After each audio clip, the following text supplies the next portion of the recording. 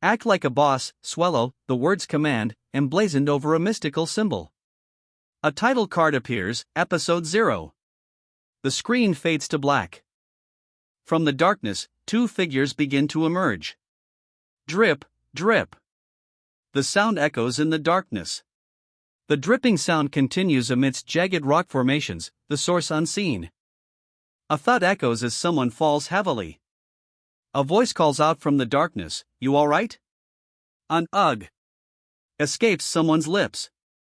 A figure, clearly injured and bandaged, is supported by another. "You just need to hold on for a bit longer." He cries out in pain, "Ah," as he's sent flying backwards. He hits the ground hard with a pained "ugh." His opponent stands over him, unyielding. As another person collapses, someone wonders aloud, how many people have collapsed at this point? A healer grimly observes, the healers won't have enough mana at this rate. As another fighter questions, won't we just die at this rate? A figure on the ground grimly replies, it's fine. Despite the dire situation, a fighter declares, we have the hope of the Empire. The fighter, bandaged and determined, stands alongside a cloaked figure. The announcement rings out, Hero Burn is with us. Hero Burn stands, clad in shining armor, ready for the fight. Hero Burn remarks that the others must be doing well if he can still hear them. He urges them to put in a bit more effort. A subordinate shouts a warning, reporting that the party members are beginning to falter.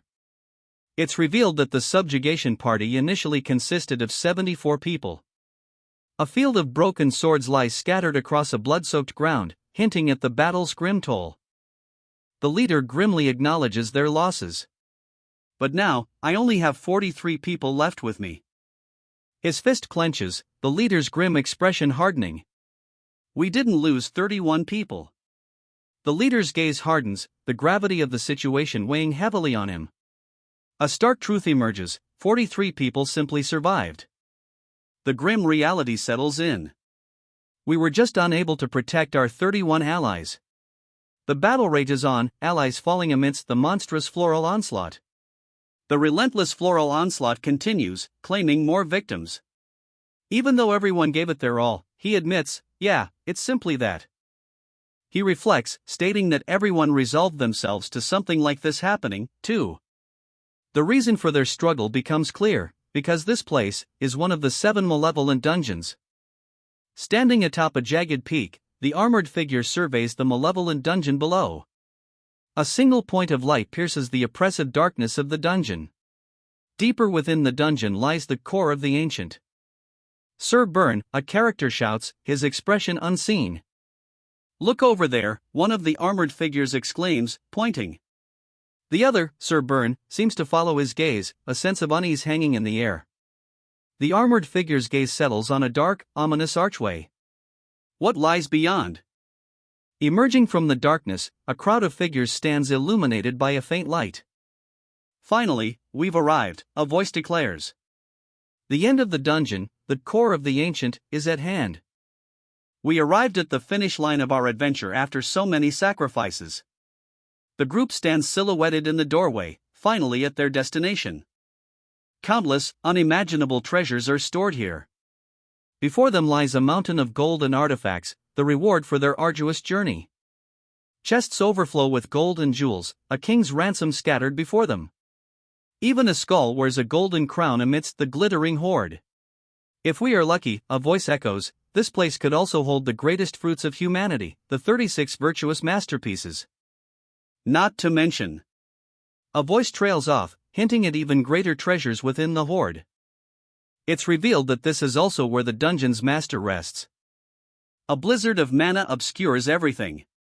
The dungeon master stands tall amidst the swirling mana, his sword raised high. A startled exclamation breaks through the swirling mana. Everyone, get into formation, he shouts, his expression a mix of fear and urgency. He commands, swordsmen and those with shields, to the front. Magicians, create light. We need to prioritize our vision. The group braces themselves as a wave of immense shadows descends. A voice whispers, the speaker's uncertainty hanging in the air. The rumbling stopped. One of the mages observes.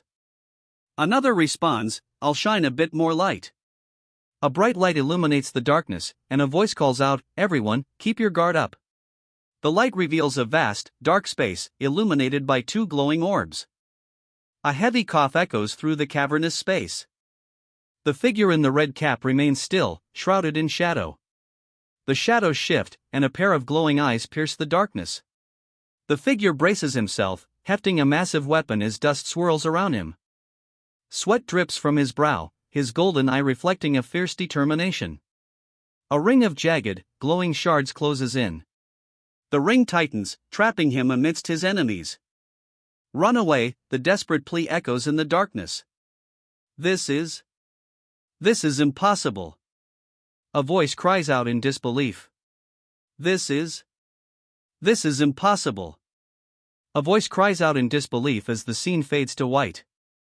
As the light intensifies, a voice cuts through the white, stating, "So, to summarize the situation." The voice continues, explaining, "Humans entered in droves while you were asleep, and since you fought them despite your tired condition, you did plenty." The shadowed figure, its eyes glowing, asks, "Am I getting this right?" The voice confirms with a simple, "Yup." The massive, shadowy beast proclaims, "I face two enemies at the same time. Both humans and my exhaustion." Sweat drips from the exhausted beast's face. The shadowy beast continues, "On that note, Patrick. Could you please calm down?" the armored figure asks. An exasperated voice responds, "Calm down. Do you think I'd be able to calm down in a situation like this?" The armored figure continues his rant, questioning, "How could someone who's supposed to be the boss monster doze off until humans are right in?" The armored figure continues his tirade, exclaiming, "How does it make any logical sense for humans to be right in front of him?" He continues his furious berating, questioning how anyone could carelessly yawn in front of them. He declares, "This is a matter of mindset." His voice booms, the word "you're" echoing with intense fury. The booming voice demands, "Renee, what do you think?" A simple, "Dunno" is her indifferent reply.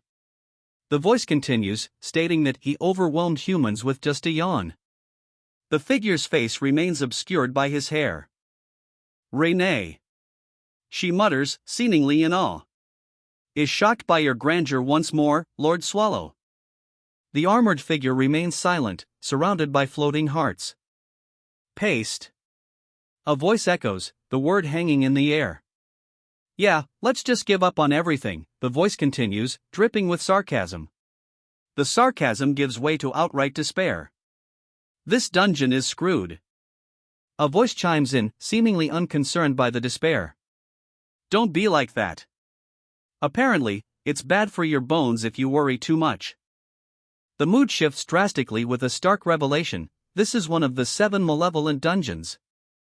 These are the dungeons that humanity has deemed impossible to raid. Sunlight streams through the dense canopy, illuminating the entrance to the dungeon. The story begins with the title, The Unbeatable Dungeon's Lazy Boss Monster. The story continues with Chapter 1. The chapter begins with a stark statement: most dungeon raids end with humans as the victors. Yet, this depiction shows a different story. A towering figure stands victorious, raising his sword high above his head, a severed demonic head clutched in his other hand. The narrative shifts, detailing the power dynamic, because the relationship between the humans, who can attack whenever they please, and the monsters, who must be prepared to defend whenever. The narrative continues, highlighting the precarious balance of power is not equal. The narrative concludes, showing a defeated dragon.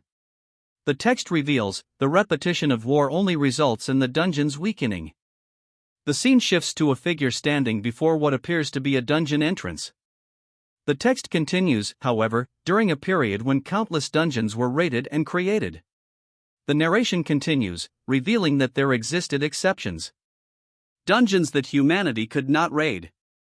The narration continues, describing dungeons that defied humanity's attempts to conquer them. Those dungeons, humanity could not raid. If you think about it, it was an obvious thing. A battlefield of broken swords and tattered banners stretches before them, illuminated by a fiery sky. The cost of defying the dungeons becomes starkly clear. Those dungeons are more accurately called the 7 malevolent dungeons. Humanity had temporarily placed these 7 dungeons on hold, deeming them impossible to conquer. These dungeons were deemed impossible to clear. However, even among those 7 notorious dungeons, the most diabolical of them all lies in the core of the ancient. Many monsters stand guard within the dungeon. At the heart of the dungeon, 3 glowing portals shimmer. Above them, a monstrous guardian looms. These guardians protect the dungeon's 3 paths. The red path, to the left, is guarded by a homunculus. The red path is guarded by the blade maid, Renee. The central blue path is defended by a skeleton, a death knight named Patrick. The path to the right is infested with filth, and no accurate information has been discovered about it. The path ahead is guarded by an unknown number of tentacles, leaving the true nature of the challenge shrouded in mystery. And the being which rules this impenetrable fortress. The mural reveals the fortress's ruler, seated on a throne. The mural depicts a battle, warriors clashing against monstrous beasts. The mural's inscription speaks of an ancient monster which appears on the first page of the Empire's mythos. 8 glowing eyes pierce the darkness above the rubble. The inscription continues, revealing the monster's name, Swallow. Or so it's written, a voice declares, casting doubt on the monster's true nature. With a soft thud, the book is closed. After spreading books like this to the humans as you ordered, Lord Swallow, she reports, the number of intruders has definitely increased. Lord Swallow counters with a smug grin, see. There's a know-how to maintaining dungeons too, you know? If we surround ourselves in mystery too much, humans won't even think about coming in. Lord Swallow continues, we need to give them a bit of information like this. Lord Swallow reveals his true intentions, they run in like moths to a flame, not knowing that more than half of the information in here is false. The book bursts into flames, reduced to ash as the moths circle above. Still, even so. Lord Swallow muses, a flicker of surprise in his golden eyes. I never expected for them to come in droves like this. Dark streaks descend rapidly, obscuring the light. The battlefield descends into chaos, the light fading as a dark presence looms over the fallen. Was it 74 of them all combined? A question echoes in the encroaching darkness. The response comes, confirming the number, but with grim news, most of their equipment was melted down by 116 black tentacles and is unusable. What little remains is quite expensive. Clutching a box, she laments, if it was Renee would have been able to take care of them without damaging the goods. Silence hangs heavy as the massive figure looms, its glowing eyes piercing the gloom. Sure, the massive figure rumbles, its glowing eyes fixed on something below. The massive figure looms, its glowing eyes still fixed below, as unintelligible glyphs appear around it. The glyphs intensify, swirling around the massive figure, hinting at a power about to be unleashed. The glyphs glow intensely, swirling faster as the figure prepares to unleash its power. The swirling glyphs coalesce into a vortex of dark energy. The vortex expands, consuming everything in a surge of dark energy. The figure stands defeated, head bowed low. But a flicker of golden light ignites within his eye. Dark energy erupts around him, swirling into a menacing aura. The dark energy solidifies, taking the form of sharp, menacing claws extending from his fingertips. The dark claws extend further as he speaks, assuring someone named Renee, I'm sure that you would have been able to do it, Renee. He gently places his hand on Renee's head, reassuring her, I'm sure that you would have been able to do it, Renee. He. A sinister laugh escapes him as a dark figure looms in the background. Interrupting the moment, a menacing figure's voice booms, excuse me, we're gathered here for a meeting, aren't we? Did we just get together to play? His glowing blue eye pierces through the shadows as he asks, so why are the two of you so excited? Ha, a voice mocks. The mood here is so sweet that even being around you guys might give me a cavity. The skeletal figure continues his taunting laughter. Cracking sounds echo around him. The skeletal figure's glowing eyes intensify as he declares, but I doubt it's just my teeth that would rot. The skeletal figure continues his threat, declaring, I bet it would rot the rest of my skull, too. The skeletal figure's subordinate questions the boss's transformation. Also, boss, if you're going to polymorph, why don't you do it properly? The skeletal figure's human form stares at his hand, as a voice questions, did you ever notice that you had 6 fingers when you patted Renee just now? He stares at his hand in disbelief. Ah, you're right. I really do have 6. Still, it's better than last time, the voice continues. You had more than 40 teeth then. When you smiled, I got chills all the way down my spine. Patrick's unnerving grin widens, his teeth gleaming. Patrick, the sound of your jaw clacking is way too loud, a voice complains, clearly annoyed. Patrick falls silent, though his presence clearly continues to irritate the maid. She clenches her fist, her expression sour. The maid's inner thoughts explode onto the scene. I can't put up with this shit anymore, I should just quit being a fucking guardian. The maid's frustration boils over. I can't put up with this shit anymore, she thinks, her resolve wavering. I should just quit being a fucking guardian. But then, a new thought bubbles up, then Renee will get to the main points. The maid thinks to herself, Renee is sure that all of you already know, but humans have finally started going through the right path. However, the maid continues, the problem is that during that process, 116 black tentacles, who defended the right path, received huge injuries. The maid continues, the problem is that during that process, 116 black tentacles, who defended the right path, received huge injuries, were in optimal condition, but... He interrupts the maid's concerns, assuring her, well, don't worry so much, tentacles' regeneration is no joke. He adds that they can watch over it and find another guardian if it doesn't look too good. An underling pipes up, boss. In that case, could you look for 2 guardians while you are at it? Another chimes in, I want to quit, too. The boss immediately shuts down the underling's hopes. What are you talking about? You're my slave for life. The skeleton sits at the table, a soft tch sound accompanying his movement. Regardless, humans will start taking only the right path now. The skeleton continues, warning, they might be creating another subjugation party as we speak. The skeleton's warning hangs heavy as the maid explains, these days, they use communication spells a lot to message each other, so the information about the right path being open could have spread everywhere. Alright, then, he declares, slamming his hand down with force. He insists, we should also create an appropriate counter-strategy. He commands, listen carefully. We're going to be changing our assignments. The assignments are about to change. The leader begins, first, Renee, you have been guarding the red path up to now, right? The leader continues, assigning Renee to the infected path, I want you to take the infected path to the right now. The leader explains that subjugation parties will swarm, thinking there's an opening. He needs Renee to protect that path. With a confident expression, she responds, yep, and thinks to herself, Renee can defend against any number of humans, Lord Swallow. The leader continues, stating that the red path Renee had been defending is now Patrick's responsibility. Patrick responds with a confused me? Why? The leader anticipates that once the humans realize Renee is on the infected path, they will change their direction to the red path instead. The diagram shifts, illustrating Renee's forces being redirected to the infected path, while Patrick now guards the red path. The leader commands, you'll be there to defend that, Patrick. If we do this, we'll be able to defend against 2 attacks, the leader declares confidently. But one of the armored figures interrupts, a note of disbelief in its voice, hold on. Boss? The leader's expression hardens as he poses a direct question, what are you going to do if humans take the central blue path?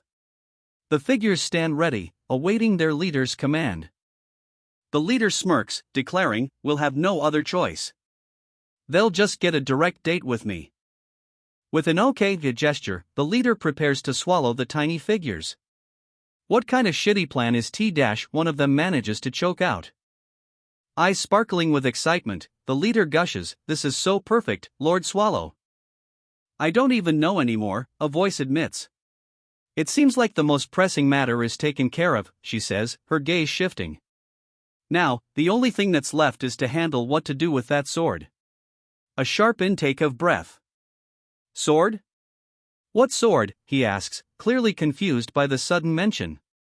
The voice clarifies, she's referring to the sword that the leader of the subjugation party used. I can't believe he was using a sword like that. The voice remarks, adding, the humans that came this time were quite strong. The question hangs in the air, like I said, what sword? The figure responds, I'm sure you've heard about it before too, boss. The armored figure declares, it's over here. The armored figure's hand closes tightly around something, a distinct thud echoing in the space. The armored figure reveals what he's holding, stating, the 36 virtuous masterpieces. They are quite famous weapons among the humans. The blade gleams, its unusual design now fully visible.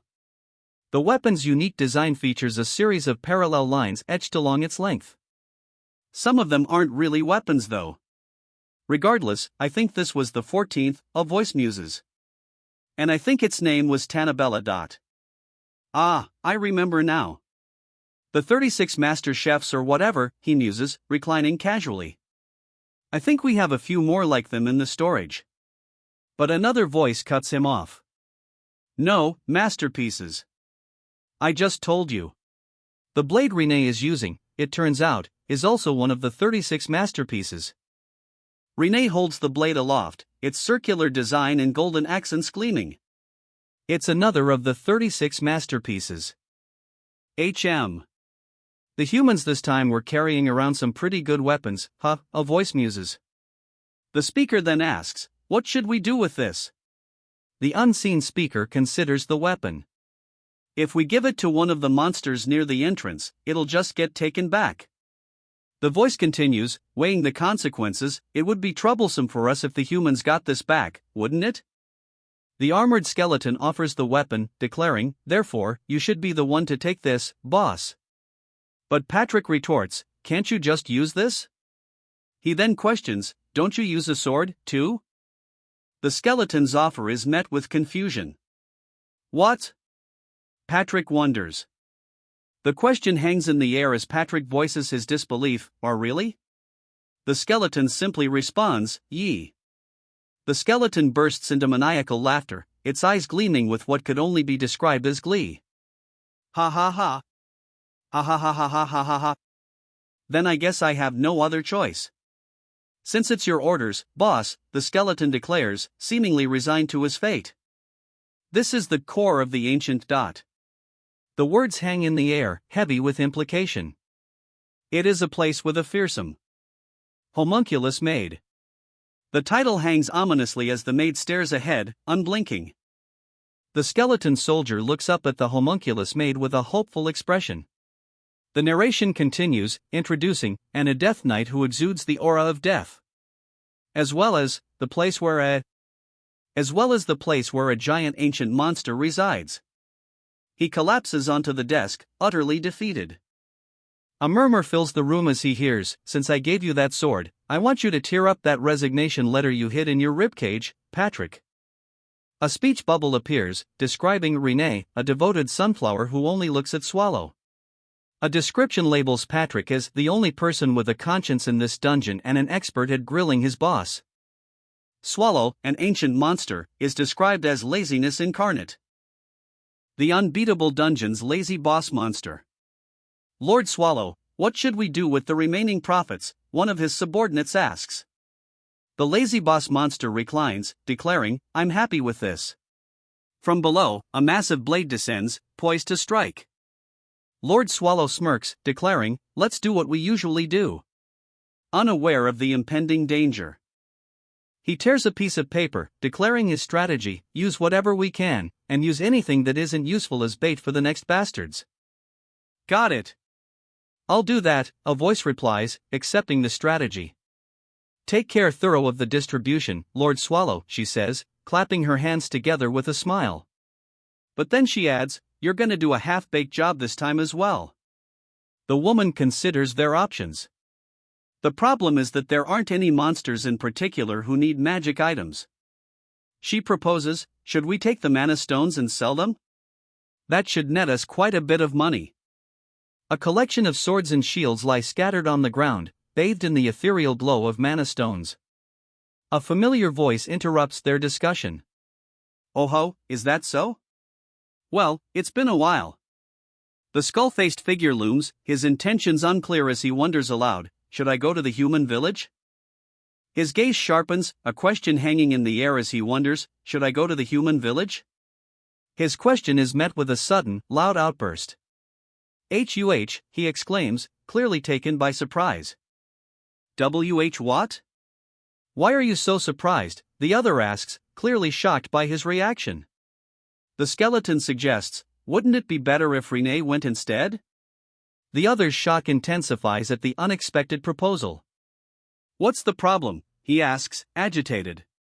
A deep voice responds, "You're quite clumsy at transforming into a human, aren't you?" The skeleton's words provoke a sharp response. "What?" he demands, noticing the red arrow pointing to his lap. There, a small, rabbit-like tail betrays his imperfect transformation. "Your tail's showing," the skeleton observes dryly. "Fine." He relents, a slight smirk playing on his lips. "Be sure to bring back lots of tasty things." He sits, awaiting the promised treats. Footsteps approach on the cracked earth. "The weather's quite good today," a voice observes, as birds circle overhead. The figure continues forward, their destination still unknown. Then, the figure begins, their words hanging in the air. "I'll show you something interesting," the figure continues. "I'll be going, Lord Swallow," the figure announces. The figure departs, leaving only the barest glimpse of their retreating form. The camera pans up, focusing on the building's flag under a bright sky. "Right, kiddo." The voice trails off, leaving the rest unsaid.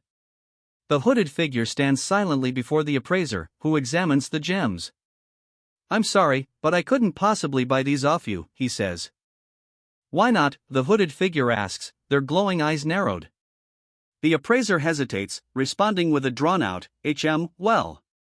The appraiser leans forward, examining the gems more closely. "Let's see," he mutters, the sound of his inspection filling the silence. Finally, the appraiser declares, "Here, this is a B-rank mana stone." The appraiser emphasizes the rarity of the stone, stating, "It'd take your average commoner 10 years to save up enough for one of these." The appraiser then asks, "But the stones you brought are all bigger than this one, right?" He clarifies, "Stones like yours can't be used unless you're at the level of an Imperial Palace magician or are a high-ranking magician at a magic tower." He continues, speculating that perhaps a jeweler in the capital with ties to the imperial family could use them. Otherwise, he adds, a magic tower wing might be able to handle the stones. The appraiser pauses, stroking his chin thoughtfully. He continues to consider the possibilities aloud, the capital, or a magic tower. He dismisses one option, the capital's too far. With the capital ruled out, he resigns himself to the remaining option. "So I have to go to a magic tower, huh?" Despite his resignation, he voices his true feelings, "I don't want to go to a magic tower." With a thud, a pouch lands heavily on the table. He hesitates, but then declares, "But if it's for Lord Swallow." He turns to leave, stating, "I'll be going." A gruff voice replies, "Take care, kiddo." He pauses, noticing a shimmering gem on the table. Huh, he questions, clearly surprised by the sudden discovery. "Hey, kid. You left one behind," the man calls out, holding up a small, shimmering coin. Turning back, the hooded figure states, "That's a tip." "Thanks for the information, human." The man stares at the coin in disbelief. "What a strange brat," he mutters, still holding the shimmering tip. A voice echoes, stating the obvious, "You're a human as well, you know." The towering structure of the wing looms before them, its Gothic architecture piercing the fiery sky. The bottom of the frame is shrouded in a gray mist, obscuring what lies beneath the wing. Inside the wing, a hooded figure addresses them. "So you're here to sell mana stones? In that case, it'd be better to consult with the guild master." A reluctant fine is the response. The hooded figure then says, "I'll guide you to the office. Please follow me." As they ascend the stairs, the hooded figure explains, "So it's structured so that the head of the tower resides at the top." The hooded figure then reveals, the humans' magic towers are similar to dungeons. The hooded figure gestures, stating simply, "This way." "Thank you for coming all the way here," the hooded figure says, then introduces himself. "I'm this Magic Tower Wings leader, Gromitz Almer." Gromitz Almer sits, a faint smile playing on his lips as he awaits their response. His smile doesn't quite reach his eyes as he wonders aloud, "You are?" A dark aura swirls around him as he thinks, "This human has some quite impressive mana," Gromitz observes. The hooded figure finally speaks, "I'm Run." The hooded figure continues, admitting, "I was going to ignore you since you're a kid, but the guard said you brought a bunch of mana stones with you." Rin continues, "You're probably familiar with our Magic Tower Wings reputation, right?" Ren continues, his gaze intense. "I trust you bought high-ranking mana stones suitable of our status, see for yourself." The mana stones float before him, glowing with vibrant colors. Her eyes widen slightly as she takes in the sight, a silent, escaping her lips. "These are A-rank mana stones," she exclaims, clearly astonished by the sheer quality and quantity of the gems before her. The A-rank mana stones glitter, promising untold power. Examining the A-rank mana stones, she notes, they're all of the highest quality, comparable to the highest-ranking A-rank mana stones. A frown deepens on her face as she realizes, these aren't something a kid should have. The woman wonders, this kid, who is she? Her suspicions confirmed, the woman demands, "Where did you find these?" Suddenly, she pauses, realization dawning. "Hang on, now that I think of it, that hair." A realization dawns, there's a family with silver hair among the 8 great houses of the empire. The pieces fall into place. Could it be that the daughter of that house ran away from home and secretly brought the stones here? Lost in thought, she muses, "I can't think of any other way for such a young girl to have mana stones like these." The pieces falling into place, she concludes, in any case, she's a noble lady, and the world's a dark place. Apologizing for their initial rudeness, the figure admits, "I never imagined they'd be such high-quality mana stones." Then, they reveal their organization's intent, our wing wishes to purchase them all. The figure proposes a deal, how about 50 ounces of gold for each? We'll offer a special price of 80 ounces for the particularly good ones. 50 ounces of gold, they repeat, seemingly considering the offer.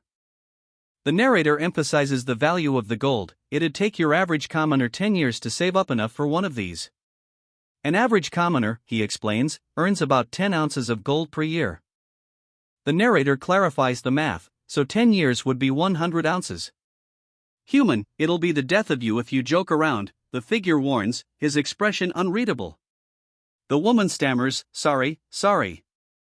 A voice then thinks to himself, shit. It seems that she knows more than I thought. Speaking to the woman, he states, "To tell you the truth, even if we used all of our wings' money, we couldn't afford to buy them all." An authoritative voice immediately responds, demanding, "Then buy as many as you can." Tears stream down the woman's face as she hears the command. A soft, choked yuk escapes her lips. The reward is revealed, 2,000 ounces of gold. The chest overflows with gold, but a stark declaration hangs in the air, "This is everything we have." A proposition is made, "Can we offer items of value as well as this money on the condition that we receive all of the mana stones?" The box is opened, revealing a glimmering light from within. Concerned, someone asks, "Are you certain of the item's quality?" "They have to be easy to sell." A confident voice replies, "You won't have to worry about that." "Please come this way," she says, gesturing towards a table. "I'll show you the items right away." A warning hangs in the air, this place is usually forbidden to outsiders. The sound of footsteps echoes as they proceed. "But for you, Lord Ren, we'll make an exception," the voice concedes. "They have arrived." "Right, this is our tower's storage," the voice announces. Inside, the tower's storage is revealed, light streaming through the windows. The voice continues, describing the treasure before them. This is a tiara made of 4-carat diamonds. It's also revealed that there are small mana stones embedded in the center, which makes it even more useful for mages. Beneath the tiara, a new treasure is revealed. This is a living black pearl. The living black pearl, resting on a plush cushion, is revealed to be a ring. It's described as a work of alchemy, and it will make crying sounds if the wearer gets near poison. He stares at the ring, eyes wide with disbelief.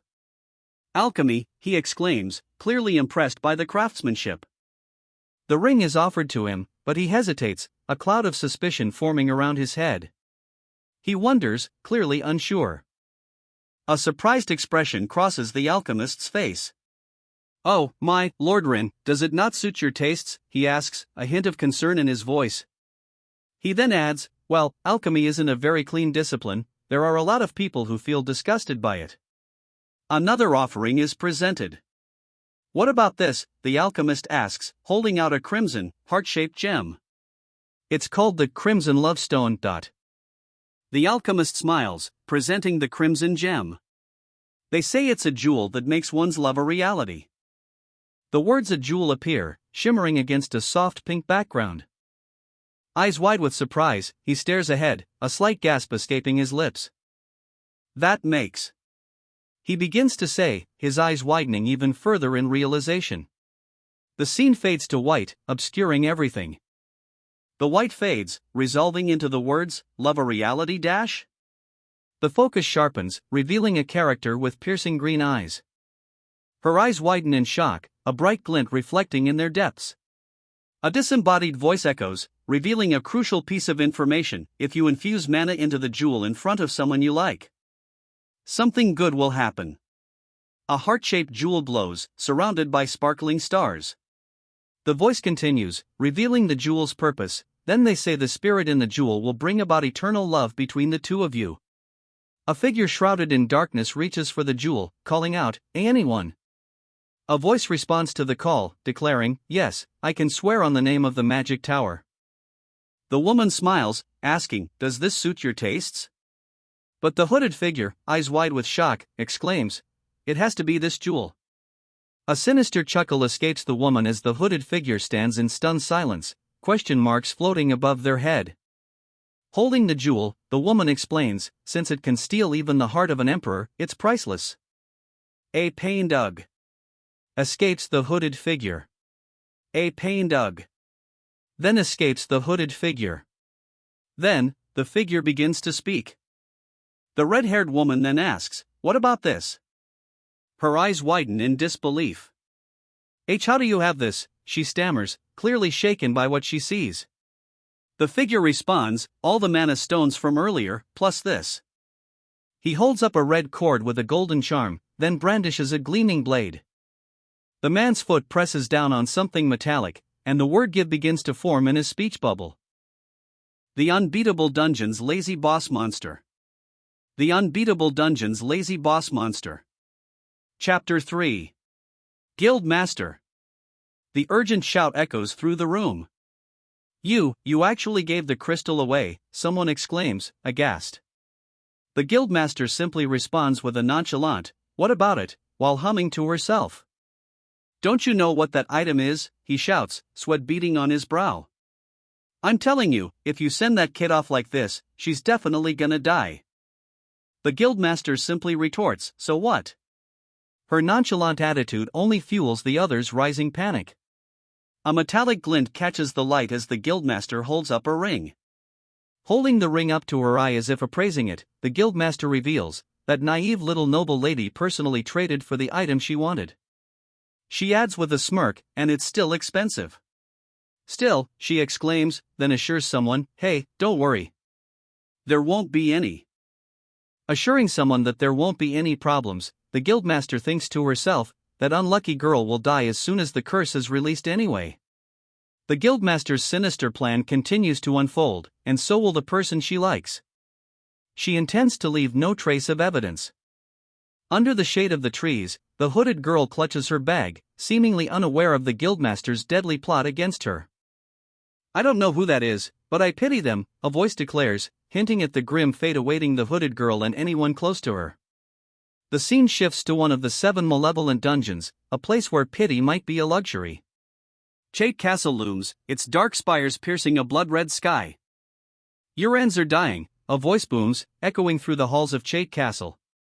The figure stands silhouetted, twin blades glinting ominously in the dim light of the castle.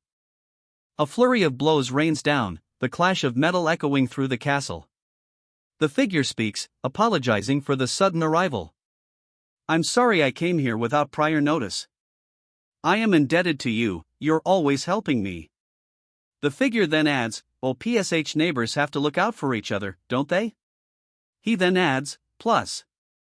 I love seeing your adorable self, Renee. The system then identifies her as Elizabeth Bathory, the malevolent dungeon shade castle boss, as she prepares to cut the bindings. Elizabeth, scissors in hand, declares, you're so pretty you'll look good no matter what I do. Renee, however, remains speechless. Elizabeth's thoughts drift elsewhere as she admits, really, it's times like this that make me jealous of homunculi. Elizabeth's hand reaches for a comb on the vanity, her long red nails glinting in the dim light. Elizabeth, gazing into the mirror, muses, to think this pretty face will never age. Elizabeth's red hair cascades down her back as she continues to admire her reflection. The voice continues, remarking, you also look very young, Miss Bathory. Then, it adds, and your skin is paler than Renee's too. Oh my, you flatter me, Elizabeth responds. She then asks, do you even know how many beauty products and blood I need to use in a day? The voice continues, Miss Bathory. Suddenly, Elizabeth asks, how do you think Renee looks right now? A voice responds, you're the most beautiful girl I've seen as of late, of course. The compliment brings a small smile to Renee's face. The compliment seems to have landed well, as Renee's small smile widens slightly. I assure you, the voice says, the hand with long, red nails gesturing slightly. No one will be able to reject you as you are right now, Renee, the voice promises, followed by a sinister hee-hee. The woman's smile widens, her hand now caressing Renee's cheek. Renee, however, looks away, a clear blush rising on her face. Speaking of which, who are you getting all dolled up for, she asks. The woman's voice carries a hint of playful teasing, don't tell me. Are you gonna confess your love to them? The girl stands with her back to us, still adjusting the ribbons on her outfit. Confess, she thinks, a glowing gem held delicately in her hand. A sudden resolve hardens her heart. Yes. I'm going to confess, she declares internally. A determined smile spreads across her face. She's made up her mind. But now, a wave of doubt washes over her. The determined smile falters. Her eyes widen in disbelief. What? Really? I was just joking. A voice booms, filled with an unknown authority. Who is it? Eyes sparkling with hearts, she gushes, Lord Swallow. Her expression shifts to one of stunned silence, all previous adoration vanished. Now, confusion clouds her face. She wonders. Renee, you're making a really ridiculous joke with such a straight face, the voice continues, then asks, is it because you're a homunculus? Her eyes widen as the question hangs in the air. Her cheeks flushed, Renee declares, it's not a joke. I'm going to confess to Lord Swallow. The question hangs heavy, and the creature responds with a skeptical expression. I can barely think of anything attractive about him, it admits, continuing, what do you even like about him? Renee, facepalming, seems exasperated by the very question. But there are so many things I like about him, she insists. He's strong. Responding to Renee's enthusiasm, the creature concedes, yeah, I suppose he's the strongest being in the world. But that all gets negated by his laziness, a voice booms. The dragon, sprawled out on the ground, simply murmurs, Continuing the tirade, the voice adds, yes, he's lazy and has a large build. And he eats like a glutton. The voice continues its rant, detailing, he sleeps all day without doing a thing, and he also snores. Further adding to the list of grievances, the voice says, he's tactless, and he's gotten fatter recently. Goodness. The voice sighs, before continuing, you like Lord Swallow in spite of all that, don't you? Goodness. She sighs, before asking, you like Lord Swallow in spite of all that, don't you? A hesitant, yes answers her question. Her eyes begin to water, a single tear escaping. Her confession echoes in the air, I really like him. Her hands clasped tightly, she bows her head, seemingly lost in thought after the confession. All right, I get it. I hope it works out, she replies, though her expression betrays a hint of concern. But I'll just say you deserve a lot better, Renee. A sly smile creeps across her face as she offers, just come to me if he rejects you. Thank you, Miss Bathory, Renee says, her expression unreadable. Bathory, holding a crystalline heart, says, I promise you.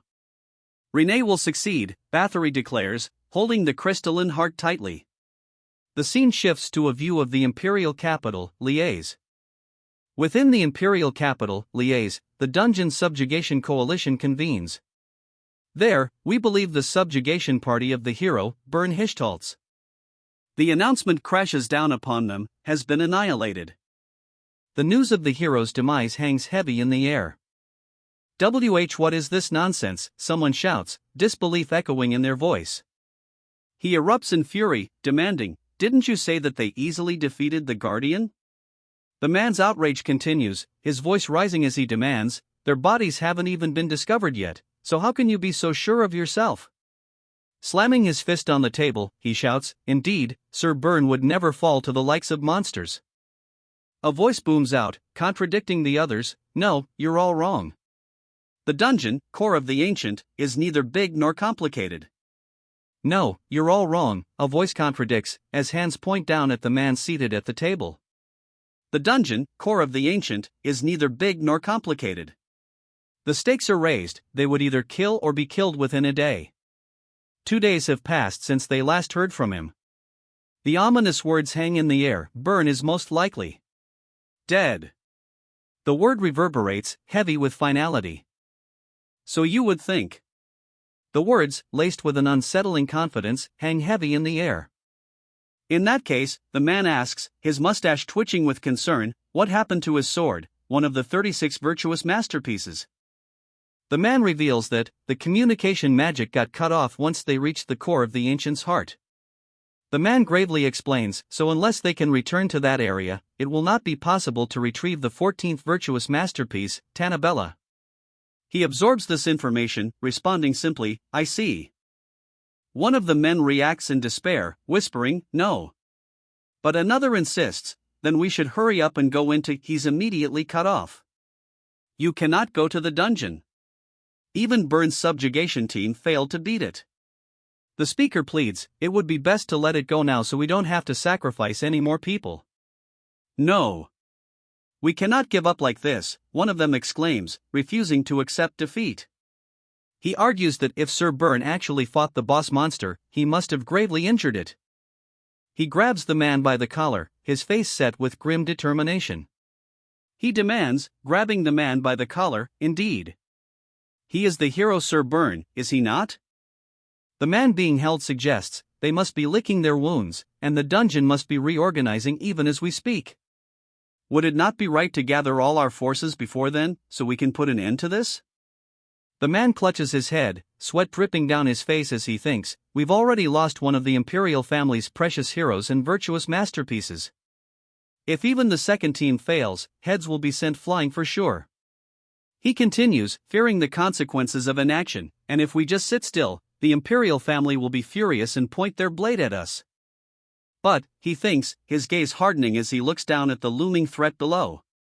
A chilling question arises as he stares down at the ancient boss monster. What if Bern wasn't able to gravely wound the ancient boss monster in the core of the ancient? A chilling thought grips him. What if the subjugation team was unable to impact the dungeon at all? The grim realization dawns. Then, no matter how many times we try to challenge it, it will be impossible to.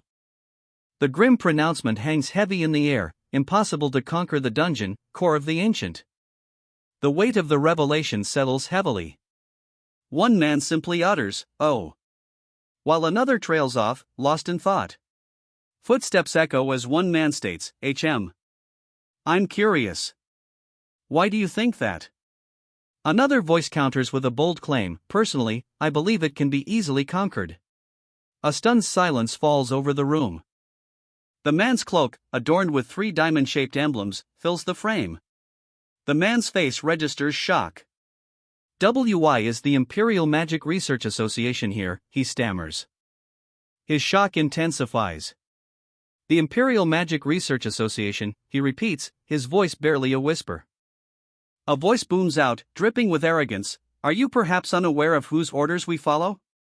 The robes of the Third Eye members fill the space, their insignia prominent. Sweat beads on his brow as he thinks, damn it. The Imperial family is already starting to interfere. One of the Third Eye members declares, the fact that we're here means you'll pay for your sins. The Third Eye member continues, stating, your stupidity is unmatched. It wasn't enough for you to get the honored hero killed. The Third Eye member's face contorts in rage as he continues his tirade. You also had to toss one of His Imperial Majesty's precious virtuous masterpieces into the enemy's den. I can't believe it. The Third Eye member pauses, sweat dripping from his brow as he stares down at someone. The Third Eye member's thoughts turn murderous. But, if I kill everyone here? He wonders, who will coordinate the countless subjugation teams of the Empire? Right? Casually draping an arm over the older man's shoulder, the Third Eye member reveals, so. His Majesty has made a proposal. He adds, with a sinister smile, one where you can live, too. The proposal is revealed, you will raid core of the Ancient once more. Sweat beads on the older man's face as the Third Eye member grins down at him. His face etched with worry, he questions, but Sir Byrne was unable to do it. How can we possibly? The Third Eye member's grin widens menacingly, the word grin echoing ominously. Nifrim, he declares, the name hanging heavy in the air. The Third Eye member stands tall, his cloak displaying 3 glowing diamond symbols. A hushed voice declares, we will use Nifrim. The others react in shock to the whispered declaration. What? Nifrim, one asks, while another whispers, did he just say Nifrim? Panic rising, the man stammers, wait. Nifrim. He recalls, if I recall correctly, it was a hybrid with many issues, was it not? The figure retorts, Nifrim isn't a failed product. It is unquestionably successful. Nifrim isn't a failed product. It is unquestionably successful, the figure declares. His hand moves with incredible speed, and he declares, I have a question for you. The figure's question hangs in the air, why would Byrne Hishtoltz and his team be unable to survive the core of the Ancient? The figure continues, pressing his point, because they're weak? Because they're reckless?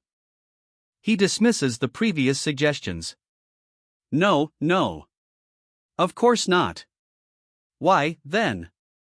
He states definitively, there is something Sir Byrne and his team lacked. The camera focuses on the sword at his waist, glinting sharply in the dim light. Raising a finger, he clarifies, just one thing. The suspense builds as he states, and it is held by Nifrim. The announcement hangs heavy in the air as Nifrim leans against the wall, a contemplative look on his face. A disembodied voice echoes, commanding, see to it that the raid is successful this time. A monstrous roar erupts, shaking the very foundations. The roar sends him staggering, blood flying from his head. Wincing, he clutches his head, a dark premonition washing over him. I feel like, a big storm is coming. The beast lunges, its attack accompanied by a deafening roar. Amidst the blinding attack, he wonders aloud, am I coming down with the flu? I don't want to do this, a voice groans, filled with reluctance. But a grim realization follows, but the humans can come crashing in at any time.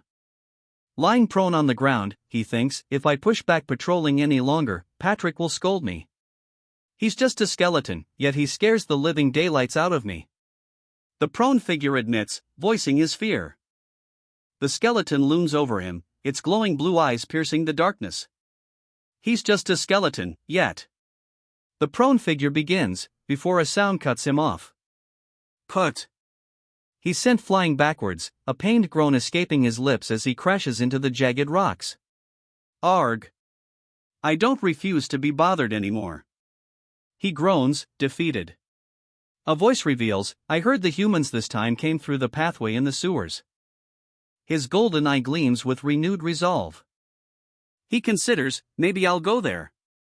The screen displays, core of the Ancient Guardian 16 tentacles.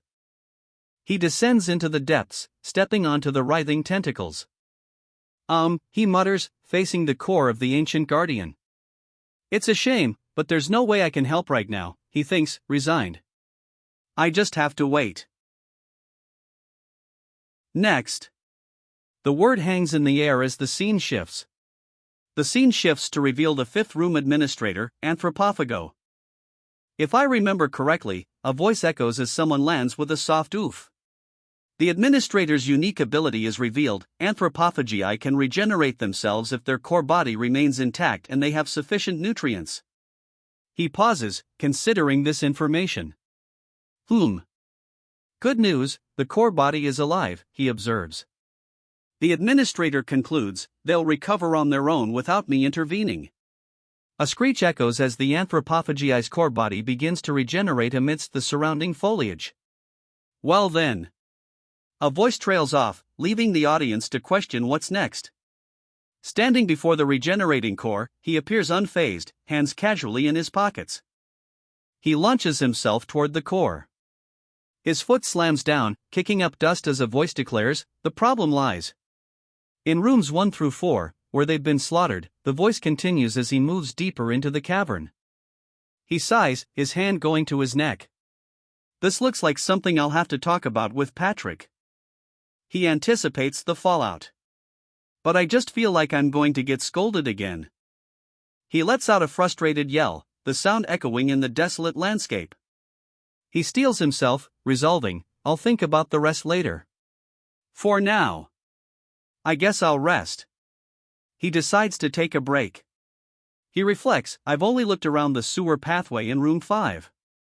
He muses, though he's only explored the sewer pathway in room 5, but the results are excellent so far. The path ahead remains unclear, marked by question marks and branching options. He hopes, surely Patrick will understand. He descends into the darkness. He declares, with that, I'm done with my patrol. But a sinister smile spreads across his face. A blade pierces through the earth with explosive force. A dark aura now surrounds him, as he remains silent. The dark aura speaks, filthy human bastards. The dark aura continues, its ominous voice declaring, now that you have stepped foot in here, you won't make it back alive. The ominous voice finishes its threat. The man remains unfazed, a slight smirk playing on his lips as the dark aura swirls around him. The man recognizes his attacker. Oh, it was you, Lord Swallow, he exclaims. A figure exclaims, I'm sorry. I thought it was another cunning human. The man realizes, it was you. An apology rings out, I'm really sorry, Lord Swallow. Lord Swallow, eyes wide, insists, well, it's fine. I was only a little surprised. Lord Swallow abruptly changes the subject, stating, that aside. Renee, did you? The question hangs in the air, unanswered. Renee points directly forward, her expression unreadable. Her feet move, taking her forward. Dress up, she questions, a hint of confusion in her voice. You noticed? I'm glad, Lord Swallow, a voice exclaims. You noticed? I'm glad, Lord Swallow, she exclaims, her face flushed with excitement. Suddenly, a thought bubble appears, how does Renee look? Stammering, Lord Swallow responds, LLL looks like you're dressed for a special occasion. His face is covered in sweat. A new thought bubbles up, she took off her maid uniform. Don't tell me she's going to put in her resignation letter before Patrick. A reply comes, a special occasion, yes, I do. Tapping her fingers together, she confirms, a special occasion, yes, I do. Sweat beads on his brow, and his eyes widen slightly. Something has clearly caught his attention. His surprise is interrupted by a request, Lord Swallow, will you spare some time for Renee? A wide, unsettling grin spreads across Lord Swallow's face as he replies, okay. The thought bubble bursts with frantic energy, anything but a resignation letter. The Unbeatable Dungeon's lazy boss monster. The Unbeatable Dungeon's lazy boss monster. A voice booms out, welcoming Lord Swallow. The voice continues, you see, this is Renee's secret spot. An offer comes, have a seat here, I'll bring you tea. But a desperate plea echoes, begging, please don't resign. Please don't resign. The desperate plea intensifies, the words, please don't resign echoing with growing urgency. Tea is poured, the sound a stark contrast to the desperate pleas. It used to be a spot only I knew about, he admits, but now, it's a secret we share together, Lord Swallow. A soft, "Oh, yeah," is heard in response. Lord Swallow smiles, holding the teacup with both hands. Lord Swallow's cheeks flush as he starts to speak, and he starts, sweat dripping down his face. In his thoughts, he pleads, "Please don't resign. Please don't resign." The revelation hits, it's already been 80 years since Lord Swallow took Renee in. Swallowing his drink, he looks up, confused. "Huh?" he mutters, as a voice from below asks, "Do you remember?" He stares into his drink, a flicker of uncertainty in his eyes. Of course," he replies, though his tone suggests otherwise. 80 years prior, over 1,000 dungeons fell during the dungeon subjugation craze. And thousands upon thousands of humans entered the core of the ancient. The ground became littered with broken weapons and the blood of those who dared to enter. It was when Renee earned her alias and started growing in status. Renee's shadow looms large, the aftermath of her battles a testament to her growing power. "That's right, you've been through a lot," Renee acknowledges, before asking, "Is your right eye doing better now?" A wave of relief washes over the other man. What a relief! She didn't resign. You remembered. Renee's eyes, a voice acknowledges. Renee is happy. "Of course, I always remember," he replies. Meanwhile, Renee thinks to herself, "I was so happy I could protect Lord Swallow all this time. As for me..." The statement hangs in the air, its meaning yet to be revealed. The hero's eyes widen in disbelief. "What?" he asks, the question hanging heavy in the air. His eyes dart around, sweat beading on his brow as he struggles to understand. "Wait, no. What do you mean was happy?" he asks, panic rising. "Isn't that what you say in goodbyes?" A blinding flash erupts. "Lord Swallow," a voice calls out, even as another pleads, "Please don't resign. Please don't." Lord Swallow's face contorts in anguish as he desperately cries out, "No, no, no, no, no, no." Suddenly, a confession rings out, "I like you." The confession hangs in the air as he stares ahead, a look of stunned disbelief etched on his face. "You, huh?" The words echo, "I like you, Lord Swallow." Renee continues, her face flushed with emotion. "For the past 80 years, Renee." Renee clasps her hands together, the text revealing, "Has been waiting for this moment." He stammers, clearly flustered, "Hey now, Renee. Let's." He is cut off as Renee leans in close, her hand resting on his shoulder. "Thanks for telling me you like me." He looks away, his expression troubled as he states, "But we're always on the cusp of life and death." He averts his gaze, a shadow of unease crossing his face. "We don't know when we'll get hurt or when we'll die." The question hangs heavy in the air. Neither of us wants the other to live the rest of our lives in solitude, do we? The steam curls upwards from a lone cup, the silence amplifying the weight of their unspoken feelings. A voice breaks the silence, heavy with resignation. "I knew this was how it was going to go." His voice cracks as he admits, "I knew I was pushing this on you." He continues, confessing, "It was just too heavy for me to carry it myself forever." But the thought of Lord Swallow rejecting Renee's confession and turning his back on her is. The thought of rejection is, simply, terrifying. A heart-shaped jewel blows in her hand. Renee's resolve hardens. She will be loved by Lord Swallow, no matter the cost. Clutching the jewel, Renee vows to win Lord Swallow's affection, no matter what. Renee unleashes a powerful attack, declaring, "So I'm saying." Her target recoils in shock. Renee's target cries out, "Renee. Calm down for a sec," as she unleashes a further attack. Renee will stoop this low. Despite the protests, Renee is determined. "With this, my wish will be fulfilled, Lord Swallow." Renee holds out a heart-shaped gem, her expression unreadable. Suddenly, a voice interrupts, recognizing the gem. "Hey, that's..." His eyes widen, a flicker of recognition crossing his face. The voice continues, instructing, "Just imbue your mana here and..." Just imbue your mana here and, the voice instructs, as the mana swirls around them. Suddenly, a surge of power erupts. The darkness intensifies, and the name Renee glows ominously within it. Did you just? The ominous voice begins, the darkness almost completely enveloping the room. An overturned cup spills its contents onto the ground.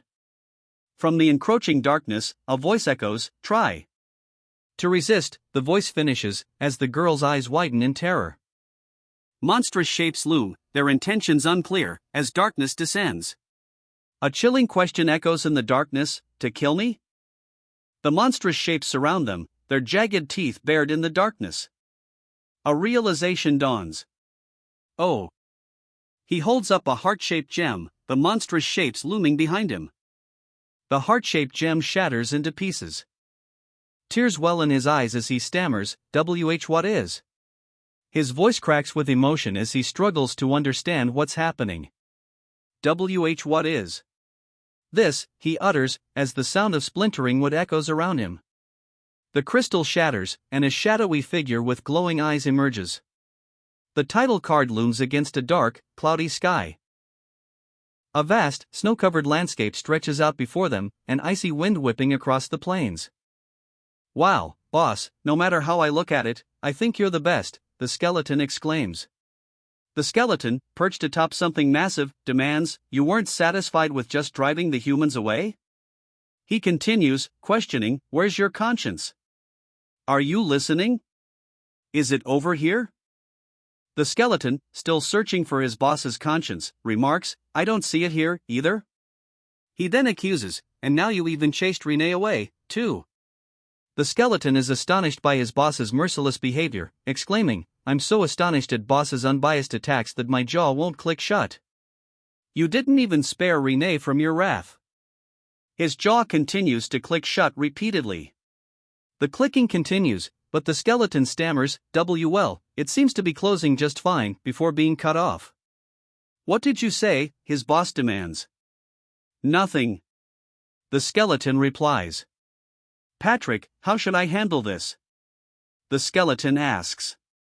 A booming voice retorts, "Why are you looking to me for an answer when you're the one who made the problem?"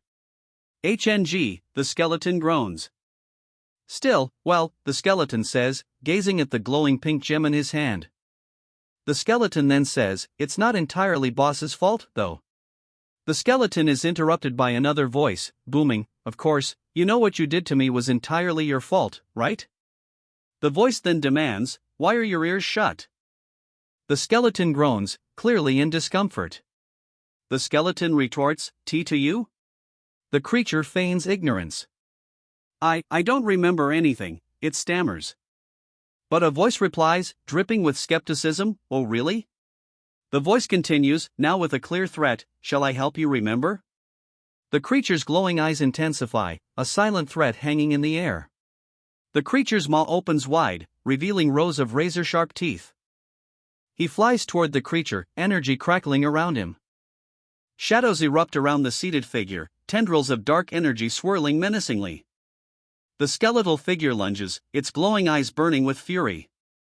"Boss, calm down," someone shouts, their words a desperate plea. The skeletal figure's rage intensifies as he closes in. He begins to roar, but is cut off. "Boss," another voice cries, desperate to stop him. "Ah! Renee!" He cries out, driven by a deep sorrow.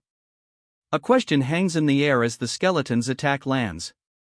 Tears streaming down her face, Renee clutches a glowing gem. What did Renee just do? A voice wonders. "Renee! Get a hold of yourself," a voice booms. He commands her, "Leave this to me and get out of here." The skeletal figure, wreathed in purple energy and wielding a massive hammer, grits its teeth. "Darn it, I can't reach her in her current state," it thinks. "She'll only get in the way," the skeletal figure realizes, its frustration mounting. With incredible speed, the figure dodges the skeletal warrior's attack. The skeletal warrior's attack lands, and she coughs violently. "I'm sorry, Renee. I can't think of another way than this," the skeletal warrior says, looming over her fallen form. A surge of power erupts as she thinks, "All right. I was able to create some distance." A web of energy crackles around her as she wonders, "But what do I do now?" A chilling question echoes in the darkness. Are you trying to kill me, too? The chilling voice finishes its question. The armored figure pauses, his skeletal hand raised, as if considering the question. Silence hangs heavy in the air, broken only by the creature's hesitant. Do you still not remember it at all? He presses, his tone laced with a chilling curiosity. That shit. I'm sorry, comes the hesitant reply. It's good that you admitted it quickly, the armored figure responds. Still, I understand why you reacted that way, the armored figure states. The creature, still visibly distressed, continues to sob. It had to be, of all things, the armored figure thinks, the sentiment hanging heavy as the camera focuses on several glowing, pink crystals scattered on the ground. I guess I have to go find her, right? He wonders aloud. Another voice retorts, what are you trying to gain from me by stating the obvious thing to do? Somehow, I feel like Patrick would say it's a bad idea. He mutters, a bead of sweat trickling down his face. A voice booms, cutting through his hesitation. Why would I say that? You know how important she is to our dungeon. Patrick continues, elaborating on her importance, from the ingredient delivery for boss's meals and managing the diets of other monsters. Cleaning and restoring the dungeon. Replenishing monsters. Reinstalling traps. Patrick continues to list her responsibilities, including addressing complaints from each room and consulting with the monsters. She also converts loot and keeps financial records for income distribution.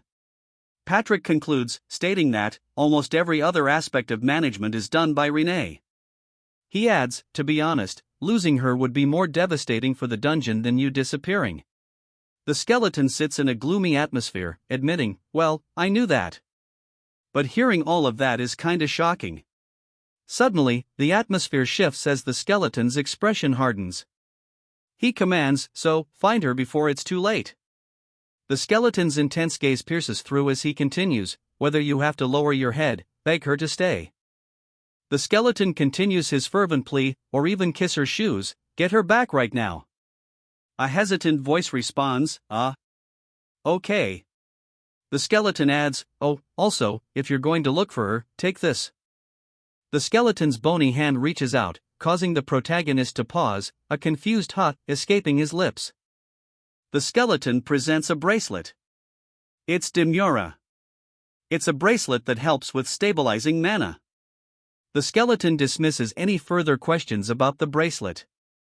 You don't need to know the details, just know it's quite expensive. The protagonist eyes the offered item with suspicion. This thing.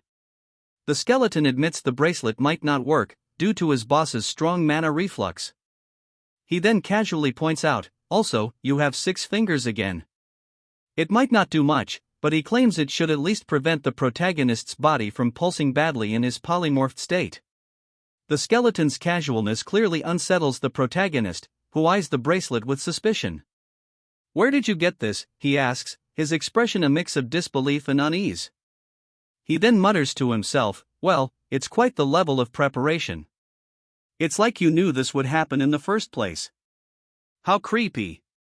The skeleton responds with unnerving nonchalance, I picked it up off the floor. Holding up the bracelet, the skeleton pleads, so please, I beg of you. Don't do anything strange with this, boss. He cautions, it's quite a fragile item. Ignoring the skeleton's pleas, he says, we'll see about that. A desperate please, echoes from below. I'll try, he mutters, before adding, take care of this place while I'm gone. The armored figure responds, huff, you're not going on a walk, you know. The skeletal figure warns, you still have to return within 5 days. The humans will be back. The figure confirms, so, you want me to be back before the subjugation party gets here, A subordinate replies, yes, boss. The skeletal figure's throne looms in the distance. A voice echoes, filled with concern, if I can't fend off the intruders while boss is gone. A sense of foreboding hangs heavy in the air. I don't know what will happen when the humans reach that place, a voice admits, laced with uncertainty. 5 days, the skeletal figure declares, his glowing eyes intense. I can confidently say it'll be safe for at least 5 days. please remember that. Okay, the response comes, though the sound effect implies a shift in the air, a subtle but palpable change. The air shimmers, a visible distortion accompanying the sound. The change is now visible, a dark aura emanating from him. The figure declares, "I'll return with Renee within 5 days." He vanishes in a swirl of dark energy. Before he fully departs, he cautions, "Also, if you ever get close to a human village by any chance, try not to stand out too much, boss. It won't do any good if dungeon monsters get spotted inside human villages." All right, he says as he walks away. A sinister grin spreads across his face as he declares, "If things go south, I'll wreak havoc and come back." He bellows, "Come on." He shouts, "Come on." After shouting, he sighs, the sound heavy with either exhaustion or disappointment. "Things are getting more complicated than I thought," he admits, the weight of the situation settling upon him. The metallic skeleton clenches its fist, a low rumble echoing from its armored frame. The news breaks, Renee gave up the beheading fawn and brought in a mana stone containing a demon. The 34th of the 36 virtuous masterpieces, the beheading fawn, is up for auction. What will be the winning bid? The reason Renee gave it up becomes clear, and this nearly led to her getting killed by Boss, who lost control because of it. The skull-faced boss declares, "I can already see what's going to happen." The stakes are raised if Boss finds out about this news.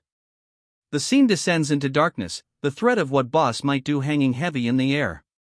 The monster's rage erupts, "Arg, these freaking bastards." The monster's declaration echoes, "Apocalypse." No, it's... The monster begins to correct himself, his previous statement hanging in the air.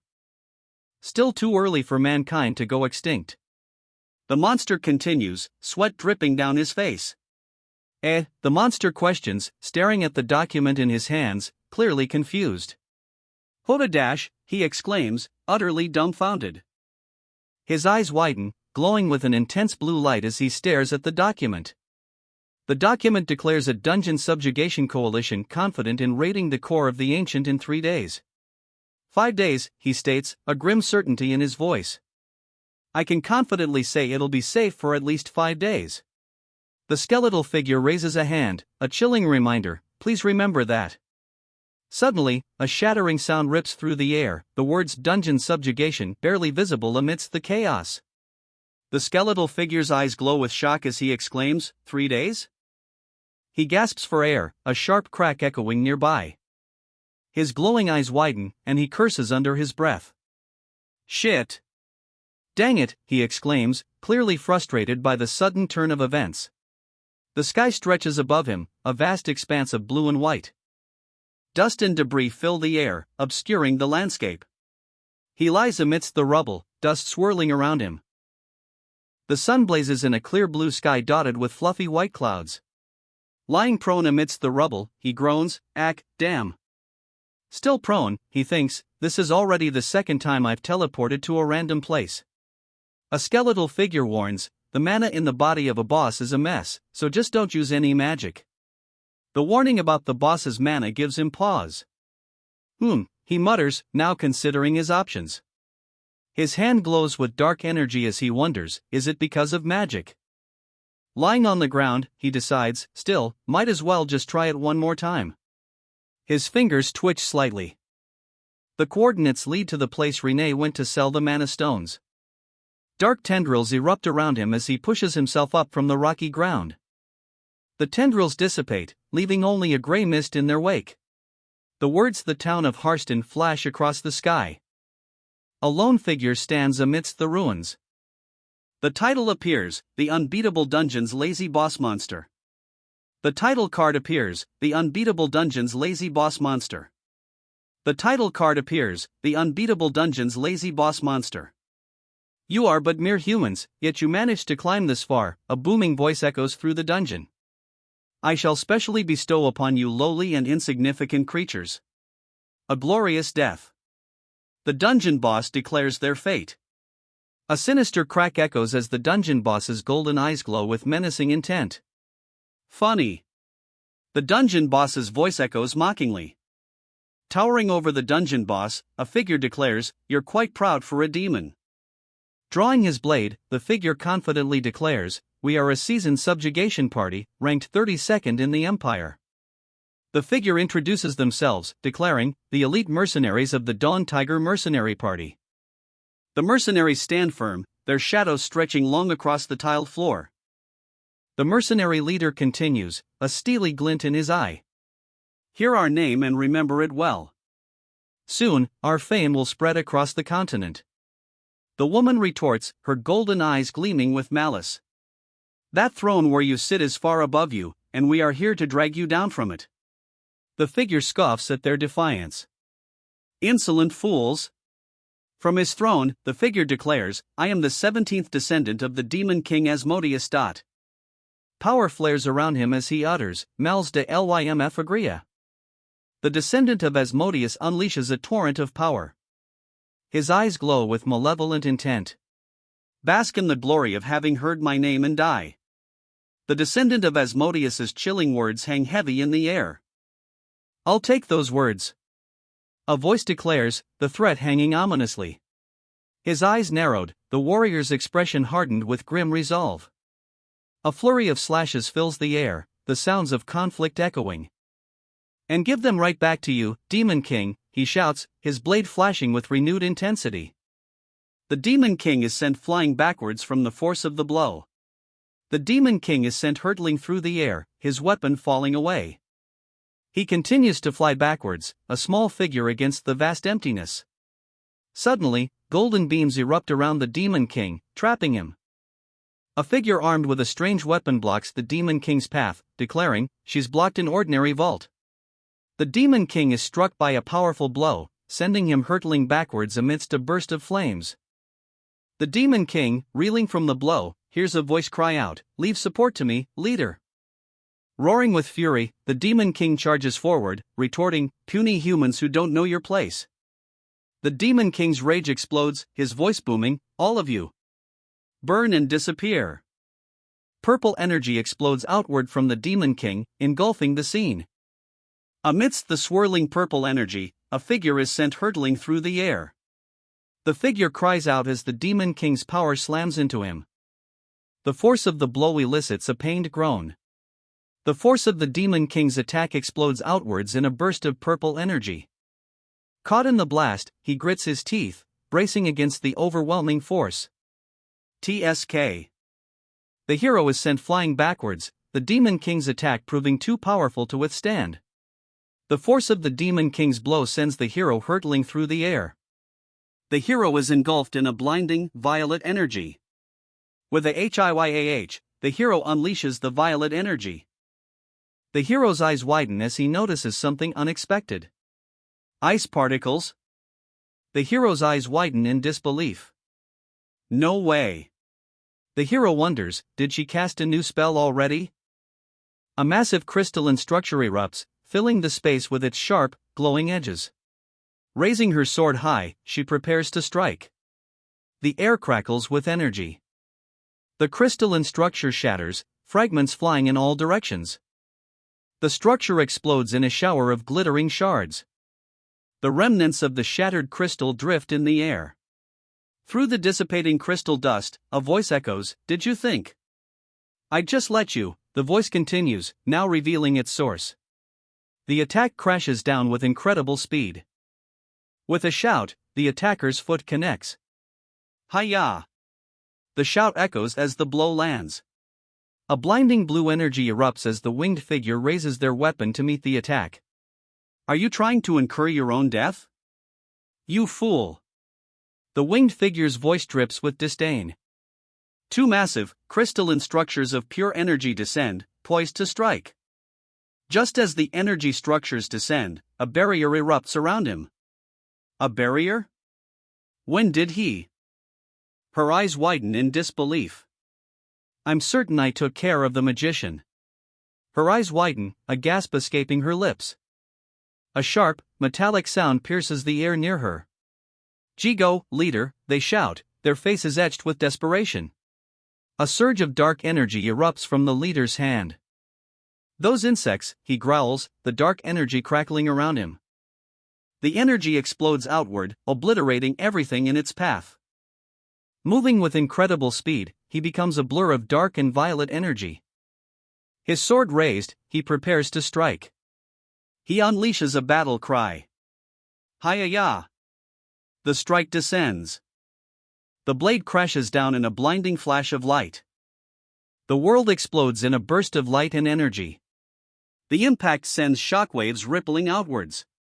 He's sent flying backwards, grunting in pain from the force of the blast. Arg, he cries out, the force of the impact sending him spiraling further away. Through the haze, he wonders, what the? Crimson eyes narrowed, a fierce snarl contorting her face. Blood trickled down his chin as his own widened eye stared back in disbelief. Suddenly, a booming announcement shatters the silence, something has appeared. A low rumble echoes through the arena as something massive begins to stir. Dust and debris explode upwards as a figure emerges from the depths. Leader! Can you stand? One of his men asks. Yeah, don't worry, he replies, struggling to his feet amidst the dust. Wounded and wary, the leader's gaze hardens as he demands, while we're at it, who is that? I never heard of another subjugation party coming here. A figure lands heavily, creating a cloud of dust. Gah! They groan, seemingly injured from the impact. His face contorted in rage, the figure wonders, TSK, has the subjugation party grown? The Demon King's thoughts turn dire. If they have the power to break through the Demon King's castle, things don't look good. The Demon King is left to wonder, just what kind of person? The Demon King can only wonder, as he surveys the destruction, just what kind of person? The sky above churns with ominous energy. Hey, a voice calls out, seemingly from the depths of the swirling storm. The voice seems to emanate from the rubble itself. The voice continues, now asking, do you guys know where Harston is? His eyes dart around, searching the area as he repeats the question, where's Harston? The title card appears, Unbeatable Dungeon's Lazy Boss Monster. Just what kind of monster is this guy? A voice wonders, the question hanging heavy in the air. The figure looms in the distance, shrouded in a blinding light. The light intensifies, obscuring the figure even further. Where do you lot? The figure begins to say, the blinding light around him starting to dissipate. Think Harston is, he finishes, the light around him now almost completely gone. Think Harston is, he finishes, his face now visible as the light fades. As the light returns, the group's expressions are visible, shock and apprehension etched on their faces as they look up. But what do they think Harston is? The question hangs heavy in the air. Harston's wide, yellow eyes stare blankly ahead, her expression unreadable. What the hell did you burst into here to say? One of the figures shouts, enraged. Harston, however, simply responds with a calm, ah. The figure warns that while they may appear human, it's best to stay away from the Demon King. Harston repeats the name, questioning, Demon King? A powerful voice booms, declaring, send however many trifling humans you want. It'll never be enough to take down someone like me. The perspective shifts to a low angle, and a voice wonders, the demon is a Demon King? The voice continues, the vibe's totally different from the other Demon Kings I've run into. The protagonist looks up at the assembled Demon Kings, wondering if their differences are simply a generational gap. The Demon King scoffs, a hand raised to his mouth in a gesture of disbelief. Lowly scum! You will pay in spades for damaging my castle. The Demon King's rage intensifies. Ha! I'll give you a taste of what it's like to be thrashed by us. Lowly scum, the Demon King roars, his voice echoing with fury. Suddenly, a voice shouts, Commander, the support squad has arrived. Reinforcements rush in, answering the call. Great! Let's take down that Demon King together, the commander declares, rallying the troops. Raising his hand to halt the charge, the commander says, no, hang on. He then groans, you guys. Arg. The enemy taunts, watch on as your magic fails to even leave a single scratch on our party. Harston's name is called out. Humans sure talk big if nothing else. An encouraging voice booms, we've got support, so don't be afraid to go all out. Amidst the chaos of battle, a voice cuts through the noise. Can someone show me the way to? The challenge is accepted. It's on, the declaration echoes. The Demon King, seemingly winded, is met with a taunt. Savor the taste of pain, you lowly scum, the voice booms. This spot will be your grave, Demon King. The Demon King's eyes narrow, a simmering rage building within him. I'm seriously fed up. His face contorts with fury. The Demon King is beyond just angry, he's reached his breaking point. He lies amidst the ruins, declaring, I have to find Renee quickly as is. He sees a group of armed figures approaching. And now it looks like this lot will be impossible to talk to. He mutters, his expression hardening. He sighs, thinking, any later than this and Patrick will chew me out. A voice calls out, Oi, get a move on and help us. Suddenly, a hand reaches out, grabbing him. Shut up, a voice booms. A booming voice silences them all, shut up. A monstrous face looms, crackling with purple energy. The monstrous face fills the screen, a terrifying visage of pure power. The screen fades to black, scattered purple fragments lingering in the void. From the darkness, a figure emerges, crackling with purple energy. A single, glowing yellow eye pierces the gloom. The figure looms over his victim, a hand crackling with purple energy descending. The man below screams in terror. His victim's terrified scream pierces the air as the purple energy surges closer. The purple energy slams into the man, debris flying as he screams in agony. The aftermath is a scene of devastation, debris raining down amidst a swirling cloud of purple energy. The force of the impact is immense, a deafening clip echoing through the air. The dust settles, revealing the protagonist, seemingly pinned beneath a massive shadow. Nom, the sound effect indicates, as something is being consumed. The figure looms above, a dark presence consuming something with a sinister nom. Her eyes widen in terror, sweat beading on her brow. She stammers, clearly caught off guard. A loud burp echoes, followed by a smaller heek. The fairy's eyes widen in disbelief. Stunned, she stutters, what exactly did you just do? She recoils, covering her face with her hands.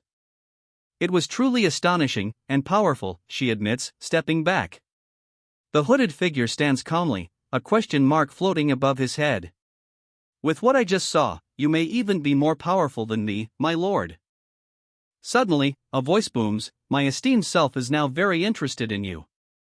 His eyes gleaming with stars, the hooded figure grins, baring sharp teeth. I want to know more about you, he declares. One of the winged figures demands, what is your true identity, my lord, while the other wonders about the huge presence that just emerged. One of the winged figures wonders if the answer is hidden on his person, while another demands, what about your name? Now, the questioning takes a different turn. What's the secret to your strength? He hesitates, a bead of sweat trickling down his brow. Suddenly, she blurts out an exclamation, her eyes wide and her mouth agape. Cough, cough, pardon my manners, a voice echoes through the chamber. The voice continues, a speech bubble appearing, allow me to introduce myself. A hand lunges forward, as if to grab something. The voice booms, declaring, I am a great, well-renowned demon king. The 17th descendant of Asmodeus. He stomps down, the force of the blow shattering the ground beneath his feet. With a flourish, the Demon King shouts, Mels de Lymf Agria. Golden stars erupt from beneath his feet as the Demon King unleashes his power. Now then, what's your name? The Demon King asks. His golden eye intensifies, a subtle blush rising on his cheeks. His face contorted in disgust, he grits his teeth, declaring, I hate this. All of this. He hesitates, thinking, but if it's for the sake of intel. Meanwhile, the other figure starts to introduce herself, I'm Swall Dash. Suddenly, he stops her introduction, declaring, hold up. He reconsiders, realizing, if I reveal my identity, wouldn't news of it spread everywhere? Patrick's warning echoes in his mind, me not to let that happen. Besides, he thinks, there's no need to reveal it now. He almost reveals himself, stating, D. Raunier. He stops short, deciding, there's no need for me to reveal my identity now. Instead, he declares, I'm Swald Raunier. He laughs maniacally, an image of Swald Raunier appearing behind him. The text below the image describes him as a 32-year-old, single village boy with a handsome smile. He thinks to himself, damn it, that name's iffy, but it was the only thing that came to mind on the spot. The name Swald Raunier echoes in his mind, as the image of the handsome village boy looms large. A bright-eyed demon girl asks, can I call you Lord Swald? A hesitant voice replies, aye if you want. Okay then, Lord Swald. First of you, my heartfelt thanks for you coming to my rescue, she exclaims, her gratitude evident. Though it was rather overkill. Swald mutters, looking down at his hands. Say less. The demon girl replies, facing him. No, if it wasn't for your help, my lord, it's shameful to admit, but they may have landed a single attack on me, she concedes, her lips forming a pout. So you did save me, but it's not like I needed saving. Anyway, since you helped me out, Lord Swald, I want to be of help too, she declares, grinning widely. She then asks him directly, do you have anything you want from me? His eyes widen, a grin spreading across his face. Yes. Do you know the way to Harston? He asks eagerly. Aha! Harston. Harston, you say, a voice echoes. All right, she knows, a voice declares.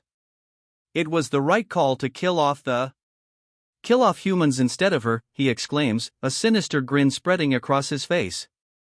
Just a little longer, Renee, the voice echoes, laced with a sinister promise.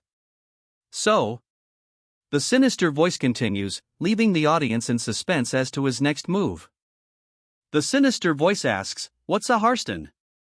Her eyes widen, a manic grin spreading across her face, revealing sharp fangs. Silence hangs in the air as the transformation seems to take hold. What's a Harston? He wonders aloud. A realization dawns on him, don't tell me she not only doesn't know the way. The realization hits him hard, but she doesn't even know what Harston is? Panic sets in. No way, did I really just ask the one person who doesn't even know the concept of Harston? He quickly changes the subject, hoping to salvage the situation. Alright, then, where's the nearest human village from this place? She answers, tapping her chin thoughtfully. Far as I know, a city called Liège is the closest. Liège, huh? He repeats, considering the name. His eyes widen, a hand flying to his face in disbelief. The imperial capital Liège, he exclaims, the revelation clearly shocking him. The realization hits him hard, doesn't it take 2 months to go from Harston to Liège by a human carriage? The map reveals the staggering distance. 2 months by carriage separate Harston from the imperial capital Liège. Lord Swald lies face down on the ground. A small, winged figure hovers above him, asking, what happened, Lord Swald? Is something the matter? The winged figure seems to understand. Overshot. I see, so you want to go somewhere far away. The winged figure raises a finger, offering a solution. In that case, how about using the teleportation hub? Wah! A hub? The question hangs in the air, unanswered. The protagonist's surprised expression is met with a blunt question, you don't know? The answer comes, it's something the humans invented with magic and alchemy. The explanation continues, revealing the device's alarming capability. Apparently this device has tech that can forcibly transfer someone through space. Where is this thing? He demands, kneeling on the ground. A voice answers, you want to go? The teleportation hub. The scene dissolves into a blurry white, suggesting the immediate aftermath of teleportation. The world blurs into a wash of white. Is in Liège. The words burst forth, confirming their destination. The destination is revealed, Liège, a town of timbered buildings and looming spires. Kneeling on the ground, he wonders aloud, where is that? Another figure looms over him, questioning, are you planning to go? The teleportation herb is. The answer comes, in Liège. The scene shifts to the town of Liège, a medieval-style city under a sky dusted with stars. The camera focuses on the stone steps leading into Liège, a city bathed in the soft glow of distant lights. The title card appears, The Unbeatable. The title flashes, Unbeatable Dungeon's Lazy Boss Monster. The title of the chapter appears, Chapter 8. Looking up at the sky, he wonders aloud, is this Central Liège? A cheerful voice confirms his suspicions, it is. There's no better place for gathering information. Despite arriving in Central Liège, he thinks to himself, it's not likely that I'll find Renee here, but I have to gather information since I don't know if she went to Harston. Suddenly, a question breaks the silence. You said you were looking for a woman with silver hair, yes? He confirms, yeah. Then, with a confident smile, the woman declares, don't worry. I will help you find her. Suddenly, suspicion clouds the air. Hey, aren't you the lord of the Demon King's castle? The question hangs heavy. What about your castle? The woman responds, her smile widening, are you worrying about me? That's quite commendable of you, but worry not. Her words take a chilling turn. I am a demon king. I was born in this supreme body to rule. The castle, she declares, is not important. Dark energy swirls around the demon king, her form radiating power. Her declaration echoes with terrifying power, wherever I stand is demonic land, and the demons by my side are my soldiers. A question hangs in the air, is that some kind of demon king's power? Clearing her throat, she confirms with a sharp grin, exactly that. The man beside her hums, considering her words. Though I've never tried it before, she giggles, excitement sparkling around her. Beside her, the man's expression shifts, a flicker of something feral crossing his face. Her eyes widen, a manic grin spreading across her face. My father did it, so I can definitely do it as well. Well, besides that. He begins, his expression unreadable. He reveals a critical detail, the Demon King's castle that my father passed down to me was partially destroyed. He stammers, I'm sorry about that. The camera pans up, revealing the extent of the damage to the Demon King's castle. The purple-haired figure dismisses his apology. No, quite frankly, it wasn't that great. She adds, the humans were always causing chaos. The Demon King's voice booms, echoing with disbelief, even I, the king. A piercing scream echoes through the town, shattering the night silence. The Demon King fumes, exclaiming, have a hard time when the human's capital is right in front of my castle dash. The Demon King abruptly declares, now, enough sad talk. Let's go gather information. The Demon King's abrupt shift in mood leaves his companion stammering, oh. Okay.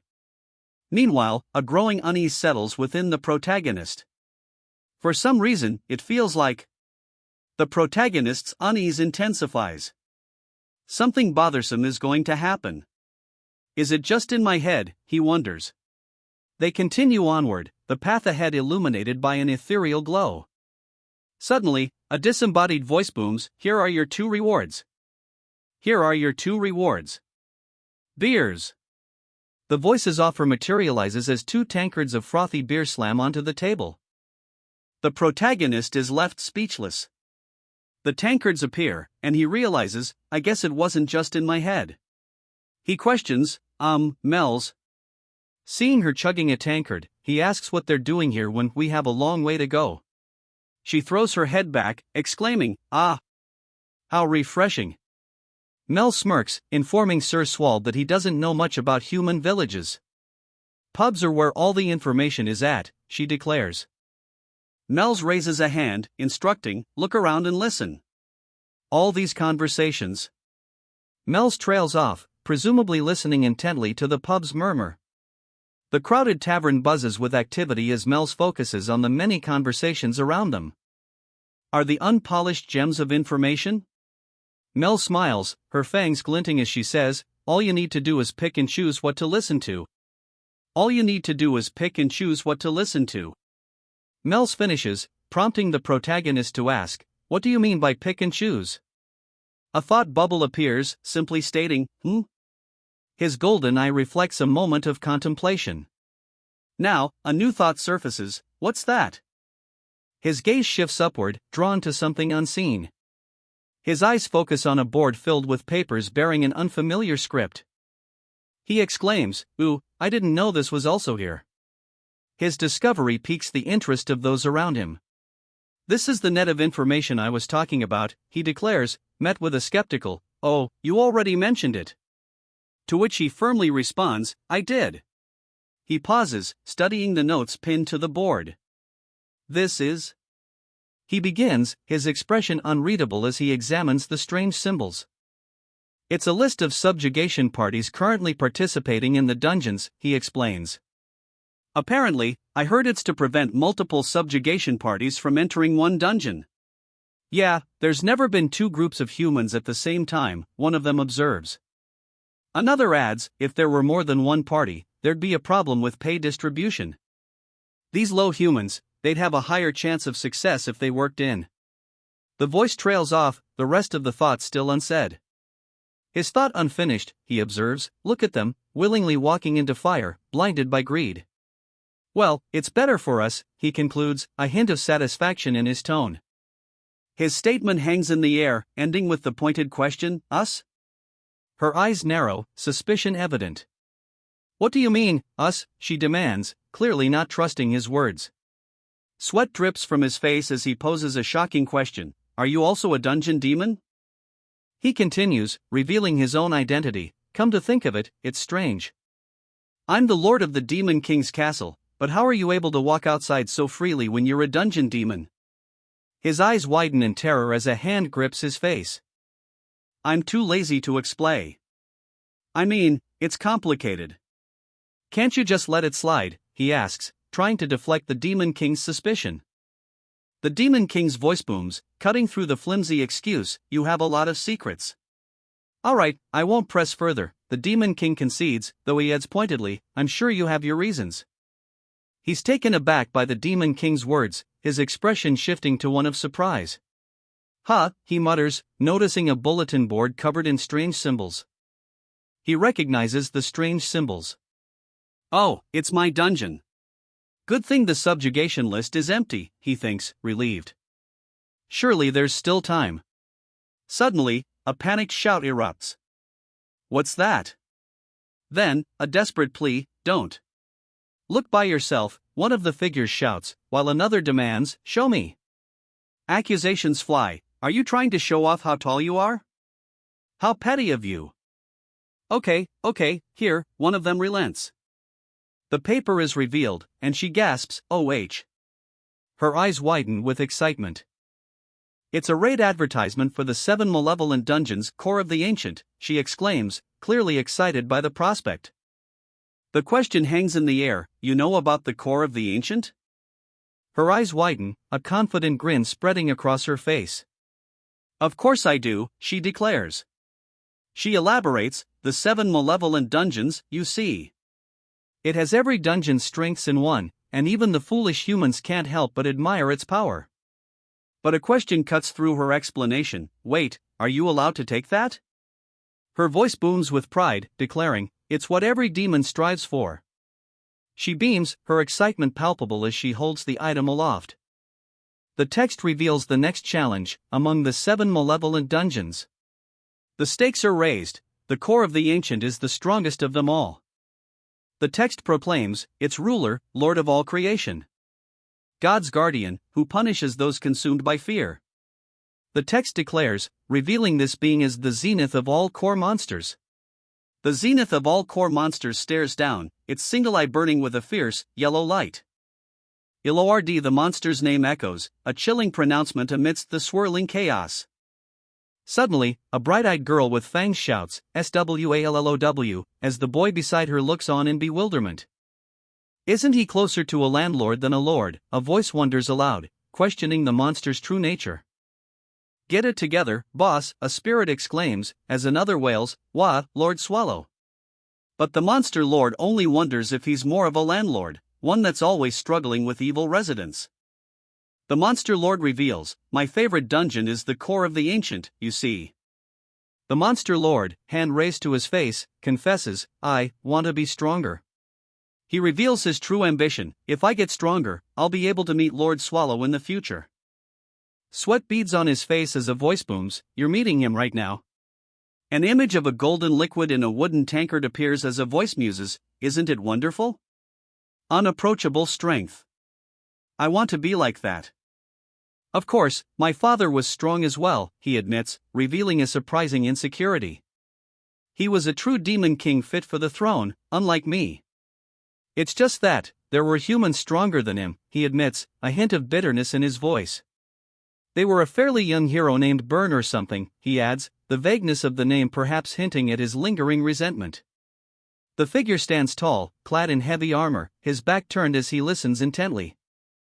Ha! Is he the hero who defeated the Demon King? He wonders, a clear reluctance in his voice. I really don't want to go near him. I don't want to spend my life managing dungeons like my father, he declares, a determined glint in his eyes. I just want to enable my demons to make their own dungeons, he exclaims, revealing his true ambition. He extends his hand, ready to put his plan into action. With a wide, almost manic grin, she declares, "That's why I'm going to get stronger." How's that? Isn't it wonderful? Ah, how nice it is to be young, he muses, a sly smirk playing on his lips. Yeah, it is. His smirk fades as he reflects, I was like that, once.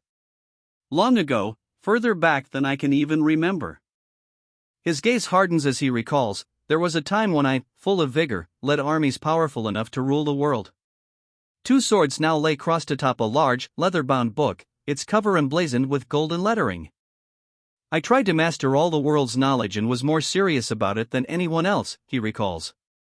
I associated with humans that I saw as pathetic, he admits, the memory hanging heavy in the air. And got emotional with them. He continues, the admission hanging in the air. The memories continue to surface. There was once a time when I devoted everything to them.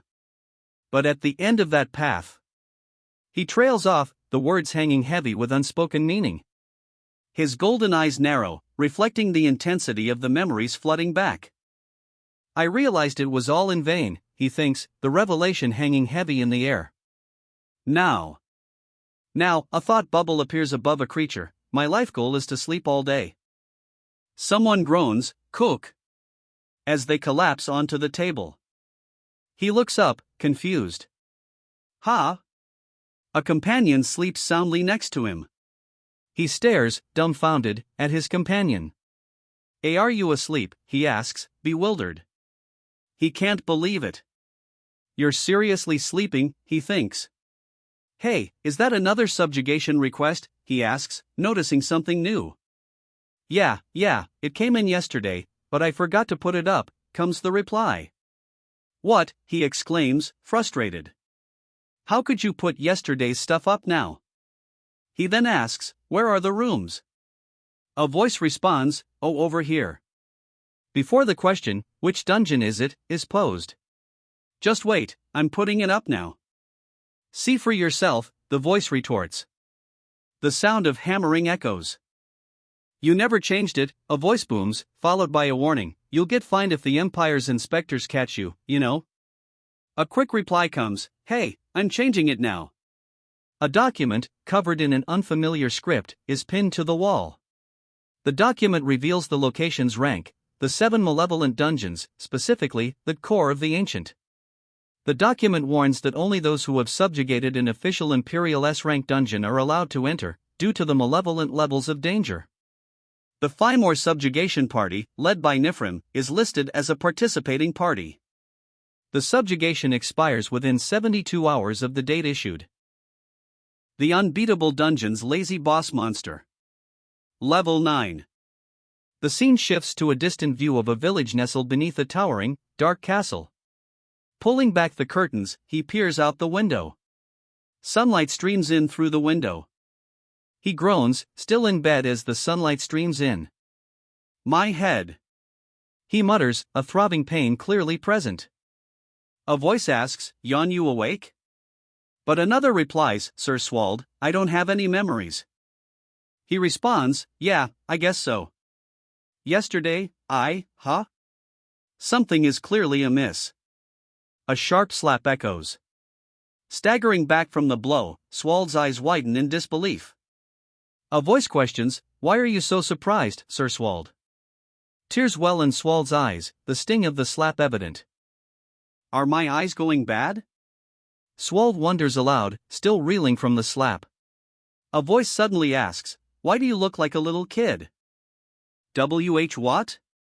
Swald exclaims, his eyes wide with disbelief at his apparent transformation. His hands clench into fists, the gold bracelets digging into his skin.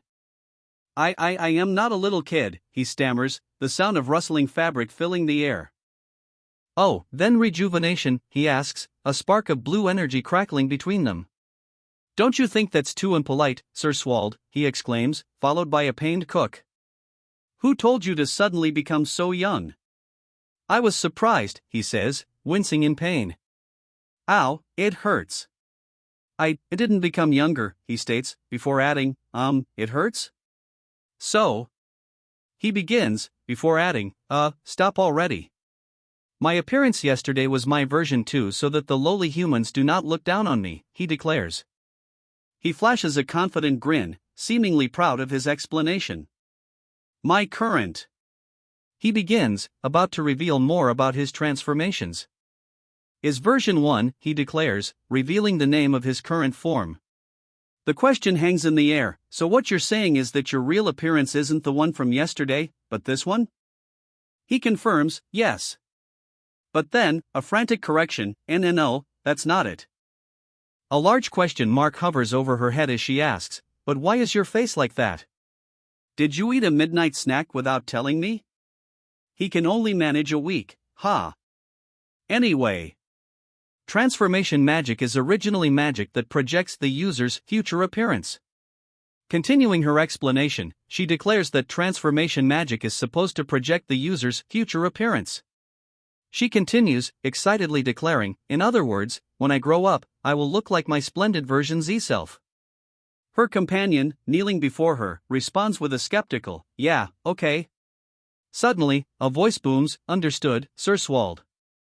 Despite the booming response elsewhere, he replies with a hesitant, "Yes, well, okay." "There's no heart in your response," she yells, fists raised high in the air. A new thought occurs to him. It seems we'll need new clothes first."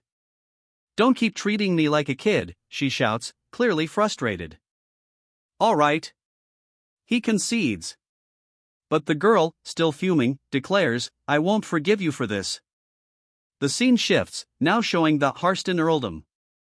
The scene shifts, revealing the imposing architecture of the Harston earldom. The sound of approaching hooves echoes. They are getting closer to the Harston earldom. The approaching force halts, and a voice booms out, "Earl Harston, hear me."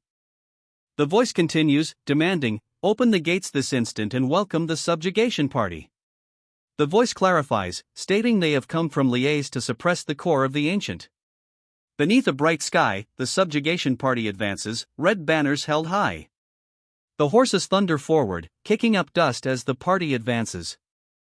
Who sent these official papers? The question hangs in the air, unanswered. The papers, it turns out, were sent just yesterday under the name of the Third Eye. The Third Eye. It's a damned association under direct imperial control. The man clenches his fist, a ring with a glowing blue gem glinting ominously. His face contorts in fury. The title Lord of Harston, Erlitarch, appears, seemingly identifying the furious man from the previous panel. It seems that for dungeons B rank and above, permission must be obtained from the Lord of the territory.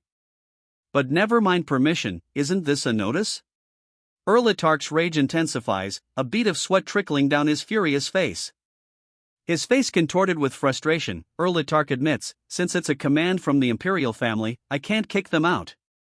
He then asks if this subjugation party can completely suppress the core of the ancient. The room begins to shake violently.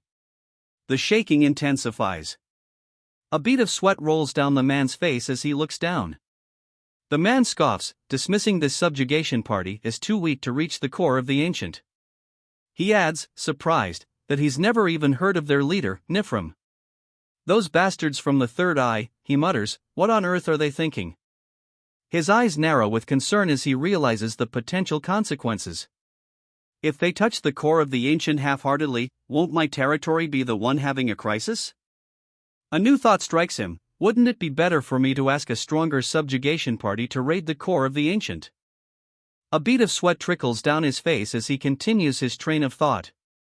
To do so, I need to find someone. A voice interrupts his thoughts, suggesting, "My lord, you might find the answer closer than you think." His eyes widen as a realization dawns. Closer than I think. Then, Magic Tower Wing? Yes, if it's Wing, then it's completely possible. The Magic Tower Wing is shown, as the text reveals. I heard they expanded a lot recently due to the high-quality mana stones of unknown origin. The Magic Tower Wing is shown, its recent expansion fueled by high-quality mana stones of unknown origin.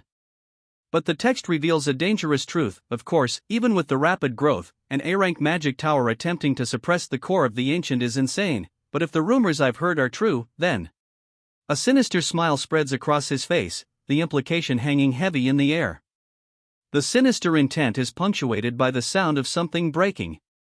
The text ominously declares, the only monster left on the right trail where even the Guardian has been defeated. The text warns of the last monster remaining, the Guardian defeated. A gaping maw of jagged teeth awaits. Before them, a monstrous maw of jagged teeth awaits. The text reveals the monster is the boss who confronted Hero Burn's subjugation party, and it swallows. A desperate plea echoes, send someone to the Magic Tower Wing with a request right away. A promise follows, in my name, I will promise a large sum and fame. He urgently commands, so tell them to first suppress the core of the ancient however possible. A desperate voice cries out, why you can't go in there? Upstairs, panic sets in.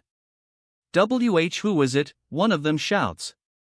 Below, a figure asks, are you Lord Etark? The figure strides forward, their destination unknown. Who are you? Comes the panicked question from the man in the study. The figure responds, Nifrim. Since you didn't open the gates no matter how much we called, I'm sorry, we let ourselves in. The man demands, why are you here without any previous notification? From his relaxed position on the couch, Nifrim retorts, didn't you get the official papers from the imperial family?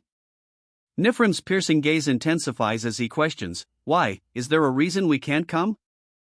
His expression hardens, a subtle sneer now playing on his lips. Nifrim's sneer deepens as he curtly replies, no. Inwardly, he observes, what bloodthirst, and from one so young. Hey, we're guests, right? What's with that face, she asks, before adding, smile, smile. And I want to eat something sweet. She flashes a peace sign, demanding, give me some tea and snacks, and chocolates too. The servant's fist clenches, a clear sign of his building frustration. He nods, commanding, hurry and prepare them. The servant bows deeply, acknowledging the command. The sound of a foot tapping fills the room as the nobleman asks, so, why did you come looking for me? The figure answers, a hint of impatience in their tone. What do you mean? Of course, we came to crush the core of the ancient. It's only been a day since the official papers have arrived. You're quite fast. The nobleman remarks, before immediately pressing, then, when will you be going? The figure responds, explaining, we were actually planning on going today, but something just came up. I think we'll go tomorrow. Is that okay? The nobleman questions the party's departure, asking, tomorrow? Isn't that too soon? He continues, suggesting, since it is an important task, wouldn't it be better to go after fully recovering? He assures them, I will provide shelter and amenities. Enjoy to your heart's content and... Cutting him off, a voice declares, no, it's all right even if you aren't so concerned about us. The speaker continues, stating their immediate plans, we will just visit the Magic Tower Wing and head off immediately. The next line of dialogue appears, why go to a place like that? The man questions their decision, asking, why go to a place like that? Do you have an acquaintance there? Responding to the question, he says, oh, it's not for such a courteous reason. The destination is revealed, a dense, dark forest. The sinister intent is revealed, just to kill them all. A horrifying grin spreads across his face, his eyes glowing with malevolent intent. A stunned voice breaks the silence. What do you mean? His grin widens, a cruel amusement dancing in his eyes. For an earldom's security to be so flimsy. Eavesdropping with magic was too easy. His expression remains unchanged, a hint of a smirk playing on his lips.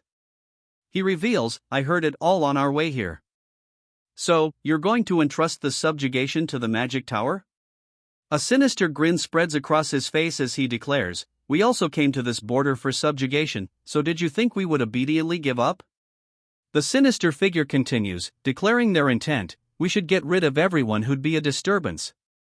He adds, with a sinister tone, this is also quite beneficial for you, right? His piercing gaze intensifies, a hint of anticipation flickering in his bright blue eye. The terms are laid bare, since between us and Wing, the stronger party will go to subjugate the core of the ancient. With a slight tremor in his voice, he apologizes, I apologize for my lapse. He continues, stating, I will not request any other group, so please start the raid whenever you wish. A voice replies, laced with subtle skepticism, oh, is that so? A hand reaches into a pile of what appears to be potatoes. A crunching sound accompanies the words, I'm beside myself seeing the Earl's favor. Stone statues stand in the darkness. Swords clash in a flurry of motion. A skeletal knight charges forward, his blue eyes glowing with eerie intensity. The skeletal knight's attack is a blur of motion. A voice echoes in the darkness, it's almost time. The skeletal knight's glowing eye burns with an eerie intensity. The knight's words echo ominously, for their arrival. The Unbeatable Dungeon's lazy boss monster. The lazy boss monster stands next to a smaller character with purple hair, who is smiling brightly. It seems familiar. The lazy boss monster mutters, his expression unreadable. Sir Swald. It must be there, a voice booms, filled with urgency. The voice echoes as they approach the imposing castle gate. They enter the castle, passing through the gate and into a throng of people. Hey, I want to go to the teleportation hub, he says. A guard replies, ah, you mean the hub? Then you've still got a long way to go. What? A long way, he asks, clearly surprised by the guard's response. He stares, seemingly taken aback by the guard's words. The guard clarifies, the thing is, this is the entrance. The map reveals the hub is in a castle near the Imperial Palace, so it will take longer to arrive. They'll have to go through 3 more castle walls. He asks the guard, will it take long? The guard pauses, responding with a drawn-out, let's see. The guard reveals the journey's daunting length. If you want to walk, then maybe a week. It'll take at least that long. The news elicits a shocked response. What? The protagonist's face contorts in disbelief. A week, he shouts, his shock palpable. The guard, unfazed by the outburst, asks with a question mark floating overhead, is there a problem? The skeletal figure shouts, that's too late. His urgency is palpable. Sweat beads on his brow as he realizes, at this rate, forget finding Renee. Patrick will run away from home. Sir Swald, what about using flying magic, a voice suggests, offering a potential solution. The suggestion is immediately shot down. Ugh, no, we can't. He groans, clearly frustrated by the limitations. The situation grows more dire. If we keep letting out mana, we'll get found out by humans, one of them warns, the gravity of their predicament settling in. The tension mounts as the character voices their fear, and if I let out my mana, who knows what'll happen. A new voice cuts through their worries. Ha! You two look to be in some trouble. Apologizing for eavesdropping, the newcomer asks, are you looking to go to the hub by any chance? The hooded figure responds, suspicion coloring their tone. That's right, but who are you? A jovial smile spreads across the man's face as he answers, I'm the flying coachman, Belver. Flying? Coachman, the hooded figure repeats, clearly taken aback by Belver's unusual title. Yeah. That's right. Belver confirms, his enthusiasm practically radiating off him in golden sparkles. Belver gestures expansively, his open hand emphasizing the scope of his role. The truth is revealed: this guy's an abandoned fourth-generation homunculus. The homunculus looks up, a beam of light shining down upon him.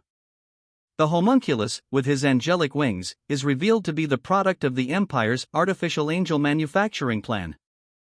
"I see," one of them remarks, while the other grimaces. "Ugh. It looks disgusting." The man explains that it's strong, follows orders well, and can fly. However, it was abandoned because it couldn't bring about the collapse of the church, its original purpose. "Then is the human's homunculus experimentation over?" she asks. Another voice interjects, "Hey, no way. There's no way the Empire would give up this kind of power," he declares, his expression resolute. "There's still a strange story about homunculi being mass-produced somewhere through a large-scale process," he reveals, adding another layer to the mystery. "A large scale," he questions, then wonders aloud, "aren't they usually incubated in giant flasks?" His eyes narrow, glancing back at the giant flasks behind him. "Ha! That's from ages ago," he exclaims, realizing, that's for the first-generation homunculus incubation done 150 years ago. The realization hits him: has it already been that long since Renee was born? 150 years. The realization dawns on him as he turns his head slightly, his gaze fixed on something in the distance. "Well, it looks durable enough, and I don't think he's lying," one of them remarks, inspecting what appears to be a vehicle. Another wonders, "If we take this, how long will it be until we reach the hub?" "You have an eye for this," a voice exclaims, seemingly impressed. The man explains that the flight will take 3 hours, with an additional hour for inspection. So, about 4 hours in total. He emphasizes, even if you fly, inspection at each castle wall is essential. The man's face lights up, sparkling effects surrounding him as he announces, "For the two of you, it's 8 ounces of gold." The protagonist's face contorts in disbelief.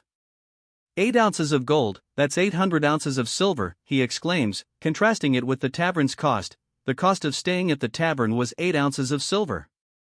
Her eyes widen in absolute shock. "It's 100 times more expensive than yesterday's accommodation fee?" The protagonist apologizes, bowing his head slightly. "I don't have that much money." An unseen character retorts with a sharp question, "Does it look like I do?" A clink echoes as something is placed down. The character seems confused by the object in his hand. "Huh," he mutters. A message appears, "To our clumsy boss, there'll come a day when you'll be thankful to me." The message ends with a signature, "Patrick." Accompanying Patrick's note is a small stone tablet covered in strange runes, and a pile of gleaming gold coins. Looking up, the buildings tower above, the sky a brilliant blue between them. A figure plummets from above, framed against the clear blue sky between the buildings. Sir Swald," a voice calls out. Another responds with a simple, "What?" A woman peers out the window, a look of suspicion on her face. "Who gave you that much money?" she demands. He yawns widely, offering a nonchalant explanation. "Oh, that? An associate from the dungeon seems to have secretly given it to me." Her suspicion growing, she questions him further. "An associate? Now that I think about it, aren't you a monster from a dungeon? How are you able to go around so freely?" He retorts, a hint of annoyance in his tone, "Is saying I got kicked out a suitable response?" He replies, a touch of irritation coloring his words, "Is saying I got kicked out a suitable response?" She questions him, then, "Is the associate you're looking for someone who also got kicked out?" He responds vaguely, "Well, something like that." "I'm jealous," she admits, her tone tinged with envy. "Even after leaving the dungeon, you care for your associate right to the end." A wistful note enters her voice as she adds, "I want a colleague like that, as well." Her gaze fixed on him, she confesses, "I want to live a life like you." She elaborates on her desire, envisioning a life where you have someone to take care of you, and you take care of them. A sardonic smile plays on his lips as he retorts, "How nice is that?" Lying back against the cushions, he responds to her vision of domestic bliss with a dry, "Is that so?" The scene shifts to a bright blue sky filled with fluffy white clouds. The perspective shifts, revealing a long avenue lined with ornate buildings under a bright sky. They've arrived at the street of gold and pleasure, survey Rose. So? A voice trails off, as the camera focuses on the ornate weapon. The ornate weapon is forgotten as a voice erupts, questioning, "You're telling me we can't use the teleportation hub now?" The response comes, "Yes, we apologize for the inconvenience." The official offers an apology for the inconvenience, leaving the other man visibly frustrated. Tears welling in her eyes, she confesses, "I'm ashamed, Sir Swald. I didn't think this would happen." A new voice suggests, "If it's not urgent, what about coming back at around 8 p.m. today?" The man explains that the hub is shut down for the auction's security. "If you're interested, take a look at this." He adds that after the auction, VIPs will use the hub. He questions, "They're closing the hub because of one auction?"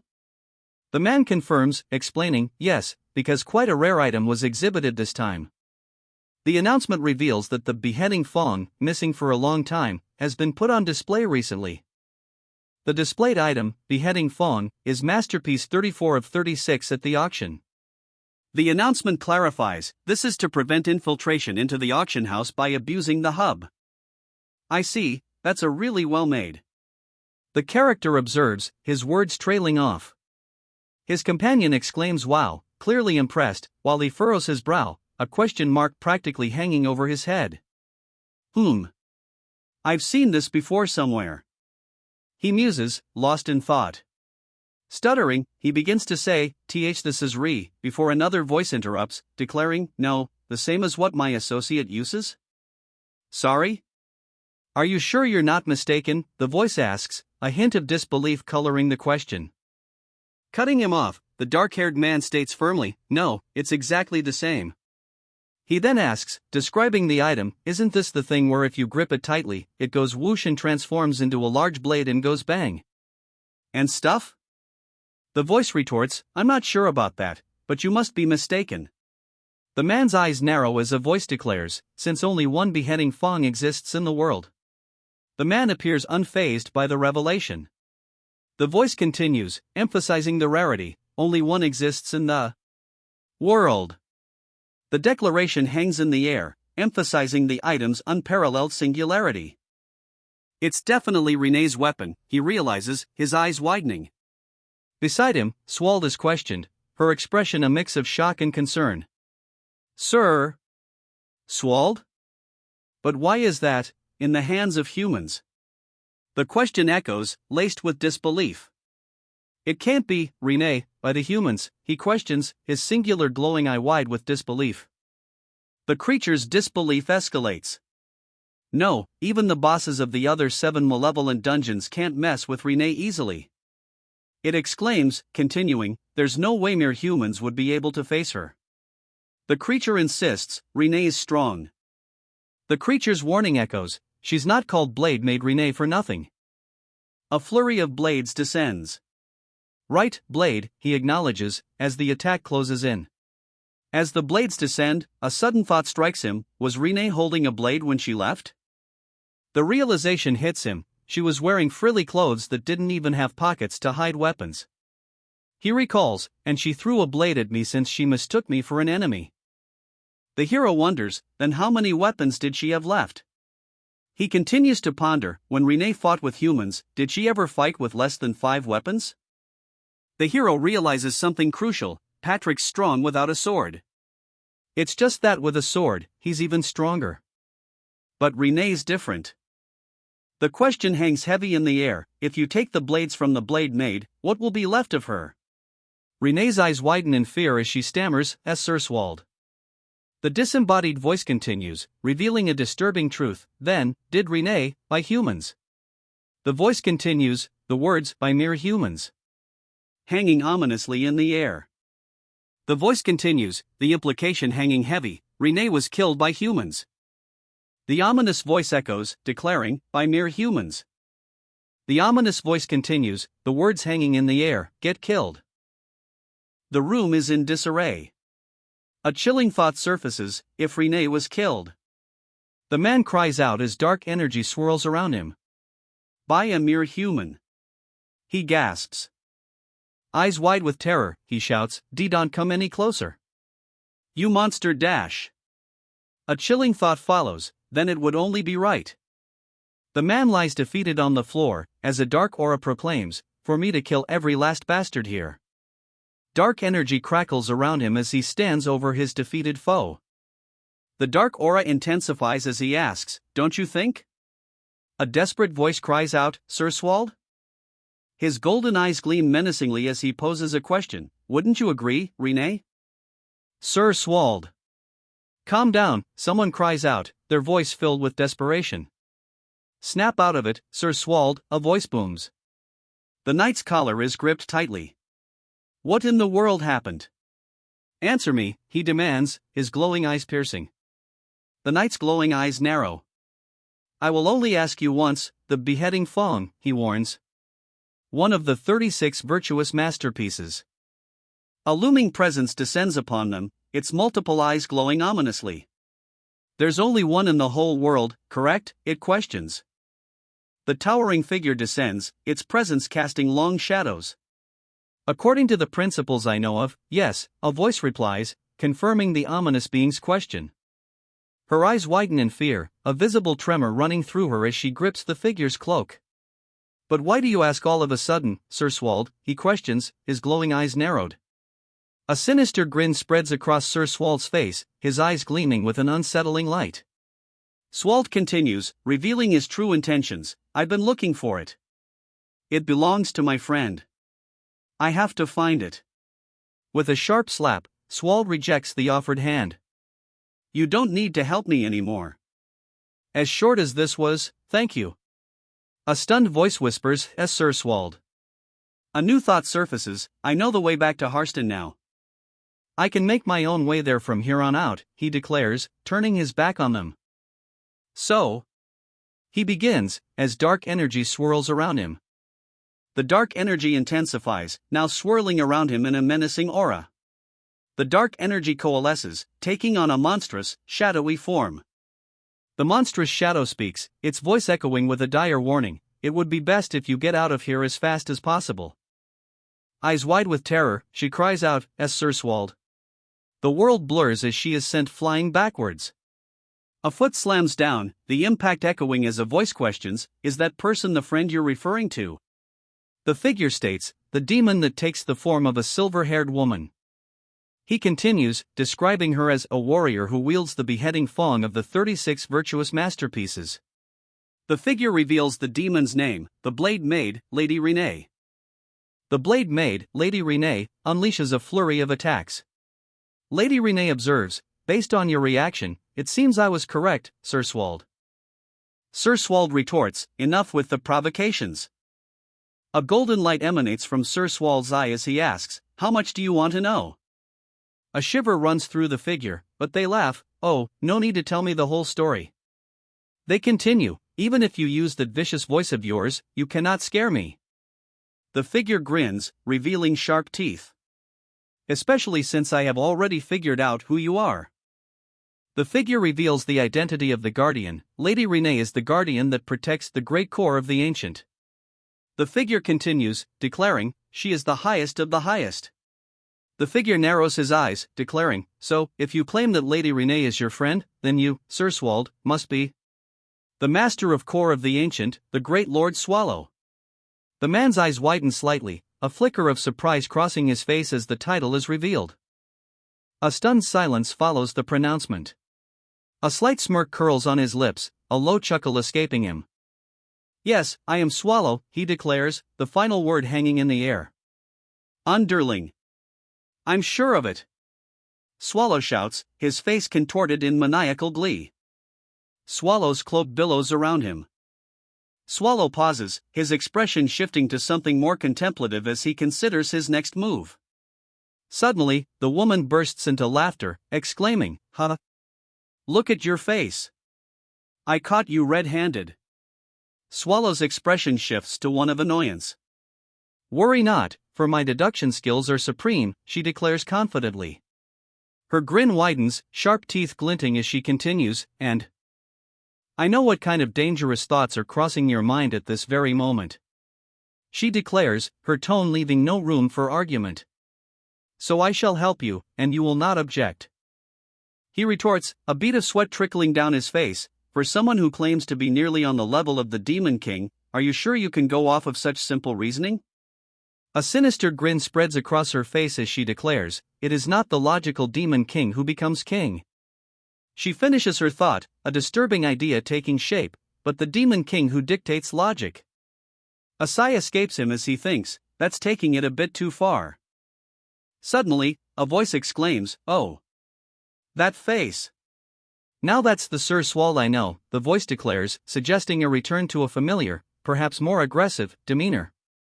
A flicker of something familiar returns to his eyes. You were super, duper scary just now, she exclaims, wide-eyed. And there were all these weird things shooting out of your back. So? I'm so glad you're back to your normal self, she says, relieved. Then, a more formal voice chimes in, I shall assist you from now on, so worry not. Her eyes crinkle with delight, a wide, toothy grin spreading across her face. And never use that voice to say such things ever again. He demands, his tone firm. Promise me. The two figures stand silhouetted against the sky, their destination unknown. The day of the auction had arrived. They were at the front entrance. The auction house looms before them, its golden roof gleaming under the bright sky. The auction house buzzes with activity as massed attendees begin to gather. At the same moment, activity stirs near the back entrance of the auction house. A guard stands at the ready, but a voice notes, I expected this, but I don't see a single soul. The guard questions the purpose of his post, wondering aloud, what's the point in guarding a place like this? A voice then calls out a simple, hello. The guard is met by a pair, the woman in the lead. We are looking to join the auction. Might we come through this entrance, she asks. Her elegant stride continues forward, the purple fabric of her attire flowing behind her. Why yes.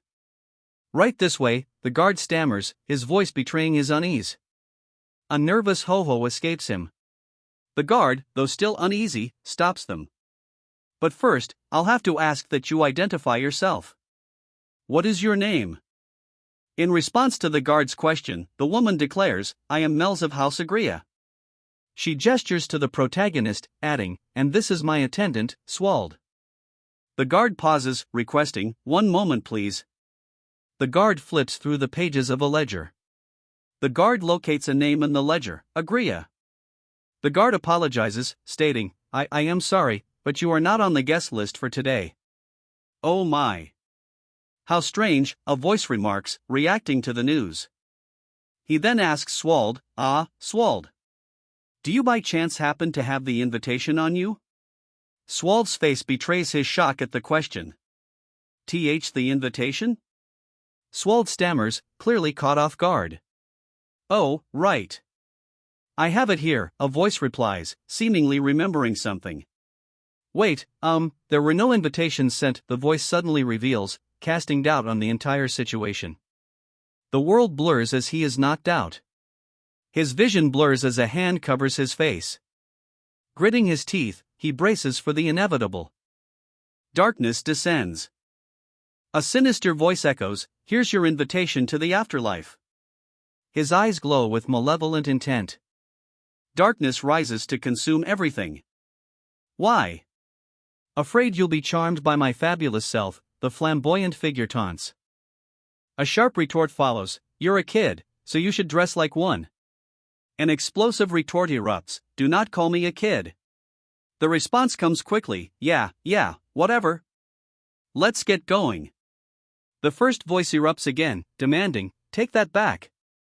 Right this instant. A looming castle pierces the crimson sky, its dark spires hinting at the dangers within. The ominous Chait Castle looms, a fortress of shadows against a blood-red sky. But from below, a desperate message emerges, Renee can no longer. Inside Chait Castle, a figure lies still beneath the covers, bathed in the crimson light filtering through the window. A single tear traces a path down Renee's cheek. Clutching the covers, Renee receives a cryptic message, return to core of the ancient.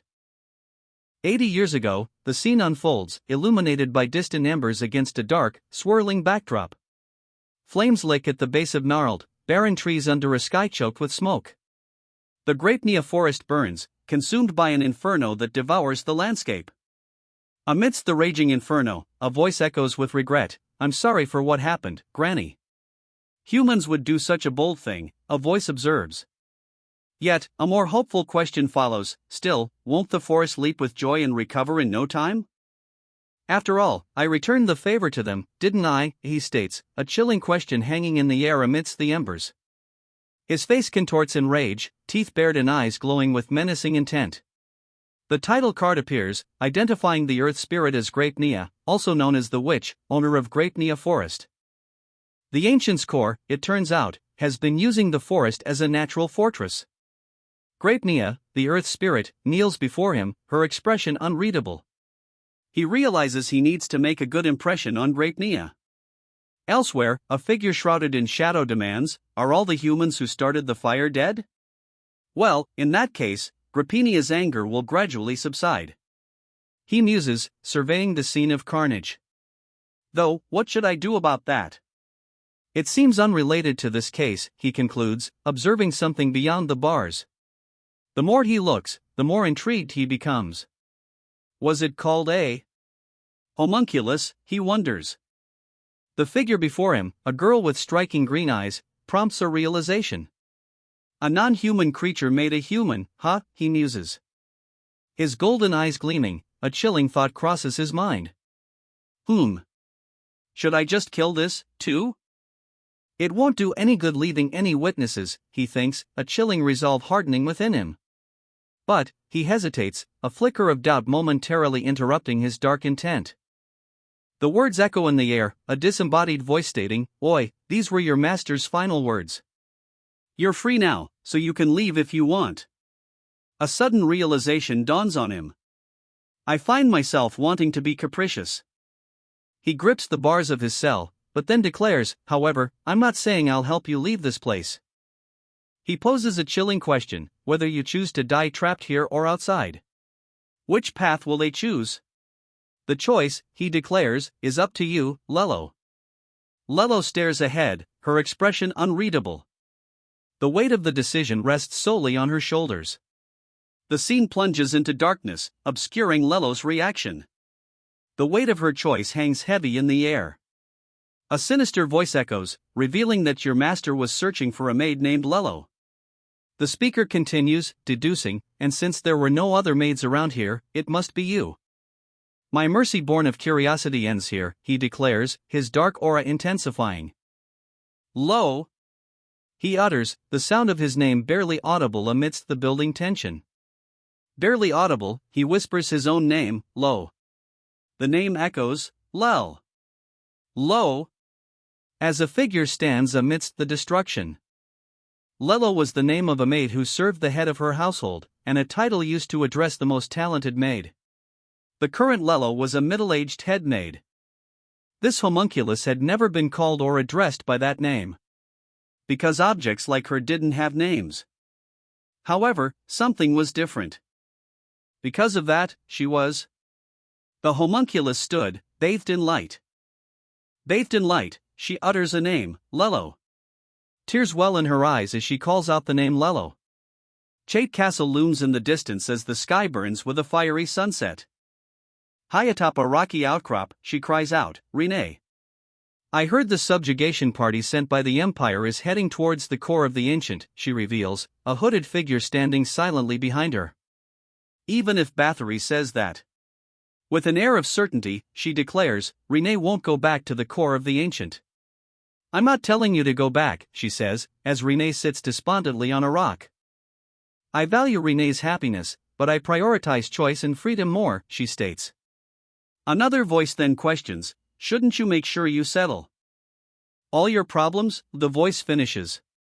The woman looks into the distance, the red sky reflecting in her eyes as she contemplates the question. "If it's those two, they'll look for you everywhere," a voice warns. "If they find out you were tricked by a human and ended up like this." The voice trails off, the threat hanging heavy in the air. A figure stands amidst the fallen, flames licking around their armored feet. The voice continues, questioning, "What do you think Swallow and even Patrick will do afterward?" The figure's intense gaze pierces through the shadows as a stark warning echoes, if you're going to keep living in the shadows, erase all your tracks. The ominous declaration hangs in the air, forever. She continues, advising that it doesn't have to be perfect, even if it's clumsy, Patrick will know your intentions and take care of it. She reveals that because of the subjugation party, the core of the ancient will be busy with cleanup for a few days. She adds that it's a good opportunity to take advantage of the situation. She declares, if you plan to tie the knot, it has to be now. Silence hangs in the air as the gravity of her words settles. A hand clutches at fabric as the name Bathory is uttered. Renee's going somewhere far away to get some fresh air, comes the explanation. Doubts begin to surface. Wait, I can tell that Renee's right. I seems to be getting blurry, a voice observes, followed by a direct question, is it okay for you to go alone? Renee turns her head, her expression unreadable beneath the shadow of her hood. Renee's fine. Thanks for your concern, Bathory, she states, seemingly dismissing the worry.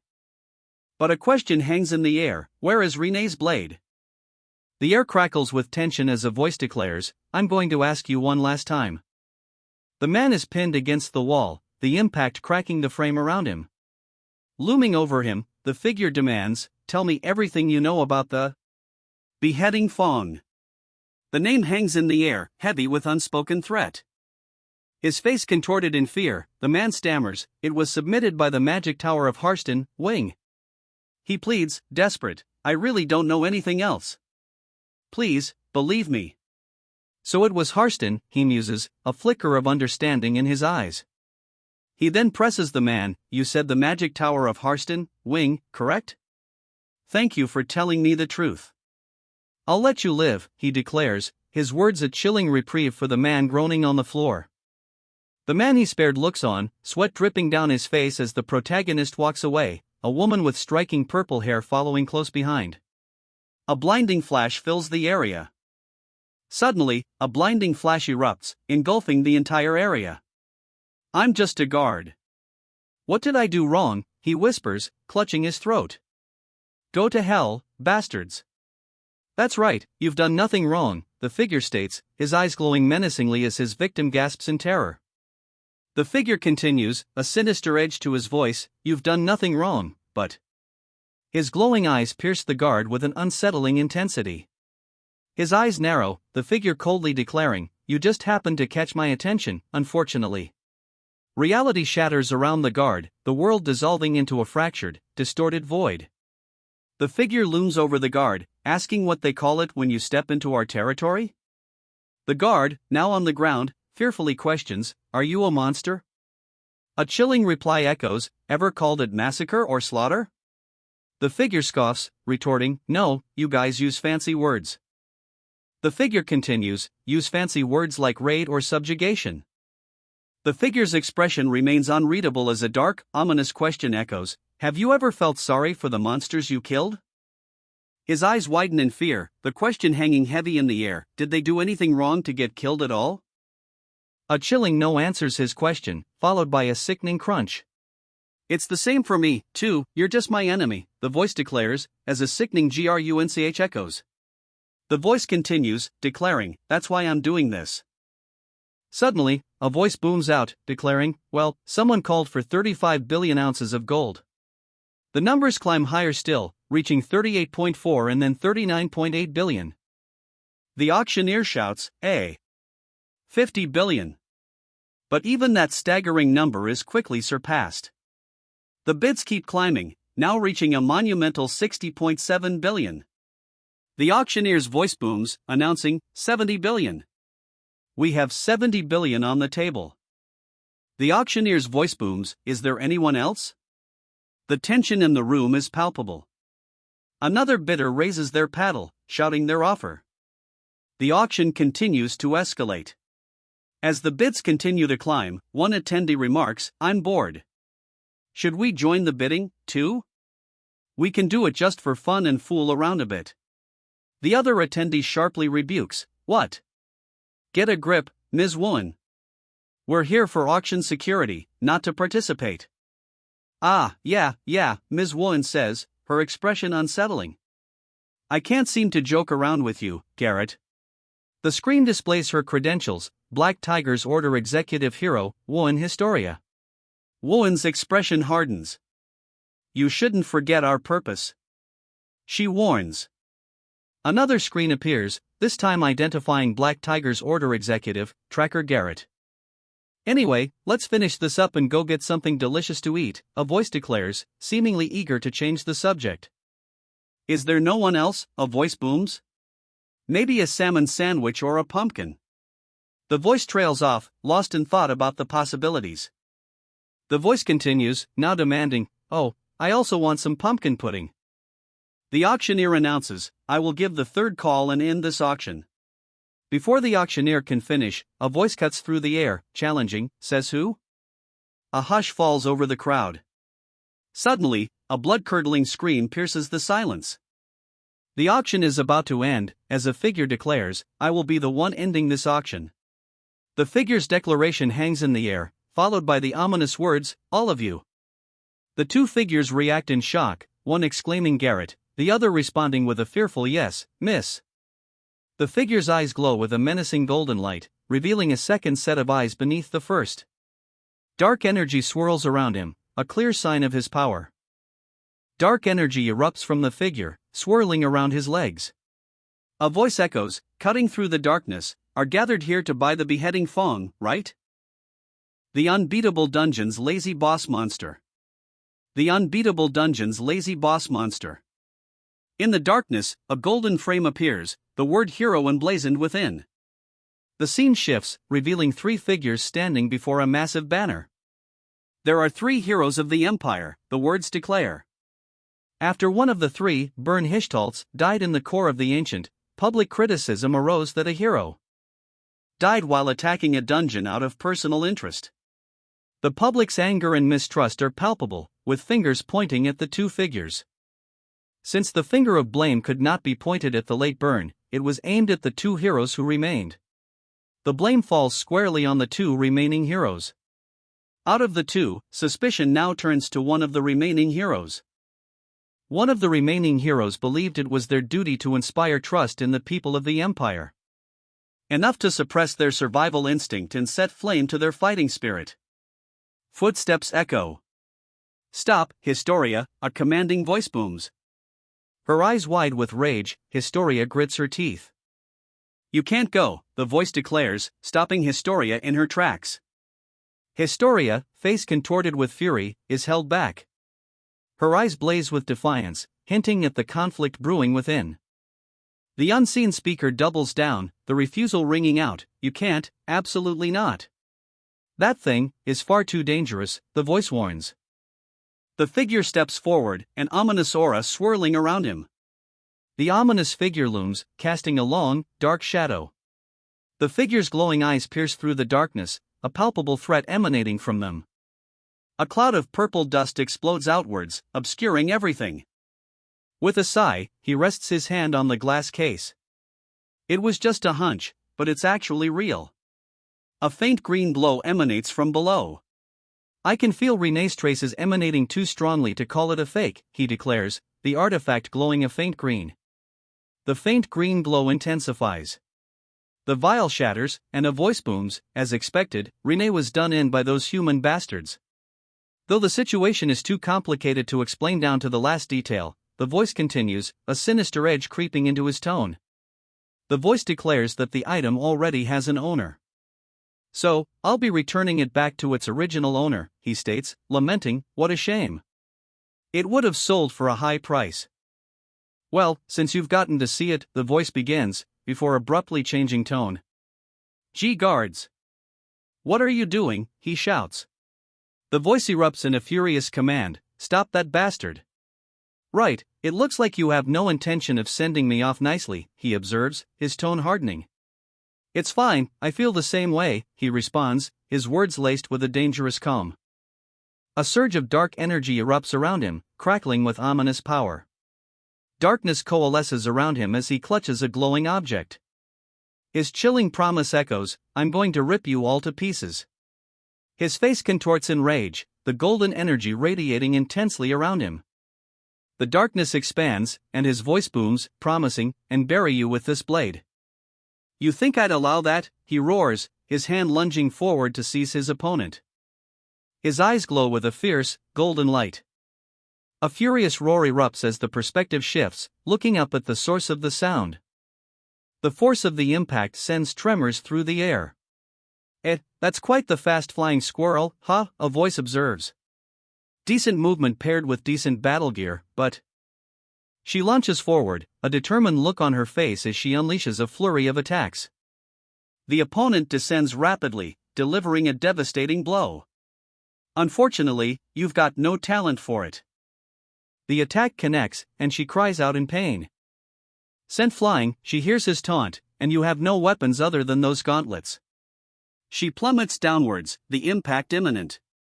Bracing herself, she raises her gauntlet hands to lessen the impact.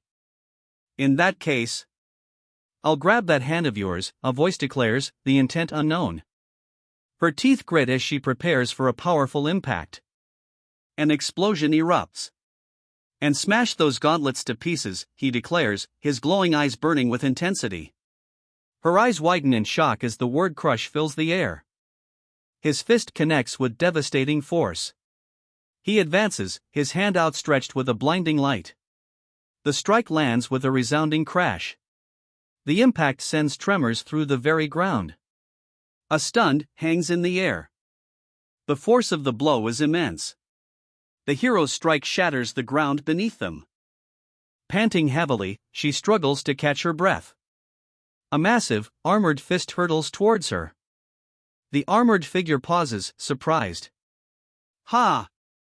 So you weren't just any old kid, he says, acknowledging her strength. A beat of silence hangs in the air. A powerful shockwave erupts. The force of the blast sends debris flying. Through the dust, a voice wonders, he's still alive. He's not dead? Through the dissipating smoke, a figure emerges, seemingly unscathed. That can't be, someone exclaims in disbelief. Her eyes widen in disbelief. That technique destroys most dungeon bosses without even leaving a trace, she wonders, her voice laced with shock. The Apocalypse replica, said to withstand 3 blows, is now cracking. It was once destroyed by a single blow from that technique. The Apocalypse replica shatters under the force of the blow. The Apocalypse replica is no more, completely obliterated by the force of the attack. Black fluid, no, gas? So he's not a human, a voice observes. But the assessment continues, but he's no ordinary monster either. Then just what is he, a voice wonders. The figure grins, his eyes glowing with an eerie light. What a pity, the figure states, his glowing eyes piercing through the shadows. The figure's grin widens, revealing rows of razor-sharp teeth. A dark, ominous aura emanates from him, blanketing the space below. The air crackles with energy as the figure unleashes a wave of power. The ground below erupts in a blinding explosion of light. One, the figure shouts, a purple glow emanating from their eye. Garrett, she exclaims, scrambling backward away from the looming figure. The figure looms over her, an ominous presence. Garrett, she shouts, fear etched on her face as she braces for an attack. Don't come any closer, she screams, her voice filled with desperation. Get away, she screams, her desperation reaching a fever pitch. Her face contorted in fury, she unleashes a torrent of raw energy. The air cracks with the force of her unleashed power. The force of her power radiates outwards. Sir Swald. Are you safe? I was worried, a voice calls out, filled with concern. Well, I'm fine, he responds. Amidst the destruction, a concerned voice calls out, Sir Swald. Are you safe? I was worried. Swald, perched amidst the rubble, replies, Well, I'm fine. Are you really okay? She asks, her face etched with worry, adding, I thought you died a helpless death. A moment of stunned silence passes before Swald mutters, I wonder. I'm still alive. Her eyes widen in disbelief. That attack earlier, she realizes, it's not something that a human is capable of delivering. He reflects on the sheer force of the blow. If something like that had hit my heart.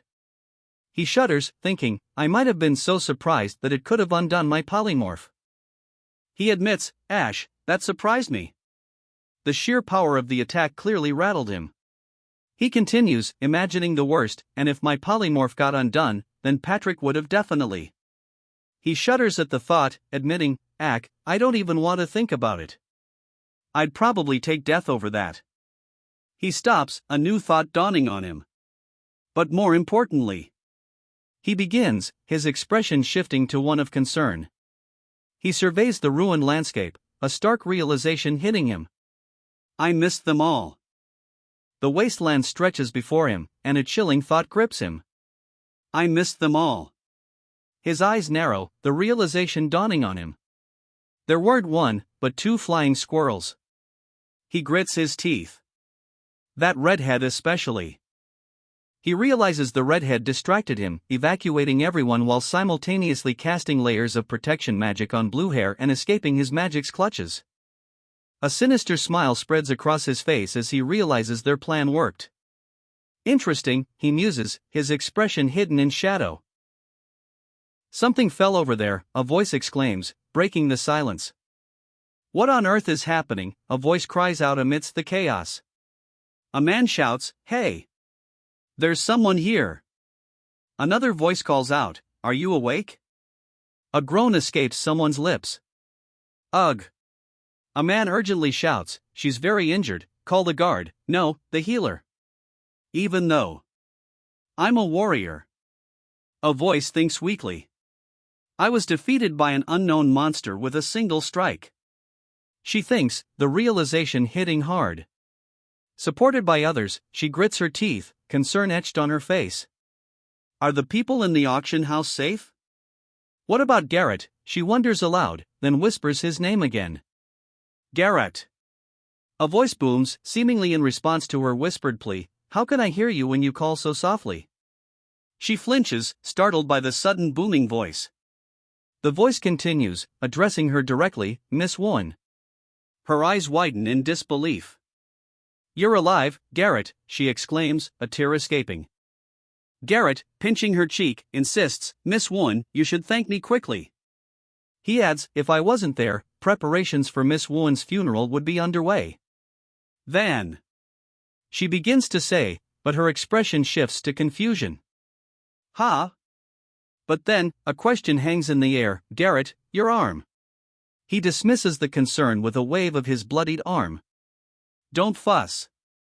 It's no danger to my life. A voice cries out, filled with remorse. Sorry. Because of me, Garrett, you. Another voice follows, consumed by self-loathing, I'm a failure as a hero. Tears stream down her face as she cries out, Garrett, I'm sorry, She screams out another name, Woden Historia. A hand grips her chin, forcing her to face the speaker. Get a hold of yourself, you are a hero. The voice continues, dripping with sarcasm, I'm sure everyone's going to love seeing a hero of the Empire cry their eyes out, yes? Speaking in a hushed tone, the captor continues, and if it's just one arm, it's nothing, alright?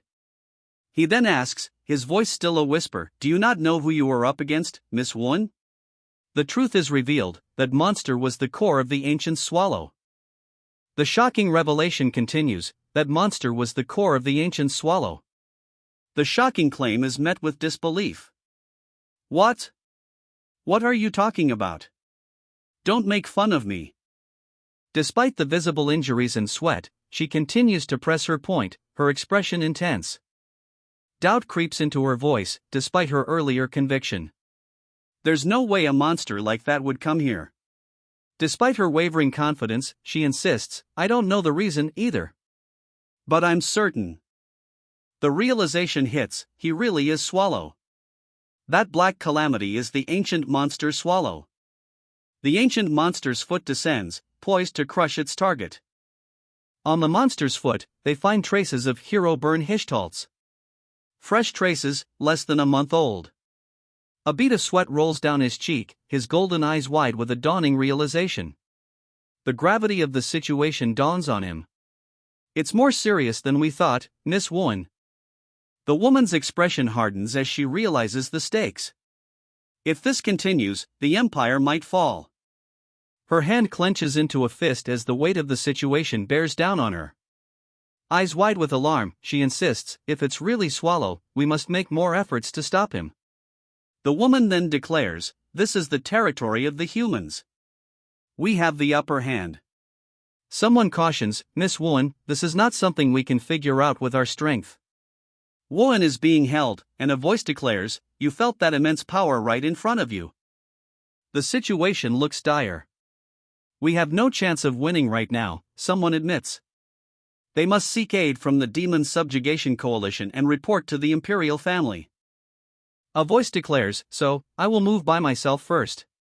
He explains, in my current condition, I can't teleport the both of us, so Miss Wooen, you stay here for now. He begins to heal the other person with whispers of light, cure.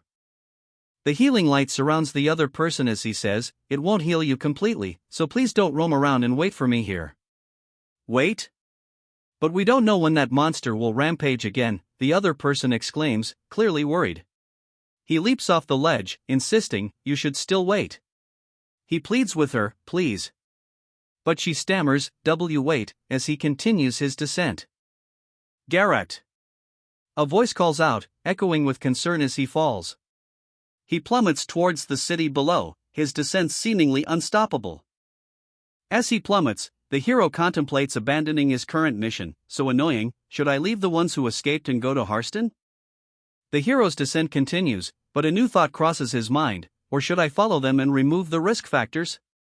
Still falling, he wonders aloud, what should I do? Still pondering what to do, he faces the two figures in the distance, his expression unreadable. He declares, since I safely recovered the beheading fawn, let's just leave it at that. He clutches a crumpled paper to his chest, a renewed sense of purpose hardening his resolve. Moreover, I have a goal I must not forget. A new goal surfaces in his mind, I should at least find Renee's body. Looking up at the sky, he declares, Mels, let's prepare. He stands, gazing towards the sky, a subtle breeze ruffling his hair. Oh okay, Mels replies, though a gloomy aura surrounds her. Noticing her demeanor, he asks, is something wrong? Mels hesitates, averting her gaze. And no. There's nothing wrong. She stammers, though a bead of sweat betrays her unease. His expression hardens as he presses her, what is it? His golden eyes narrow, piercing through her facade. It doesn't look like it's nothing. She stammers, finally revealing the name, Surswald. A voice booms, acknowledging her strength. You truly are strong. He admits that her power exceeds his expectations, stating, but the more I learn, it seems you're stronger than I expected. He continues, admitting that she is far more powerful than he believed Renee's friends to be. Though you said you're one of Ms. Renee's friends, you're much stronger than I thought she was. His fists clench as he questions, am I wrong? He wonders aloud, questioning, or is Ms. Renee much stronger than I realized? A woman's voice cuts through his thoughts, pleading, please tell me, Surswald. The question hangs in the air, who actually? Swald's golden eyes pierce the distance, his expression unreadable. The question echoes, are you? A gasp escapes him. Ha! Mels. He mutters, seemingly in disbelief. The punch lands squarely, and the attacker spits out a single, contemptuous word, brat. He cries out as the blow lands. Brat, why be depressed over something like that? The attacker questions. A large question mark appears above her head as the attacker pats her. The attacker simply states, I'm just Surswald. Surswald stands tall, his silhouette towering over her as they stand on the rooftop. Surswald smirks, his eyes gleaming with malice as he says, once everything is taken care of, I'll tell you the truth, okay? Surswald says, his hand resting on her head. She nods in response. Now, let's finish things, shall we? He declares. Now, let's finish things. Show them a demon king's power, he states, as the girl beside him seems to hesitate. A surge of power emanates from him, the air crackling with energy. All right, Surswald, he declares, his voice echoing with newfound resolve. A confident smirk plays on her lips as she prepares to face her opponent. Her golden staff glows with power, a crimson gem at its center pulsing ominously. Crimson embers scatter, the aftermath of a powerful blast. The embers fade, leaving only a lingering heat. Then, the word reconstruct appears, hinting at what's to come. A figure descends from the sky, bathed in a blinding light. The light intensifies, obscuring everything. A cataclysmic explosion erupts, shaking the very foundations. The world is torn apart by the force of the blast. Amidst the devastation, a voice cries out, what the hell is that? What is that explosion? Someone shouts, the question hanging in the air as the scene is filled with the aftermath of destruction. Her eyes widen in disbelief as she stares up at the source of the explosion. That place is the direction of the auction house, she exclaims, her face etched with dawning horror. Damn! To do such a thing in the middle of the capital, someone shouts in disbelief. A terrified scream pierces the air, Kaya! Our house! Amidst the chaos, a desperate plea rings out, me, too. The gravity of the situation dawns on someone. Do those damned creatures know how many people there are in the capital? The weight of the situation crashes down as she wonders, what should I do? A voice echoes in her mind, pleading, so please don't roam around and wait for me here. Please. The plea echoes in her mind as she looks on at the other person. Silence hangs heavy in the air, broken only by a distinct cracking sound. The cracking sound echoes, leaving the aftermath shrouded in mystery. Her eyes widen in alarm as she looks up, a visible shock etched on her face. A sharp, questioning, cuts through the air. A wave of longing washes over her as she thinks, Miss, my dad. Clinging to the woman, she whispers, my dad is over there. The armored figure looms, a silent guardian in the fiery landscape. A resounding crash echoes through the fiery landscape. Amidst the chaos, a voice cuts through the din, it's all right, don't worry, everyone. Assuring those nearby, he declares, I will take care of everything. Declaring his resolve, he proclaims, I am the hero One Historia. A deafening roar erupts as One Historia prepares to fight. The hero's shadow looms large, sparks flying around him as he prepares to strike. One Historia declares, I won't avoid a monster like that. Act like a boss, swallows, the words command, emblazoned with arcane symbols. The title card appears, Chapter 15. The scene shifts to a dark night sky, with faint embers glowing below. Thick clouds swirl in the dark sky, the faint glow of embers hinting at a recent battle. Dawn breaks over the ruined city, revealing the devastation left in the wake of the battle. Debris rains down amidst the destruction. Amidst the rubble, a figure cries out, Hey, Mel's. The voice demands, what did you say the magic you used just now was called? The answer comes, it's called reconstruction. It's a high-ranking magic that causes the ground to collapse. A sinister grin spreads across her face as she asks, what do you think? Everything's all tidy, right? He retorts, questioning her actions, did you really have nothing else you could use in that situation? Hey, Sir Swald. You can't blame me for something like this.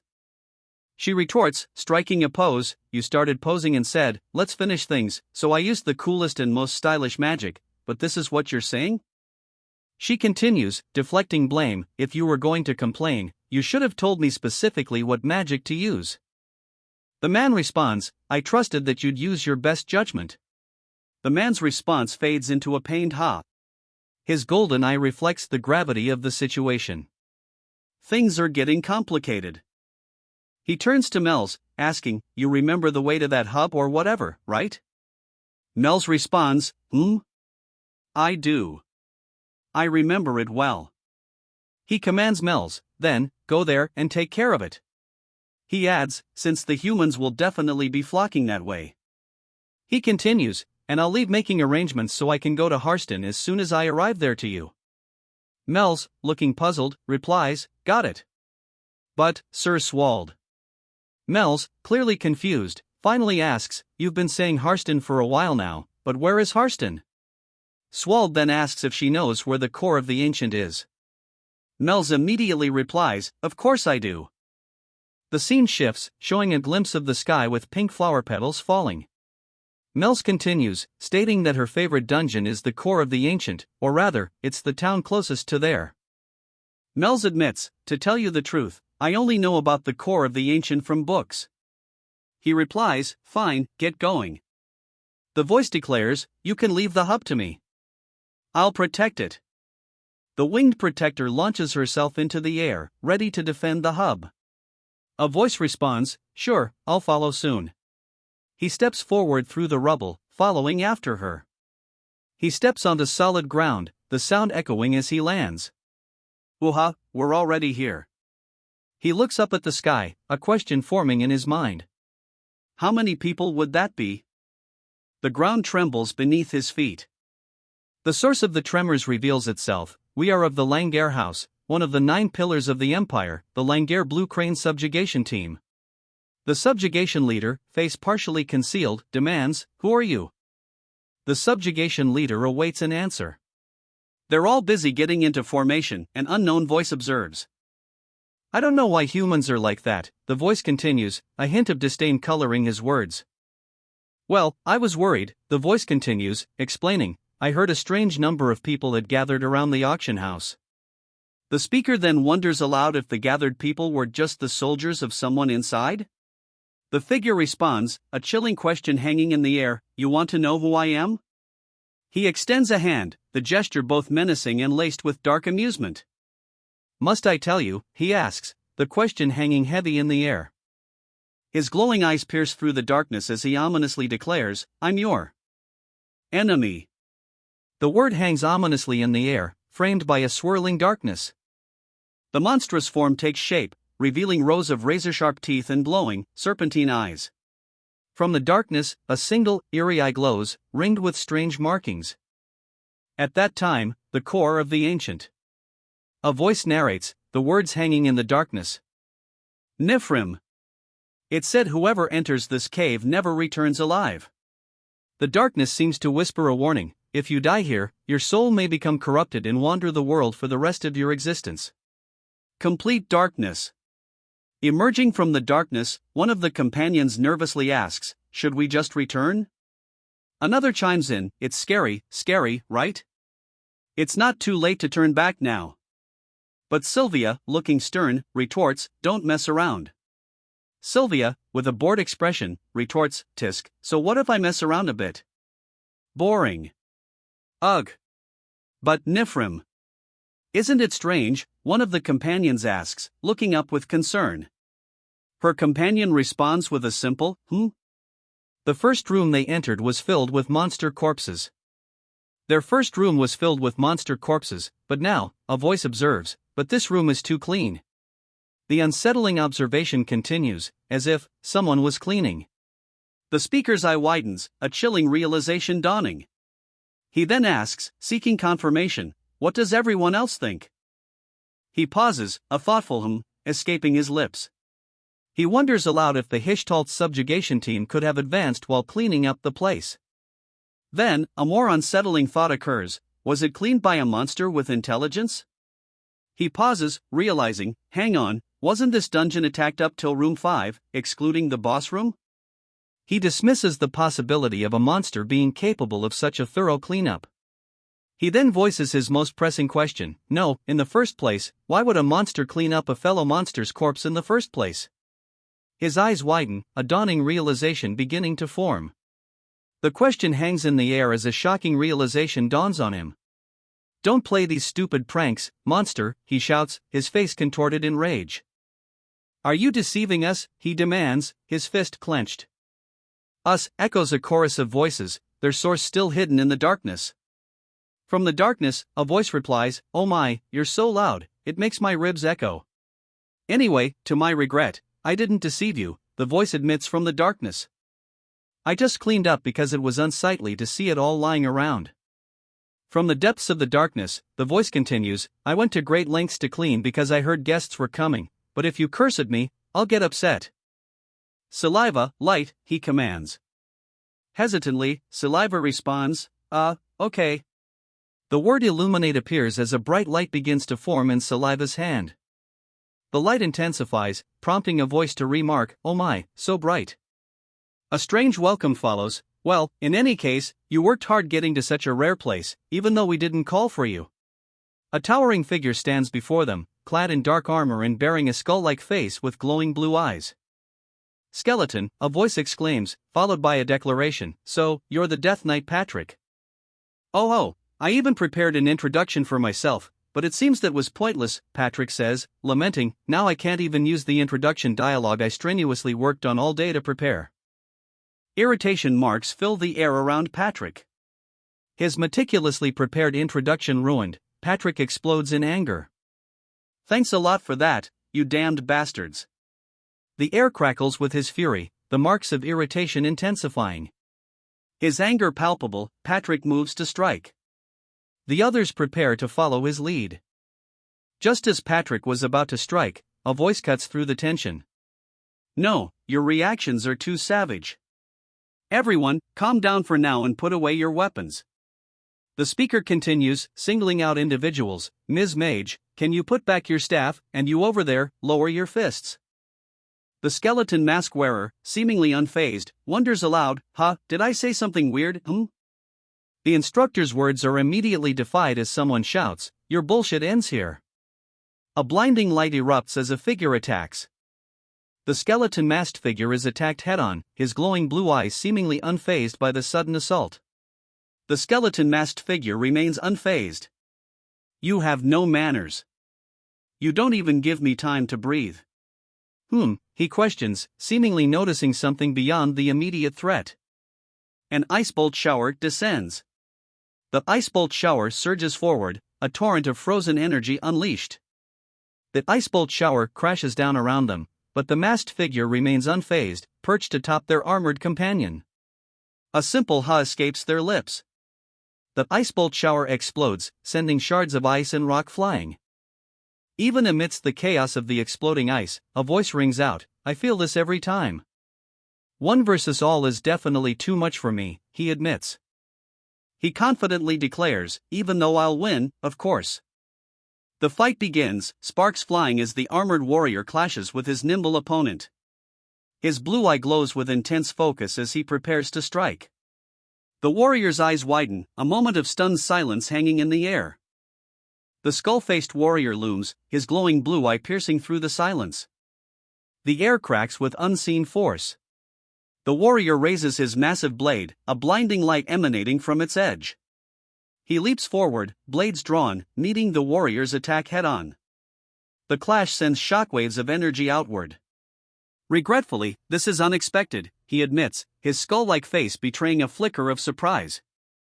"Oh, for a human, your strength is good," he remarks, a hint of genuine surprise coloring his tone.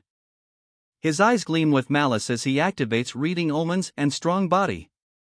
He prepares to strike, activating light feathers, step of silence, boiling blood, and bone ashes of famous warrior. He mocks the hero's reliance on magic buffs, declaring, "The secret to your strength was buff magic. Isn't that quite unreasonable?"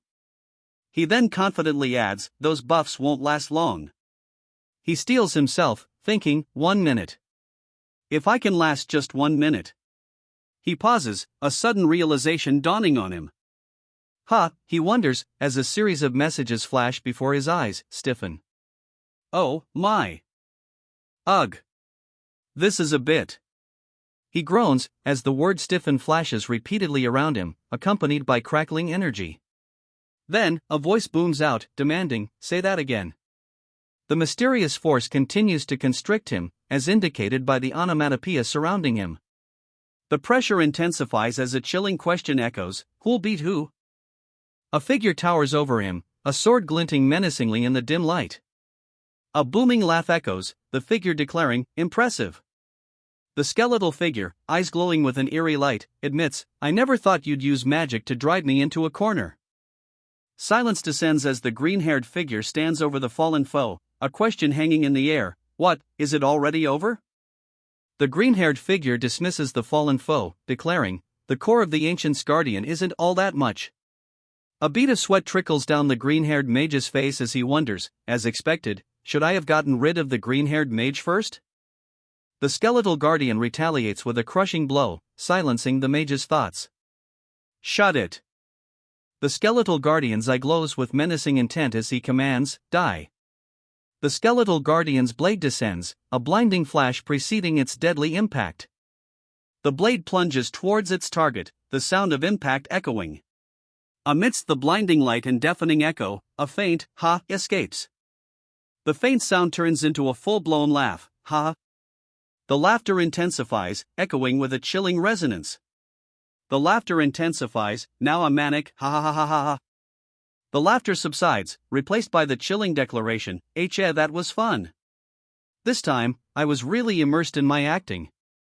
But then, a sudden shift. Sorry.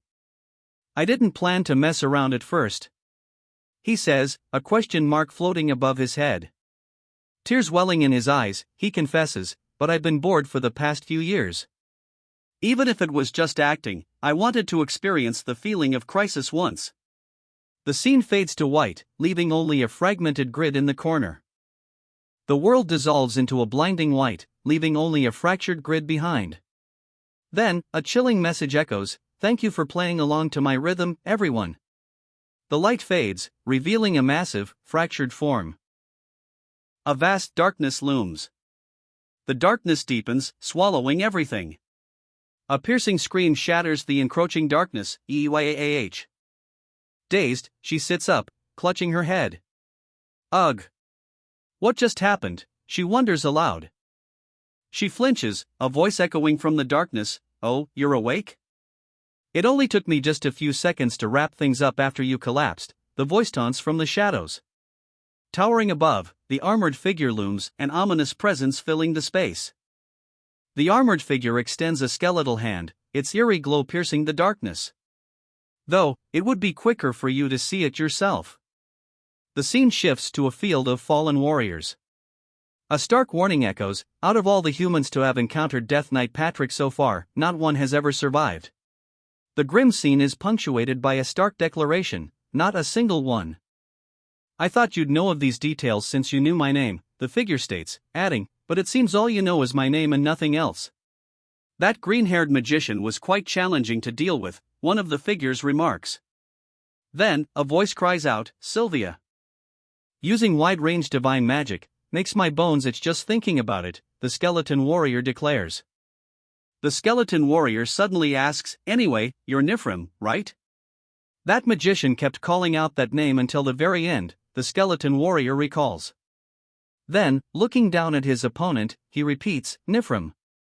The defeated Nifrim lies on the ground, bloodied. "Nifrim." The skeleton warrior repeats, this time with more force. "Nifrim." The warrior's words hit hard. "She called for you so desperately." Nifrim remains silent, his face shadowed. The skeleton warrior expresses his disappointment.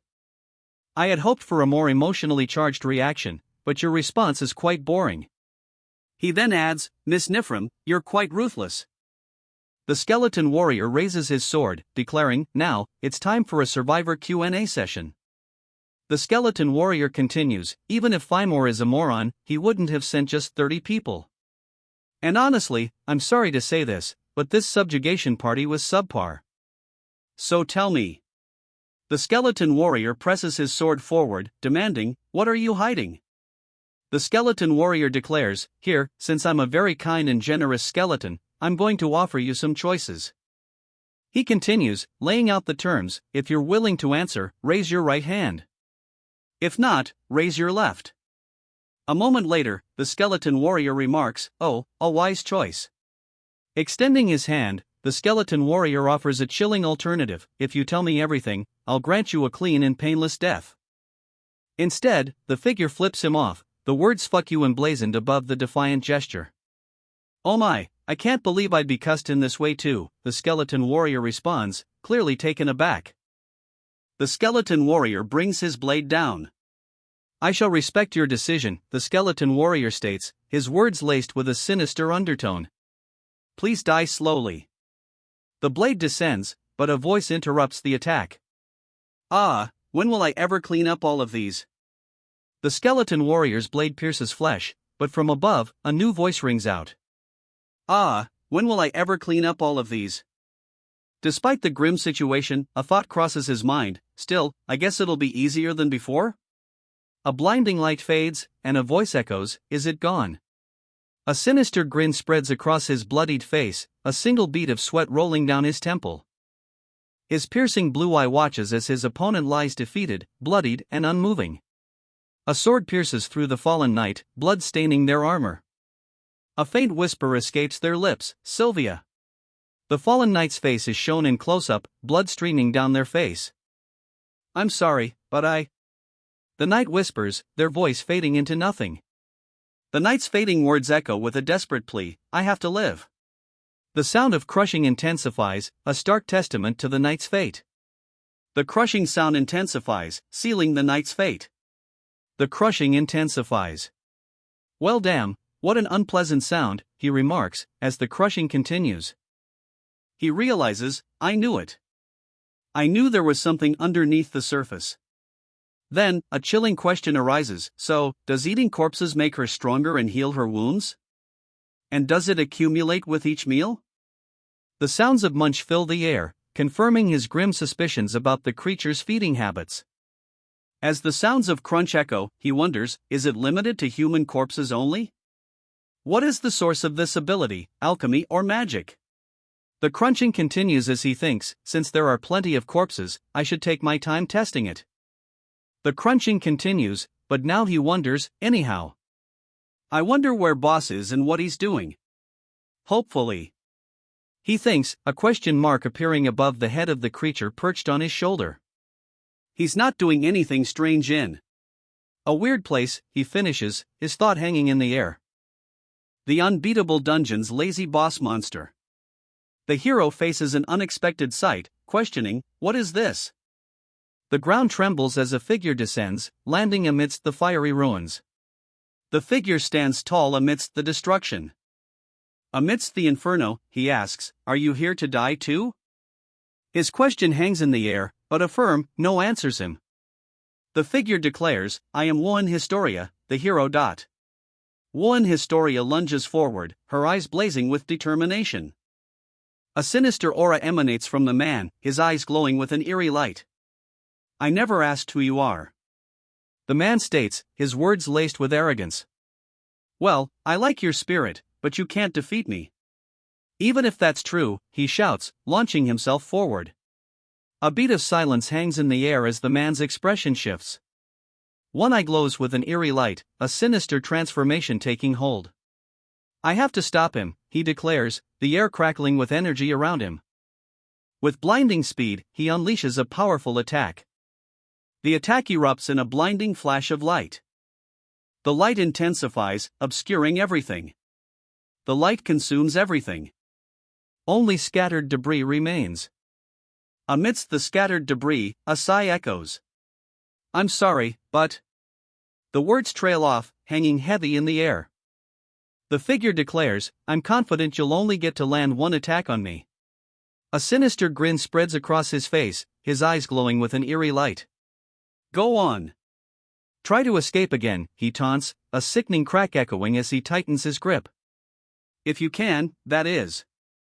Her eyes widen in terror. The force of the blow sends her crashing into the ground. Garg, she cries out, blood splattering as she hits the ground.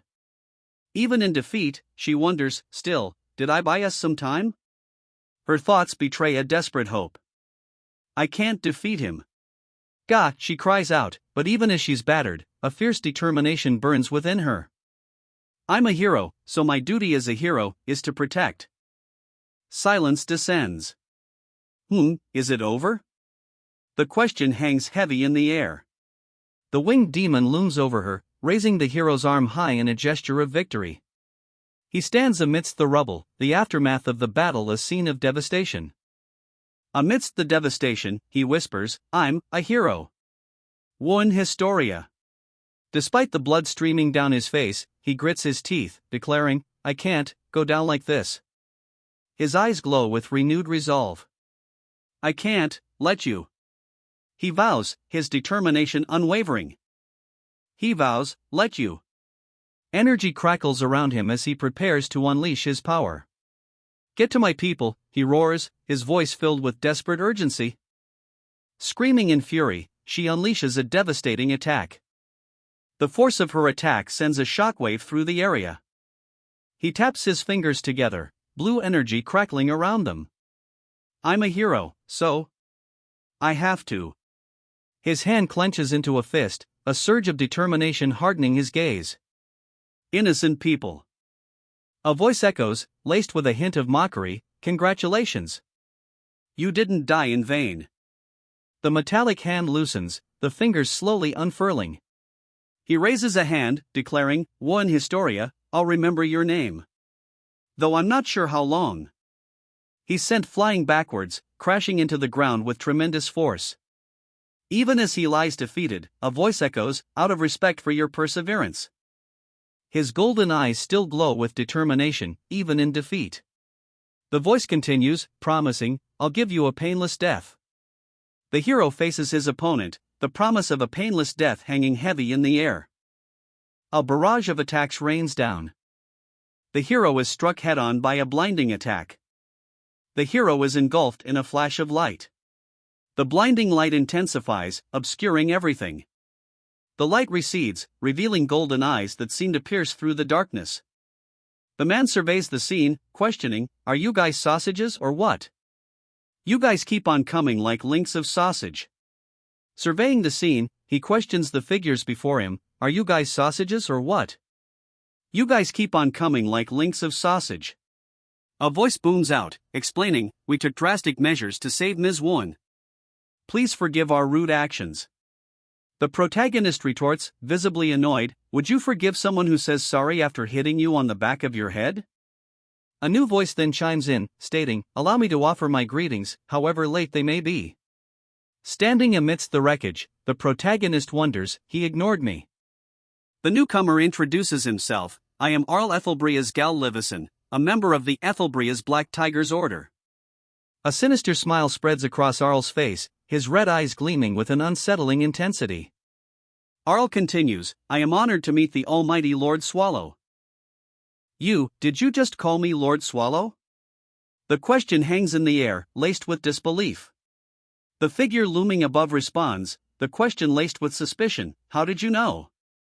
The scene is obscured by debris and flames, leaving the answer to his question hanging in the air. A sly smile plays on his lips as he reveals, I simply have a talented person under my command who was able to recognize you. That smile is hiding something, a voice observes, its tone laced with suspicion. His expression hardens. Well, fine.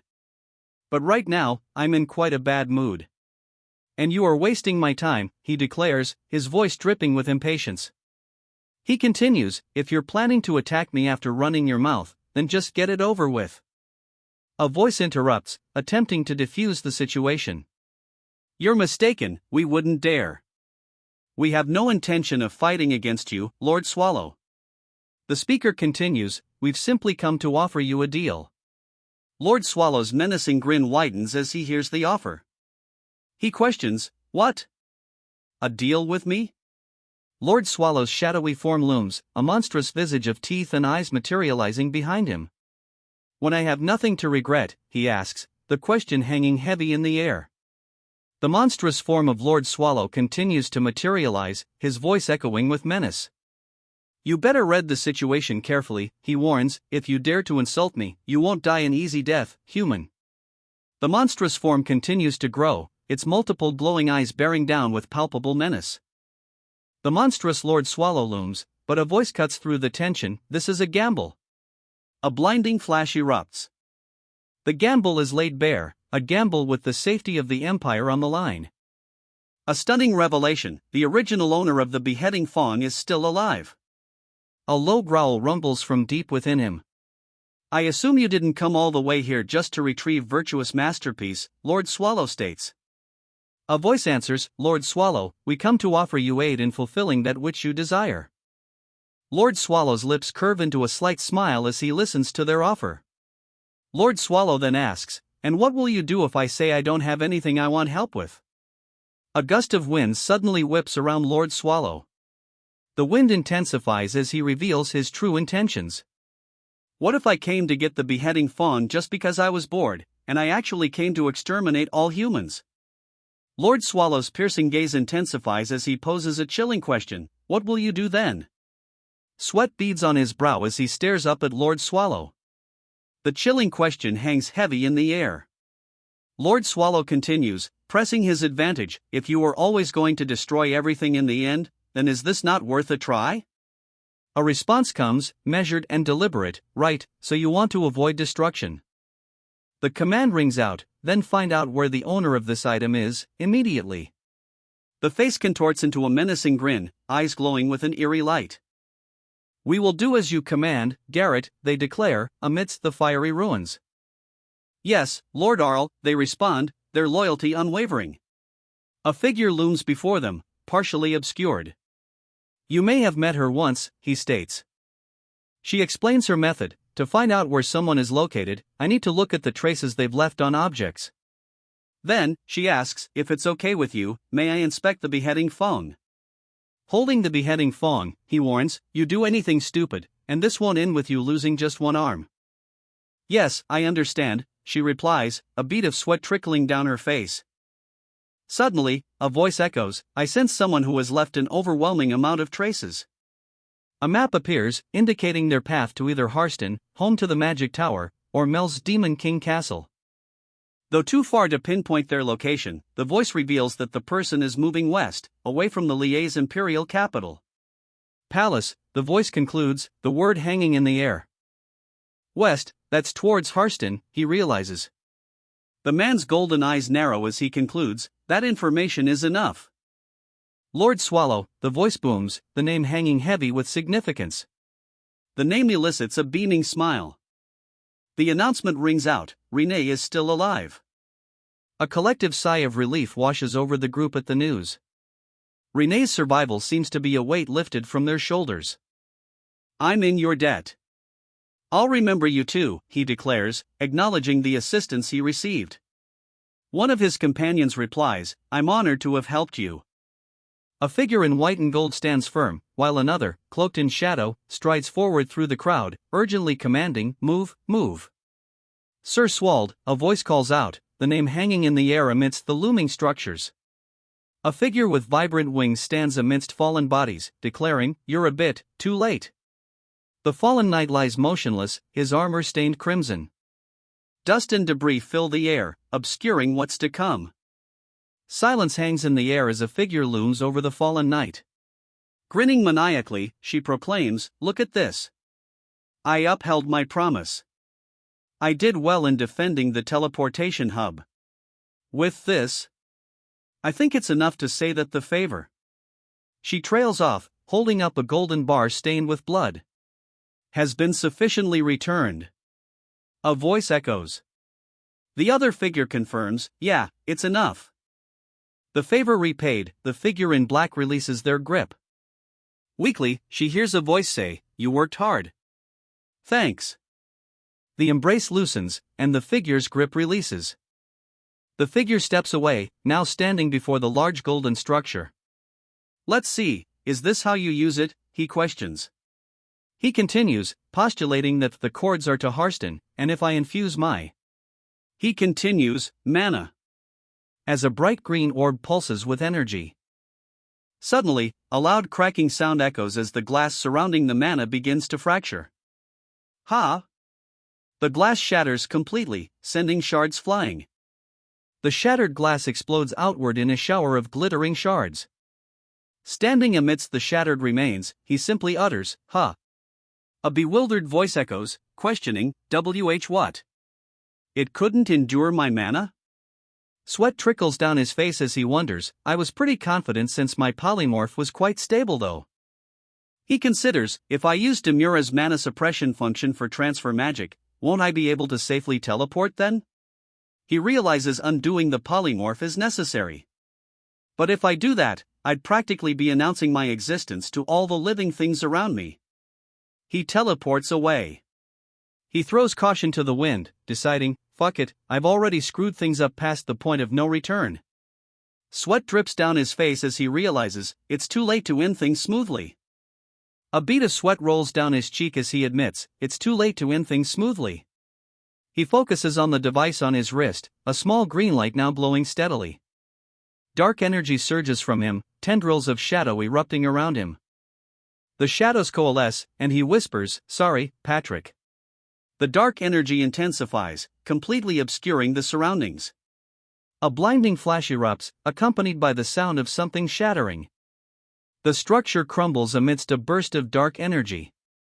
The shattered remains of the structure scatter amidst the lingering dark energy. The dark energy swirls around a broken golden staff. A monstrous silhouette howls, its form wreathed in the same ominous dark energy. The monstrous silhouette looms larger, casting a long, ominous shadow over the building below. The shadow stretches further, engulfing everything in darkness. Within the encroaching darkness, a message appears. The coordinates are Harston. The mechanical eyes of the encroaching darkness narrow. Magic Tower Wing, the message declares. The darkness continues to spread. The magic tower looms, a stark silhouette against the encroaching darkness. The magic tower stands tall, a beacon against the encroaching shadows. Inside, a hooded figure smiles, welcoming them to the magic tower wing. An house can be confirmed through a simple verification process. The hooded figure pauses, then declares, "Human." The hooded figure then asks a pointed question, "Can you use transfer magic here?" The hooded figure explains that transfer magic is useless here. Our magic tower has a resistor that surrounds the entire premises, so you cannot enter without going through the verification process. Holding up a clipboard, the hooded figure continues, explaining that the magic tower has a resistor surrounding the premises. Therefore, entry requires going through the verification process. Then, a voice begins, but is cut short. "Ha!" Suddenly, a voice declares, "It looks like you can't escape." Blood splatters across the floor. The scene fades to black. "When I first got here, I had a thought," a voice narrates as the scene shifts. The voice continues, stating that the humans' magic towers are similar to dungeons. An imposing magic tower looms in the darkness. Sure enough, magic towers are basically dungeons made up of humans, the voice reveals, as hooded figures react with varying expressions of shock and realization. A brutal attack leaves one figure screaming in agony, blood splattering across the scene. Standing over the fallen figure, she is splattered with blood, her sword still dripping.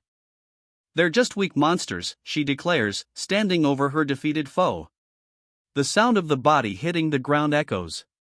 Blood drips from her boots, each drop echoing in the silence. "I killed all the humans I could find on the first floor," she declares, the sound of footsteps echoing around her. Footsteps echo as she descends the stairs, leaving a trail of blood behind her.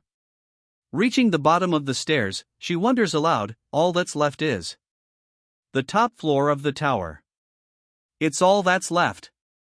The top floor of the tower is now visible in the distance. A sinister smile spreads across her face as she realizes, "Oh my. I prepared quite a bit in wondering who the opponent was, but it's that noble young girl from before?" "So, you weren't a human?" she asks, her eyes gleaming with an unsettling light. The camera focuses on her feet, clad in sharp, elegant heels, emphasizing her inhuman nature. Blood trickles down her face as she demands, "The beheading Fong, where is it?" She declares that the beheading Fong is already hers, adding, "There's no point in telling you where it is." However, she continues, a new curiosity piquing her interest. "But I'm curious about something." Her gaze intensifies as she focuses on someone. "You." Her piercing green eyes lock onto her target. Her expression hardens as she demands, "How are you still alive?" A voice whispers, "You." Emerald eyes pierce through the shadows. "Who are you?" the voice continues, now laced with a chilling edge. The woman's voice cuts through the silence, demanding, "How are you still alive?" The title card appears, The Unbeatable Dungeon's Lazy Boss Monster. The title card fades in, announcing, The Unbeatable Dungeon's Lazy Boss Monster. The figure, bloodied but poised, prepares to strike with multiple blades. A sinister smile plays on her lips as she taunts, "Oh my. You're carrying around a weapon that doesn't match your cute face?" A magic shield flares to life as she scoffs, "But do you really think you can face me, the Magic Tower Guild Master, with nothing but a blade like that?" The blade flashes as the hero strikes, sending his opponent crashing to the ground. The guildmaster questions, "What do you plan to do using a blade with no attributes dash?" An unspoken shock hangs in the air. He declares his intent, "My defensive magic, in one go." Tears well in his eyes as he stares down at her. The girl's power leaves him stunned. This brat. No, this monster. Just how strong is she? Even so, the tower is a magic tower erected atop a spring of mana. Gathering the mana around him, he declares, "If I use all the mana flowing in this place, I can definitely win." "Where's the beheading Fong?" he shouts, realizing something is amiss. Bloodied and furious, he screams, "Hurry up and tell me." A cackle pierces the air as she declares, "What a shame. The beheading Fong is no longer here." She then adds, with a hint of amusement, "It's been a while since I put it up for auction." With a flourish, she gestures, a magical realm opening before them. A surge of energy erupts, the air crackling with raw power. The magical realm crackles as she prepares to strike, lightning arcing from her staff towards her opponent. With power crackling around her hand, she acknowledges, "You seem quite strong." Finishing her thought, she declares, "So I'll go all out from the start." Crimson energy crackles around her, forming a dangerous shape. The words, "Lance of Longinus," appear, followed by, "Divide." More words appear, "Chase," "Accelerate," and finally, changing properties, "Depravity of Holy Light." The lances multiply, accelerating with a depraved holy light.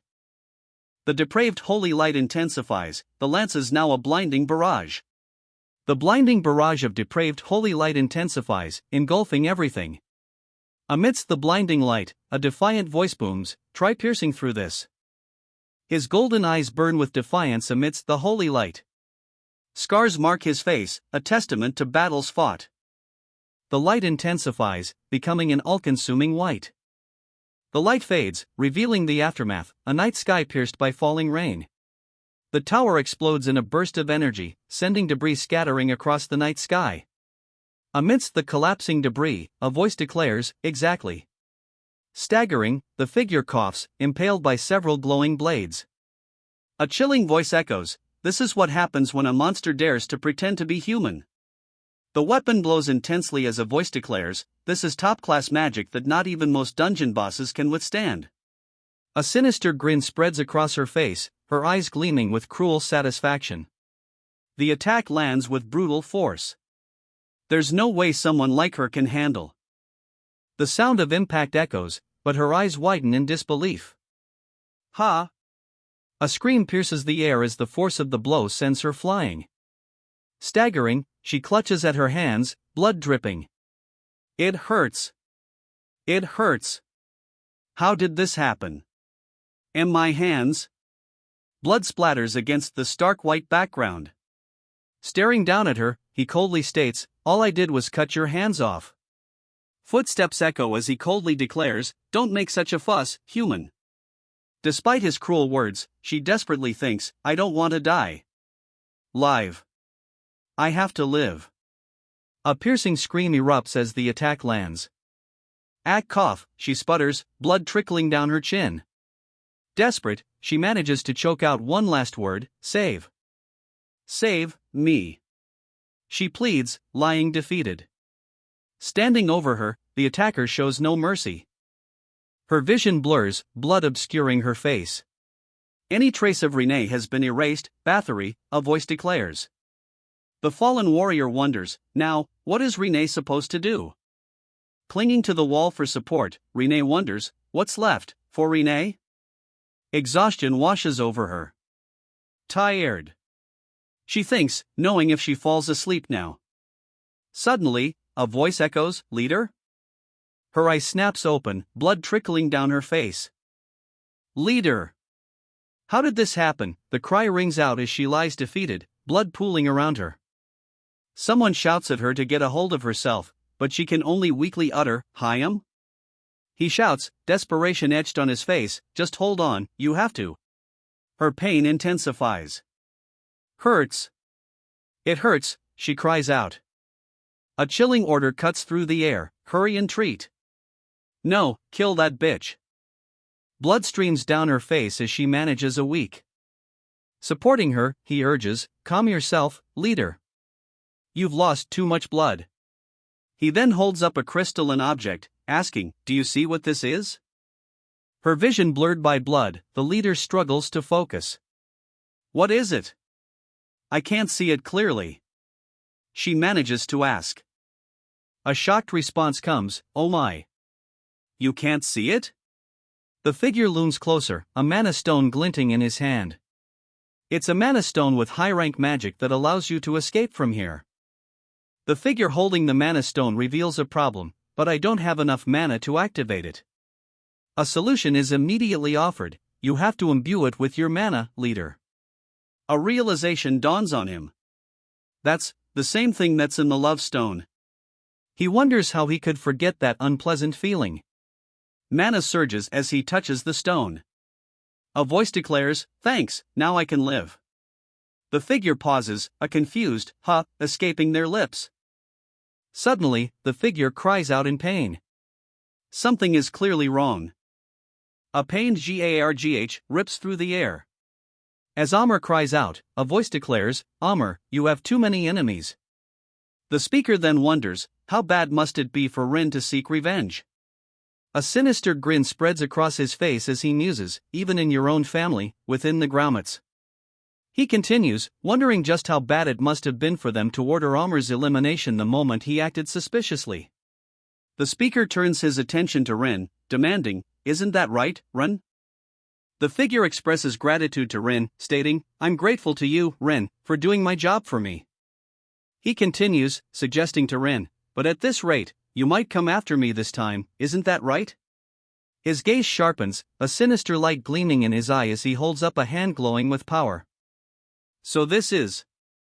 He begins, but a strangled Jigurd cuts him off as a devastating blow lands. Before the blow could fully connect, he thinks to himself that this is a form of insurance that'll buy me enough time to escape. Goodbye, then. The creature's attack continues, a blur of motion and raw power. The monstrous creature roars, its massive maw opening wide as it bears down on him. The creature closes in, its attack imminent. The creature's attack lands, and Renee's vision goes white. Renee can't see out her right eye anymore. Blood streams down Renee's face, obscuring her vision. That's not an opponent Renee can beat with a completely battered body and without a proper weapon.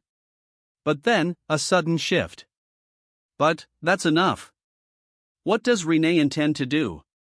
The monstrous creature looms over Renee, its gaping maw a terrifying sight.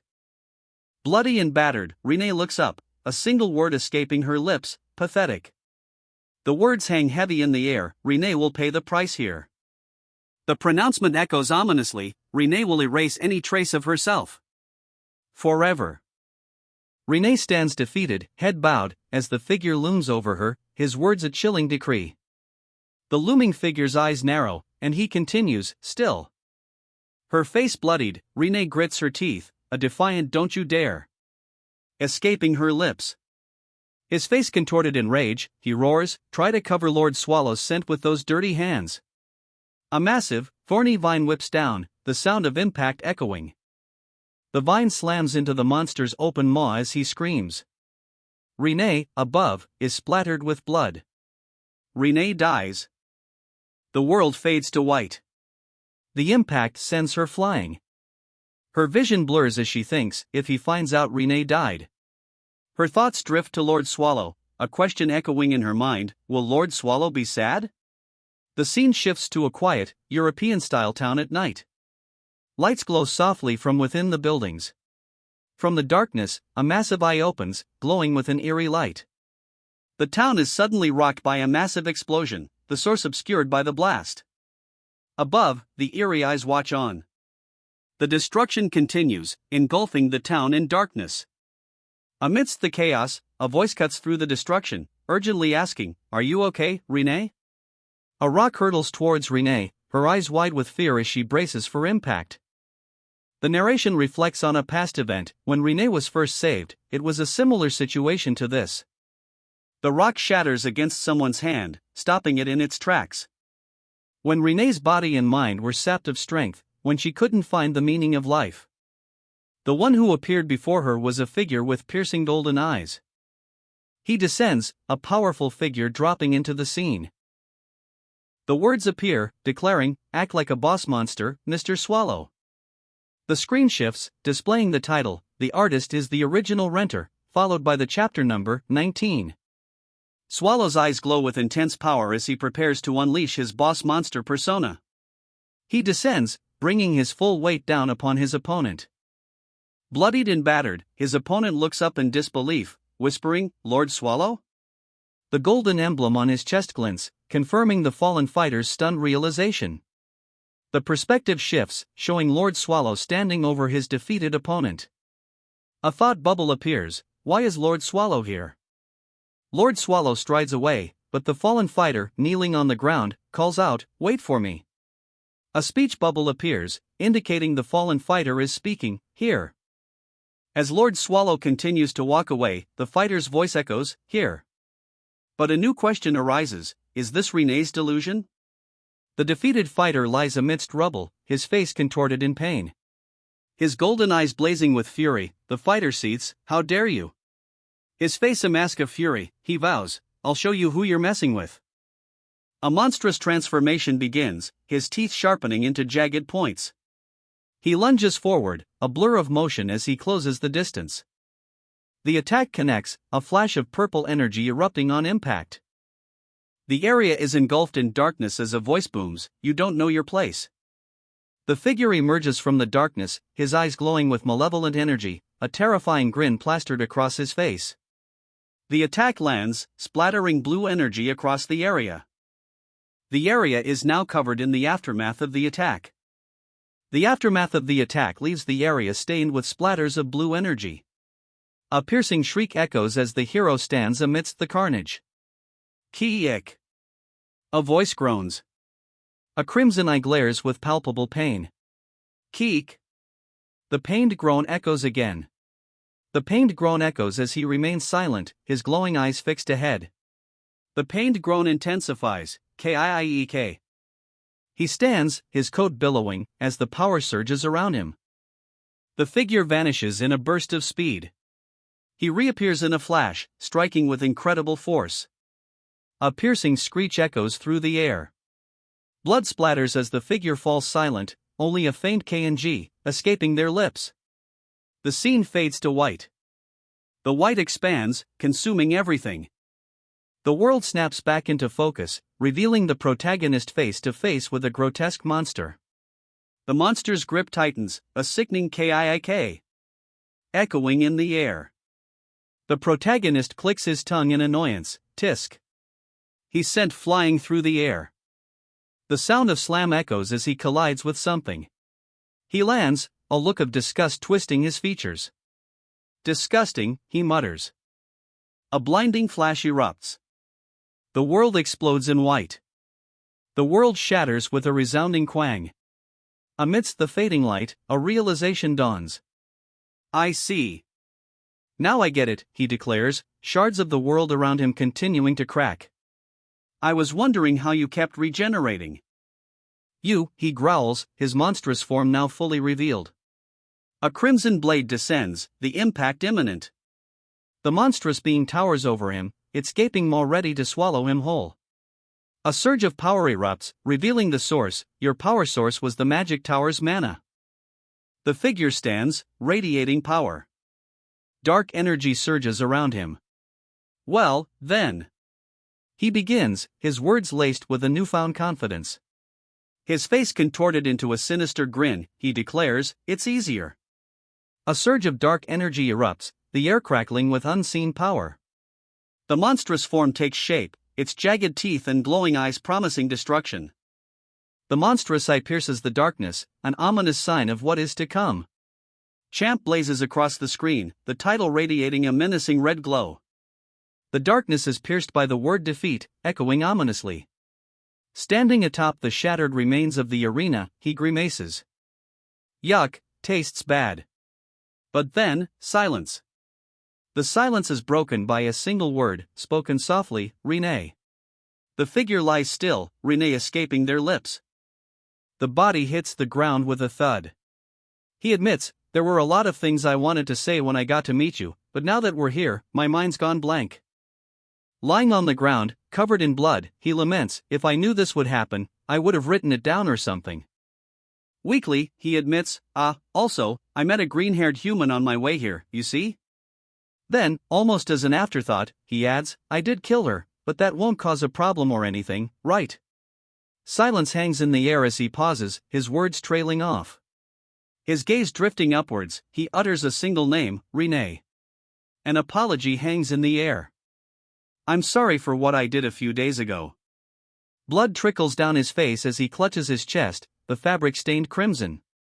No, there's nothing Lord Swallow should be sorry for, a voice declares. It's Renee, who doesn't have the right to face Lord Swallow. But the core of the ancient needs a guardian named Renee. The camera focuses on Renee, her eyes reflecting a deep resolve. And to me, Renee, she declares. Clutched in bloodied arms, Renee utters a desperate plea, I need you. Lord Swallow, holding the injured Renee, wonders aloud if he should resent her. But he quickly dismisses the thought, replying, I don't resent you.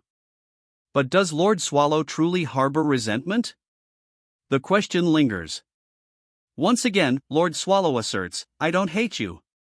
But the sincerity of his words remains questionable. The figure remains silhouetted, the ambiguity of Lord Swallow's true feelings still hanging heavy in the air.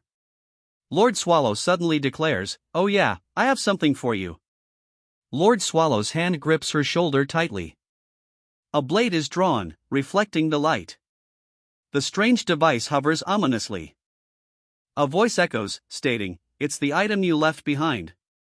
Tears well in her eyes as she gasps, The item looms over her, casting a shadow. A sob escapes her lips. She collapses to her knees, burying her face in her arms as she sobs.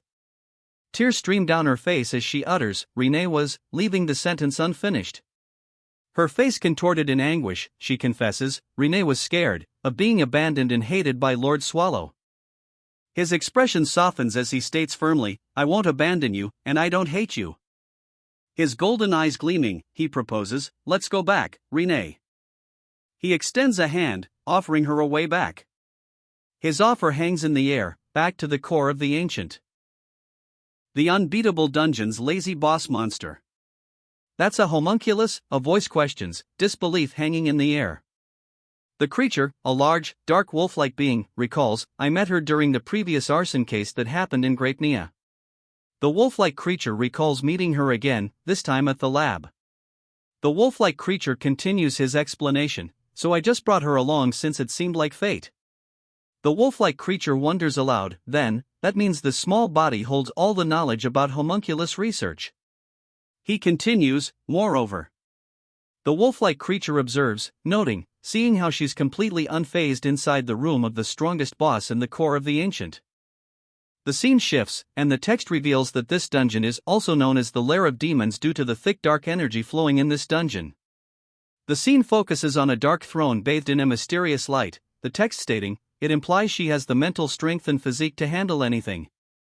Silence hangs in the air as the girl sits on the throne, seemingly lost in thought. Boss, what are you going to do with this child? Someone asks. A voice responds, I'm going to let her live here. It seems they recognize her talent, deciding to teach her how to fight. And if teaching doesn't seem to work, let's just let her live in peace, the voice continues, seemingly considering all options. She has experience as a maid, so maybe we can have her cook or something, the voice suggests. Another responds, clearly alarmed, wait a minute, boss. Are you being serious right now? A voice asks, incredulous. Who's going to educate her? The four-eyed creature points directly forward, declaring simply, you. Confusion hangs in the air. Cheer up, a voice says, seemingly trying to lighten the mood. But another voice immediately protests, no, why me? Don't play so hard to get, come on, you were bored since you had nothing else to do, the creature insists. A small skull floats nearby, retorting, well, that's not a lie, but... The creature's words hang heavy as a new thought surfaces, well, being a homunculus, her physical abilities will certainly be outstanding, and there may still be some lingering subconscious resentment toward humans. The creature pauses, then asks, so boss, what's the child's name? A second voice adds, what was it? I believe I heard it before when we first met. A small ow escapes the child, prompting the skeleton to wonder, so she could talk? The child finally speaks, uttering her name, Lo. Is Lelo your full name? Nothing more, the skeleton asks. A figure, obscured in shadow, retorts, do you need more? One of the figures suggests, since Boss is the master, why not make her a new one? A nervous voice responds, me? Well. Hesitation hangs in the air as the figure stammers, Then, a new suggestion arises, what about Renee? That's nice. Then it would be Renee Lelo, a voice declares, as someone nearby snores loudly. Alright then, Renee, someone agrees. Above, another complains, and he's sleeping again, damn boss. A question mark hangs in the air as a new directive is given, let's start by learning how to smile. With skeletal fingers forcing his face into a smile, the effect is unsettling. The unsettling smile is met with a question, wow, are you smiling in this situation? The skeletal figure is then asked, what on earth did you do at Harston to make the ground shake like this? Did you dance wildly in the middle of the village or something? A voice asks. Patrick, sweating, replies, you know there's always an exception in a monster's life. The skeletal figure then asks, so what's that exception? The monster simply points to a tiny, sleeping figure nestled on his chest. Well, this is also quite a long story. He begins. Suddenly, a voice cries out, wait. Boss, did you just kidnap a child? The figure lying on the ground retorts, do you really think I'd bother to do something that troublesome? The figure's expression twists into one of annoyance. He continues, his annoyance growing, anyway, where is Renee, and why did you bring this kid instead? Patrick, you see. The figure begins to explain. Patrick, you see. The shadowy figure begins to explain, its glowing eyes piercing the gloom.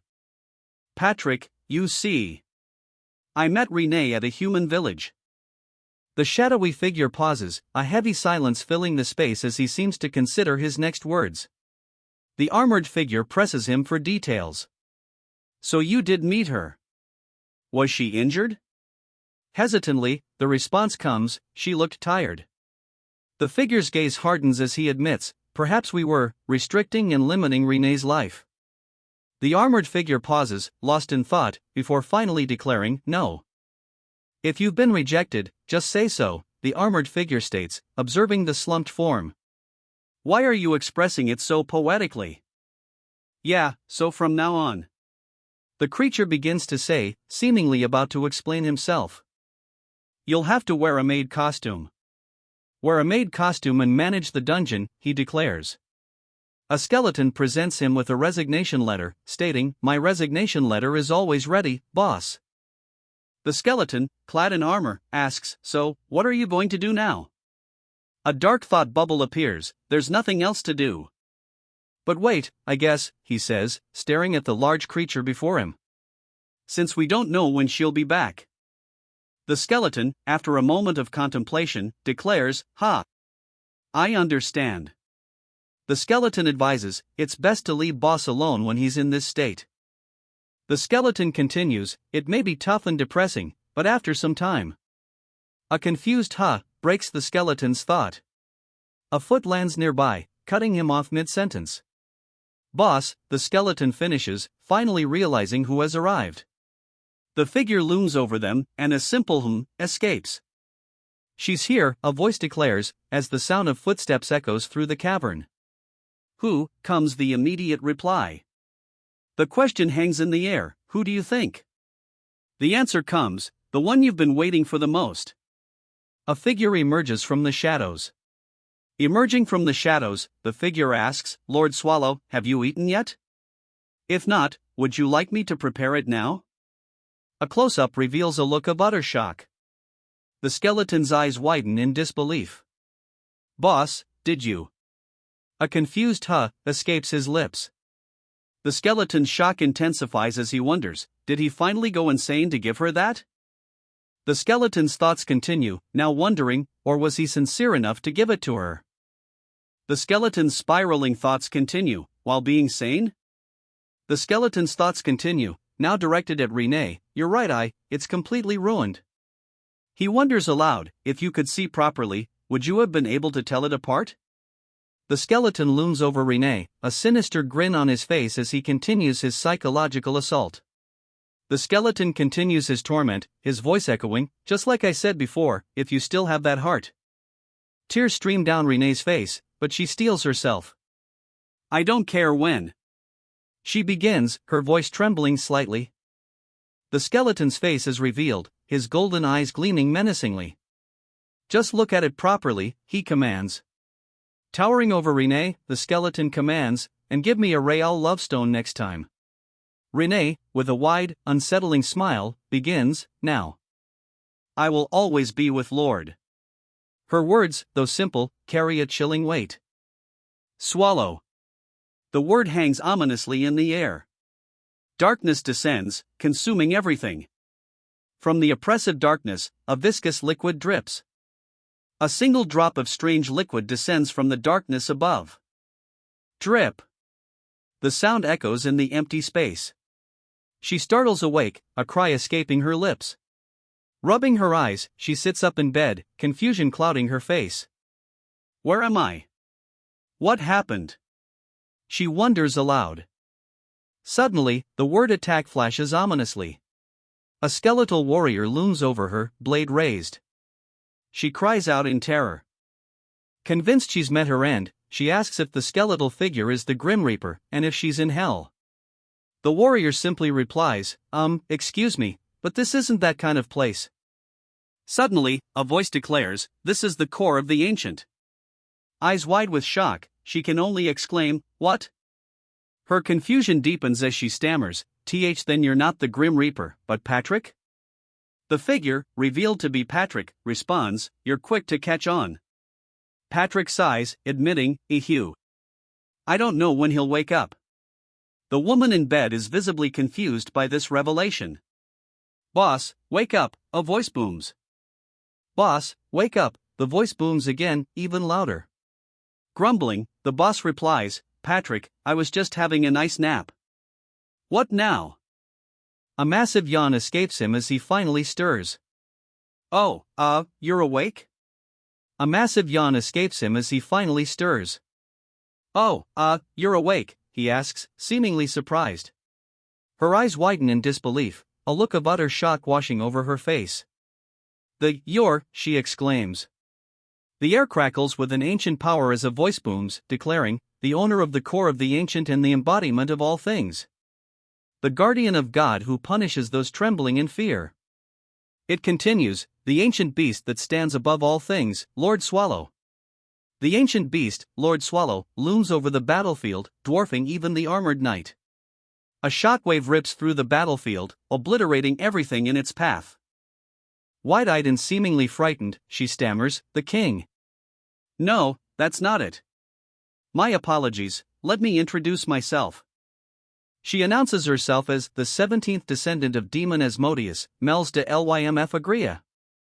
A sinister grin spreads across Mel's face, her four eyes gleaming with a strange light.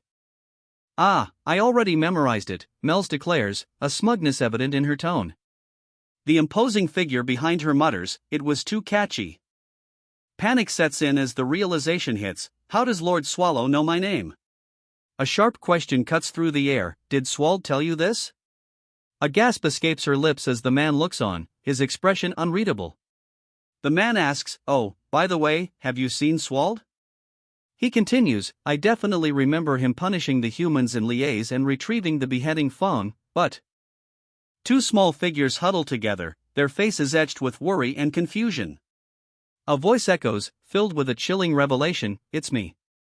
What? She mutters, her eyes wide with disbelief. Lord Swallow, what did you just say?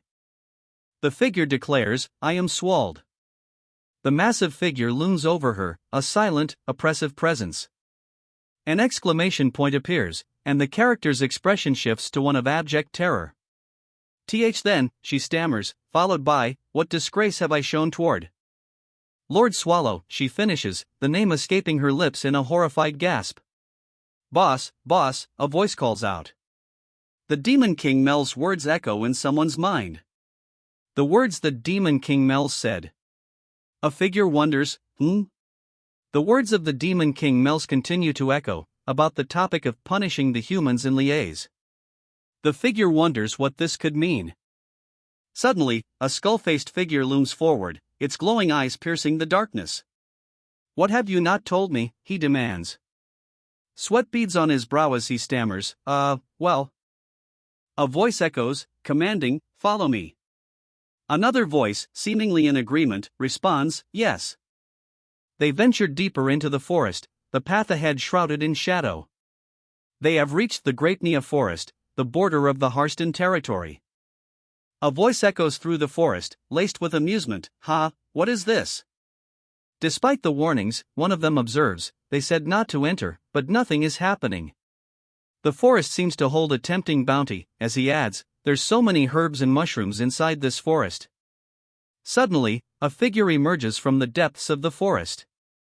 Hick, he gasps, startled by the unexpected sight. He finds a person lying on the ground, visibly injured.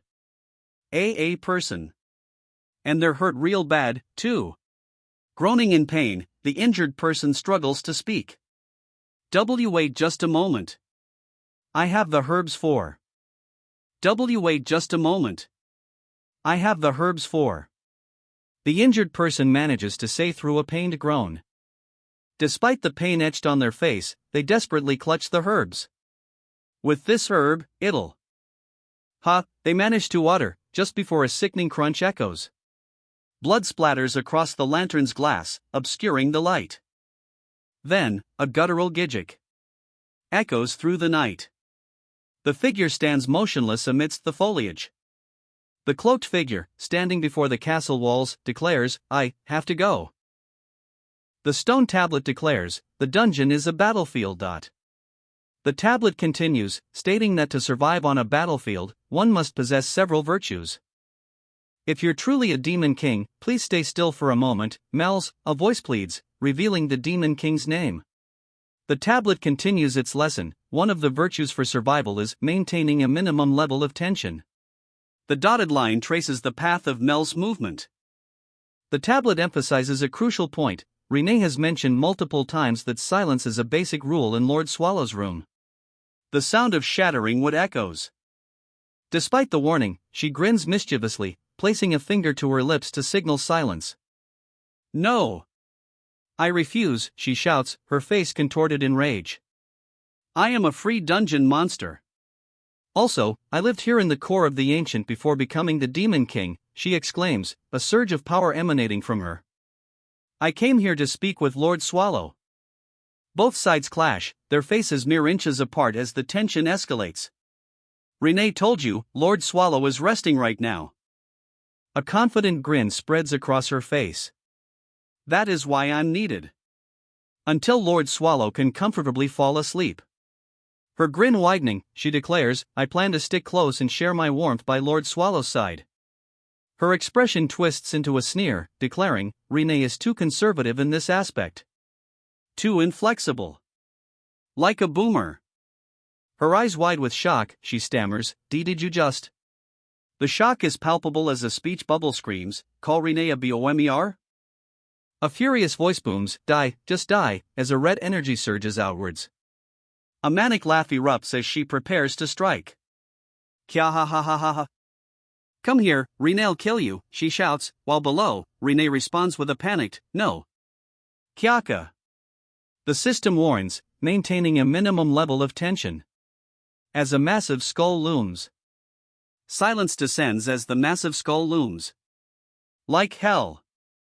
The words reverberate, promising a brutal challenge ahead. A voice booms, Patrick. They're so noisy that I can't sleep.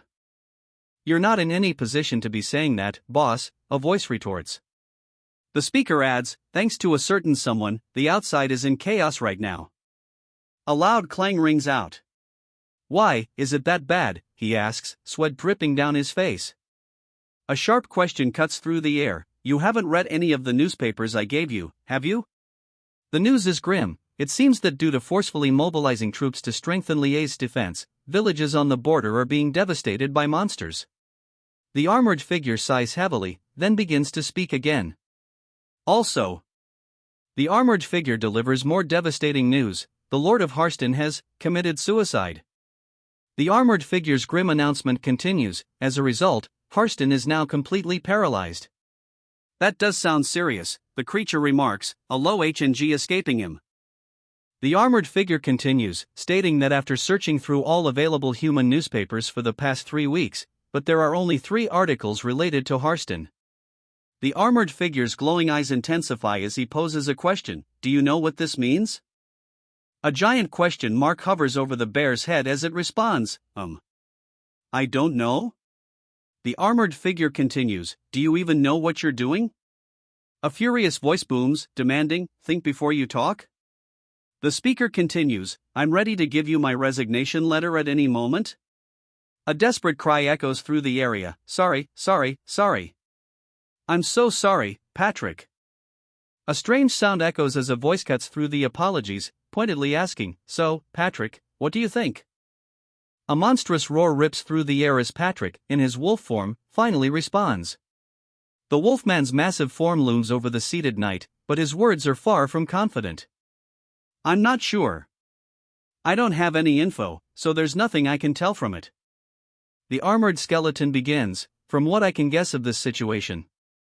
The armored skeleton continues his theory, suggesting, perhaps Harston is cut off from all interactions with the outside. The armored skeleton challenges someone, stating, since you're the one who wreaked havoc on the entire village, you do remember how much damage you caused, right? Sweat drips from the brow of the accused. The armored skeleton continues, the complete absence of any news from a village that suffered catastrophic damage is 100% not a good sign. A new piece of information surfaces, however, the core of the ancient needs Harston. The map reveals the location of Harston, nestled near the Grapenia forest. Since if we can keep an eye on Harston, we'll be able to know the size of the subjugation party and when they will challenge us. Therefore, they must hurry and head to Harston. A looming skeletal figure warns, if we wait any longer, we don't know what might happen. Sweat drips from the exhausted figure. All right. Then, have a safe trip. Don't push yourself too hard. The words echo, please go on your own. Please go on your own. But then, a voice calls out, then I'll come back as soon as possible, boss. The exhausted figure's eyes widen in surprise. Huh? I just had to tell him to go, huh? Now I can get some sleep, he thinks, finally able to rest. But then, a realization dawns. Oh. But a voice echoes, questioning, but don't you think it'll be tough even for me to go alone? The hulking figure looms, its glowing eye piercing the gloom. I think it's better if at least one person came along with me, it declares, hinting at the dangers ahead. A deafening crash echoes as someone cries out, ah. What? Ha? Wait. The 2 companions are dwarfed by a towering figure, its multiple eyes wide with an unsettling expression. A question hangs in the air. What's wrong? Candidate I asks, her expression unreadable. A dire warning surfaces, Mel's is dangerous. If she uses any of the magic she used back at the capital, the village will be gone forever. Meanwhile, Mel's cackles maniacally. Then, a dark figure, drenched in sweat, utters a chilling command, die, human. Wouldn't it be better for Renee to go, Lord Swallow, she asks, a strange smile plastered on her face. Renee, let go of me, please. He pleads, seemingly in distress. Nope. No, that's a no, Renee declares, her glowing eyes fixed on her target. You're good, just stay here. Renee is like super explosion magic, a thought bubble reads, staying still is helping. So I beg of you, just stay still, please. Since it's uncertain now. A thought bubble reads, adding to the tension. Sweat drips from his brow as he proposes, how about having boss accompany me on this mission? Boss, he thinks, realizing too late, I was already caught in his trap. I can't get away. I'm being dragged away. All that's visible is the top of Boss's hair as he's pulled away. A monstrous, glowing eye stares out, and a bead of sweat rolls down Boss's face. An exclamation mark hangs in the air. It looks like I'm the best option for this situation, but alas, Boss declares. He then exclaims that he can't use polymorph because he broke that demure something bracelet. Oh, I see, Boss states, a bead of sweat trickling down his face.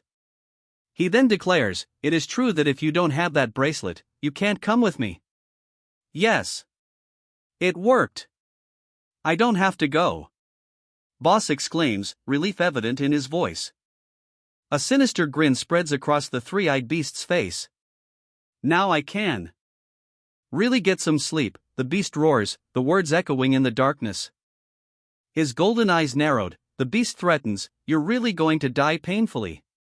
Ha, a voice booms, followed by a startling revelation. Although you went through the trouble of cursing me, I regret to inform you that I'm already dead. The voice continues, adding with a mocking tone, not to mention that side of you, too, ha. The figure retorts, you said it first, right? He then reveals a crucial detail, you can't go since you don't have the Demura bracelet, but.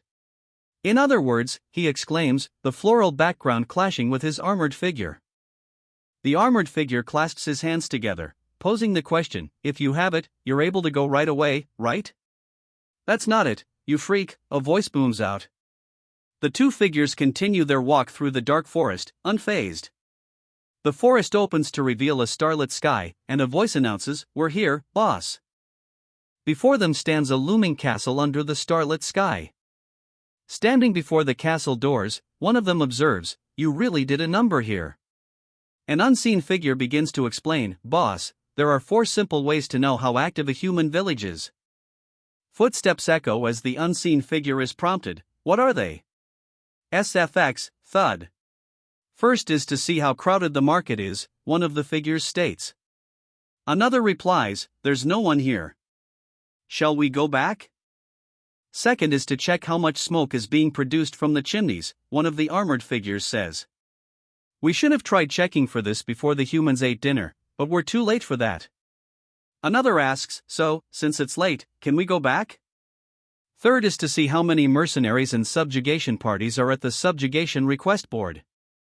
One of the armored figures begins, then continues, but since Harston doesn't have one, let's move on. Let's just go back, please. One of the armored figures pleads, their reluctance now clear. And lastly, one of them states with a TSK, the inn and pub. The armored figure begins, today, we're. He pauses mid-sentence, a look of confusion washing over him. Ha! Suddenly, a voice cuts through the silence. What's the holdup, Patrick, come on. A sinister grin spreads across his face as he spits out, damn you. Above him, a massive skull looms, dwarfing even the armored figure standing guard. Oh, but I think it's wise not to expect too much from, he begins, a sinister glint in his eyes. Then, he calls out, oi, host. Are there any rooms? Shit. He mutters, the sound echoing in the cavernous space. This is the worst, he thinks, a bright light reflecting in his eye. He realizes, this village is not functioning like a normal one at all. The village lies in ruins. A gust of wind blows through the decimated village, the aftermath of destruction visible. A foot descends, crushing the fallen victim. The victim's eye widens in horror as a crushing blow lands. A surge of dark energy erupts as the attack lands. The victim cries out as the devastating attack lands. The figure stands tall amidst the chaos, declaring, everyone has worked hard. The figure's plans become clear. After we get through Harston, we'll go to the Empire's capital, Liège, the heart of our enemy's territory. The figure's ominous words echo, humanity is weaker than ever in the face of the Black Calamity. A blinding light erupts as the ominous pronouncements hang in the air. The light intensifies, revealing a skeletal face with piercing blue eyes. The skeletal face vanishes, replaced by a declaration, making it the most suitable time to destroy the Empire. This is serious, a voice thinks, the emptiness of the inn weighing heavily on their mind. The figure observes the scene, remarking, it looks like Harston has been completely isolated. The silence is broken by a sharp question, "Who are you?" The question hangs in the air, "Who are you?" The question echoes as the figure's glowing eye intensifies. The figure answers, his voice echoing in the inn, "I am the owner of this inn." His grip tightens on the axe as he demands, "For what reason have you come?" A knight announces himself, I'm a knight of the Patarian Black Dog subjugation team from Matrange." The man is suspicious that they may be assailants. The knight states their needs plainly, "We require a simple meal and a place to sleep to relieve our fatigue." The man quickly corrects himself, a customer." "Sorry about that." The man reveals the grim truth, "But we have no food here to serve a knight. In fact, it's not just us, there won't be anywhere in this village where you can find a place to eat." The knight wonders if the lack of food is because of the black calamity. He follows up, "So you knew about that? Then I trust that you'll understand." The man apologizes, explaining, "I'm sorry, but we don't even have a room ready. I ask for your understanding." The knight pauses, considering the innkeeper's words. "Well, in this current situation, the price of water is more expensive than the cost of lodging." Suddenly, the knight tosses something at the innkeeper. "Take this." The innkeeper, caught off guard, exclaims, "Sorry? What's this all of a sudden dash?" "Ha?" The knight's voice echoes in the air, cutting through the innkeeper's surprise. "What do you think, are the rooms still not ready?" The knight's offering, a gleaming gold coin, glinting in the innkeeper's hand. The innkeeper, now flustered, stammers, Please right this way, up these stairs." The innkeeper's eyes narrow, suspicion clouding his face. He wonders. Suddenly, a voice cuts through the air, halting them both, "Sorry, but the person behind you is?" Startled, the protagonist wonders, "What, me?" Before he can react, the voice continues, He's my slave." Utterly bewildered, the protagonist can only manage a, "Huh?" Before the armored figure can respond, the man chuckles, declaring, "Even though he's my slave, he helps me a great deal, and that's why I'm treating this slave so well." Interrupting, the man demands, "Hey! So this slave can stay in the same room as me?" He continues, "Listen to me right, where did you say the room where this slave and I will stay is?" Footsteps echo as the armored figure and the man stand before an open doorway. "Oh ho ho," he exclaims, peering into the room. "It's better than I was expecting." He leaps onto the bed, declaring, "This bed's mine." He continues, reveling in the comfort, "This is way better than the place I stayed at in liaise with Mel's." "Right, it's a good room," he says, settling into the bed. A muffled voice questions, "What are you doing?" He pauses, then retorts, "Now that I think of it, was slave the only thing you could think of?" Comfortably settled on the pillow, he hears, "Of course, boss. Aren't the clothes you're wearing now the most comfortable?" The voice continues, warning, "If you keep wearing those shabby clothes, you'll be treated like a beggar." To be treated like a slave instead, the voice finishes. The voice elaborates, explaining, "If you act like a beggar, you don't know when and how someone will pick a fight, but a slave is the property of their master, so others can't mess with them as easily." The words "wild dog" and "beware of dog" are emblazoned around a figure in armor. The armored figure continues, "Since you can't even be bothered to change clothes, it was a reasonable judgment for me to make, wasn't it?" The armored figure's voice booms, adding, "And boss, don't you want to move as little as possible?" The boss responds with a vehement, "Of course." The boss's exhaustion is palpable. "In my next life, I'll definitely be reborn as a rock," he exclaims. The boss slams his hand on the desk. "Then it's in your best interest to listen to what I say." "Then I'll be stepping out for a second," one of the men says. The boss, lying down, is told to rest up. Patrick is warned not to push himself too hard from day one. A thoughtful hangs in the air, leaving the listener's intentions unclear. A heavy foot comes down with a thud. "You don't have to worry about me so." The voice trails off, leaving the statement unfinished. The armored figure continues, "You don't have to worry about me so much, boss." The armored figure continues, reassuringly, "After all, it's nighttime.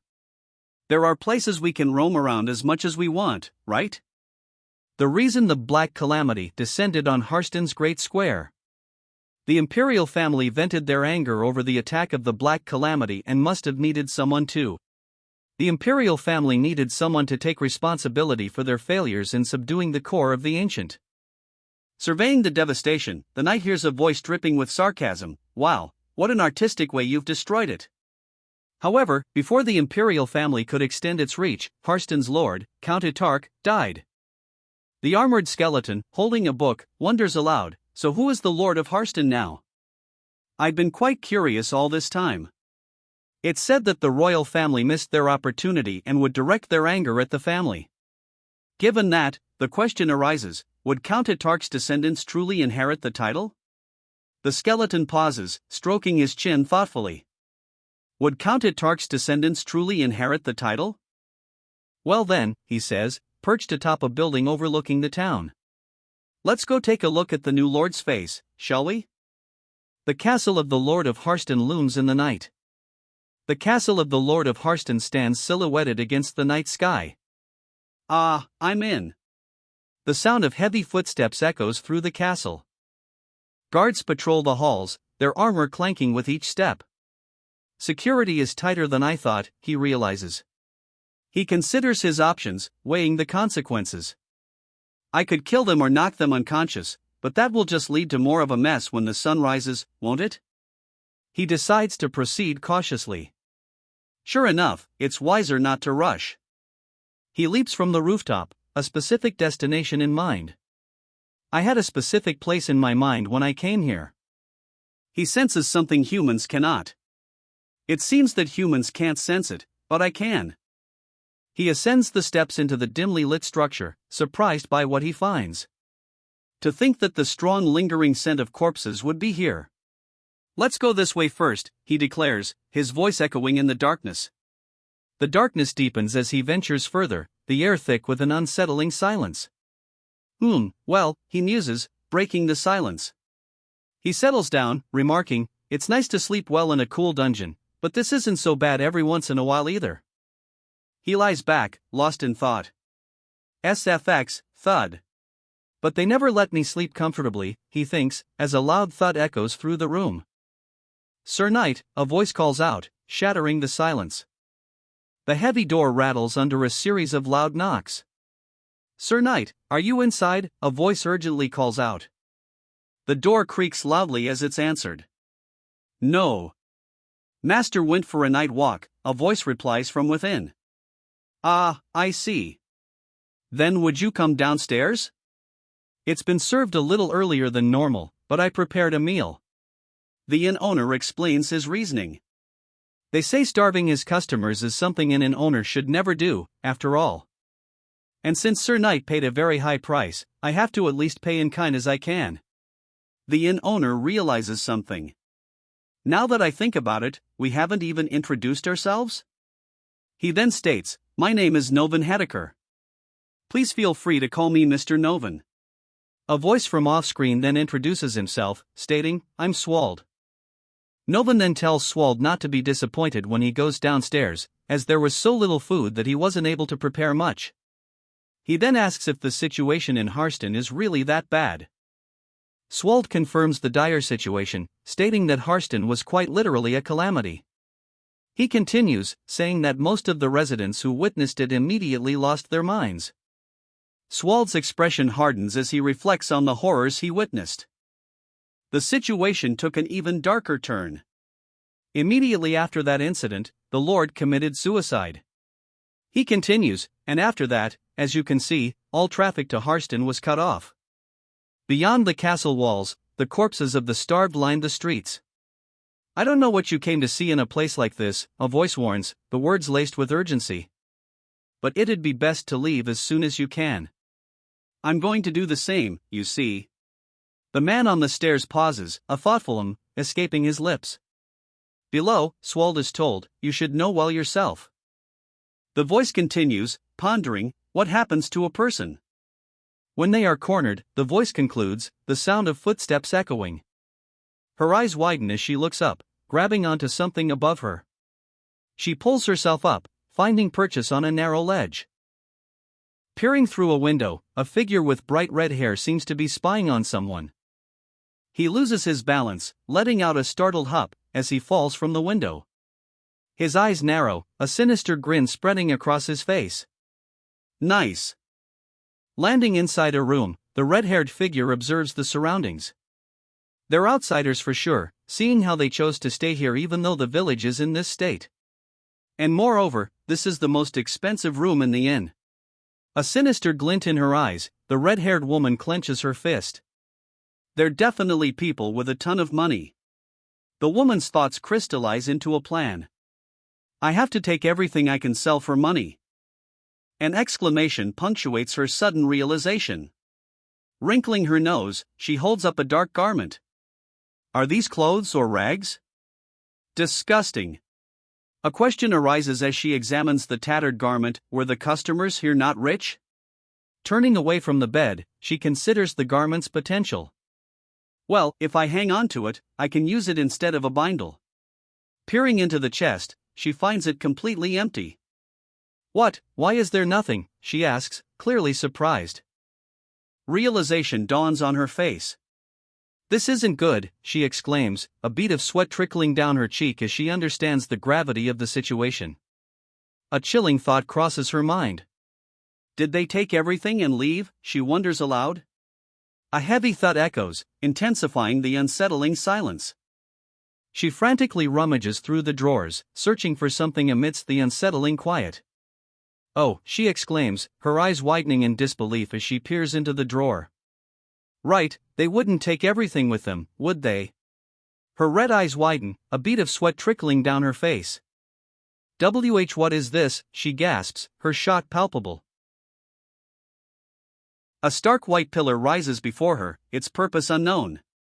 More of the stark white pillars rise into view, their height now even more imposing. A low rumble echoes through the chamber. A figure in armor looms over a bed. I've returned, boss. I went for a quick peek at the Lord's castle. He then asks, what have you been up to? The armored figure responds, exactly what you see me doing now, master. Sigh. I was planning on catching a glimpse of the new Lord's face, the armored figure admits, a hint of frustration in his voice. The armored figure continues, explaining, but security was tighter than I anticipated, so I just returned empty-handed. Suddenly, a voice calls out, questioning, boss. Did you discover anything? Lying in bed, the protagonist hears the armored figure's response. Do you expect that of me?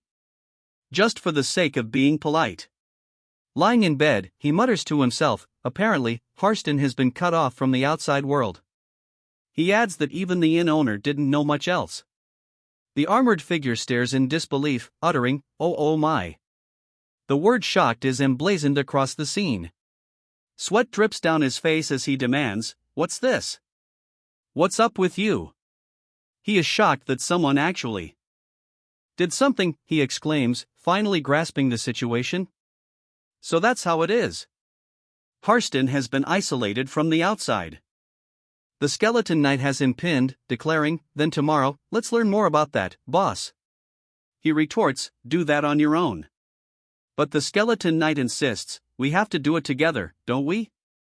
The skeleton knight suddenly remembers, oh, right, boss, please keep the window closed as much as possible. He then adds, when I left, only one window was open, but now both are. At this rate, we might get robbed. Confused, he questions, what are you talking about? I didn't touch the windows? The skeleton knight scoffs, boss, come on. That's impossible. He then asks, it's not like the wind can open up that window. Do you really think it was a ghost? Still drowsy, he mumbles, dunno. Ghost, robber, or whoever it was, someone must have opened it. Suddenly, he's jolted awake, realizing something is amiss. Towering over him, a skeletal figure with glowing eyes appears. A resounding crash echoes through the room. He looks up in disbelief, sweat dripping down his face. It's gone. My coat's gone. He shouts in despair, Renee. She made that for me. It's gone. My thing's gone as well, he cries out, his voice laced with panic. Have you seen what I put in the drawer? He demands, his voice tight with desperation. A figure responds, what was stolen from you? It's. He begins to stammer, his glowing eye conveying his distress. My rib, he finally manages to utter, the revelation hanging heavy in the air. A powerful impact echoes, shaking the very air. Through the dark city streets, she sprints barefoot, desperately trying to escape. Catching her breath, she stops, glancing back nervously. Phew, this should be good enough, she wonders aloud, still uncertain if she's truly safe. Suddenly, a voice calls out, Rosalina. Her eyes widen in alarm as she realizes she's been found. Two figures emerge from the shadows, flanking a stern-faced man. He demands, and where have you been, out this late? The man stands with his hand on his hip, awaiting an answer. His stern gaze intensifies as he continues, I told you not to wander around when it gets dark, didn't I? The sound of something breaking echoes in the dark. Stuttering, she insists, it wasn't for no good reason. This time, she claims, it's for the sake of everyone. What? For everyone, he asks, incredulous. He continues, questioning if pointlessly wasting stamina and becoming even more hungry is really for the sake of everyone? But that's not true? Hold this, she exclaims, thrusting something into his hands. Toth, don't be too harsh, a voice interjects. But then, another voice cries out, be boss. You were awake, a voice questions. Then, another voice retorts, thieves shouldn't fear the dark, that's not something to get angry over. A chair is then heard crashing to the ground. However, wandering around without a word. That's clearly a mistake, the voice declares. The voice continues, warning, the situation's already turbulent enough as is. Think before you act, about what harm you'll cause to others if you go around doing as you please. The sound of impact echoes. His gaze hardened, the man declared, this place is different from the old house that embraced you so warmly. The man sits, his hands clasped tightly in his lap. Rosalina replies, okay. I'll be careful, boss. But he cuts her off, stating, I think you understand, Rosalina. So, what did you do? Hang on, a voice calls out, followed by, look at this. The boss asks, did you steal it? Rosalina responds, yes, boss. I felt like I had to pull my own weight too. The boss, his brow furrowed in suspicion, demands, where did you get this from? Rosalina replies, you know, the inn on the main street. Rosalina continues, I got it from a really expensive room. It was clean and being stored deep in the drawer, so it's gotta be a really expensive artifact. The boss pauses, his eyes narrowing as he mutters, Rosalina. A voice declares, this is. Before revealing the artifact, the rib of a human. A pale hand clutches a dark fabric, the rib bone now revealed. W8. It's a human's bone, she exclaims, eyes wide with shock. I didn't know, I really didn't know. Did you by any chance rob a grave? A voice questions. No, I didn't, comes the immediate, vehement denial. A second voice then adds, it can't have been a grave. Otherwise, you wouldn't have shown it off so proudly, a voice accuses. The red-haired woman's eyes widen further, her expression a mix of fear and dawning realization. That's right, a voice confirms. He then explains, this is a bone used either for someone's wicked hobby or for magic purposes. A chilling question hangs in the air, is there anyone that collects human ribs?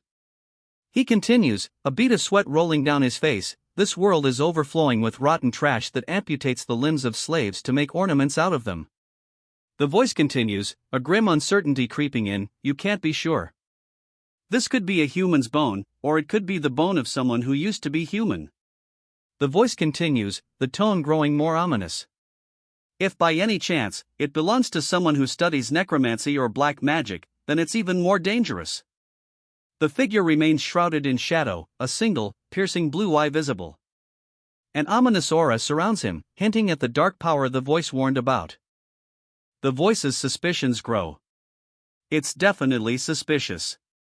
Not to mention the clothes, just looking at it, it seems like shabby. The voice continues, noting the suspicious clothing. Clothes that a beggar would wear. The hand lifts the dark, tattered garment, revealing it in a burst of light. The man's eyes widen in disbelief. A voice echoes, "Fabric used is of the highest quality." A faint jingle sound accompanies the reveal.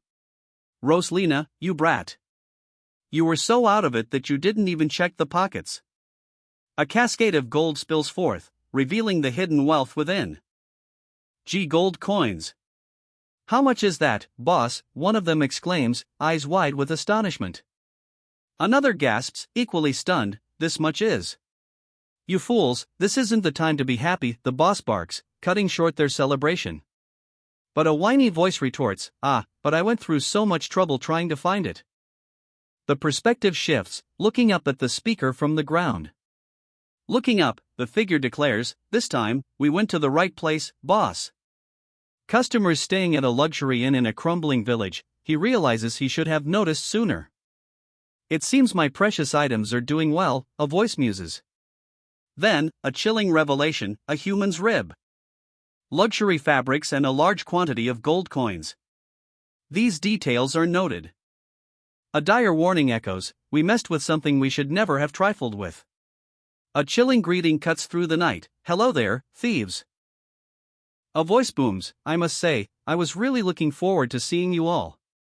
Towering over the protagonist, a massive figure in dark armor looms, fist clenched. "First order of business, all of our things look safe," the figure says, his words carrying an ominous weight. Below the armored figure, the protagonist breathes a sigh of relief. "Ah, I survived." The armored figure above him asks, "Are those the clothes Renee gifted you?"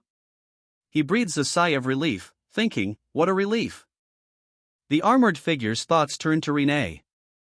"If Renee gets upset one more time, I'm not sure what will happen." A voice booms out, declaring, "In any case, this is the end of the line. Everyone, stay where you are." "Boss," a voice calls out, followed by another, "So you're the boss?" A bead of sweat rolls down his face as the boss demands, "How did you find us?" Meanwhile, a metallic click echoes as a figure below muses, "I wonder." A voice from below declares, "It seems those items yearn for their owner," as another, visibly weary, adds, "I'm tired, let's hurry up so we can go back and rest." "I'll allow it just this once, boss," he says, panting heavily. "Since you've been running around until just now." The armored figure looms over the seated boss of the back alley, delivering a clear warning, "Boss of the back alley, you chose the wrong people to steal from. It's still not too late to politely return our things to us, you know?" The boss of the back alley hesitates, questioning, "What guarantee do I have that you guys will just leave after we give them back?" A thought crosses the boss of the back alley's mind, even if they followed Rosalina's tracks, they found us way too quickly with how dark it is. Something feels strange. The boss of the back alley realizes it would be absolutely impossible unless those two were monsters. He then concludes, "Sure enough." A sudden realization dawns on him, is it black magic? He demands, Are you beings who live in the dark?"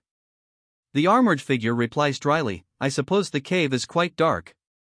Meanwhile, the protagonist thinks, "It's just as I thought. They're black magicians." Holding the rib bone, the man threatens, "This rib bone, it's gotta be important to you." A voice replies, "Of course, it's my body, after all." The man holding the rib bone then asks, "So you're saying it's as important to you as your body is?" "No, it's just a part of my body," he retorts, his expression hardening.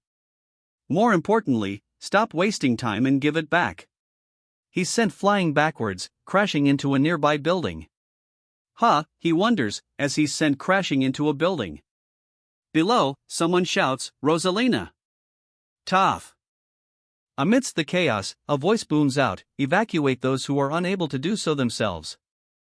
With a resounding crash, the building continues to crumble. The armored figure descends, its footfalls causing the ground to crack. "My rib!" someone cries out in pain. A surge of power emanates from the armored figure's hand. The armored figure lands, a voice shouting, "Nice catch!" The armored figure is caught, dangling precariously. A scream pierces the air. "Ay-ya-ya!" The force of the blow sends debris flying. The attack lands with a blinding flash, followed by a pained grunt. "Ow!" the armored figure remains unscathed amidst the destruction. Stunned, he wonders, he's taking no damage at all? His eyes widen in disbelief, mouth agape. Was that a stone just now, he wonders, realizing the situation here must be really bad. A blade flashes, aimed directly at him. The attacker's blade comes down fast. He cries out in pain as the blade strikes. The attacker is hoisted into the air by his collar. What, you do have proper weapons? The hero asks. One of the men asks, what should we do about this one, master? Another replies, you don't have to keep role-playing, boss. One of the armored figures orders, hey, stay still. Then, he suggests, well, how about knocking them all out for now? Straining, the man asks, you want to let them all live? He continues, I'm not saying we should let them live. All I'm saying is we should be thorough about this. Pinned, he confesses, I dunno. I'm so tired, I don't know if I'll be able to control my strength. A blinding light erupts as the structure above him begins to crumble. He screams as debris rains down, the structure collapsing around him. Amidst the chaos, a voice echoes, filled with an unsettling confidence, well, if you try your best, I'm quite sure it'll work out. The Unbeatable Dungeon's lazy boss monster. A disembodied voice chuckles, then questions, is Lord Swallow doing well? Oh, of course, comes the reply, though the tone suggests otherwise. One of them states that it's already been half a day since Lord Swallow left. Oh, I see, so it's only been half a day, the other replies, surprise evident in their voice. Renee wonders aloud if everything's going well for Lord Swallow. She then questions whether it's truly okay for them to be resting while he might be starving. Someone reassures Renee, telling her she's worrying too much. There's no way such a great being would skip meals. Someone thinks to themselves, annoyed, how many times is she going to keep saying this? The speaker concedes that Renee's worry is excessive, stating, there is simply no way Lord Swallow and Patrick would be suffering in a mere human village, right? But then, they suddenly exclaim, enough. The maid covers her face, while the other looks on, unimpressed. The speaker then declares that those two are an ancient monster who stands at the peak of all things and a death knight who takes the reins of death. The night sky looms as a voice echoes, there is no suffering as great as being unable to do anything. A figure is seen being held up by a towering knight. The knight looms over the figure as the voice continues, there is no suffering as great as being unable to do anything. The figure lies prone, seemingly defeated. A voice booms, you were quite impressive for a human. You were even able to surprise me for a moment there. The figure lies defeated, a knight looming over him. It's best we deal with this quickly rather than waste time, the knight declares. The knight looms over his defeated foe, and begins to speak, so, boss. The knight's opponent, sprawled out, retorts, you lie down as well, Patrick. It's more cozy than you think here. The knight, visibly enraged, is taken aback by this response. Please don't lie down already. Suddenly, a massive foot descends, nearly crushing the prone figure. Sorry. Tears stream down his face as he stammers, I'm sorry. I was the one who stole. The others have nothing to do with this, so please, he pleads, tears streaming down his face as he begs for mercy. He continues his desperate plea, begging, please, instead of the others. He clutches the other's hand, desperate, but the man's grip tightens. But still. He begins, his expression hardening. Those bastards have no intention at all of doing that. A sinister grin spreads across his face as he commands, Patrick, go sort it out. The sound of footsteps echoes as Patrick approaches, his armor gleaming in the dim light. Patrick responds, of course. A monstrous roar erupts from below. The woman looks up, a flicker of fear in her eyes as the monstrous roar echoes. Patrick stands behind her, his expression grim. If you get any closer, I'll kill you. I really will. The threat hangs in the air, a desperate attempt to ward off whatever approaches. Clutching a golden cross, she grits her teeth, sweat beading on her brow. The cross glows with a soft light as she focuses her power. Suddenly, a massive figure looms, its glowing eyes piercing the darkness. A guttural sound echoes. Towering over them, the massive figure demands, tell me. The towering figure presses, demanding, "Where did you get this from?" The massive figure looms closer, his glowing eyes fixed on the artifact. "Where did you get this from?" he repeats, his voice echoing with menace. The narration reveals the object of his fixation, a rosary in the shape of an upside-down phoenix, a symbol representing an inverted cross. "What's more, the mana flowing out of this," a voice observes, hinting at the rosary's potent energy. The voice identifies the mana emanating from the rosary, its surveillance mana. The character stammers, taken aback. Surveillance magic, he realizes, is being used by someone who isn't even a commoner, but one of the poor. Suddenly, a voice booms, "Boss." Startled, the figure responds with a curt, "What?" Suddenly, a disembodied voice declares that the residents of Harston are being watched. "Hey, you're making dust go everywhere," it adds, as the figure lies sprawled on the ground. The rosary released surveillance mana after the girl prayed while holding it. The rosary, it's revealed, only activates under specific conditions. If those conditions are discovered, perhaps they'll be able to discover what the owner of the rosary is scheming, the armored figure thinks, a low chuckle escaping him. Ha! Harston. Last time, it was the mana stones, and now, it's an item imbued with magic, he muses, seemingly annoyed by the escalating magical interference. The armored figure relays the message, "For now, we'll change our approach to working with the humans, so please cooperate, boss." The armored figure is met with resistance. "Do we have to? How are you going to deal with this situation?" The armored figure responds, Obviously, but his tone suggests he's not entirely confident in his plan. The armored figure declares, "I've thought of an amazing solution, boss." He raises a hand, as if to signal something unseen. The Unbeatable Dungeon's Lazy Boss Monster. The Unbeatable Dungeon's Lazy Boss Monster. "Terribly sorry for earlier," one of the men says, but then clarifies, "It's not because you stole something." The armored figure looms over them, declaring, "I had no choice, for I was under imperial order to not leave any trace of those who stir up trouble." The man questions the armored figure's claim, an imperial order. What in the world? The armored figure reveals their true allegiance. "To tell you the truth, we're part of the imperial family's personal shadow organization, the Shadow Knights of Roano's Mist. The armored figure raises a hand, the gesture punctuating their declaration. "Shadow Knights, you say?" The revelation hangs heavy in the air, met with stunned disbelief. A burst of laughter breaks the tension. "Yes, you can rest assured, as we have no intention of harming you right now," the armored figure declares, their words offering a temporary reprieve. A question hangs in the air: for what reason has a knight come here? A voice responds to the question, but the answer is hesitant. "Well," the knight answers, his voice resolute, "we are here to save Harston." The knight's helmet gleams in the dim light. The knight continues, revealing his motives. "The reason I disobeyed the imperial order and saved all of you is because I need your information," the knight concludes, his true intentions revealed. He continues, explaining, "I need details so I can understand the situation quickly and determine the problem. That way, I can request the supplies and relief efforts that Harston needs." His words trail off, leaving an unspoken tension hanging in the air. The armored figure presses his case, "How about it? Won't you bring back peace in Harston with me? I need your strength."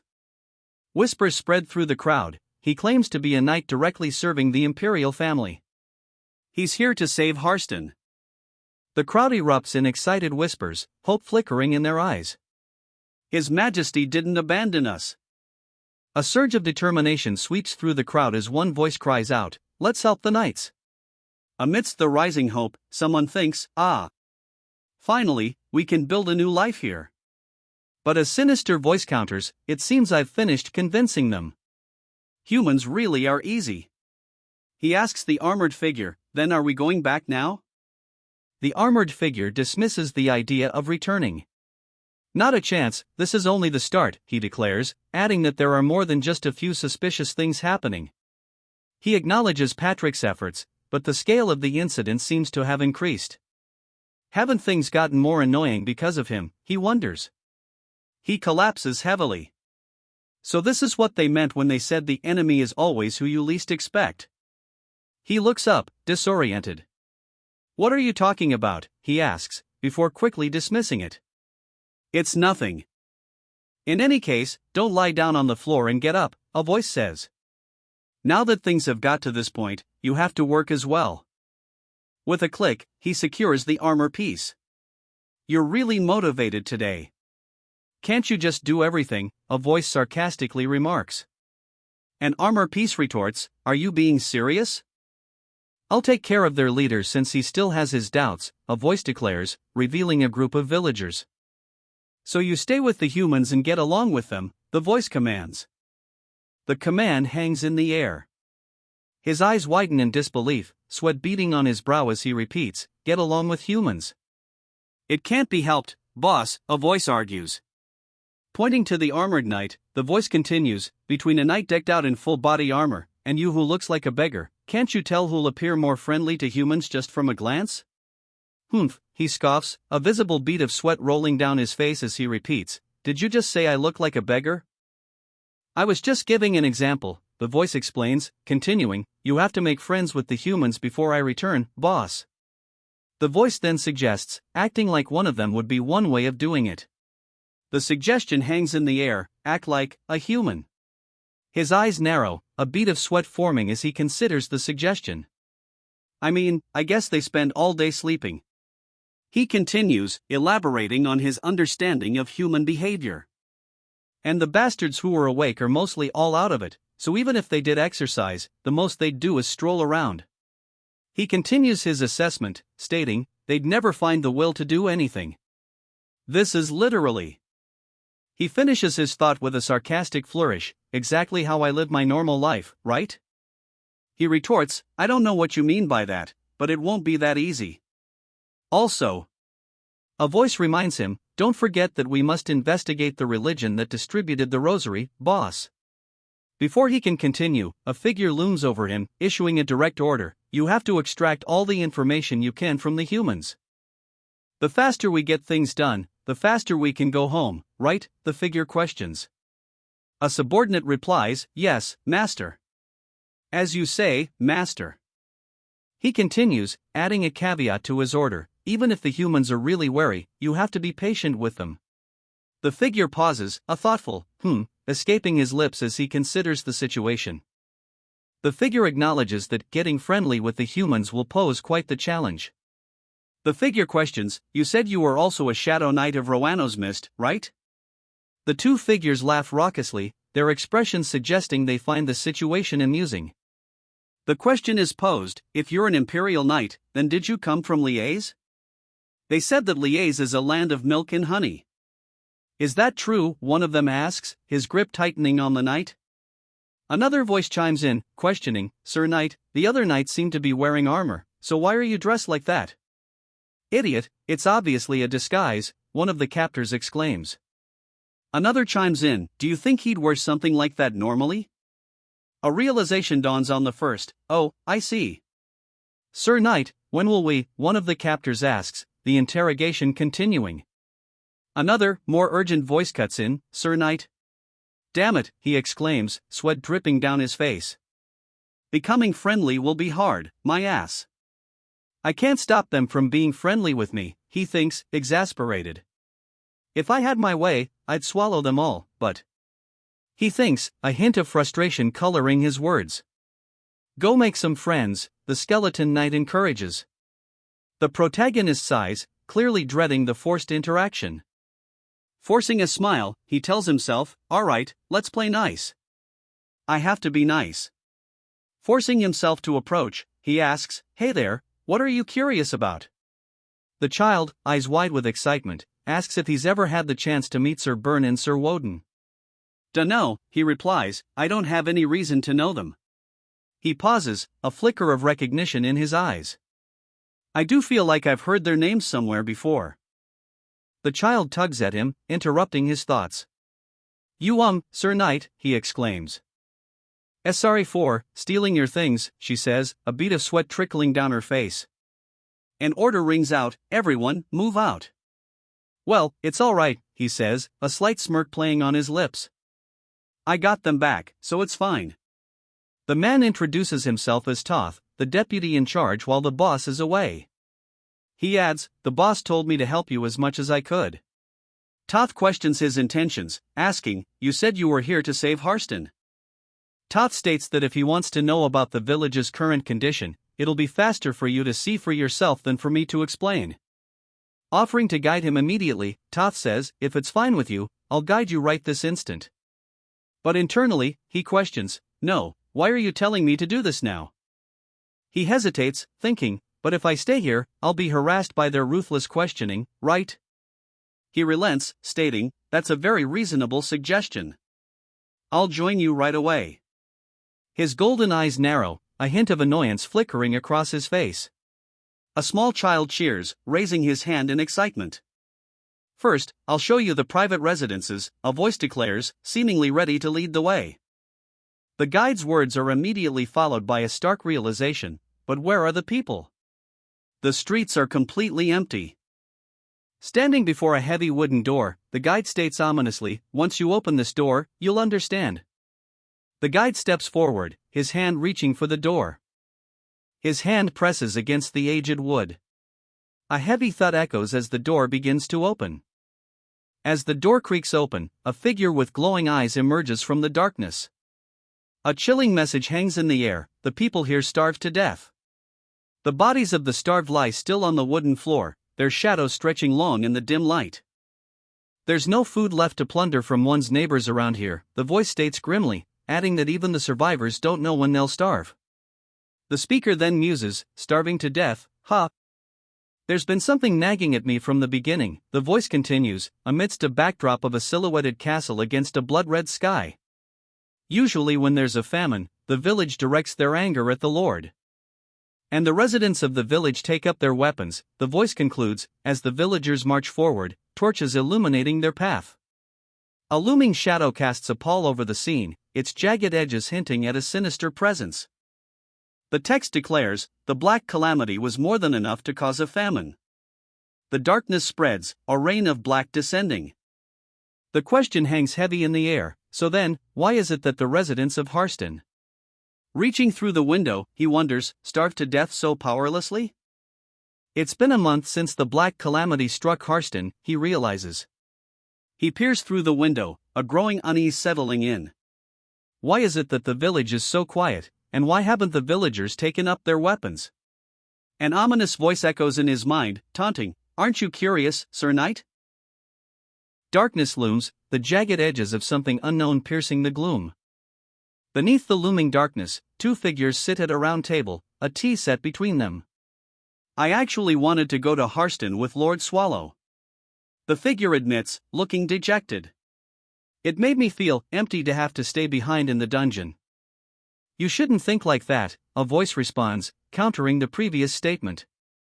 Lord Swallow entrusted the dungeon to us. The figure in the maid outfit looks up, a concerned expression on their face. What could possibly be more important than protecting the dungeon, they ask. This is proof that we've received his complete trust, one of them exclaims. But another voice cuts through the celebration. Though he's most definitely trusting Renee and not you. A muttered you thieving cat. Follows. A thoughtful hangs in the air. Eyes widening, she exclaims, so that's how it was. Since I only saw what was right in front of me, I didn't even realize. You cat thief. No, Mel's, you need to always be on guard, she mutters, seemingly scolding herself. A voice echoes, warning, you never know when humans might invade. Don't worry. Every time I get the chance, I'm on the lookout, one of them assures. Then, remembering, she adds, I went on patrol 10 minutes ago, but now that you're mentioning it, I should check again. The floor glows with an intricate, intermediate-level magic circle, observer's eye. A glowing, intricate magic circle materializes on the floor, observer's eye. You go do that, Renee is going to start cleaning now. She says, seemingly unbothered. Huh, she utters, noticing a glowing symbol etched onto her face. A faint creak sound emanates from the mark. Lord Renee, it seems like you jinxed it, a voice declares. Suddenly, a voice booms, someone broke in. The glowing symbol on her face intensifies, accompanied by a resounding crack. The magic gaze remains steady, leading to the conclusion, the intruder is likely alone. Mel's, get ready, the voice commands, preparing for the intruder. Mel's, perched on the table, looks up, surprised. Ha! A sharp thwack echoes through the room. The teacup shatters, splattering crimson liquid across the surface. They're coming, a voice warns, as ominous red energy surges. The ominous red energy intensifies as the two prepare to clash. The ominous red energy explodes outwards, obliterating everything in its path. The figure stands amidst the devastation, their armored boots gleaming amidst the red energy. Oh my, what are you so tense for? A voice echoes through the destruction. Huh, she utters, her mismatched eyes widening in surprise. The other figure questions, why are you reacting like that all of a sudden? Talk echoes in the air, the sound amplifying her sudden tension. A voice booms through the area, laced with an unsettling familiarity. Have you been well, Renee? The woman smiles, her red eyes gleaming with a sinister light as she responds, I've been very well, thanks to you. The screen identifies her as Elizabeth Bathory, the boss monster of one of the 7 malevolent dungeons, Chait Castle. A voice booms, forgive us for not welcoming you properly. The voice continues, dripping with sarcasm, if you'd told us you were coming in advance, then Renee could have prepared something. It's fine, don't stress, she replies, holding a small cup. I'm the one who came without notice, after all. A sinister smile plays on her lips as she proposes a dark bargain, and if you want to treat me to a warm welcome, then give me your blood. A stammered refusal follows her shocking request. That's not. What a shame, she remarks, before abruptly changing the subject.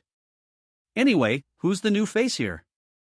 A voice from below responds, indignant, do you mean me? The indignant voice continues, declaring, if you're speaking to me, I'm the supreme. The woman above scoffs, declaring that she is the being who rules over monsters, the Demon King. The voice booms, declaring the speaker to be descendant of Asmodeus, Mel's de Lymf Agria. A golden barrier descends. The voice adds, oh, I didn't introduce her to you, Mel's. This is Bathory, the boss monster of Chait Castle. Oh my, it's a young demon king? I did think your energy was unusual, a voice exclaims, revealing the shocking truth. Bathory, meanwhile, simply says, huh? Lord Renee, a voice calls out. Renee, looking doubtful, wonders aloud, if I stay here as a freeloader for the rest of my life, will I be able to see the faces of all the malevolent dungeon bosses? Mel's grabs Renee's face, retorting, you're quite the joker. Please say things that make sense.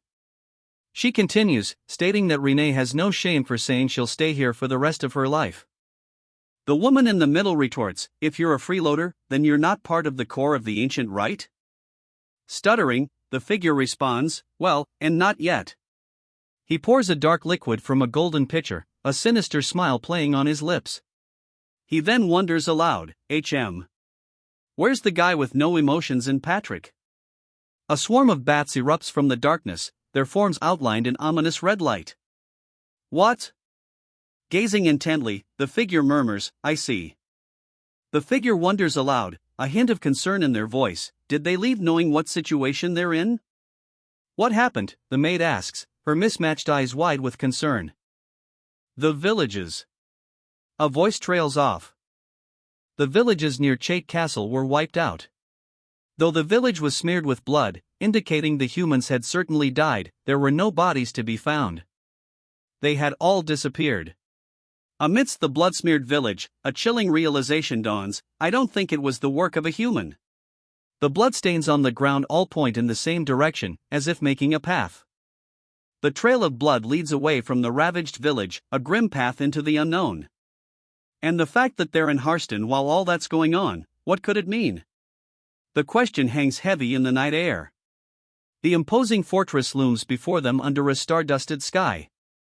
But the ground before it is stained crimson. All the bodies disappeared in an instant.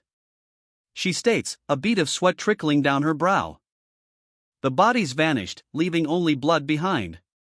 Is it the undead? She wonders aloud. A woman with crimson hair takes a drink, stating, that's right, but the number of people who could do such a thing is a lot smaller than you think. The screen displays a critical piece of information: most undead possess no intellect. The undead close in, their glowing eyes piercing the darkness as they surround their target. But a select few retain their intellect, earning the title of Elder. The fact that the army of the dead moves in unison suggests a leader is present. The horde presses closer, a sea of decaying flesh and bone. The leader is identified: Erebos, the Lord of the Dead, the immortal king. Erebos, the Lord of the Dead, suspects, "I suspect it was that being." Erebos, one of them exclaims, while the other contemplates with a simple, "I have no definitive evidence, but for now, I have to let that emotionless guy know," one of them states. She then asks, "Is there a monster here who can deliver the message?" The other responds, "No, the dungeon's completely empty right now." The question hangs in the air: he did at least leave behind a way to contact him, right? The response comes, "No, but I trust Lord Swallow's judgment." Despite trusting Lord Swallow's judgment, she thinks to herself, she didn't have anyone she could trust, so she chose a bastard like that. Sigh. Thank goodness Patrick is competent at least. I'm worried. Someone has to let them know. She thinks, before trailing off with a quiet, "th." Her thoughts are interrupted. What should we do, she wonders, before her words devolve into a panic stutter, "th. But before she can get the warning out, a booming voice declares, "That's right. This is the perfect time for me to go." But before a warning could be uttered, the figure shouts, "I have no other choice." It began with the Black Calamity. The story unfolds: soon after the calamity struck Harston, someone set fire to a field. A cloaked figure stands in the shadows, their intentions unknown. The fire spread rapidly, consuming the crops ready for harvest. There was nothing anyone could do to stop it. The fire raged, and then, ugly rumors began to circulate through the village. The rumors were true: all the grains in places where the Black Calamity had spread were contaminated, and the moment you put some in your mouth, you'd contract a painful plague. And that's how Harston became. It became a cursed land. As word spread, even the emperor had given up on Harston. All the people there fell into despair. But even in despair, there was hope.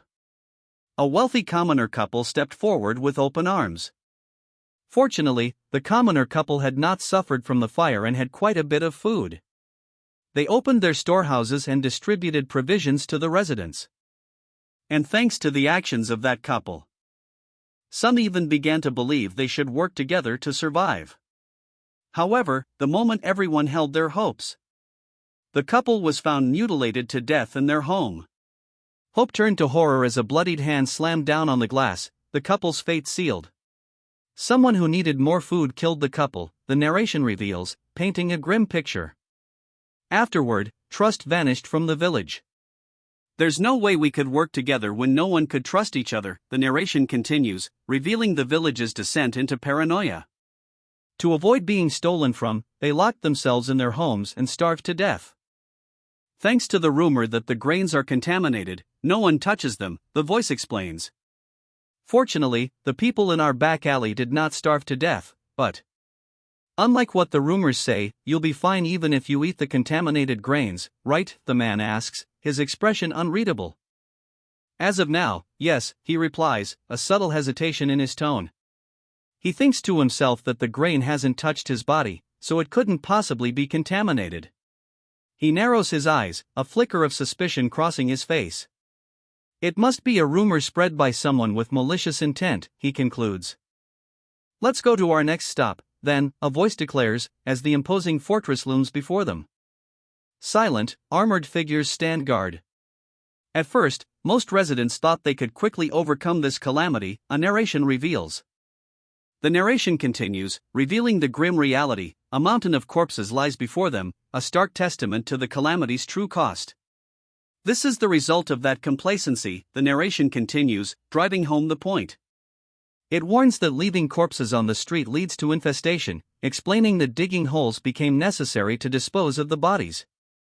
Amidst the mountain of corpses, a question arises: they don't cremate them? It's revealed that among those who lost their families, quite a few still had regrets. Well, the biggest problem is that no one wants to burn them, a voice explains. He asks if they can handle the cremation, then reveals a crucial detail: the murdered couple had a daughter. A voice responds with a curt, "So?" The man then clarifies, "I'm saying that Rosalina's parents are also buried there." "I see," he responds, processing the weight of this new information. He wonders aloud, are those soldiers still guarding that road? The voice confirms that soldiers guard the door, 2 at a time, taking shifts. However, it's not just about guarding, it's about control. Given the circumstances, the soldier who controls the gate. The speaker then wonders if the soldiers are also under the Lord's orders. Sure enough, he mutters, a glint in his eye. The Lord is suspicious. In that case, I have no choice but to meet them, he declares, resolving to confront the Lord's forces directly. Ordinary methods won't be enough to sound out hidden agendas otherwise, he realizes, the imposing structure of the Lord's estate looming before him. He holds up the harpy egg, declaring, "This is the harpy egg I stole for that very purpose."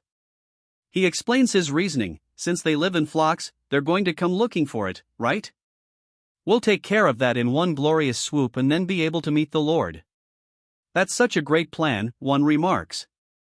Another chimes in, I know I'm the one who came up with it, but it's genius. It definitely was. Someone says, the sentence unfinished. The large armored figure clutches a glowing orb tightly in its hand. Shit, a voice curses, the sound of something breaking echoing around. A dark silhouette of a large structure looms, accompanied by a sinister laugh. But I was never told their flock was this large. The sky darkens as a massive flock of winged creatures descends. Screeching, the winged monsters descend, their talons poised to strike. A monstrous roar rips through the air as one of the creatures bares its fangs. The monster descends, talons outstretched, ready to tear through anything in its path. Ah, a voice whispers in the darkness. No, no, the voice repeats, filled with dread. The ominous sound echoes around him. Her eyes widen in fear as she whispers, brother. A body hangs suspended from the ceiling, a noose cinched tight. A sinister figure speaks her name, Lara. A disembodied voice echoes in the darkness, a chilling command, you at the very least must live. The sinister man stares down at Lara, his gaze intense. A candle flickers, casting long shadows as a voice booms, remember. You must live. Remember. You must live, a voice commands amidst a splatter of blood. A piercing scream tears through the air. She lies in bed, gasping for air. Ugh! She groans, still struggling to breathe. Huff! Huff! Her breathing remains labored. Huff! She repeats, still struggling. Ah! She breathes, still struggling to regain composure. A figure approaches her bedside. My lord, did you have another nightmare? He asks, concern etched on his face. She insists, no, I'm fine. She manages a weak smile, though a bead of sweat betrays her true discomfort. Her hand trembles slightly as she clutches at her collar. The title Harston's Lord Larison of Earthark appears. Are you not going to keep sleeping? A voice demands. She swings her legs over the side of the bed with a thump. I'm just going to get some fresh air, she states. It's been a few weeks since she became the Lord. Standing on the balcony, she reflects, but I still vividly remember the day my brother died. Looking out over the city, she thinks, my family has fled with hordes of their wealth, and Harston is still yet to recover. She takes a step forward, a chilling resolve hardening her gaze. There's only one way for me to live on in this situation. Looking up, she declares, I'll become a parasite. Her gaze fixed on some distant point, she declares with unwavering resolve, I must bring Harston back to life. From below, a voice booms, accusingly, you promised us salvation. From the shadows, a figure in a hooded cloak confronts her.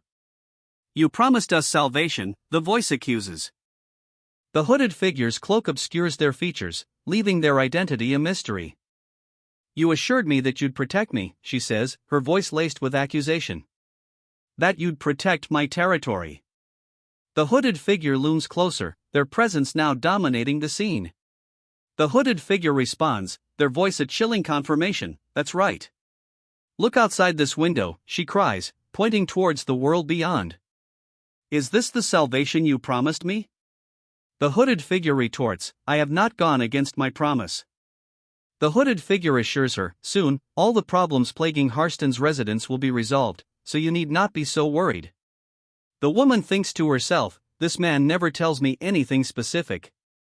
Despite her reservations, she thinks, "But as I am now, I can do nothing but believe in him." From beneath the hooded figure, a voice echoes, "Everything is proceeding smoothly, so my lord, please continue leading your life in comfort." The hooded figure's face is revealed, a sinister smile twisting his lips as he speaks. "Soon, all of your problems will disappear," the figure ominously promises. Everything fades to white. "I understand," she says, her expression weary as she sits slumped in a chair. "I'll trust you and wait a bit longer," she concedes. A figure approaches, bowing before her. "Lord, I have something to report regarding the security of your territory." She asks what the report is. The figure explains that, according to the guard, harpies attacked near the north gate, but a knight suddenly appeared and single-handedly stopped them. Her eyes widen at the report. "Alone? Who is this knight, and who do they serve?" she asks, a hint of suspicion in her voice. The figure continues, "Well, the guard at the north gate asked the same thing, but the knight was silent." Cutting off the report, she declares, "I'll meet him myself." "Where is that knight right now?" A figure shrouded in a dark blue cloak responds, "I'll guide him to the castle reception room, my lord." A voice urges, "Please think this over carefully.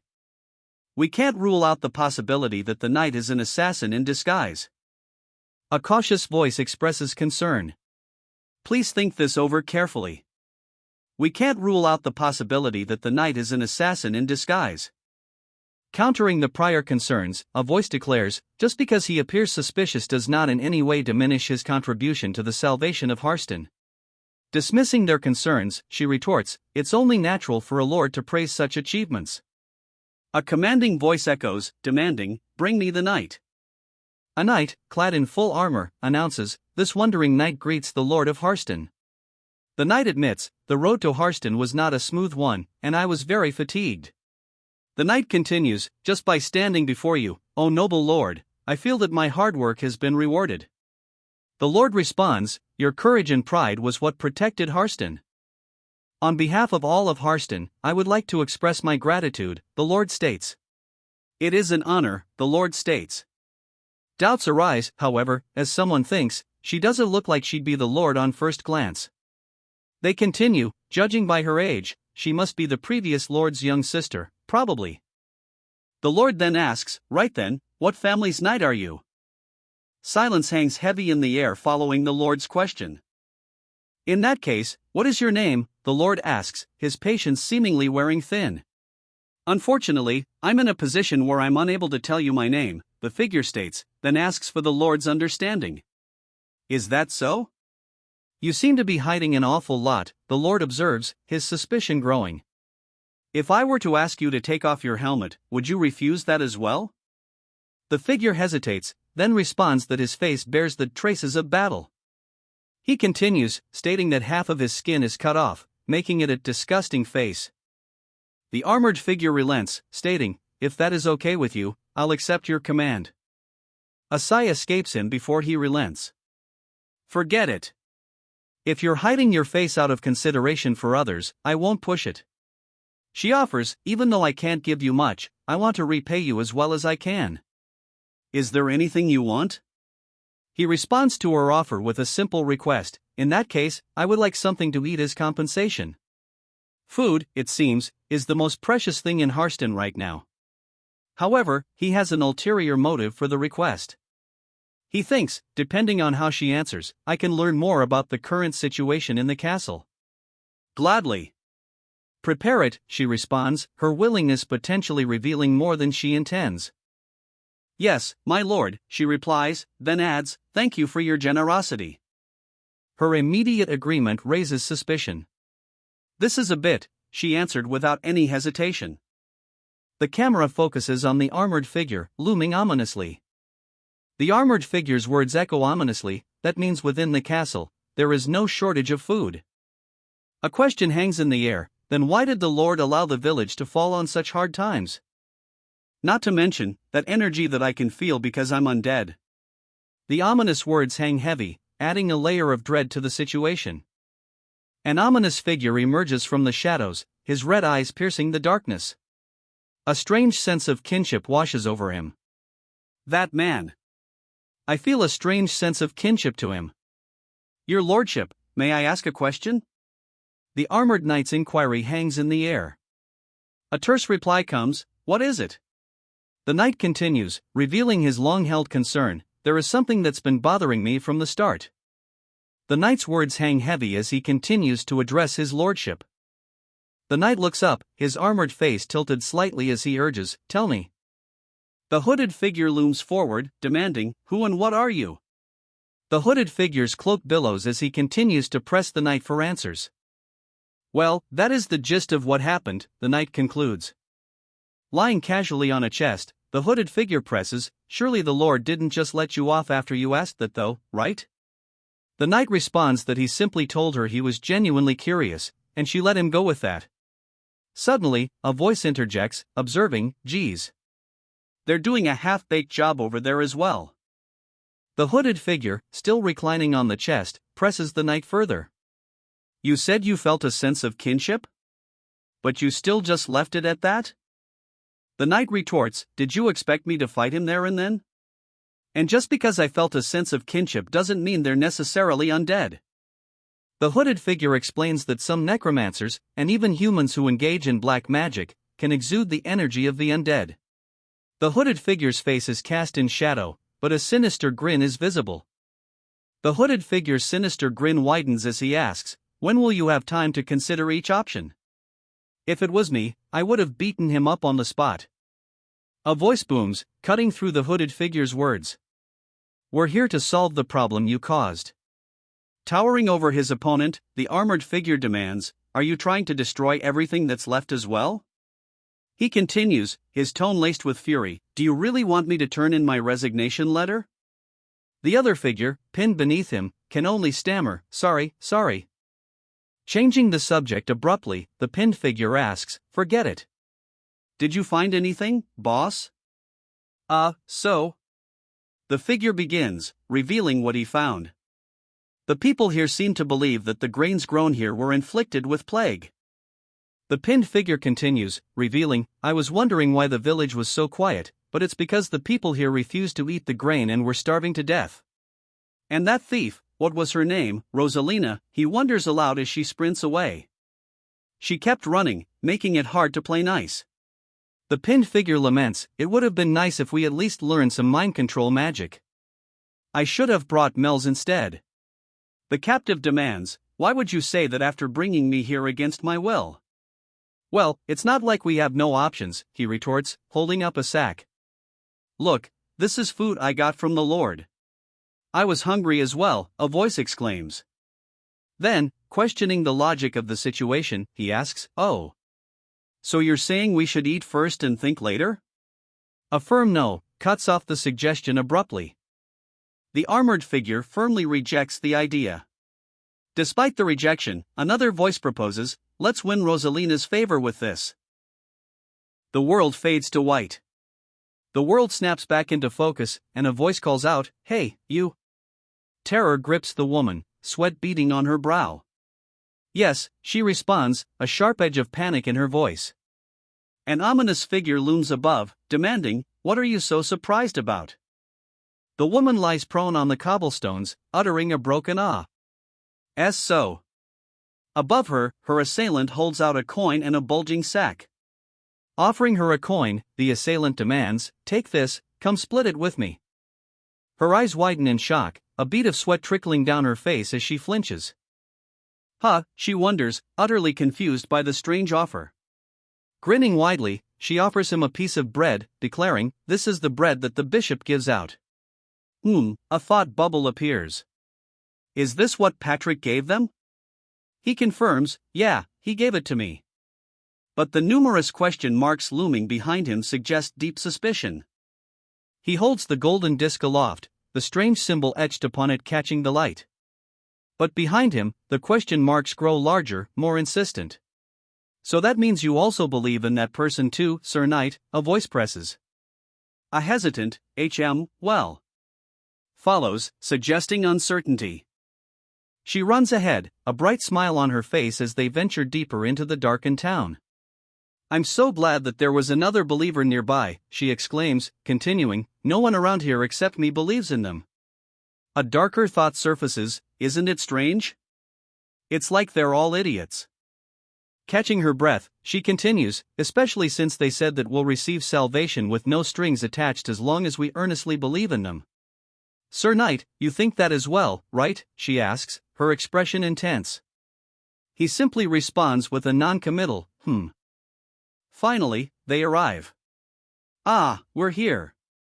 Strangely, I get this eerie feeling every time I come here, he admits, a sense of unease washing over him.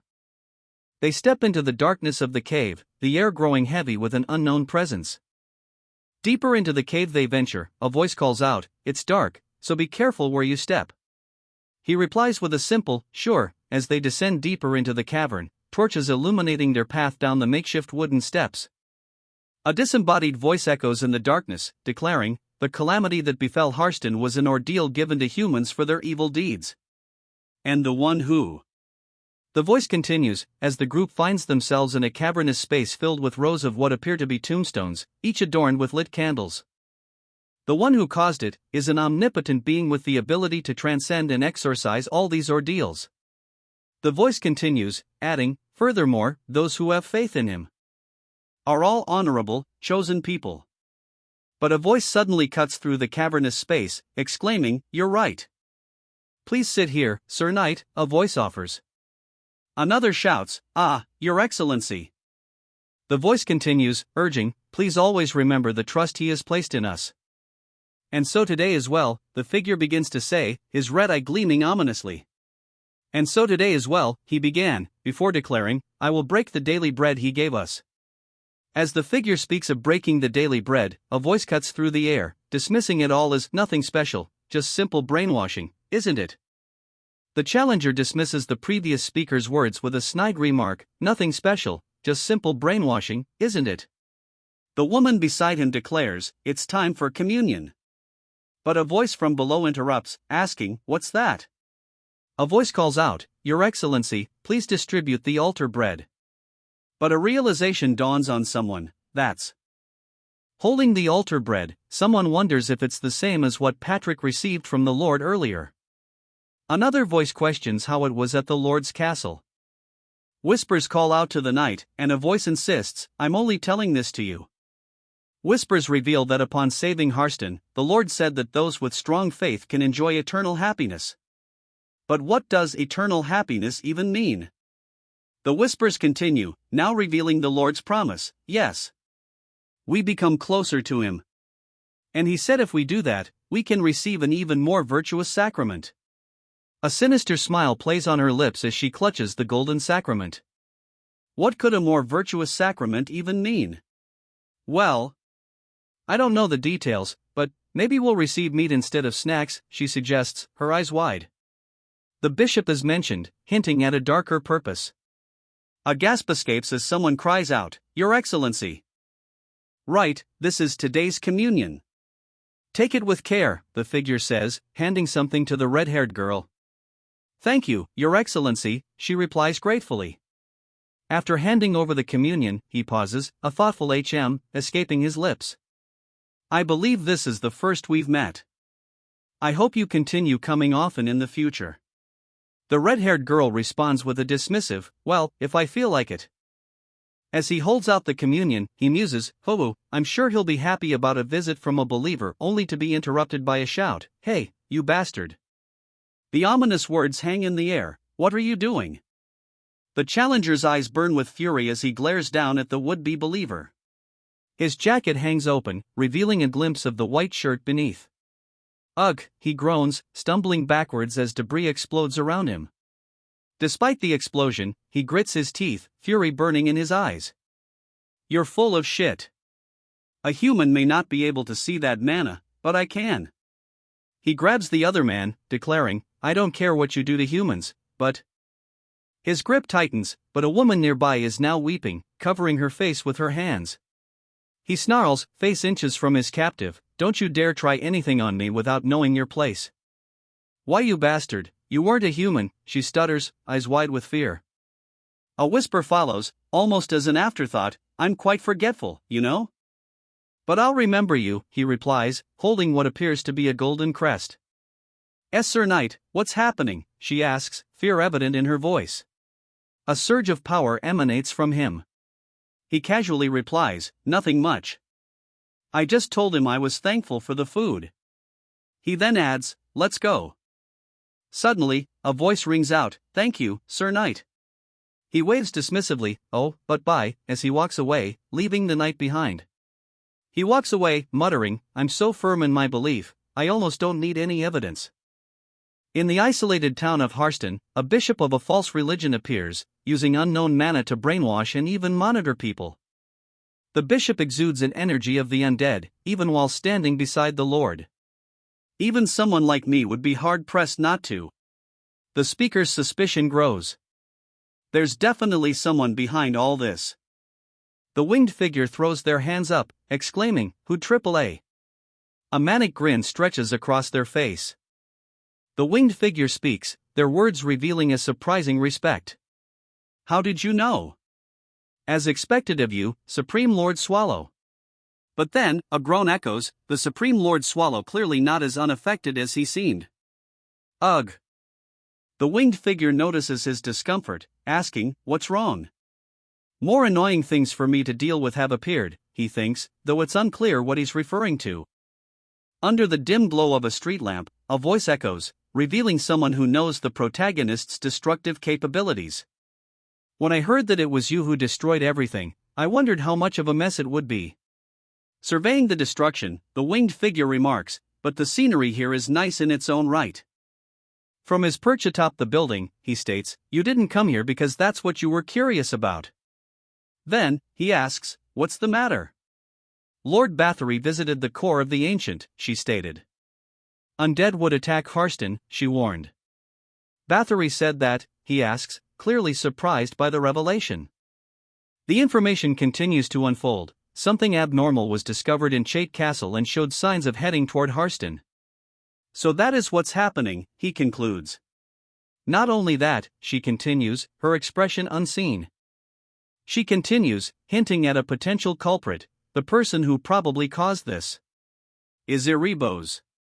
Her revelation hangs in the air, the name a heavy accusation against the shadowed figure looming in the distance. Erebos looms, a dark silhouette against the stormy sky. "I guess that's the most likely scenario," he admits, though doubt lingers in his tone. "But it's just a guess at this point, right?" "I've been thinking." Erebos begins, a beam of light forming in his outstretched hand. "When undead go after a village." Erebos then questions, "Isn't it normal to attack with a numbers advantage?" "Sure," she replies, looking down at the cloaked figure on the ground. "Currently, Harston isn't particularly strong." An uncertain, "I guess so," floats in the air. The perspective shifts as someone asks, "So, why do you think they're purposely not using that strategy?" Raising her weapon high, she declares, "If what I'm thinking is right." The weapon glows intensely as she continues, "I think they might be using the flow of mana." Mana detection flashes as a network of bright pink energy crackles around her. Sure enough, she confirms, as the pink energy crackles around a massive magical circle. The magical circle pulses with raw power, its intricate design now fully revealed. "My prediction was right," a voice declares, confirming the activation of the magical circle. In the dead of night, a raven with glowing red eyes perches on a gnarled branch, its beak open in a silent cry. The silent cry becomes a cacophony as hundreds of ravens take flight against the blood-red sky, their calls echoing ominously. Beneath the blood-red sky, a figure in a dark cloak stands before a gruesome pile of bodies. A shovel leans against the mound, a grim testament to the scene's purpose. His crimson eyes pierce through the shadows, an unsettling gaze that promises only death. Raven feathers swirl around him, echoing the ominous cries that fill the air. His hands press against the ground, a surge of purple energy emanating from his fingertips. His face contorts into a grotesque mask of rage, the crimson eyes burning with unholy power. The title card appears, Malevolent Dungeon Gatekeeper of the Grounds of Corpses' Demise, Lich Simon Magus. A flock of ravens takes flight below. The ominous figure stands silhouetted against the purple sky, ravens swirling around him. The Lich Simon Magus is greeted by a voice, "So you've come, my faithful servant, Magus." Magus kneels, surrounded by ravens. From the shadows, a voice booms, "Lord Erebos, Lord of all dead." Still kneeling, Magus begins, "I am giving my final report before you arrive at Harston." The dark figure looming over Magus declares, "I will not forget your hardships." From the ground, Magus states, "I only did my duty because I understand the bigger picture." The dark figure, his red eyes gleaming, demands, "Tell me what you want to say." He then learns of an unexpected intruder. From the shadows, a voice reveals, "I received the same report from Ummel." The voice continues, posing a crucial question, "The person you met, were they wearing a set of armor exuding the energy of the dead?" The figure responds, "Forgive my impudence, but he did not wear a set of armor nor did he exude the energy of the dead." However, the figure clarifies, "But he was connected to a deep darkness." The figure's words spark a thought, "Someone connected to darkness, huh?" Then, the figure asks, "My lord, do you have any guess who it could be?" The figure dismisses the possibility, stating, "No, there's no way he would be active." Despite this, a new directive emerges: no matter what variables arise, we must first occupy Harston to acquire the Empire. The figure, shrouded in shadow and glowing eyes, commands, "Remember where this place is, and before acting for the great cause, always remember to be cautious." A figure kneels before the shadowy entity, head bowed in shame. "I'm deeply ashamed of my inability to carry out the task you entrusted to me." The shadowy figure explains, "Ummel requested reinforcement at the Lord's castle, so I sent Massam to the underground dungeon." Then, a question hangs in the air: "Do you need reinforcements against the intruders?" The shadowy figure responds, "Not at the moment. I will send you a message later if I do." The shadowy figure concludes, "Right, I'll leave that decision to you." With that, the shadowy figure disperses into a flock of crows. The crows scatter, leaving only a few drifting feathers in the orange sky. From the darkness, a voice echoes, subservient, "Your wish is my command, my lord." From the desolate landscape, a figure in a long cloak stands, overlooking the scene. "Soon, the dead will rule over everything on earth," a voice booms ominously. His red eyes gleaming, the figure declares, "No matter who may come, they'll no longer be able to stop us." Despite his confidence, a chilling caveat hangs in the air. No matter who it is, as long as that monster doesn't come. The Unbeatable Dungeon's lazy boss monster. The voice echoes, cutting through the tension. "Mel's, can you find the person who cast this magic?" The magic user stands atop the structure, while Mel's lies prone, seemingly affected by the glowing web of energy. "There's no way to know for sure," the voice continues, "but for the most part, for large-scale magic like this." The magic user explains, "It's common to choose a method that maintains continuous mana flow into the ground." Then, a thoughtful escapes her lips. "So in other words," she explains, "for them to maintain it, the person who cast it has to be nearby." She then adds, "That could be the case, but it's not a guarantee. They could also be using a method where they use a medium to steadily direct their mana. That said, this is just my guess, but..." She continues, "Considering the possibility of a medium that'd support magic large enough in scale to surround the entirety of Harston." The image shifts to a close-up of the massive, crystalline structures, hinting at the scale of the magic surrounding Harston. These enormous crystals, shimmering with an otherworldly light, could be the key to understanding the magic surrounding Harston. The scale of the magic becomes clearer as a voice wonders if that'd definitely require a huge amount of mana, right? The possibility of a hidden source is raised. If they don't plan to twist the magic pathways, they wouldn't have stored that huge chunk of mana into the ground. So, if they were to hide a medium, it would probably be there. The camera pans down to the ground, showing the area where they suspect the medium is hidden. "That place is the most suspicious," a voice declares, as the camera focuses on the Lord's castle. the Lord's castle, huh? Of course, we can't be certain. It's all just speculation, the voice admits. Even if we don't know what they're up to. He snarls, baring his fangs. A voice booms, declaring, if we were to make a mess of everything, someone should come investigating. Everything fades to white.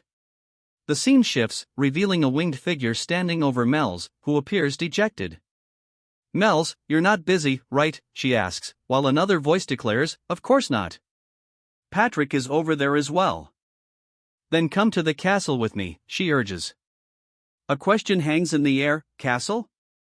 Her eyes widen, a bead of sweat trickling down her face as she replies, yeah. But beneath, a sinister message appears, it's about time to replace. The sinister message continues, it's time to replace one of the malevolent dungeons anyway. The speaker's golden eyes gleam with malice. The camera pans down, revealing the speaker's dark robes. Under the pale moonlight, the camera pulls back, revealing the building where the malevolent speaker resides. The camera continues its upward trajectory, showcasing the imposing architecture of the building. An emblem marks the entrance. As expected, this place is the most suspicious, a voice declares, confirming their suspicions about the building. A looming figure stands at the top of the stairs, its eyes glowing ominously in the darkness. The stench of decaying bodies wafting up from below is now noticeably stronger than before. This smell is definitely suspicious, a voice comments, confirming the growing unease. SFX, thud. And this is an underground dungeon made useless in this situation, a voice declares.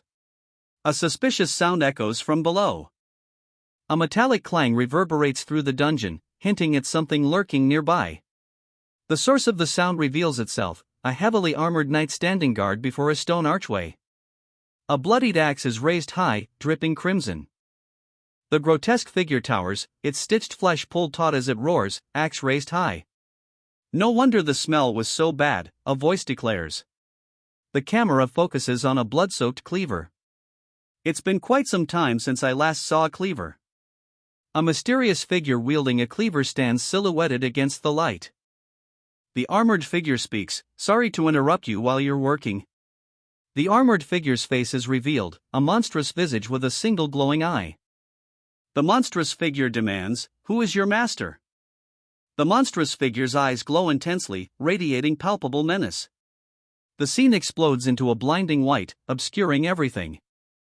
The light fades, revealing a dark, ominous space. A powerful strike lands, sending shockwaves through the area. The ground cracks beneath the force of the blow. The monstrous figure remains standing, declaring, that was definitely an attack worthy of your frame. His grip tightens, the sound of squeezing audible. The monstrous figure scoffs, declaring that there's no way such a slow attack would ever land. The knight's assessment is grim. This much strength even with both hands, how dreadful. He then wonders how such a thing could be happening in a castle dungeon. A sickening crack echoes as the knight's attack connects. The knight, reeling from the impact, wonders aloud, does that mean that man and that lord, the two of them are a pair? Amidst the clash, he declares, well, in any case, there's no need to act in secret anymore. Since now we have confirmation. He trails off, the implication hanging heavy in the air. The monstrous figure lunges, jaws agape, revealing rows of razor-sharp teeth. Now, get lost, the monster commands. The monster's massive hand descends, poised to crush its target. The monster's hand crashes down. Beneath the crushing blow, a voice groans, ugh, how dirty. The hero is pinned beneath the monster's massive hand, the impact sending shockwaves through the ground. The world blurs as the hero is completely overwhelmed. The hero is sent flying backwards, a whirlwind of motion and debris marking his violent trajectory. The hero continues to fly backwards, the impact sending debris scattering. The hero's flight is interrupted by a voice. Oh my, how surprising, it says, the tone laced with sarcasm. The hero crashes through a wall, the impact echoing through the chamber. A skeletal figure peers down, its glowing blue eyes gleaming with amusement. Ho! It utters. A voice echoes, surprised by the turn of events. Even a Durahan's appeared. The Durahan's head floats above its body, surrounded by an eerie purple glow. The Durahan's body stands ready, its armor gleaming. A question hangs in the air: just what are you preparing for? A voice booms out, calling, "You over there," across the dimly lit space. The armored figure stands amidst the carnage, a purple glow emanating from him. The armored figure demands, "Who ordered you to guard this place?" The armored figure remains, awaiting an answer. Silence hangs in the air as the armored figure awaits a response. A surge of purple energy erupts, centered on the armored figure. The surge intensifies, and a sudden exclamation punctuates the air. "That's the sword of evil," someone declares, the words hanging heavy in the air. The sword of evil flashes with a blinding, violet light. The sword of evil clashes against its opponent's weapon, the impact resonating with immense force. A voice explains the sword's terrifying ability: it corrodes any weapon it clashes with, which makes battling against it tough. "This one is quite strong," a voice notes, as the clash continues. "How unusual for a Dullahan." Amidst the ongoing clash, the Dullahan proposes, "Can we not settle this by talking things out between us fellow undead?" A surge of dark energy erupts. Oh my! A wave of dark energy emanates from the elder-level undead. An elder-level undead with intelligence refuses to talk. That's a shame. I need to figure out why they're here. "Well, the Lord is bound to know," the undead declares. The undead continues, declaring, "is bound to know everything." "Here we go," the undead announces, unleashing a lower-class magic spell, Glide Panel. The spell takes effect, and the armored figure slips on the ice. He's caught off guard, a speech bubble showing his surprise. He hits the ground hard, the impact echoing. A surge of purple energy erupts around him as he struggles to rise. As he rises, a voice echoes, "Weakness, sword." He prepares to strike, declaring, "Mighty slice." The strike lands. The figure, now revealed as a skeleton, retorts, "You don't seem much for conversation." The skeleton looms over him, an ominous shadow cast upon the scene. "So let's not drag this out," the skeleton declares, his blade already charged with ominous purple energy. "I'll cut to the chase." The skeleton's hand grips his blade tightly, readying for a swift strike. An exclamation hangs in the air.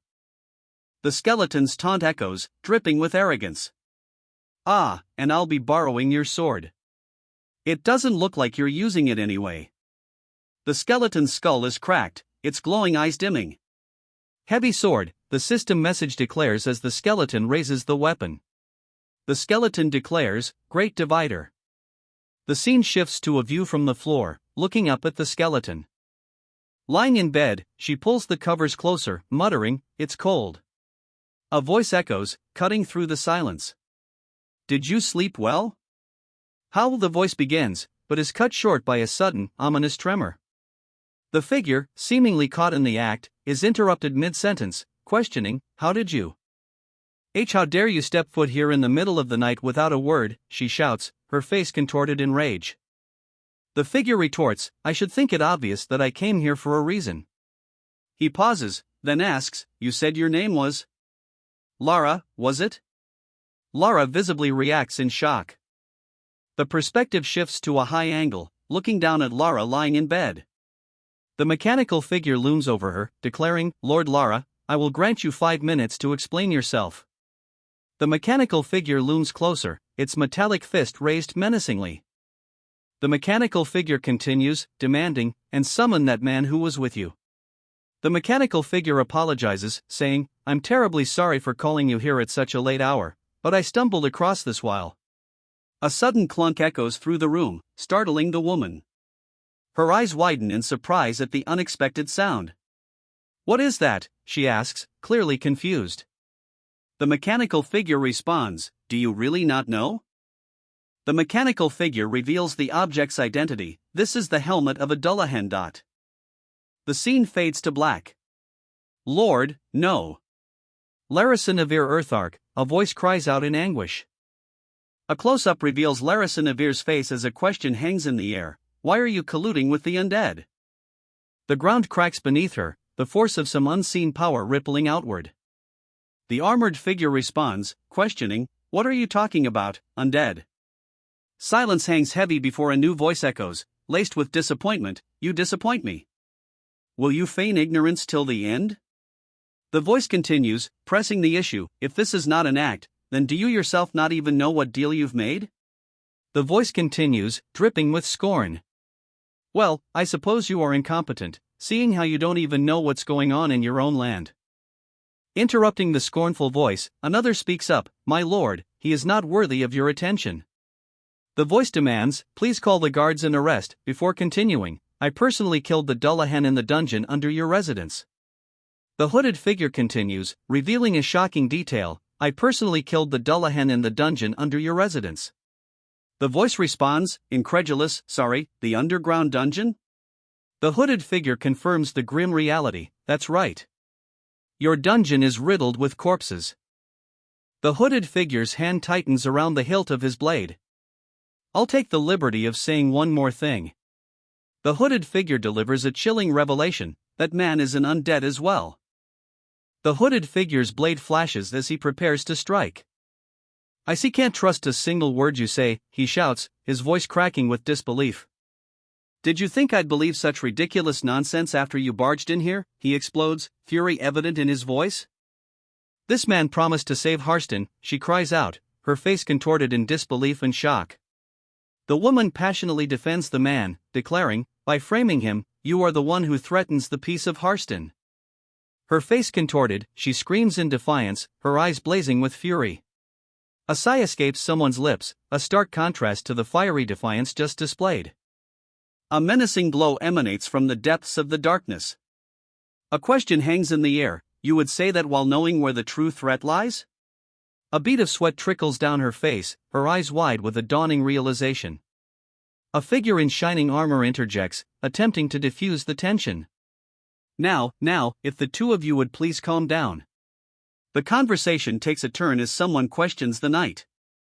"Sir Knight, you mentioned the helmet of a Dullahan, but Dullahans aren't common even among the undead." "Aha, I know, right?"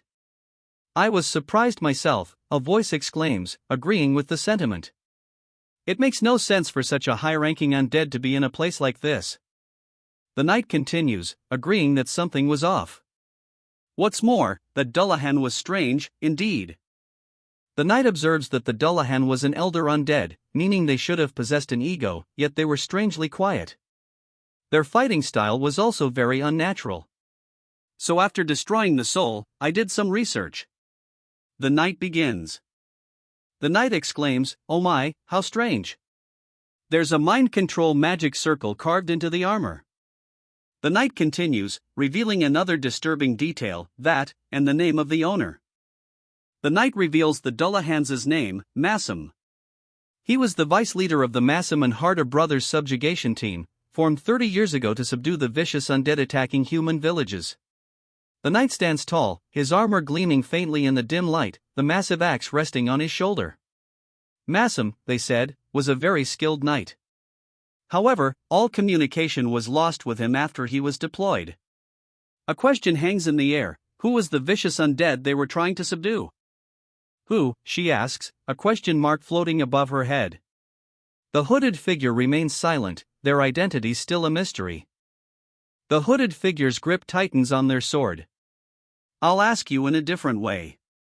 The hooded figure's sword is now visible, the threat becoming more real. "I would greatly appreciate it if you answered me yourself." The scene explodes in a burst of energy, the air crackling with unseen power. The hooded figure demands, "Where is the vicious undead Erebos, oh undead informant?" A sinister smirk plays on his lips as he grips the hilt of his blade. "The Unbeatable Dungeon's lazy boss monster." Boss?" A voice calls out, questioning the hooded figure standing before the seated woman. A sudden chill fills the air. The seated woman's voice trembles, her eyes wide with worry. I don't understand what you're trying to say. Why invoke the name of a boss monster from the 7 malevolent dungeons?" Suddenly, maniacal laughter erupts. "Ha ha ha ha ha ha." The laughter fades into a chilling, hee hee, hee hee hee. A sinister grin spreads across his face. The laughter abruptly shifts into a strained ah. Ga ha ha. A bewildered voice whispers, "What the? Why you said?" The voice stutters, the words barely audible. Her voice rising in desperation, she cries out, "Why you said you would save me? Save my territory." A sinister grin spreads across his face, his eyes glowing an ominous red. The sinister grin widens as he replies, "Of course I did." But the girl's eyes betray her fear, a single tear tracing a path down her cheek. "But it's out of my hands now. The plan has changed," he declares, a question mark floating above his head.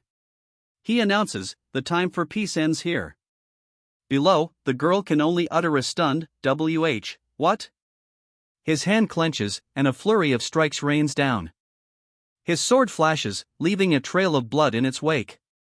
Suddenly, a voice booms out, commanding, "I advise the both of you to stay still." The figure's glowing eyes pierce the darkness as he commands, "I advise the both of you to stay still." The figure's command hangs in the air, an unspoken threat underlining his words.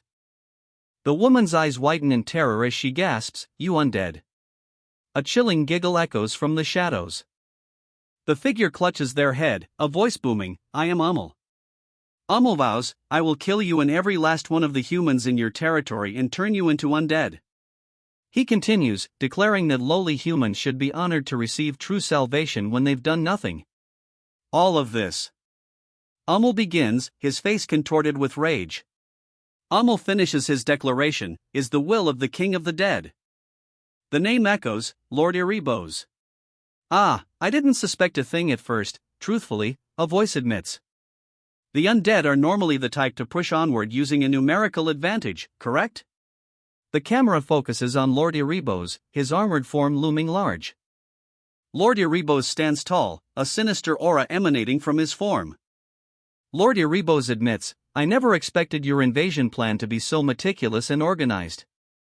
"Well done. You've exceeded my expectations in defeating Massam," Lord Erebos admits. Then, with a sinister undertone, he adds, I've had my eye on you from the start." A beat passes, and the protagonist thinks, "This is the first time I've been praised for killing someone's ally." Lord Erebos continues, "How amusing. I'm curious to know more about you." Lord Erebos's glowing red eyes pierce through the darkness. "How amusing. I'm curious to know more about you," he states. The question hangs in the air, "You are an undead like myself, so why do you not serve Lord Erebos?" The knight stands tall, an exclamation mark hovering above his head, as if the question has taken him by surprise. The knight's thoughts race, an undead, like him. The knight's eyes widen, a bead of sweat trickling down his face. An undead, like him. He realizes with dawning horror. Ha, and we still need a lord that will manage the territory and collaborate with us. The words hang heavy in the air. Swords clash with a resounding clang. "I didn't plan on killing her, Ak." A pained voice echoes. "I'm suddenly in a bad mood," he declares, his tone suggesting a swift change in his intentions. His eyes glow with an ominous light. He lunges forward, a burst of speed accompanied by a visible surge of power. His hand, adorned with rings, reaches forward, the attack blurring with speed. "It is in your best interest to listen carefully from now on," the voice booms, a clear threat hanging in the air. The armored figure stands over him, sword drawn. The undead figure scoffs at the threat, retorting, "Of course not." But then, a chilling question hangs in the air, "But you have a lot to lose, do you not?" The undead figure continues, stating that if his opponent had done his research, he would already know. He then ominously declares, "The companion who came here with me is a bite stronger than you think." The undead figure's words hang heavy, the implication clear. The undead figure finishes his thought, declaring that his companion is strong enough that he just might ruin your plans. Interesting. But that would harm the humans as well. The undead figure seems to be weighing the consequences of his companion's strength. The undead figure reveals his true allegiance. "I regret to inform you that we are not on the human side. So stop pointlessly dodging the issue and tell me everything you know." The undead figure presses for information. Ah, and of course, do tell me all about what ulterior motives your boss, Iribos, has up his sleeve. The undead figure's menacing teeth are bared, but he relents. Fine, I'll answer your questions. Then, a chilling question hangs in the air: do you know how elders are born? The undead figure's question hangs heavy, leaving the listener to ponder the disturbing implications. The undead figure retorts, stop asking questions and skip to the explanation. The undead figure continues his explanation: for an ordinary human or another race to become an elder, a phenomenon large enough in scale to be deemed supernatural must occur, or they must bear resentment deep enough to overcome death. The undead figure's words echo: one elder is stronger than thousands of zombies. Hence, why they are called elders. The undead figure's face looms closer, the red glow of his eyes intensifying. Lord Iribos, the figure explains, is an almighty being. He can create elders with just magic. The armored figure continues, revealing the reason Harston was quarantined and a religion created was to control the elders. He continues, explaining, that's right. To create an elder, you need a human with a living body but a weak soul. Harston is the perfect breeding ground where people like that can gather, he states, the woman's fearful expression mirroring the gravity of his words. We orchestrated a greater famine by isolating the land in order to crush the human spirit. He continues, revealing his insidious plan. And the religion we created crushed them even further. The camera focuses on a golden staff, adorned with red jewels. I think I understand, he says, his voice laced with doubt. Then why exactly is the dungeon littered with corpses? The figure responds, revealing the dungeon's grim purpose, that is to mass-produce elders. The figure's declaration hangs in the air: we are going to destroy the Empire. The figure's declaration is met with a blunt assessment: whoa, that's a bad idea. The declaration continues: if the Empire falls, and all those people become undead, the figure warns, the ominous words hanging heavy in the air amidst the fiery backdrop. The figure continues, declaring that Iribos will obtain great power if the Empire falls. His next objective, however, remains a mystery. His objective is revealed: the malevolent dungeons. A monstrous roar erupts, shaking the very foundations of the world. Awareness always dawns too late. A voice echoes ominously. The warrior raises his sword, facing an ominous figure floating above a crimson magic circle. Suddenly, a high-ranking magic spell is cast, Sprawling Dark Curse. The sprawling dark curse surges forward, engulfing a cloaked figure who can only utter a startled. Despite being engulfed by the dark curse, a voice booms out: did you think I would be unable to use magic if both my arms were cut off? How foolish. A mocking voice echoes: you're able to cast magic with only words. How impressive. The figure, wreathed in dark energy, retorts: did you really think I would tell you the truth? A chilling declaration echoes: no one in the world can thwart Lord Iribos' master plan. The dark energy swirls, and a voice booms, declaring there is only one being who can stop the ancient monster, who secludes themselves for many years after moving. No one can stop us now, the booming voice declares as the monster lunges forward. A blinding red light erupts as the monster's power intensifies. Is that so? A voice echoes, followed by a determined then. May I ask you something? He continues, his hand outstretched, glowing with ominous red energy. A surge of power erupts as he breaks free, shaking off the restraints with brute strength. Allow me to summarize, he declares, his words hanging heavy in the air. What you're saying is. He begins, his words hanging in the air, a prelude to a crucial revelation. However great your plans may be, the armored figure declares, his words echoing with a chilling finality. The armored figure's chilling words continue: if that ancient monster were to come here, both you and Iribos will be screwed, right? The armored figure finishes, the chilling question hanging in the air. The armored figure recoils, demanding, what nonsense are you? Suddenly, blades impale the armored figure, a crimson aura erupting around him. A silent scream hangs in the air. The ground erupts as the armored figure is launched skyward. The armored figure soars through the air, crashing into the walls of the castle. Amidst the rubble, the armored figure thinks, if nothing else. Amidst the destruction, a figure sits upon a makeshift throne of rubble. Your timing is impeccable, he declares. The Unbeatable Dungeon's lazy boss monster. Cowering amidst the rubble, she clutches her face, whimpering softly. Tears well in her eyes as she cries out, "Aff, my head." Amidst the destruction, a figure sits atop the rubble, observing the scene. The buildings here are too weak, he remarks with a sigh. A gust of wind blows through the devastated landscape. A mechanical click echoes as someone remarks, "You have great timing." A figure responds with a bewildered, "What?" Silence descends as a voice declares, "Nothing." So what did you find out?" a voice questions.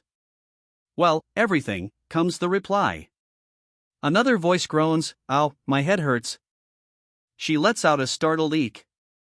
Silence hangs in the air as he looks up, a thoughtful expression on his face. Suddenly, a dark, ominous energy surges. The air crackles with power as he clenches his fist. "You dare," he growls, his voice laced with fury.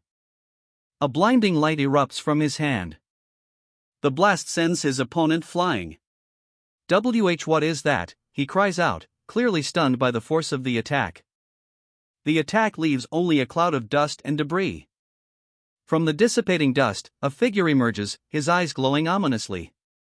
The dust settles, revealing a scene of sharp, dark energy. The figure stands amidst swirling shadows, his form radiating an ominous, dark power. His eyes widen, pupils shrinking as he utters in disbelief, "This strength, it can't be." A sinister voice echoes, "I told you, didn't I?" The sinister figure's eyes glow ominously as he states, "My companion is a lot stronger than you think." A voice cries out, "Who's that?" as the figure's eyes glow with an unsettling intensity. A chilling realization dawns, this doesn't make sense. A voice trails off, confusion evident. The realization hits hard, they had no way to communicate, so how is that ancient monster here? What's more? A voice booms. The ancient monster stands tall, his presence defying all logic. "I can't feel the energy of the crystal on the top floor," he states, his gaze intense.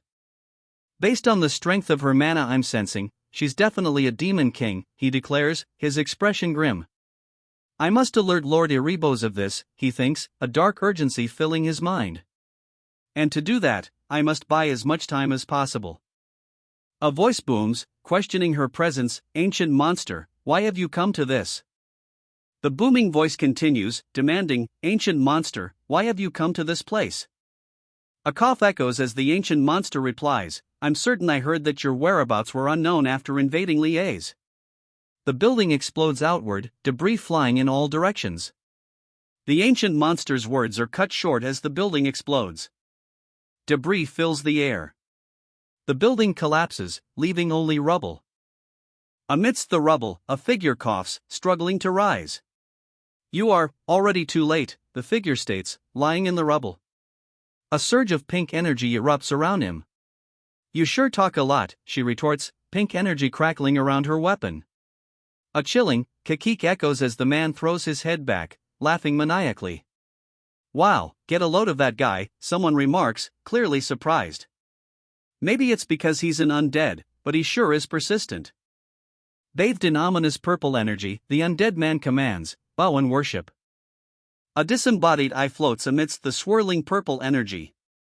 "Our king has descended upon this land," booms a voice. The undead warrior exclaims, "Boss." Acknowledging the presence, the hooded figure replies, "Yeah, I see it." A sigh escapes him. The weight of the situation seems to settle upon the hooded figure. "He sure is making a big show of all this," the hooded figure observes, his tone laced with a hint of disapproval. One of the men suddenly speaks up, drawing attention to an unsettling change in the atmosphere. "Look, doesn't the sky look weird?" The other man, equally alarmed, can only manage a single word, "What?" The sky has turned completely white, obscuring everything. Massive lettering appears in the sky, glowing with an ominous light. The blinding light fades, revealing the castle bathed in the eerie glow of the night sky. The ominous lettering still hangs in the air, looming over the dark, dilapidated buildings. He pants heavily, his bare feet pounding against the stone floor. The sound of hurried footsteps echoes as she sprints through the dilapidated building, her eyes wide with fear. "Rosalina," a voice calls out. Her eyes widen, a bead of sweat trickling down her cheek as she continues to flee. Suddenly, a voice cuts through the silence. "Oh, Toth, you weren't asleep?" he asks. Rosalina retorts, "I should be the one asking that question. Where are you coming back from?" She nervously explains, I was feeling uneasy, so I went to get some fresh air. Just walking around Zabeth, Rosalina thinks to herself, realizing her blunder. "Oh no, I just told him I went to a place where no one goes because of how polluted it is." Realizing her mistake, Rosalina anticipates his reaction. He'll get really mad again. She thinks. The man sighs, and she stammers, "Sorry." Rosalina's face tightens with worry, anticipating his anger. He retorts, "You're out of your mind." Rosalina, surprised by his reaction, stammers, "Ha? You're not mad?" He continues, addressing Rosalina, "The boss and a few others held a meeting, and it's been decided. The bombshell drops, we're all going to leave Harston tomorrow night." He continues, "I don't know what you think about them, but our boss doesn't trust those nights." Rosalina's eyes widen further, a question mark floating beside her head. The sound of something shattering echoes. "Follow me. I'll explain on the way," the voice orders, as they move into the night. They venture out into the darkness. The pair arrive at what appears to be a mass grave, the night air thick with the stench of death. He reveals a grim truth: Rosalina's parents are buried at the very bottom of this pit. He then warns, "Rosalina, once we leave Harston, we won't be able to come back here." He gives her the choice, stating, "It's up to you, of course. I won't stop you." After a moment of silence, Toph speaks up. "You know, I don't really get why the boss wants to leave Harston. Harston will be saved. Don't we just have to wait a bit longer?" she asks, her words hanging in the air. "Leaning on that religion is your choice to make, so it's not my place to judge," he says, his words measured. "But, while you're waiting on salvation that may never come, your parents will be trapped in that dark place, won't they?" he finishes, his red eyes gleaming ominously. A pregnant pause follows his pointed question. He continues, driving his point home. "The God you believe in isn't the only one who can grant salvation." Then, he adds, "Your actions can bring salvation as well." They stand together at the edge of what looks like a collapsed tunnel, its entrance partially blocked by debris. The woman, illuminated by the torchlight, declares, "My actions can also be salvation." Her resolve seemingly firm, she concedes, "You're right, Toph." Her gaze unwavering, the woman's next words hang in the air, "Can you do it?" she asks, her voice barely a whisper. A determined reply echoes, "Yeah, I'll try." The woman stands before the pyre, its heat intense. A bead of sweat trickles down her face. She grips the torch tightly, the flames crackling above. "Oh, my," a voice echoes. "I was wondering who would come here in the middle of the night." The figure, cloaked in shadow, confronts her, demanding, "What are you?" The figure's eyes narrow, a fierce intensity burning within them.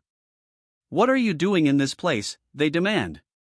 The figure's harsh expression softens, a flicker of recognition in his red eyes. "Rosalina?" he questions. The scene fades to a dark, ominous space, embers floating in the air. The embers drift in the oppressive darkness. The Unbeatable Dungeon's Lazy Boss Monster. Chapter 33. A collective gasp rises from the group. "Why, Your Excellency," they exclaim in disbelief. The crowd parts, revealing a figure with striking red hair. "Ag! Your Excellency," the red-haired figure cries out, suddenly recoiling. What are you doing?" "Your Excellency? There's fire on your," he shouts, spotting the flames engulfing the monarch's hand. The flames intensify, engulfing more of the monarch's form. "Hey! I don't know if you're a bishop or what, but let go of her and," he demands, his voice ringing out amidst the flames. His eyes widen, a flicker of recognition crossing his face. This smell," he exclaims, something clearly triggering a memory. The air crackles with energy. Flames engulf his arm as someone cries out, "Why, Your Excellency, you have to put out the fire on your arm." His eyes blaze with intensity as he raises his flaming arm. The flames erupt outwards, consuming everything around him. The attack sends his opponent flying backwards. Crashing to the ground, he groans, "Ugh." Spitting out the insult, he yells, "This bastard." Engulfed in flames, his opponent stands over him, ready to strike. The opponent's monstrous face looms, red eyes burning with malice. "He's an undead," one of them exclaims, while the other stammers, "Why, Your Excellency?" "Shut it, human." "Silence is the only song for His Majesty," the undead growls. Before the human, the undead stands tall, cloaked in shadow and surrounded by a legion of dark figures. The human's face contorts in fear, while the red-haired woman beside him gasps. The undead's hand lunges forward, the sound of impact echoing as it grasps its target. The undead's crimson eyes burn as it closes in, its grip tightening with a sickening crunch. Her eyes widen in terror, sweat beading on her brow as the undead's grip tightens. What? A voice cries out. The undead swarm, their hands reaching. A sudden, disoriented voice cries out, "What happened?" The undead close in, their grotesque forms surrounding him. "Damn it! Why are you just gaping at them?" he shouts. He grabs her, pulling her along as he declares, "For now." He pulls her off her feet, dragging her away from the encroaching undead. "Run!" The desperate cry echoes as the undead swarm closer. The undead close in, a ravenous horde with glowing red eyes. "Greyawuff!" The undead's guttural roar fills the air. The scene shifts to inside a stone building, looking out through a window. Huffing, someone is clearly exhausted. Inside, a worn chair sits before a heavy wooden door. Huff. Ugh, someone groans, clearly still struggling. Struggling, he grits out, that should be enough to buy some time." Panting heavily, he admits, "But I can't move anymore." Despite his exhaustion, a voice urges him, "Still, you must move." A voice suggests, "Let's escape to the second floor." Hesitantly, he replies, "Oh, okay. But my legs are." "Get on, we have to get moving," he urges, pushing himself up despite his obvious pain. Footsteps echo as they move forward, urgency driving their escape. "But Toth, it'll hurt you." "Thanks," she says, clinging to his back as he continues onward, sweat beading on his brow. They reach a window, silhouettes visible against the glass. A looming question hangs in the air, will both of us be able to live? Tears well in his eyes as he continues, if that's not possible, then. A choking sound cuts through the air. Her eyes widen, a tear escaping as she whispers, "Toph?" The door creaks open. "The stench is bad here too." "Is it because of that place?" he questions, stepping inside. A surprised echoes as the two figures are revealed at the doorway. The newcomer's arrival prompts a surprised reaction. "Are we safe now?" a voice asks from within the room. The hope is quickly dashed. A voice declares, "No. It's dangerous here as well. If you want to live, then get it together." What do you mean?" a voice stammers. A spear is aimed directly toward the speaker. The man above tears at his own clothes, a sinister look on his face. Below, a voice calls out in disbelief, "Toph?" What are you doing?" the voice cries out. Toth's sinister grin spreads wider as he continues tearing at his clothes. "Toth," she cries out, her eyes wide with terror. A blade glints ominously in the dim light. Toth's blade flashes forward, a brutal strike aimed directly at his terrified victim. A piercing scream tears through the air as tears stream down her face. "Huh?" she asks, confused. He continues, "I never told you this, but this made me uncomfortable every time I saw it." He continues, his expression hardening, "If you're going to put your faith in something, then from now on, do it for something actually worth believing." Suddenly, a loud crash echoes as she exclaims, what's this out of nowhere?" "You scared me." The woman is startled by his sudden appearance. He holds out a small vial. The door gives way, revealing several shadowy figures with glowing red eyes. The door must have broke. What do we do? The man turns to the woman, asking, "What do you think?" He then realizes, "I need to find something to use as a weapon." Toph? Where are you going? He calls out, seeing her already some distance away. Seeing Toph already moving away, he urgently calls out, "Toph? Where are you going?" A sinister smile spreads across his face as Toph's intense gaze pierces through him. "Toph," he calls out again, then pleads, "Toph, wait." But a dark figure approaches, its intent unknown. A resounding knock echoes against a heavy wooden door.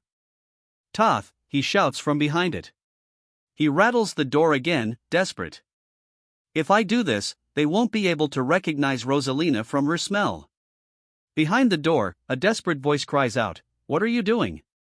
Don't leave me, Toph. I'm scared." Toph stands firm, despite Rosalina's cries from behind the door. "How long are you going to keep relying on others to live?" he asks, his voice unwavering. "You've been a nuisance long enough," a voice declares, as the sound of something breaking echoes. Toph, standing before the door, warns, "Listen up, Rosalina. No matter what you hear, don't make any noise." His face tight with worry, Toph gives one final warning.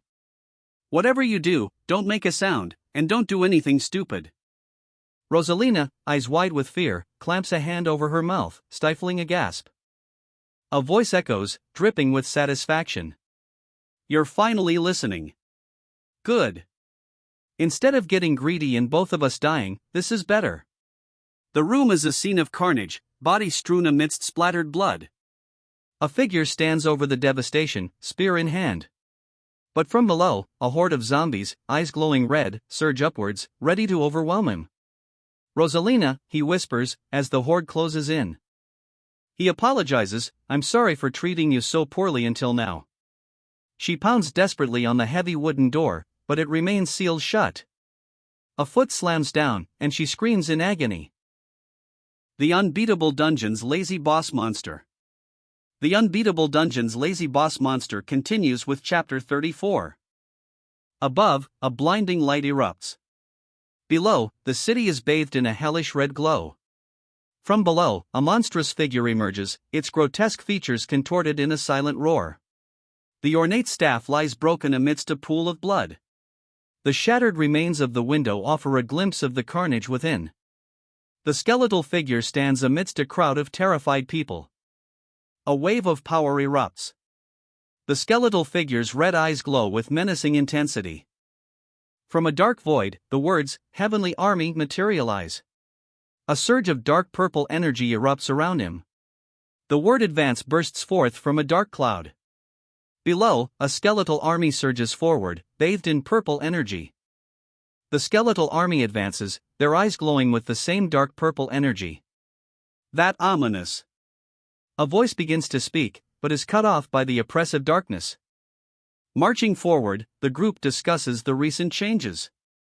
"Red sky is all because the new lord took over," one of them says. Another adds, "She hadn't shown her face for weeks, not even once. The sky is definitely furious." One of them observes, as they march towards the ominous red horizon.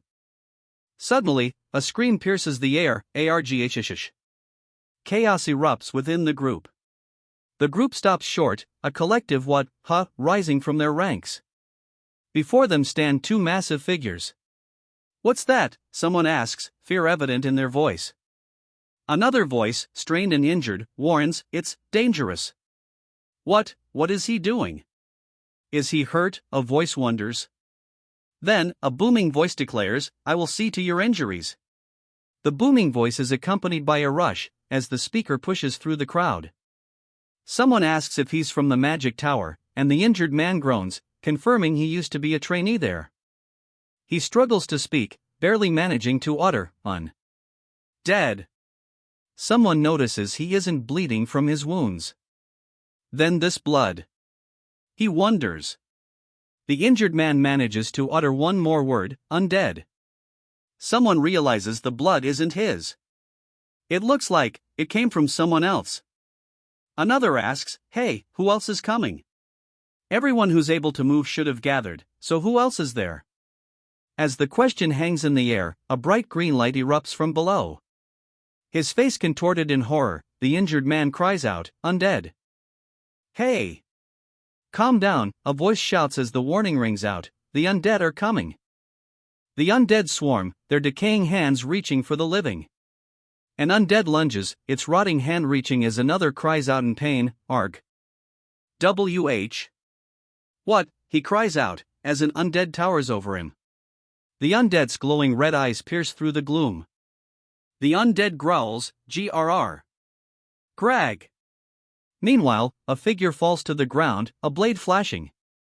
A mounted knight charges, his sword raised high, the sound of hooves echoing. "The undead are monsters, but they aren't as strong as you think," a voice declares amidst the chaos. The knight's challenge rings out, "So choose. Will you run?" Answering the knight's challenge, a voice declares, "I'll fight." Before the knight could react, a voice cuts through the tension, "We're trainees of the Magic Tower Wing."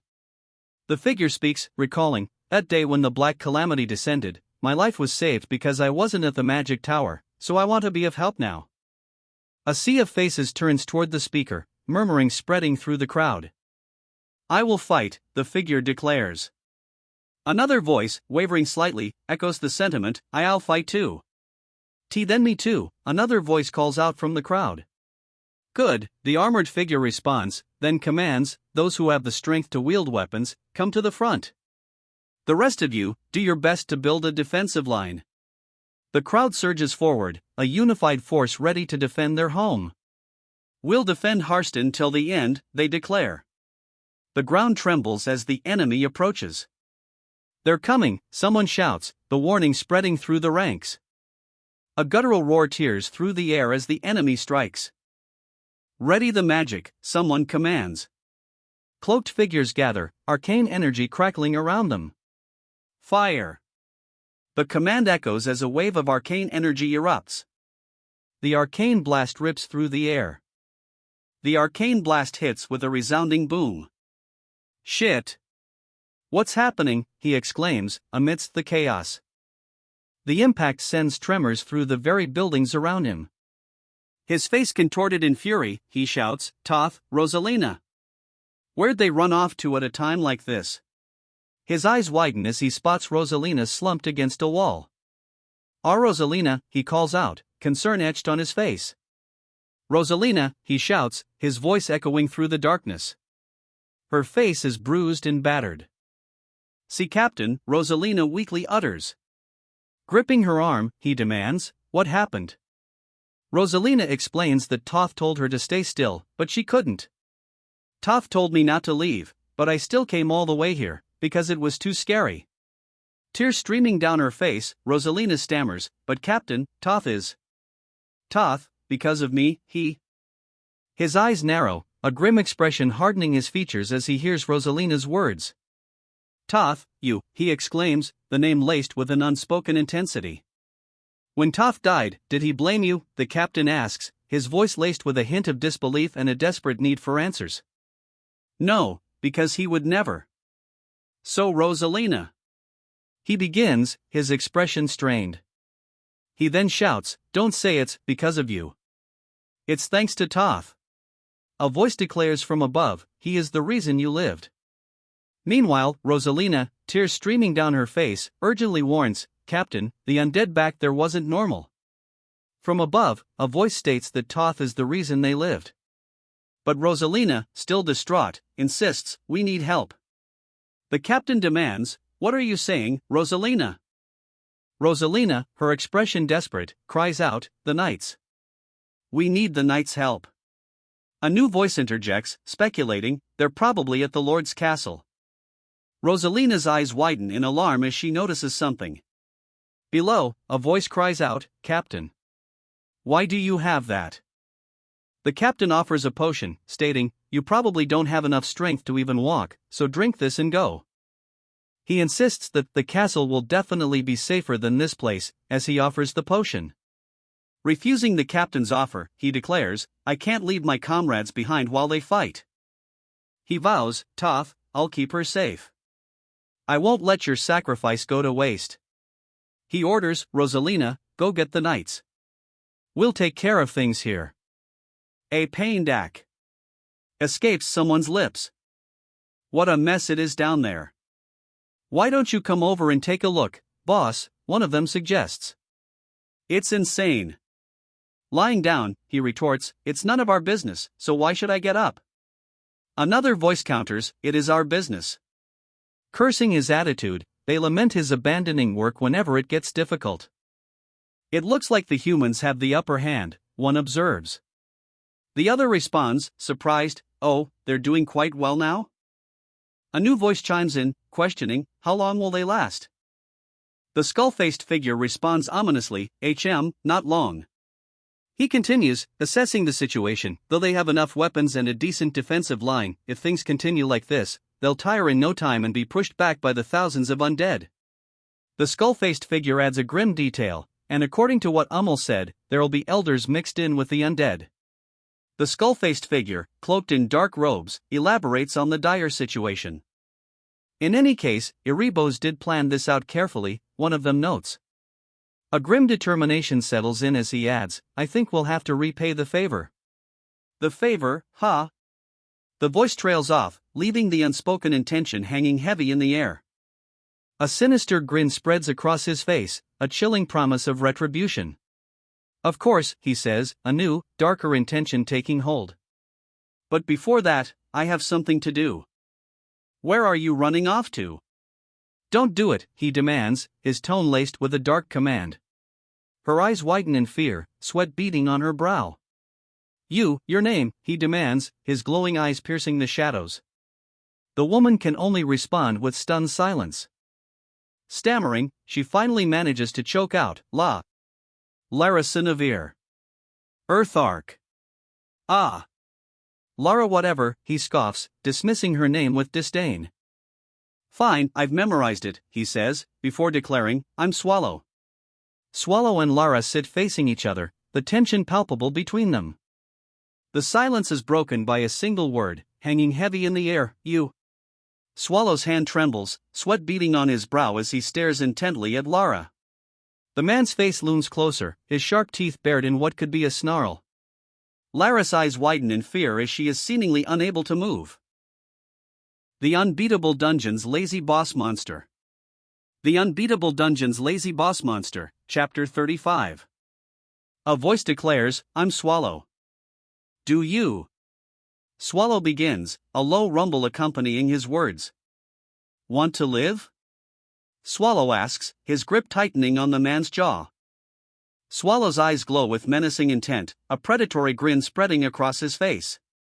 A subordinate questions Swallow's intentions, confused. What are you talking about? You have to kill her. Swallow pauses, his hand inches from the woman's neck. I was going to, but I changed my mind. The subordinate presses him, demanding, what are you going to do? Harston is already beyond rescue, isn't it? Patrick, think about it. The reason we've given up on Harston Midway is because of the undead, right? He says. A hesitant, I suppose so follows. He continues, suggesting, but if all the undead in Harston disappear, and the Lord only does as we please, then we don't necessarily need to abandon it, do we? His companion looks on in stunned silence, tears welling in her eyes. No, what kind of? She begins to ask.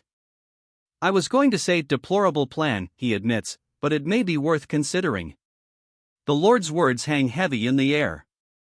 Without killing the Lord, he continues, it might just be worth our while. Doubt creeps in. But aren't the mouths of humans not to be trusted? He's right, the armored figure declares. There's no way that humans who know the truth will keep their promises. But from the floor, a dissenting voice rises. I don't think that's necessarily true. Silence falls. The figure scoffs, his yellow eyes narrowed. Looks like this human here has a reason she needs to live. The fact that she's scared of me yet can't look away is proof of that, he observes. Considering her reaction, he decides, she's fine even after seeing my appearance. I think she'll be usable. I agree, and she should just be an ordinary human too. It's fascinating, he muses. Then, a new thought occurs to him: does this human have a special constitution? A revelation dawns: of all the humans I've met so far, the ones who were called heroes also had special constitutions. It was a talent that couldn't be obtained through effort alone. The woman's eyes widen with a dawning realization, her hand clutching at her cloak. A voice booms, declaring, "This lord has the mental strength to not go insane even after seeing me." "Yes, I. She stammers, sweat beading on her brow. A desperate thought claws its way to the surface: must live. The skeletal figure questions the Lord's judgment. A person like this wouldn't do anything that would cost them their lives, would they? That's your only basis for trusting her? The Lord adds, and my intuition as well. The skeletal figure, however, remains unconvinced. The skeletal figure retorts, kindly leave your intuition out of it and stick to logic. He continues, it's not much to go off of, but... Then, with a hint of resignation, the skeletal figure adds, if that is what you wish to do, boss, then what could I possibly do? The skeletal figure relents with a condition, but in return, if it goes to shit, you have to do the cleaning. The protagonist, facing away from the viewer, responds with a hint of uncertainty, well, we'll see. The cloaked figure presses her, right, you get the idea, right? Choose. If you say please save me, everything will be sorted. But a question hangs in the air as she wonders, but what happens after that? The cloaked figure explains, it's simple. Until the undead back off and Harston is peaceful again. Patrick over there will help you both physically and mentally. A chilling laugh echoes as one of the undead asks, boss, just who are you selling off? The cloaked figure responds with a hesitant, well. Stammering, he asks, then what should I do in return? He awaits the cloaked figure's answer, while the small girl beside him remains silent. The cloaked figure ponders, I wonder. I guess something simple would be best? The cloaked figure demands, right, you can just give me everything. Tears stream down her face as she whispers, sorry. The demand continues, the unseen speaker now demanding, give us. The unseen force concludes its demand, everything. The hero lies prone, seemingly defeated at the feet of his foe. Stuttering, he begins to speak. I. Her eyes widen in terror, tears streaming down her face as she hears something approaching. A chilling realization dawns, if I refuse, I will definitely die. Either at the hands of these monsters or those of the undead. Looming over her, a spectral figure grins menacingly. A terrible choice looms, as she realizes, on the other hand, if I agree, I'll live but lose everything. A haunting question arises, if there was no black calamity, would brother have taken his life? A new question arises, tinged with regret, if brother hadn't died, then would someone like me have had to become the Lord of Harston? She struggles to speak, only managing, I. Another haunting question surfaces, if I hadn't been the Lord of Harston, would this situation have happened? With a sigh, he steels himself. Let's just finish this, boss. But then, a more immediate problem surfaces, where did I put my sword again? Footsteps echo as the injured man advances. The footsteps grow louder. What the? Who's coming, he wonders aloud. Lord Swallow, what should we do, she asks, concern etched on her face. Another offers, I can block them with magic. But Lord Swallow cuts them off. Forget it, let them in. The woman with the sword acknowledges, got it. The doors swing open, and a figure rushes in. Ha! That's... The figure rushes forward, a frantic expression on their face. They really were here, they exclaim, pleading, Sir Knight, please help us. Everyone's fighting together, but it's not enough, they sob, pleading for aid. Help! We need help, Sir Knight. Tears streaming down her face, she cries, Toth died, and the captain is waiting for me. Desperation etched on her features, she pleads, everyone is desperately holding on, so please. Her voice cracking, she continues to beg, please help us. You said you'd save Harstein. His golden eyes narrow as he contemplates her desperate plea. A hesitant voice calls out, questioning, "Sir?" "Knight." Her eyes widen slightly, and beads of sweat trickle down her face. He recoils in horror, shouting, "SK. Skeleton?" The skeleton confirms his identity, stating, "Yes, I'm a skeleton." And sadly, that decision has been passed over to a different human. The red-haired figure's eyes widen in disbelief. A different human, he questions, the implication hanging heavy in the air. Wrapped in a blanket, the blonde woman asks, "Are the people dying?" Her expression is one of grave concern. The red-haired figure declares, "Now that I think about it, it's about time for them to slowly start being annihilated." He then asks, "Mel's, can I leave this to you?" Mel's, standing within a glowing magic circle, responds, "Of course, I was curious about it too." A monstrous eye opens, accompanied by a chilling keek. The magic circle glows brighter as a massive form materializes above. "Oh gosh, the hell is that?" a voice exclaims, filled with dread. The ominous voice commands, "Don't take any shortcuts and go straight there." A small, winged creature flits nearby, adding to the unsettling atmosphere with a keek. The clouds swirl, obscuring the massive form that was materializing. The winged creature, emitting a padak-padak sound, descends towards the city below. The winged creature continues its descent, the city now visible below. The winged creature approaches a glowing, pink portal, a low hum emanating from it. The winged creature stops short, a sudden realization dawning on her. The winged creature is gone. The winged creature's sudden disappearance leaves a horde of monsters in its wake. The horde of monsters advances, their red eyes glowing menacingly. Panic etched on their faces, one of them whispers, "No." A voice pipes up, stating the obvious, "There are ghouls too. I don't like them because they stink." "Whoa, it'll be hard for them to come out the survivors," a voice observes, as the group is shown trapped in a pink barrier, surrounded by ghouls. Her eyes widen in horror, tears streaming down her face. "And no," she whispers. "No," she cries out, seeing her companions being assaulted by the laughing men. "Arg! Stop!" a man cries out as he is assaulted. "Stop!" another shouts, their pleas lost amidst the chaos. "Stop killing them," she cries, tears streaming down her face as she witnesses the brutal assault. The armored figure questions, "How are you doing nothing when you have strength? You're strong." He then pleads, "Please kill." His voice cracks as he desperately begs, "Please kill them all. Please save us." Tears stream down his face as he makes his desperate plea. A woman's panicked voice pierces the air, "What are you doing? Everyone's dying." She stammers, I just. Her voice rising in desperation, she demands, "I'm asking you what you're doing." He pauses, responding with a resolute, "Save them." A desperate, "Please," echoes from below. "Save them." The plea echoes with desperation. Tears streaming down her face, the woman cries out, "Everyone who's left in Harston. Please save them." Her plea hangs in the air, unanswered. Silence descends upon the desolate scene. Footsteps echo in the silence, a figure approaching. "Fine," a voice echoes, the word hanging heavy in the air. The figure is revealed, flanked by a fairy and a skeletal knight. Tears stream down her face, but she steels herself, declaring, "It's not anything too difficult, so I guess we will." With newfound resolve, she commands, "Let's go." With the declaration made, they stride forward, ready to face whatever awaits them.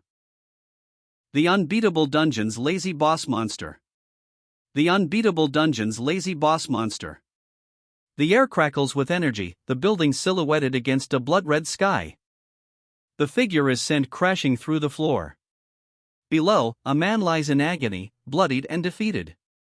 Above, a bloodied figure questions, "Shit, who said these monsters were weak?" Below, a chorus answers, "Everyone." The man's fears are realized as he's swarmed by a horde of monsters.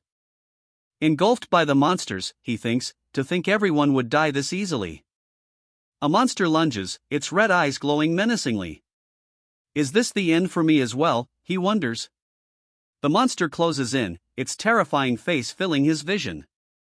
"Ugh, disgusting bastards," she spits out, striking the monster with a powerful blow. You! I should have landed on the roof. So gross, she exclaims, clearly disgusted by her surroundings. The monsters lunge forward, their guttural roar filling the air. So noisy, she thinks, her golden eye gleaming with irritation amidst the chaos. The monsters surge closer, their jaws agape, ready to strike. A surge of pink energy erupts, devastating the surrounding structures. The pink energy intensifies, obliterating everything in its path. The pink energy continues to spread, consuming everything in its wake. Humph, she scoffs, her sinister smile widening as the pink energy continues its destructive path.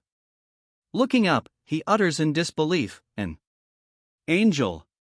His face contorted in disbelief, he stares upward, questioning, "An angel?" Before he can fully process what he's seeing, a voice booms, "What nonsense is this incompetent human spouting?" Staggering back, he groans in pain. A winged figure looms over him, issuing a stark warning, "If you value your life, get lost." He gasps for air, stumbling backward. The winged figure stands firm, now demanding, "How dare you?" The winged figure continues, incensed, "How dare you compare me to an angel, you damned human?" A further declaration follows, "I never expected to be helping humans." A sound escapes him, a soft ho. As he stands amidst the eerie glow of the pink flames. The winged figure looms, surrounded by crackling pink flames. A chilling pronouncement echoes, "You're no human. You're a monster." The winged figure continues, observing the immense mana contained within the human form. "You must be a demon king or a dragon." The figure then demands, "So then why are you taking the side of humans?" "That's my choice to make," he retorts, his gaze unwavering. "You're a mere undead. Don't question my actions." The undead figure chuckles menacingly, responding, "Kiki. I guess I can find out after stripping you of all your flesh." It adds, "You're foolish to be overconfident in your strength." Extending a hand, the undead figure proposes, "That's right, how about it? Abandon your humanity and become an undead. You'll definitely become a strong one when you do." "I don't know what you're talking about, but," the protagonist retorts, adding, "what I do know is that you're the only one among the undead who speaks." So noisy. The undead figure declares, "Kiki, I, serving the great lord of the dead." As a voice ominously adds, "The darkness of 10 evils." A skeletal hand clenches into a fist as Simon Magus's voice booms, "Did you think I, Simon Magus, would lose to a mere demon king?" A surge of dark energy crackles around Simon Magus as he prepares to unleash a devastating attack. Dark magic manifests into monstrous forms, swirling around Simon Magus. Amidst the monstrous forms conjured by dark magic, one figure wonders aloud, "I wonder." Another retorts, "I don't really get what you're talking about." The horned figure declares, "Your opponent isn't me." Below, a shadowed figure wonders, question mark. The scene descends into darkness, lit only by dim, ominous lanterns. Towering above, enormous glowing eyes pierce the darkness, their gaze fixed on the figure below. From the darkness, a voice booms, laced with malice, "Found you, you son of a bitch."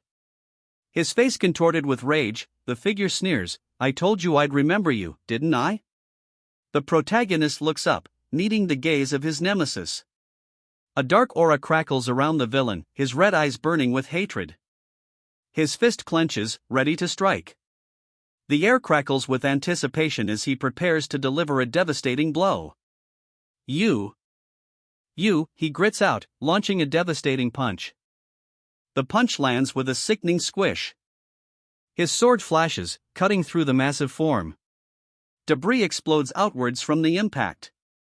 Standing amidst the wreckage, he sighs, "Ho." His yellow eyes gleam with manic glee. That felt pretty good. Trapped beneath rubble, he realizes, if what she said is right, then that person is the guardian of the undead army, which means he's the guardian of one of the malevolent dungeons. "Come on, you won't die over something like that." "Hurry and get up," the hooded figure demands. A nearby observer wonders, he did that to a guy like that with just one punch, and it looked like he was holding back? Am I seeing things wrong? Lord Swallow, it looks like you had a bone to pick with him. The horned woman observes, then asks directly, "Do you know him?" The hooded figure responds vaguely, "Ah, well." The horned woman looks on with a puzzled expression. "I just don't like him. He needs to get pummeled more," Lord Swallow retorts. "Anyway, standing around here won't do us any good," one of them states. Then, turning to Mel's, the question is posed, "Do you think Erebos will be somewhere in the town?" A voice responds with certainty, "He won't be." Her golden eyes narrow as she states, "That right there is a barrier made to trap the people inside." "Oh, that's a barrier," one of them exclaims, admitting they thought it was just the sky. The woman with golden eyes then concludes, "It means the sorcerer is probably outside of it, but I don't know what he's plotting." "Barrier I can pierce through," he declares, then adds, "Well, I was going to go myself anyway." "Mel's, can you take care of all the small fry from now on?" a voice asks. Mel's, surprised, responds, "Those undead, you mean?" He agrees, stating that he wants to minimize the damage to the humans. Mel's replies, "It may not be perfect, but I can do that much." She notes that many humans have already died, and if they want the village to run, they need as many humans as they can manage. "Great stuff, spoken like a true demon king," a voice comments. Lord Swallow states that he'll cobble something up for here, then go meet with Erebos. Mel's responds, "Leave it to me. Be sure to come back, Lord Swallow." A monstrous roar echoes. The creature's grr is a guttural warning. "Lord Swallow, do you know how long it'll take?" a voice asks. The answer comes, 15 minutes? Maybe 20? "If it's 20 minutes, I can definitely last that long," she exclaims, a wide grin on her face. Underneath, a voice notes, "How reliable." Then, "Take care, Lord Swallow." With a confident gotcha, Lord Swallow seems to have secured his position. Below, a voice declares, "Right then, I should finish what I started." Lying prone on the ground, Lord Swallow trails off, "I did consider it, but..." An ominous question hangs in the air, "Are you the ancient monster?" Towering over the prone Lord Swallow, the figure looms, his glowing eyes piercing the gloom. "Who knows? I'm similar but a bit different," the figure replies. Lord Swallow, still on the ground, demands, "Then just who are you?" A new voice pipes up, speculating, maybe Patrick's slave." Lord Swallow, still on the ground, retorts, "What kind of bullshit are you? An ancient monster," he thinks. A surge of power emanates from him as he declares, "Did you think I would lay here like an idiot and not prepare anything? I, Simon Magus." He begins, as a wave of dark energy erupts around him. "Was entrusted with the authority of the great Lord Erebos," Simon Magus declares, the dark energy intensifying. "And I have never once disappointed him." The dark energy explodes outward, obliterating everything in its path. He struggles to catch his breath. "This time," he pants, "I'll send Lord Erebos." His face contorted in rage, the Demon King spits out, "Ah, you bastard." A devastating blow sends the Demon King crashing through the ruins. Struggling to rise, the Demon King grits his teeth, "You seriously keep pissing me off." The story begins, the Unbeatable Dungeon's lazy boss monster. Amidst the rubble, the boss monster lies defeated. "Shit, it's really..." he gasps, his red eyes wide with disbelief. A monstrous form towers over him, its presence shaking the very ground. "Swallow of the malevolent dungeons," he questions, the name hanging heavy in the air.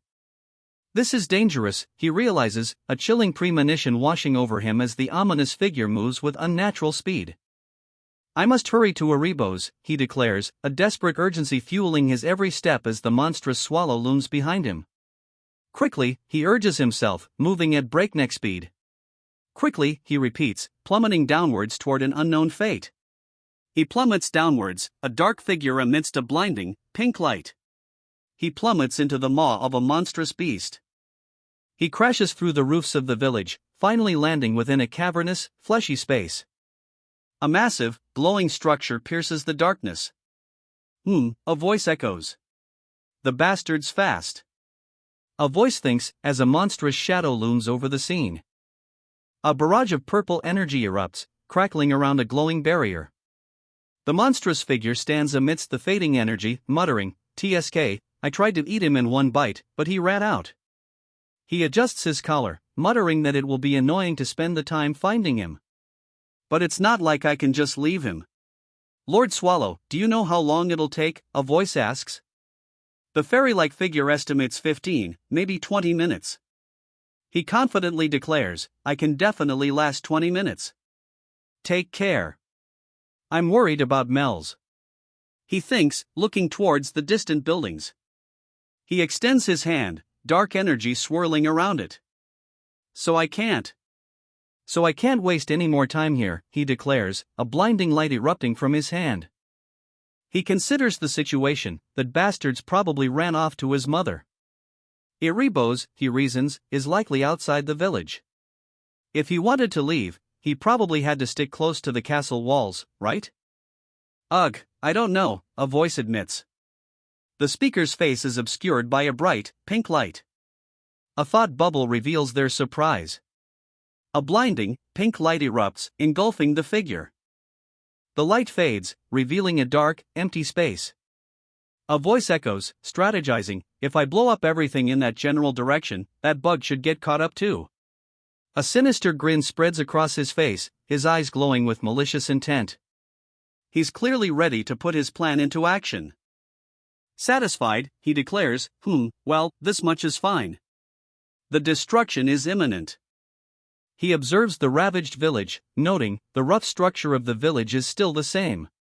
Amidst the destruction, he admits, I can practically hear Patrick's voice now.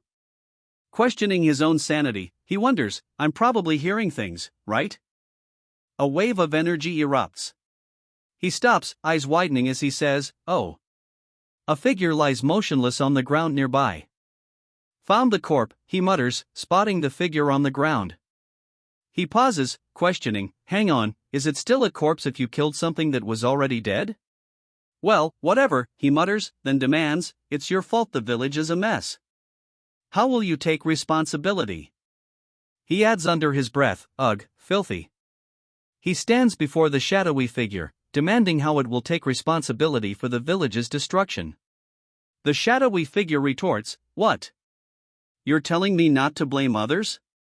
Should have stayed alive if you're gonna get all offended over it. It then adds, you can tell Patrick all about it. He pauses, gazing at a strange, glowing red barrier. So this is the barrier.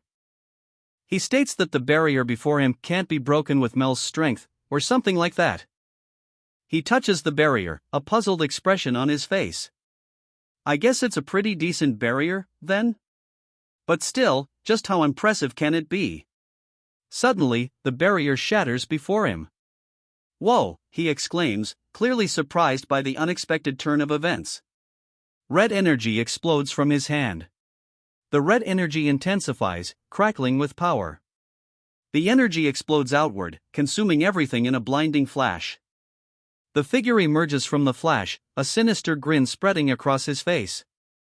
Oh ho, it is impressive, he exclaims, dark energy swirling around his hand.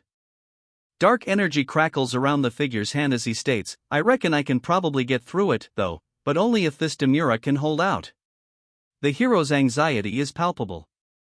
If it gets destroyed and Patrick's polymorph can't be maintained. He thinks, sweat dripping down his face. I'll definitely get told off.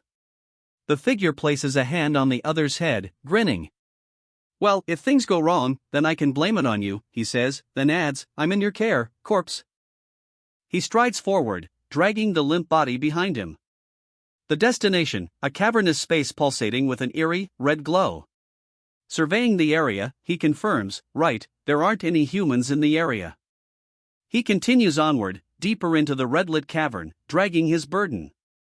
He continues to drag his burden through the cavern, the red light reflecting off the strange, hexagonal patterns on the walls.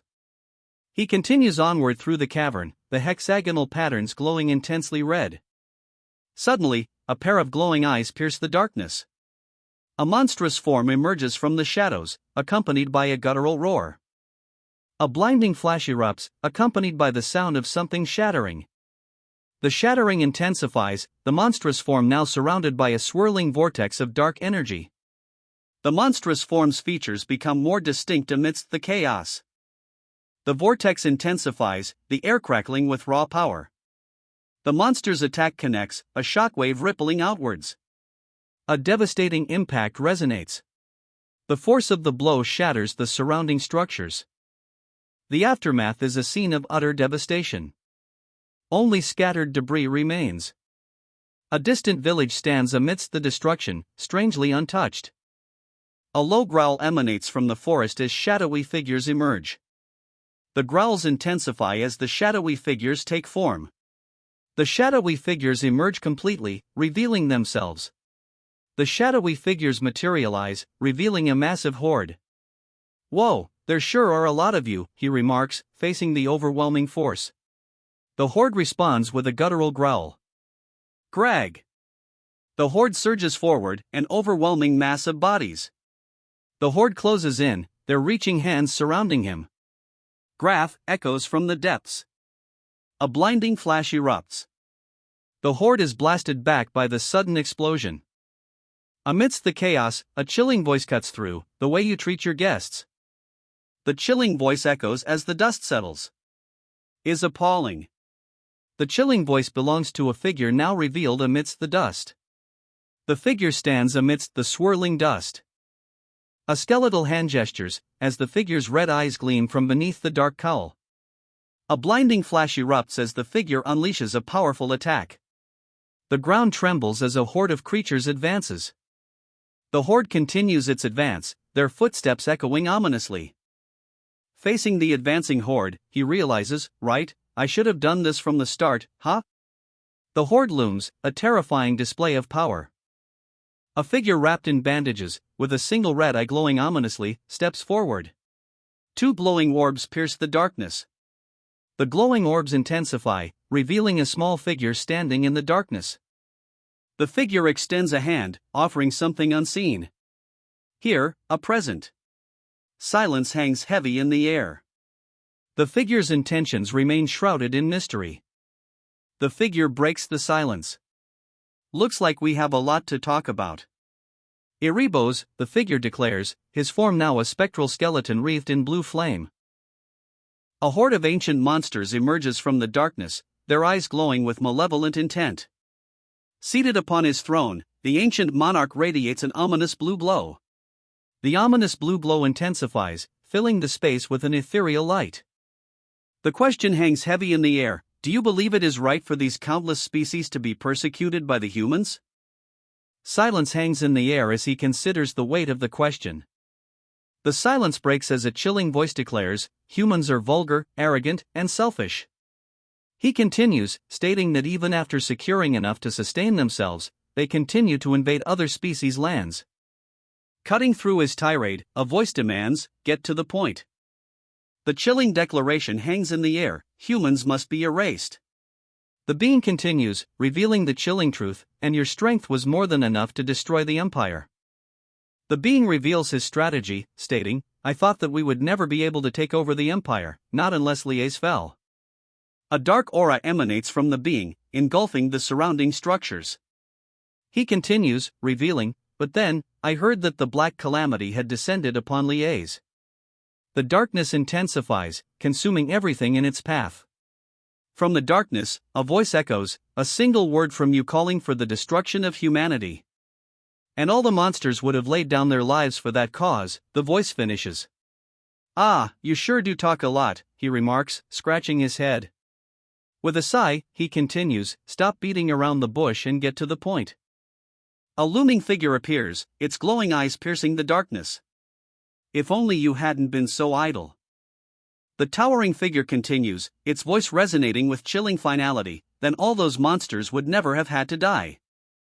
The towering figure continues his chilling monologue. "We could have even exterminated those vulgar humans." He pauses, then demands, "So you're saying this whole thing is all my fault?" The disembodied voice confirms, "That's right, this all happened because of you." Then, with chilling finality, "You're dismissed." Surrounded by shadowy figures with glowing red eyes, he asks, "You're saying you're going to exterminate humanity?" The shadowy figures respond, their words a chilling warning, "So don't interfere, right?" The shadowy figure looms forward, replying with a hint of regret, "It's a pity." The shadowy figure's face looms closer, his regretful tone heavy as he says, "Really, what a pity." Looking up, the shadowy figure questions, "Oh?" A massive, glowing magic circle crackles with energy above. A monstrous claw, wreathed in crackling energy, descends as a voice declares, "Be incarnated." Looking up, the figure questions, "What's this?" Crackling energy surrounds him. The figure is consumed by the energy, transforming into a rotting papyrus. The transformed rotting papyrus crashes down, creating a cloud of dust. Amidst the chaos, someone shouts, "Hey!" Meanwhile, a hand wearing a ring with a green gem is shown. The ground trembles as something massive approaches. The monster crashes down, shattering the ground beneath its immense weight. Dust explodes outwards, obscuring everything in a blinding cloud. The dust continues to billow, obscuring everything. The dust slowly clears, revealing the surrounding buildings under a dark sky. "Ugh, it's so crowded," she exclaims, surrounded by shadowy figures with glowing red eyes. "Hyap," she shouts, swinging her large, magical weapon. A blinding flash of pink energy erupts as her weapon strikes. The magical energy explodes outward with tremendous force. They're all over the place. "I guess I have no choice but to cover more ground," she realizes, facing the new challenge. The ground erupts in a burst of pink energy as she prepares to move. "Speaking of which, that barrier is nearly on par with God-class magic," she observes, assessing the situation. It's exactly what she'd expect from Lord Swallow. "Then I'll go have a talk with Erebos," he declares, a confident smirk spreading across his face. It hasn't even been 3 minutes since he said that. Barely moments later, he's already panting, bloodied, and surrounded by a swirling vortex of pink energy. Huff, huff. Mage. He grits out, blood staining his clothes. Despite his injuries, he manages to ask, "Are the rest safe?"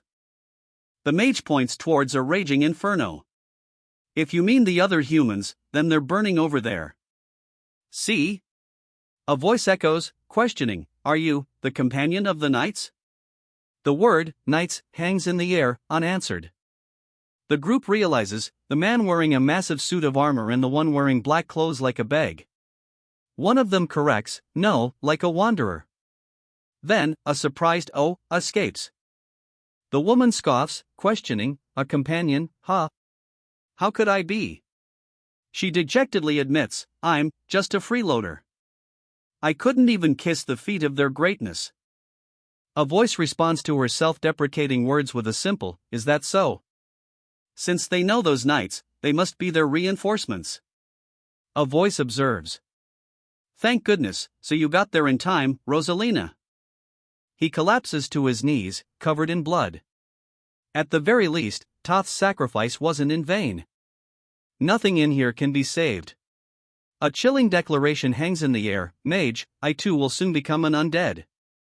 His hand, slick with blood, clutches at his chest. "I'm aware," a voice responds from above.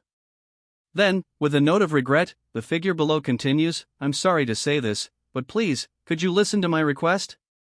A heavy silence descends as the figure above looms, awaiting a response. Bloodied and battered, he gasps, "AAAH. So she wasn't a human. Well, it doesn't matter now." He grits out, accepting his fate. The woman muses, if there is a weapon nearby. A desperate plea echoes, "Please, could you pass it to me?" Her eyes narrow, a hint of calculation flickering within them as she considers the plea. He sits defeated, blood staining his clothes. His weapon is plunged into the ground, the impact of his defeat palpable. Standing over him, the figure declares, "You are a warrior." His hand remains clenched around the weapon, driven deep into the earth. SFX, thud. He mutters, as a blinding light erupts from the point of impact. Amidst the town's architecture, the winged figure descends, declaring, "I sense an ominous energy." The force of the blast rips through the landscape. A monstrous figure emerges from the devastation, its red eyes burning with malevolent intent. Dust and debris fill the air, obscuring the aftermath of the explosion. Through the settling dust, a voice cuts through the silence. "Ah, you've picked up another weird corpse. A surge of blue energy erupts as the protagonist is struck. Indeed, the figure responds, shrouded in a chilling blue aura. The figure continues, his strength is befitting of the ancient monster. The clash of immense power echoes as the two figures collide. The ancient monster looms, a silent hum emanating from its form. The ancient monster's question echoes, "Did you put the skin of an undead over the core of an ancient slime?" A sudden exclamation punctuates the air, as the ancient monster's eyes glow with an eerie light. "Ha!" the ancient monster mutters, its attention now fully captured. God-class magic surges forth, crackling with energy. The fang of malice descends, a blinding torrent of God-class magic. The fang of malice slams down, unleashing a devastating impact. The magic is described as the strongest class, even among the God-class spells. He may be the ancient monster, but there's no way he can endure this. The narrator's confidence rings clear. The ancient monster is engulfed in the God-class spell. The light intensifies, and a booming voice commands, "Be in awe." The ancient monster stands amidst the blinding light, its form still visible. A horde of grotesque figures emerges, their chilling cries piercing the air. A monstrous beast, wreathed in purple energy, rises above the horde. Its roar tears through the battlefield. The monstrous beast looms closer, its jagged teeth bared. The hero stands firm, bracing against a surge of blue energy. Finally, a figure cloaked in shadows declares, "I will kill that ancient monster." Pink energy crackles around him. An ominous voice booms, "Fill this land with undead." The ominous voice continues, declaring his intention to become a transcendent being that truly rules over the dead. The land erupts with crackling blue energy as the transformation begins. Amidst the blue energy, a voice whispers, "Oh, ancient monster." The transformation complete, the ancient monster declares, "You should feel blessed to be able to die after your thousands of years of wandering." A blinding flash fills the void. Energy explodes outwards in a blinding flash. The light fades, revealing a figure emerging from the darkness. A monstrous form flickers into view, its features still obscured by the lingering energy. The monstrous form solidifies, its terrifying visage now fully revealed. A blinding flash erupts. The blast sends shockwaves through the environment. Debris scatters in the aftermath. The dust settles, revealing the Demon King standing amidst the ruined landscape. "Ugh, that fucking hurts," he groans, his skull-like face now visible amidst the chaos. "It hurts so much that I don't think I can keep letting you hit me." "Hey," the Demon King declares, seemingly reaching his limit. "Letting me hit you?" he questions, a sudden realization dawning. No, could it be? A blinding explosion erupts, the force of the impact shaking the very air. The ground crumbles under the force of the attack, and the hero can only stare in disbelief. Amidst the shattered earth, the figure stands tall, a chilling aura emanating from him. "Ha! Why is he taking it out on a tree?" the creature wonders aloud, clearly confused by the display. The voice continues, asking, "Anyway, this is the strongest magic you can use, right?" The creature floats, two dark orbs swirling above it. "You don't have anything stronger, right?" Now there are only two left. The creature wonders, "Did he let me hit him to test the power of?" The creature wonders, "Did he let me hit him to test the power of the God-class magic?" The creature realizes, "I don't have a chance." A chilling thought crosses its mind, "I should retreat." The creature now realizes, "I was too hasty. I need to create some space and run," the creature thinks, realizing its situation has become dire. Suddenly, a voice booms, directly addressing him, "I'm talking to you, Irivos." A massive foot descends, the impact shaking the very ground. The skeletal figure warns, "Don't get any weird ideas."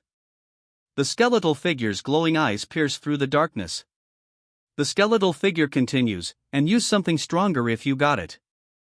The skeletal figure remains perched atop the ridge, the forest behind him bathed in an eerie red glow. The skeletal figure's voice booms out, questioning, "Why are you being so quiet?" Below him, the group remains silent, weapons drawn. The tension hangs heavy in the air as they await his next move. Then, a monstrous roar rips through the air.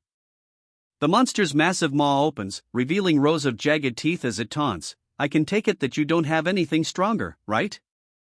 A crack echoes as the monster is struck. The monster reels back, struck by a powerful, crackling blue energy. The blue energy explodes outward, obliterating everything in its path. Amidst the fading energy, a sigh echoes. Why do all of you act the same, like you're all reading from the same script? He demands, energy crackling around him. A surge of energy erupts, blasting through the gathered crowd. The energy explodes outward with a deafening quang, scattering the surrounding crowd. The source of the blast is revealed, a monstrous figure wreathed in crackling energy. The monstrous figure, wreathed in energy, simply asks, "Wha?" Massive chains bind the energy-wreathed figure. The chained figure groans, admitting, "Ugh. I really hate this kind of spell." An agonized groan escapes him. Below, a concentrated burst of green energy erupts. The monstrous figure roars, questioning, "Oh, is this another one of those god-class whatevers? Why is this thing so sturdy?" The monster reels back, surprised. "Oh, is this another one of those god-class whatevers? Why is this thing so sturdy?" He questions. The chains bind the monster, eliciting a surprised, "Eh? Wah!" "So dirty," the monster exclaims as the chains erupt with blinding energy.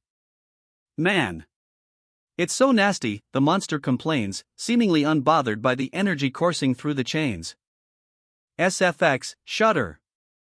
The monster shudders, as the protagonist states, "Since it's this big, well, I'll have to use that." Finishing his statement, the protagonist declares, "I guess I can get a little serious." His eyes glow with newfound power. The monster's eye glows with a blinding green light, and a surge of power erupts from below. A devastating explosion erupts. The force of the blast sends shockwaves outward. The shockwaves rip through the surroundings. The dust settles, revealing a towering figure. Towering above, the figure looms, casting a long shadow. A crushing blow lands. His face contorts in rage. "I guess." A voice echoes from the shadows. A dark aura explodes around him. He screams in agony, surrounded by the swirling darkness. The darkness coalesces, forming a monstrous visage. The monstrous darkness looms, its tendrils reaching towards him. His eyes glow with an eerie light. The monstrous form descends, its shadow engulfing everything. The darkness speaks, its voice echoing with ominous intent. "It's about time to replace one of the 7 great evil dungeons?" A complex sigil glows beneath him, its power radiating outwards. The command rings out, "Mr. Devourer, please act like a final boss." A low rumble emanates from the building. The building shakes violently. "Ah, just what are you thinking, boss?" A character exclaims, fear etched on their face. A voice booms, "Just how excited are you?" Another voice follows, "Please do not forget that you are a disaster." Or is it because he can't comprehend that? The reason why he is the boss. "Still, wouldn't it be nice if he could take it down a notch?" one character mutters. Another sighs, admitting, "It's not like I can beat him up." A third voice chimes in, resigned, "I'm sure he'll have me take care of the aftermath." Yet another wonders if they should just start writing their letter of resignation. Irivos, that damned. "Oh right. I'm a skeleton as well," he realizes. He suddenly remembers, stating, "Oh right. I'm a skeleton as well." What is happening out there?" she asks, worry etched on her face as the sounds of destruction grow closer. A voice then remarks that the boss is making a mess. The boss appears to be overwhelmed, clutching his head as his glowing eyes intensify. The voice continues, explaining, "I mean, it's him taking care of the undead army." "Are you saying that Haston will be saved?" she asks, her expression a mix of hope and disbelief. "Is that what you mean, sir?" He hesitates, then says, "It'll work out somehow, so you shouldn't worry too much." But tears stream down her face, betraying her fear. "Also, my bones are starting to get goosebumps." "You can speak as you normally do," the voice says, indicating the odd way she's speaking is unnecessary. Thankfully, there do not seem to be any more undead in the village, a voice declares. It continues, as expected of the Demon King Melj. Melj sighs, ugh, that was tiring. A figure crashes down near Melj. Oh, perfect timing, she remarks. Melj lies sprawled on the ground, panting, I finished everything I had to do. It's been a while since I've had to use so much mana. A voice then speaks, if you hadn't been here, Lady Melj, I don't know how this would have gone. Lying on the ground, Melj hears someone ask, isn't Sir Devourer doing most of the work? The armored figure responds, no, I think you've done a better job. Melj, still prone on the floor, wonders, is he not done yet? The armored figure confirms, the boss, as you can feel, is still in the middle of fighting. The armored figure observes, that power is a sight to behold. A surge of energy erupts. The armored figure continues, it's even greater when you think about the aftermath of that.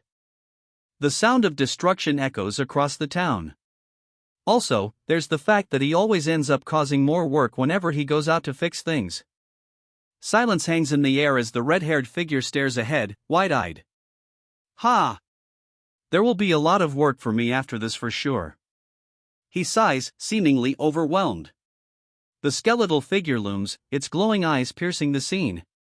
All he has to do is stomp on them a couple of times. Why is he dragging things out like this, it questions, then continues, he really has no consideration for me, the one who has to clean up after him. A hand slams against the wall beside the red-haired figure, who is asked, Rosalina, was it?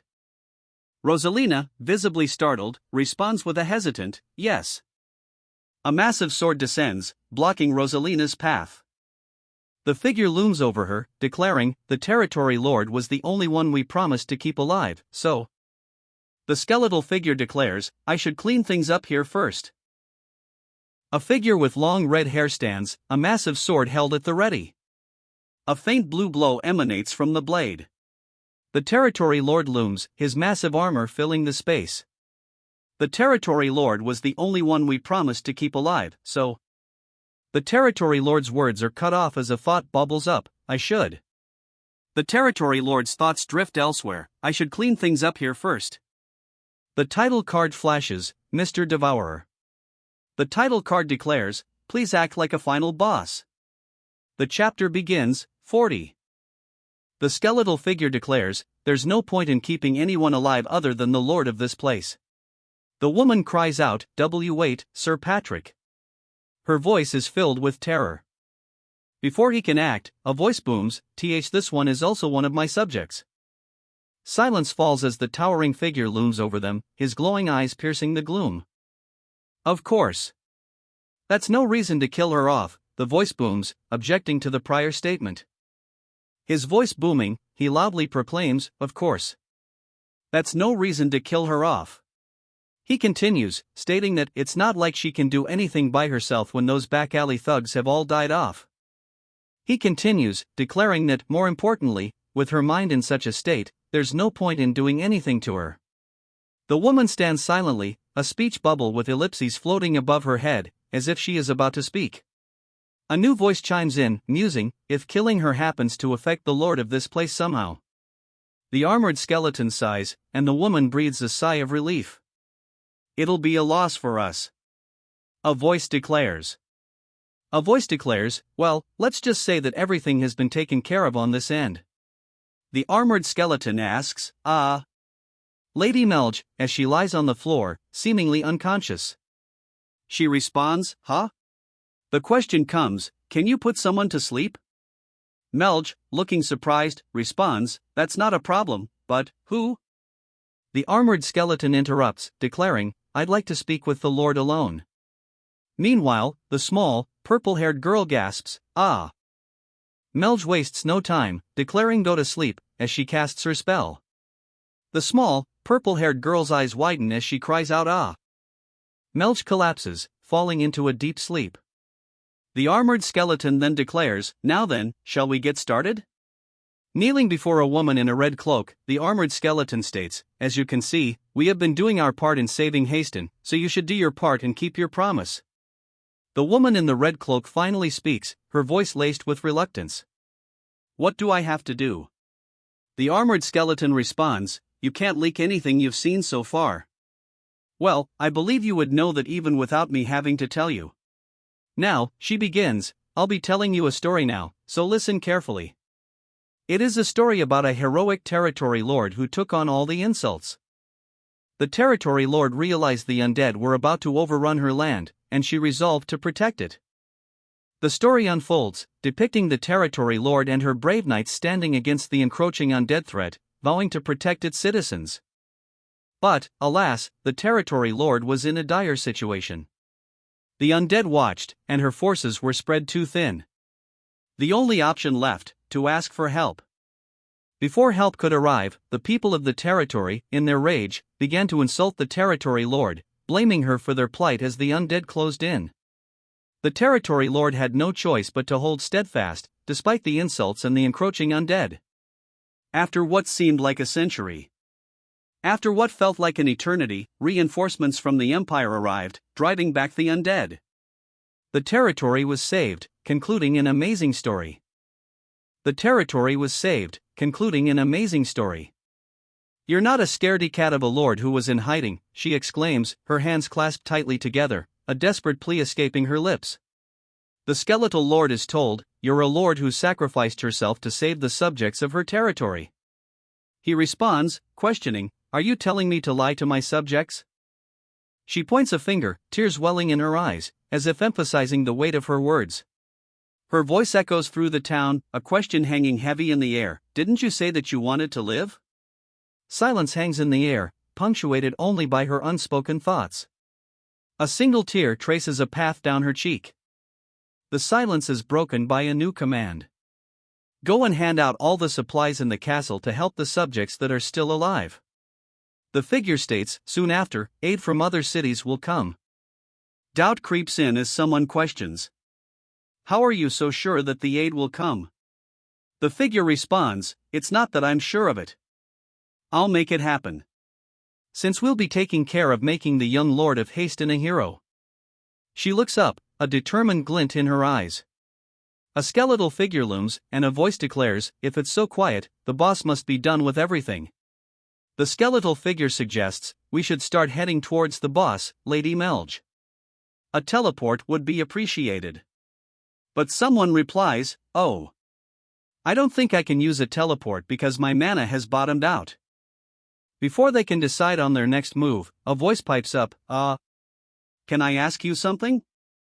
Tears stream down her face as she speaks. Her voice trembles as she poses the question, why are you going so far to save Haston? An exclamation fills the air, the skeleton's reaction is immediate. They are dungeon monsters. He declares, dismissing any other possibility. There's no way that it's for the people's lives, pfft. A question hangs in the air, heavy with implication, didn't you say that you wanted to live? The skeletal figure looms, its glowing blue eyes piercing the shadows. Then, know your place and don't try to find out too much, the figure warns, the threat hanging heavy in the air. Well, it was about time to. The figure continues, the statement hanging unfinished. The figure's earlier statement trails off as the ground crumbles. I feel sorry for you, he states, his expression unreadable. The figure continues, a question hanging in the air. You would have avoided all this if you had just kept quiet somewhere, right? The fallen warrior lies defeated, a sword piercing the ground beside him. Whether it be this guy or that guy, why can't they just leave me alone, he groans, clearly frustrated. Ugh, I've been stabbed so much that. The warrior groans, whether it be this guy or that guy, why can't they just leave me alone? Ugh, I've been stabbed so much that my back is itching. A voice booms, seemingly from nowhere, ancient monster, I am once again shocked by your strength. The warrior retorts, no, I don't really care about that. Then, a question booms from below, let me ask you something. Why did it have to be Haston? From below, a figure crackles with blue energy, declaring, had you not attacked this place, I wouldn't have had to make my way here. The figure responds, Haston is the most effective location to invade the Empire from. No. I'm not talking about things like that, he clarifies, then his expression hardens. That means this bastard came here knowing that it was my territory. His expression darkens as he asks, what do you think the reason is? A surge of power erupts around the Demon King, the air crackling with energy. His eyes glow with intense power, a palpable threat radiating from him. The Demon King unleashes a devastating attack, the force of it blurring the very air around him. A chilling kikikik precedes a burst of manic laughter. Kaya ha ha ha. The Demon King's madness escalates. His laughter echoes, ha ha ha ha ha. The sound itself feels like a physical assault. The Demon King's insane laughter continues to fill the air, echoing with terrifying intensity. Ha ha ha ha ha ha ha ha ha. A blinding explosion erupts, consuming the space below. The explosion throws everything into chaos. Below, the cloaked figure wonders aloud, huh? What's this? So he wasn't trying to use transfer magic? The cloaked figure dismisses the previous thought, stating, well, I guess it doesn't matter. He was going to die anyway. The cloaked figure pauses, muttering, let's see. A soft, escapes the cloaked figure as he surveys the landscape. Then, a puzzled, huh? His brow furrows with concern. What should I do about this? He wonders aloud, gazing out at the starry sky. Another huh escapes him, but this time, it's laced with a hint of panic. He realizes, this place will be unusable unless it gets fixed up. The armored figure clashes with the fairy, the sounds of battle echoing around them. Sweat drips down his face as he hears the command, boss. Stop right there. The skeletal figure looms, its glowing eyes fixed on its target. Stop right there. Do not move, it commands.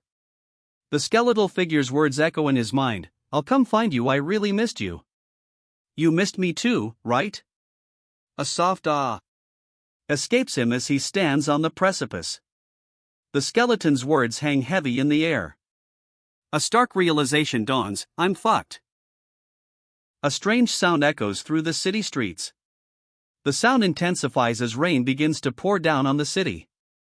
The strange sound is revealed to be the footsteps of someone approaching. The footsteps lead to a man lying on the ground, emitting a strange laugh. Suddenly, a splash erupts around him. Rain pours down as the man lies prone, the deluge intensifying around him. Clutching his arms, he mutters, there's nothing left. As the rain continues to lash down. Lying in the downpour, he questions, what kind of help is this? Huddled against the downpour, he despairs, I'm the only one left. The rain continues to fall, obscuring the city around him. The downpour intensifies, the sound of the rain deafening. Hate it, a voice echoes through the storm. I hate everyone, he declares, his voice dripping with disdain amidst the relentless storm. Amidst the downpour, he sits hunched over, a picture of despair. Ah, whose fault is it, he wonders aloud. His eyes glow a menacing red as he wonders, who's the one that killed? His rage intensifies as he wonders, who's the one that killed everyone? The words, Mr. Devourer, please act like a final boss, appear, demanding a shift in the battle's intensity. A cup of tea sits undisturbed, a stark contrast to the demand for a final boss performance. Welcome back, Mr. Devourer, the message cheerfully announces. The Devourer leaps into view, a manic grin plastered across his face. The Devourer stands before them, a skeleton warrior and a horned woman flanking him. Yeah, I'm back, he announces. A tremor shakes the floor as something massive descends. The Devourer's companions look up, fear etched on their faces. Renee was waiting nicely and quietly for you, the newcomer announces with a thud.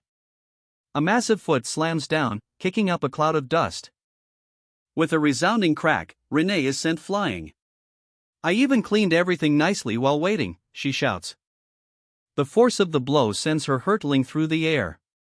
Her head is patted roughly as she mutters, yeah. He says to her, you did well. I'm really tired. One of them mutters, while another adds, phew.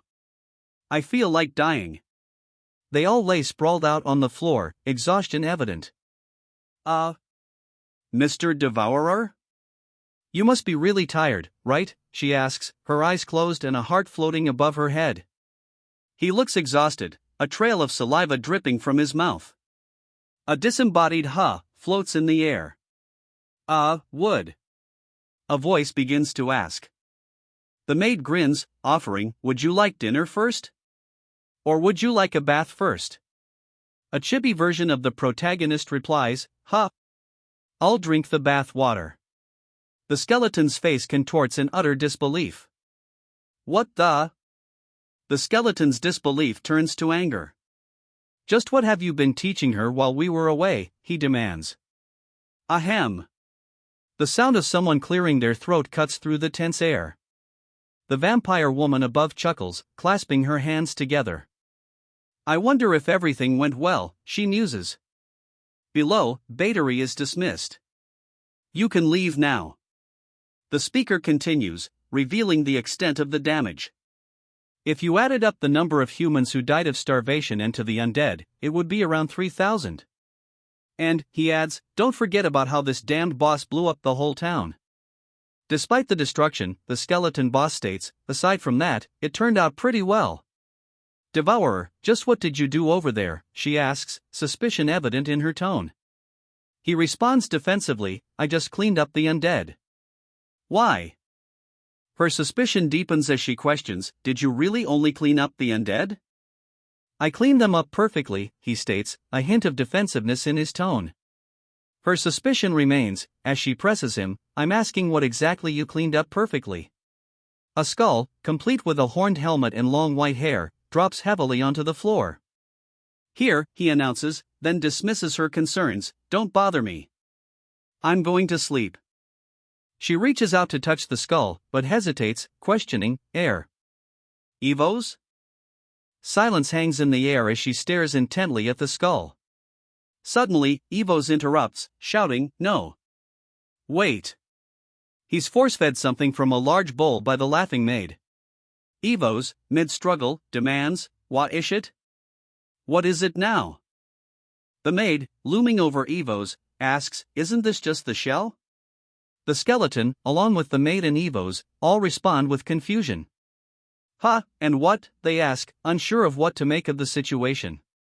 The group now finds themselves under the moonlight, the night sky filled with clouds. The word true appears, hanging in the air. The massive creature lies defeated. He did use magic at the end, a voice observes. No matter how you look at it, this is just bad work, boss. You did a bad job cleaning things up.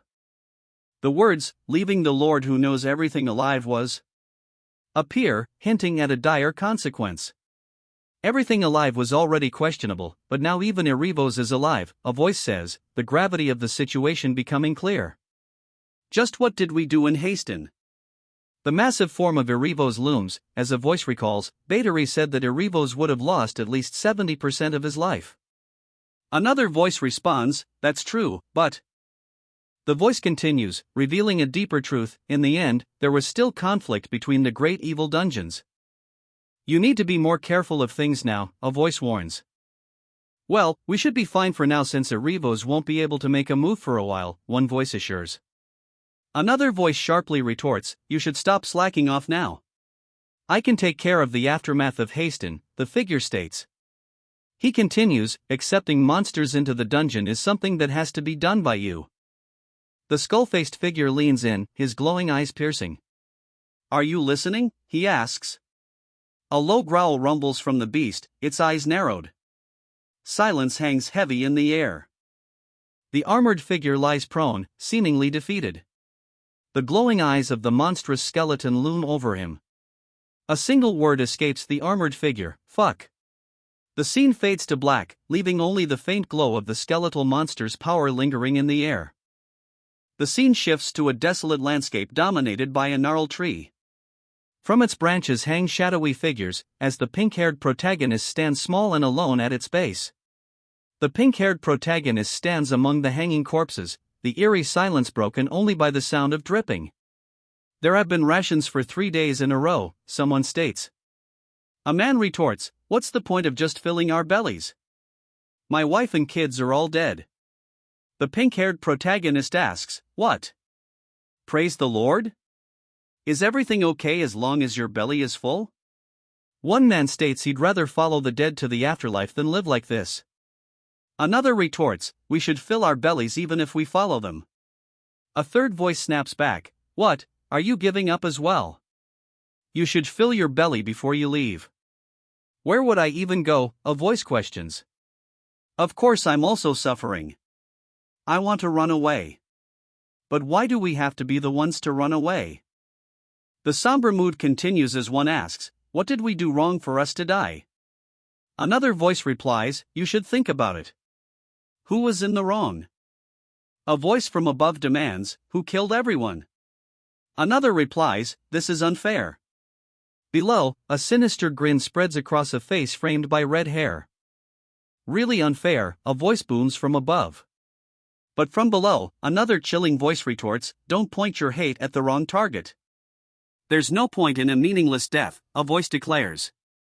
"If we're going to die anyway, we should take revenge on the being that put us in this situation," a figure in the shadows finishes. From below, another asks, "What do we have to do?" From the shadows, a figure declares, "You should all know." The figure's menacing gaze pierces through the shadows. "You should all know." The figure's declaration echoes, "We have to kill all the undead." The words, "Mr. Devourer, please act like a final boss," appear, setting the stage for what's to come. He looks down, a blank speech bubble suggesting unspoken thoughts. Two armored figures stand before him, spears held ready.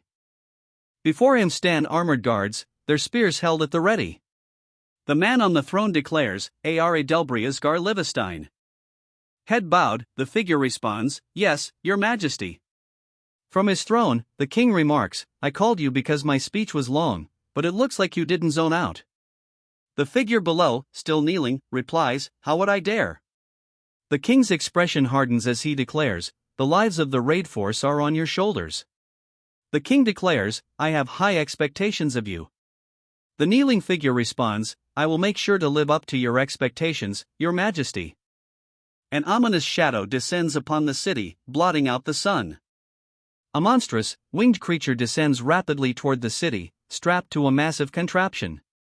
Inside a lavish room, a question hangs in the air, "So did you receive the full rights to lead the dungeon raid?" The response comes quickly, "Yeah. You said the warrant was issued for Paymore, right?" He muses that while Paymore may be on the run, his past as a wealthy noble likely means he has allies. "The warrant probably won't be of much use," he continues, "it's enough that he knows that his arrest warrant is out." Silence fills the carriage. It has been a month since the Black Disaster descended upon Riez. The Black Disaster caused unrest among the Empire's elite, with blame being cast in every direction.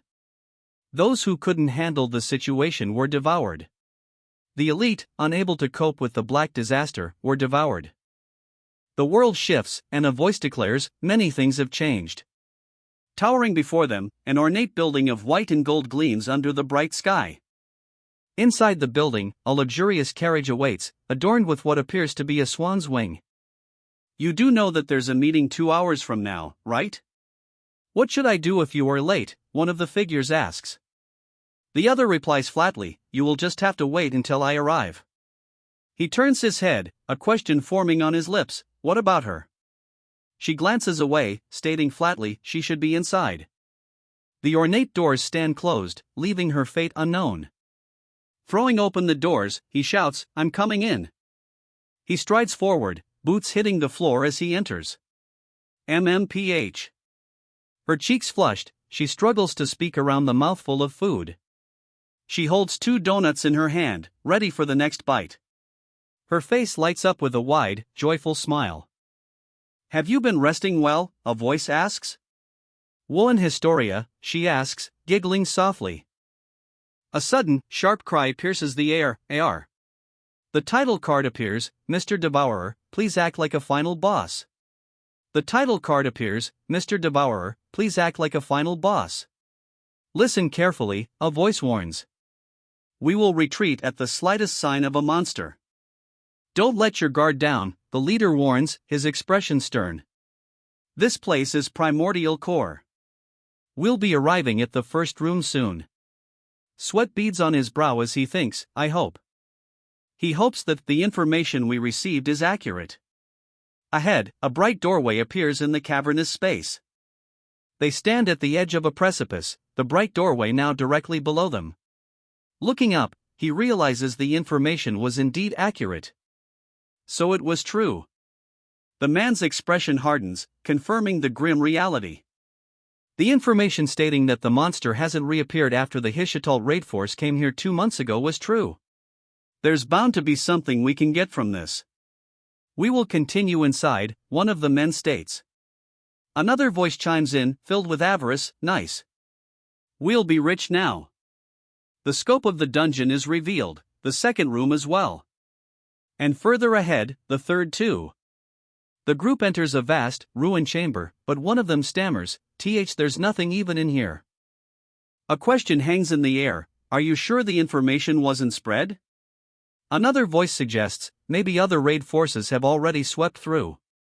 Another voice insists that someone else must have already raided the place, taking everything of value. But then, a shocked voice declares, that's not possible. It can't be. Doubts surface as he wonders aloud, is this place really primordial core?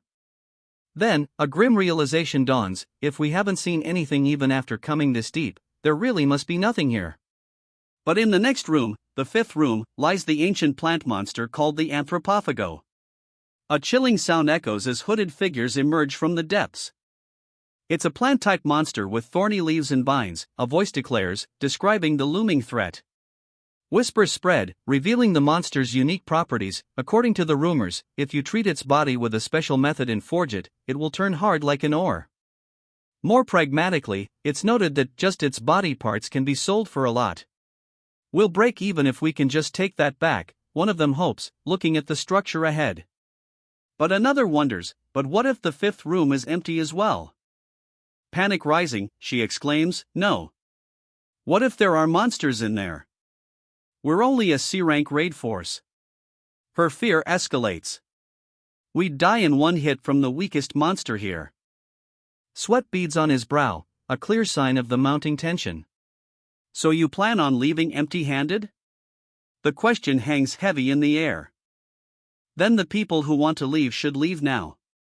I won't stop you, the figure declares, flanked by cloaked individuals. But then, a chilling caveat, however, you should forget about joining in on anything that'll make some money from now on. How is it? Do you see anything? A voice asks, the darkness seemingly absolute. Suddenly, a gasp breaks the silence. Something has been seen. The darkness recedes, revealing a cavern floor covered in thorny vines. This is all. Wow. It's a good thing we didn't turn back, he exclaims, eyes wide. Urgency fills his voice as he continues, let's gather this and leave quickly. A sudden impact shakes the cavern.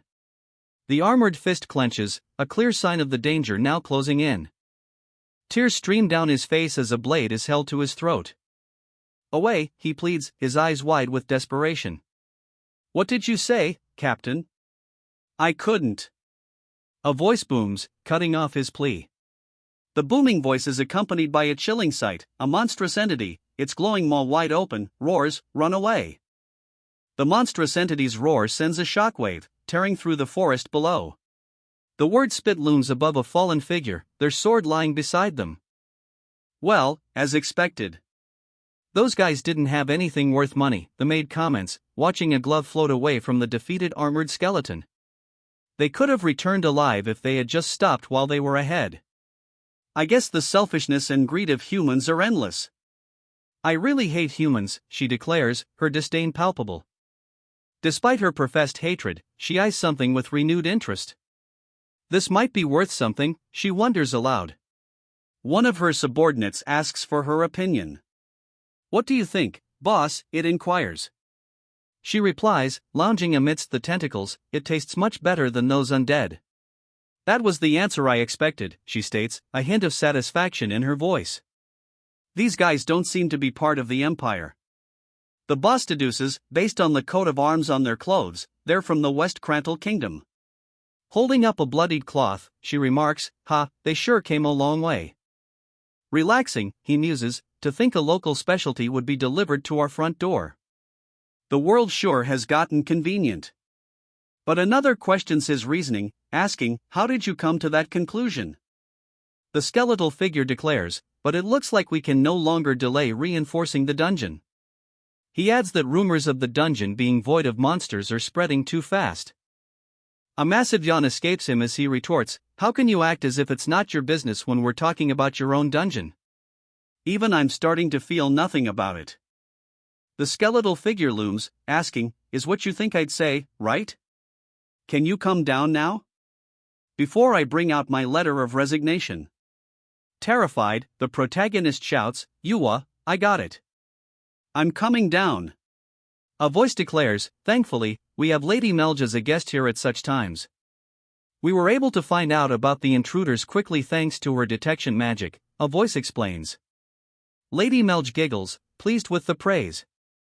"Right? She's so reliable," a voice chimes in, seemingly agreeing with the praise for Lady Melge. "Our Renee can use magic too," a voice suddenly declares. The man pats Renee on the head, acknowledging her statement. Yeah, you're awesome. Amazing." He sighs, the pink aura around Renee and the skeleton emphasizing his exasperation. Renee declares, "I'm glad I could be of some help to the great primordial core." The skeleton retorts, "Of course. Because of you." The skeleton continues, stating, "We've really saved a lot of trouble." Stuttering, the figure begins to say, but you know. Just. With a worried expression, she asks, "How long do I have to stay as a guest?" A voice booms out, declaring, "Preparations are done." From a balcony overlooking the scene, a figure announces, "Preparations are done." The preparations complete, the monstrous figure declares, "We should start heading towards Judecca." A powerful strike lands, shaking the very foundations. "Your Majesty, Ubar," a voice calls out. Ubar looks up, his red eyes gleaming with an unknown intensity. The lower half of the scene fades to black, leaving only the upper portion of Ubar visible. Under the watchful gaze of the moon, a lone figure stands atop a rocky peak, a staff clutched in their hand. "My future seems so bleak," the figure thinks, the weight of their journey heavy on their mind. Clutching her staff, she laments, not even having any money or a place. Not even having any money or a place to call home as a demon king. How saddening. She says, the irony of her situation not lost on her. Clutching her staff tighter, she realizes, "I should make a decision soon since there will be a gathering for the demon kings in a couple of days." Perched atop a rocky outcrop, she remarks, "The air feels more refreshing today." Suddenly, she's interrupted by Sir Patrick. "Are you also out here for some air, Sir Patrick?" she asks. He replies dryly, "No, it's an undead joke of sorts." After a pause, she responds, "I see. It's not that funny." Suddenly, a voice cuts through the night, "What are you doing here?" Responding to the unseen figure, she explains, "As you can see, I was just getting some fresh air." "What about you?" The skeletal figure retorts, "Since I don't have any need for things like sleep, I just spend whatever time I have left on training." He then challenges her, "Do you even have any more improvements to make?" A voice echoes, declaring, "A swordsman's hand and swords rust the moment they aren't used." Her response is simply, "I see." Silence hangs between them, the weight of his words settling in the air. The silence stretches, and he realizes, thinking about it, it is my first time speaking to her alone like this. Clearing his throat, he begins hesitantly, "Ahem, it's nothing serious, but..." He continues, still hesitant, "I wanted to ask if you're feeling okay." Pausing, she considers the information. Mr. Tentacles seems to have pretty much finished recovering. Then, a hopeful question, "Even Lady Renee is waiting. Would you like to go together?" The screen boldly proclaims, "Mr. Devourer. Please act like a final boss." The screen flashes a new directive, "Mr. Devourer. Please act like a final boss." The Devourer begins to stir, emitting a series of ominous, guttural sounds. The dust swirls, obscuring the scene. He doesn't seem all that healed up, a voice observes. The Devourer is cocooned in writhing tentacles, but a voice notes, "That's probably as good as it can get. Even healing up to this point is a miracle itself." The Devourer stands, still encased in tentacles, and begins to count. 68. A foot comes down hard, But a voice laments, there's still a bit to go, but the recovery rate is really slow. The maid, holding a cloth, states matter-of-factly, I don't think it will regrow more than 5. Another foot descends, crushing the ground beneath it. Did you say it fought against the Hishital trade union? She asks, her eyes wide with surprise. Ah, Lady Melge had a Demon King castle near Riez, right? The skeleton asks. I guess it'd be strange if you didn't know. A map displays the locations of Melge's Demon King castle and capital Riez. Yeah, how could I not know, she responds, a hint of sarcasm lacing her tone. The news hits her, it's the raid force that the greatest hero, Vern Hishitalt, is in. Vern Hishitalt descends, his imposing figure looming over the battlefield. The realization dawns on her, it's the same raid force that killed her father. The sight of them triggers a question, just how powerful is Mr. Tentacles to have survived a fight against such enemies? The memory of her father's death surfaces, and she thinks, if it were me, just like my father. Her head hangs low as she admits, I guess my wish to stay in Primordial Core was just a dream. The skeleton warrior pauses, a thoughtful expression on his face. What could he be planning? But then, a new thought occurs to her. Now that Mr. Tentacles is just about recovered, I should convince the boss to think about recruiting more monsters. Renee declares, let's recruit males only. Like the golems that were protecting the 4th room. A golem introduces himself, but the skeleton warrior thinks Lady Renee's idea is a bit. Lady Renee continues, I'm not saying that women are useless, but... Renee's statement trails off, leaving the skeleton warrior to wonder what she meant. Below, a purple-haired demon stares up at the skeleton warrior, her eyes wide with surprise. Her eyes widening, the purple-haired demon declares, I think it's best that I leave for Judecca. From an unseen speaker, a question echoes, how are your wounds, Woon? Woon insists, I'm fine. Perfectly fine. But a voice advises him to act as if he's still recovering. Nothing good will come from showing the others your fast recovery. Despite Woon's insistence, the other person looks unconvinced. Yes, fine while you were going around. Offering a distraction, the figure opens a cabinet. Since we have snacks, would you like some tea? He adds, I'm getting ready. Soon, the meeting. A sharp thud echoes as the figure slams their head against the cabinet. Ah, right. There was the meeting, he suddenly recalls. Woon, still leaning against the cabinet, asks, has the maid been here today? I'm not sure since I went out to buy snacks, she replies. I see, a voice acknowledges. Then, with a tap, the speaker continues, Garrote, Woon. Can you guys head to the meeting room first? The speaker directs, Garrote, Woon. Can you guys head to the meeting room first? The speaker then asks, what about you? The response comes, there are still some papers I need to take care of. I'll catch up shortly. Okay, hurry up, she urges. As the other turns to leave, a desperate plea echoes, please come quickly. A loud slam echoes through the room as the man in the white coat heads toward the door. He pauses, turning his head slightly. Do you know who the maids who cleaned the tea set are? He asks. From the shadows, a figure responds, I'll find out as soon as possible. The figure in the shadows receives a curt order, you don't need to report on the progress. The figure reports that just the confidential files strewn across the office are in the thousands. The figure realizes that cleaning the tea set without his knowledge could mean they reviewed some of the confidential files. His eyes narrowed, the figure ordered, those maids. Find them and get rid of them exactly 4 days from today. The figure orders, those maids. Find them and get rid of them exactly 4 days from today. The figure's chilling command hangs heavy in the air as the camera pans out, revealing the grand clock tower under a watchful moon. The clock tower looms over the estate, bathed in the eerie glow of the moon. 4 days. The maid's time is running out. Thank you everyone for making time despite your busy schedules, a voice booms. He continues, stating, I called you all here to discuss the black disaster, Devourer, that is threatening the peace of the Empire. The announcement is made, the royal courts have announced that the black disaster is not Devourer. A challenge is immediately posed, are you denying the words of the royal courts? The man stands with his arms crossed, a silent challenge hanging in the air. Squad leader Cardi dismisses the royal court's announcement, claiming that announcement was just a way to put the citizens at ease. He then demands, if that's true, where is the proof that the Black Disaster is Devourer? The man responds with conviction, stating, I saw it with my own eyes. He insists, his expression unwavering, I saw it with my own eyes.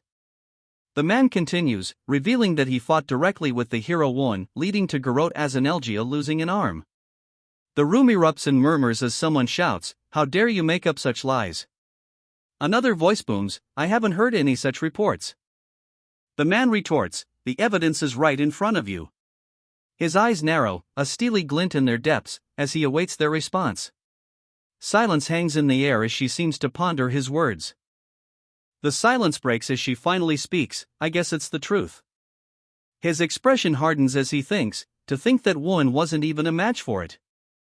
The leader declares, the point is, Devourer appeared without any hints or signs. He continues, stating that, we are here to prepare since we don't know when Devourer will appear again. Silence hangs in the air as someone finally speaks up, demanding, and, the plan is? How are you planning on stopping him? Leaning back in his throne, he declares, it doesn't seem like there was anything wrong with the defense of Riez. Duke Rolthos poses a grim question, doesn't that just mean that such things are meaningless in front of Devourer? From his throne, the leader confirms, you're correct, Duke Rolthos, to the question you just asked. His red eyes gleaming, the leader states, I'd like to remind you of the need for the 36th masterpiece. A subordinate then asks, isn't everyone already out looking for the 36th masterpiece? The task may not be as simple as it seems, as a voice booms, the 36th masterpiece isn't so easy to find. The search has been ongoing for a while, but even the brachycephalic tooth that was recently released ended up in Devourer's hands. The group's morale seems to be dwindling as one of them questions, just how many of us here can even put up a fight against him? Despair settles in. Even with the greatest talents of the Empire gathered, a voice declares, it's useless. The mood darkens as a voice declares that, excluding Won, with the body of fragile humans, no matter how much we train, we won't be able to leave a scratch on Devourer's body. The voice continues, declaring the need to overcome that overwhelming presence in the gap in power. The voice trails off, before declaring, the 36th masterpiece is a must. To find that. The voice echoes, the words hanging heavy in the air. Silence hangs in the air, the man's expression unreadable in the shadows. The Pope's movements have been strange lately, one of them remarks. The other's silence breaks with a simple. The revelation hits hard. He spread rumors that Devourer was God's punishment toward the Empire. Such nonsense. God's punishment, she exclaims, visibly angered by the rumors. It's no surprise they would say such things, she thinks, given the Empire's history of suppressing religion for generations. His eyes narrowed, rage burning within them. Watch your mouth, he roared, his face contorted with fury. Suppress? Your words could be mistaken for treason, he shouts, teeth bared in fury. His lips curl into a sinister smirk, a palpable shift from his previous rage. His eyes blaze with fury as he demands, does this sound like a joke? The ground trembles as he unleashes a devastating attack. The attack descends, obliterating everything in its path. Amidst the devastation, a voice declares, I'm just stating the truth. Also, a bead of sweat trickles down his face as he grits his teeth. The hooded figure's voice cuts through the tension, it seems that you are overestimating your own power. The hero lies on the ground, a look of shock on his face as a sword is pointed at him. The hooded figure declares, I'm not taking this issue lightly. The hooded figure clicks his tongue in annoyance. TCH. He continues, explaining that if they were to ignore the problem, the Empire would split into two due to the plans of the Pope faction. Frustration evident, he curses, damn, the Pope. The hooded figure reveals that, of the 36 masterpieces, the Pope faction is holding 3, calling them holy relics. The hooded figure is shown in silhouette, chains wrapped around their form and a fleur-de-lis emblem above. To take those from them, we would need to start a war. The figure's red eye glints ominously as the stakes are raised. The hooded figure's declaration hangs heavy in the air, a great holy war. The declaration is met with a skeptical response. Oh. Really? The armored figure stands his ground, unimpressed. Is that all you can say? He challenges. The armored figure responds with a terse, yeah.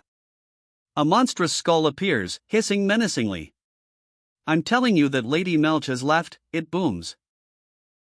From a dark, cavernous space, a message arrives, Lady Melch has left, boss.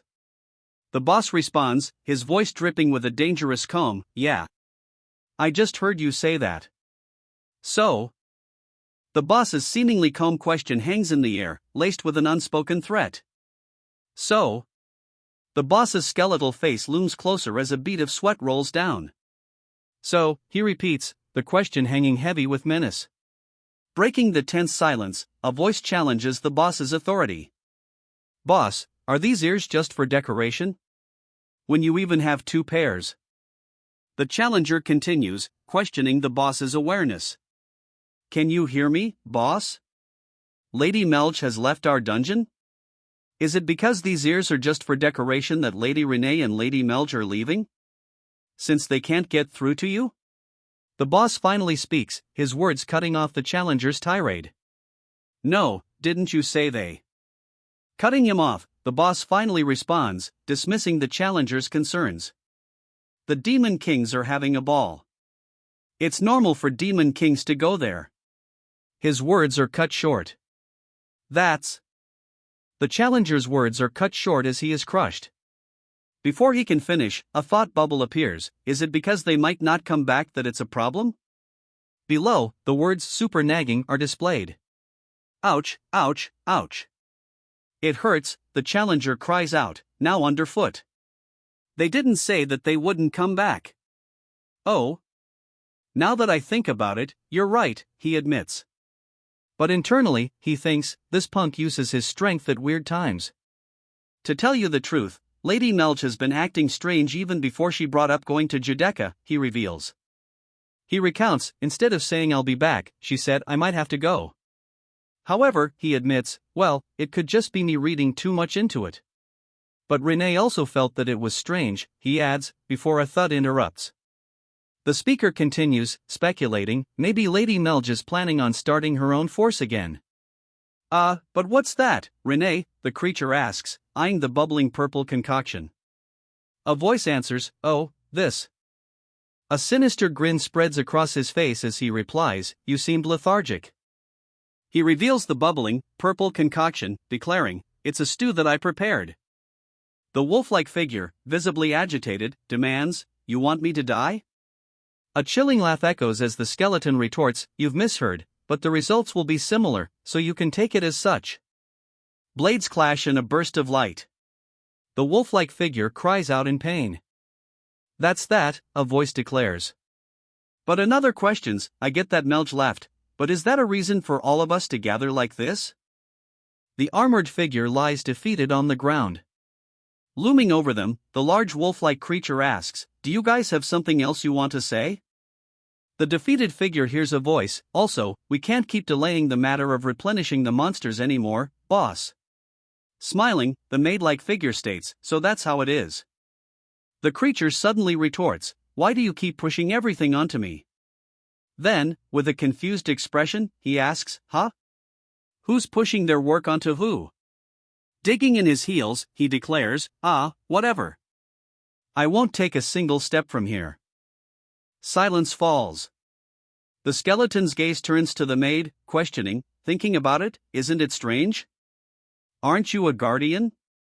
Aren't guardians supposed to do this in their boss's stead? You're not wrong, the maid admits. The seal interjects, surprised, ooh. Really? The maid responds matter-of-factly, of course. Suddenly, a deep voice booms, however, it won't work. A confused huh echoes in response. The deep voice continues, questioning, did you forget? You left everything regarding Hasten to me. You should roughly know how much it would cost. I have many things to do, the voice retorts, seemingly dismissing the previous financial concerns. The creature narrowed its eyes, suspicion lacing its words. I was wondering why you were agreeing so easily. Who else can go if you don't? The skeleton responds, of course, it'll be Lady Renee. The creature's four eyes glow menacingly, a low growl rumbling from its throat. With a disturbingly cheerful expression, Renee exclaims, "Don't worry and leave it all to Renee." Renee stands before the creature, a disturbing smile plastered on her face. The creature wonders if Renee's eye trouble will make people suspicious of her. A voice replies, "That's right." The creature is told, "You can leave it all to her and rest easy, boss." The creature's sinister grin widens as it looks down. "Me, again." It says, its voice a sinister echo. The skeletal figure speaks, "Ah, but you know, boss." A smaller, multi-eyed creature looks up, muttering, "Huh, what now?" The skeletal figure continues, "I'm not sure how to explain this." The skeletal figure hesitantly suggests, "Lady Melch, maybe." A title card appears, "Mr. Devourer. Please act like a final boss." A title card demands, "Mr. Devourer. Please act like a final boss." The man in the straw hat leans over the railing, a sprig of grass between his teeth. "We're here, little lady," he announces. He expresses his concern, it must be tough going around the world at such a young age.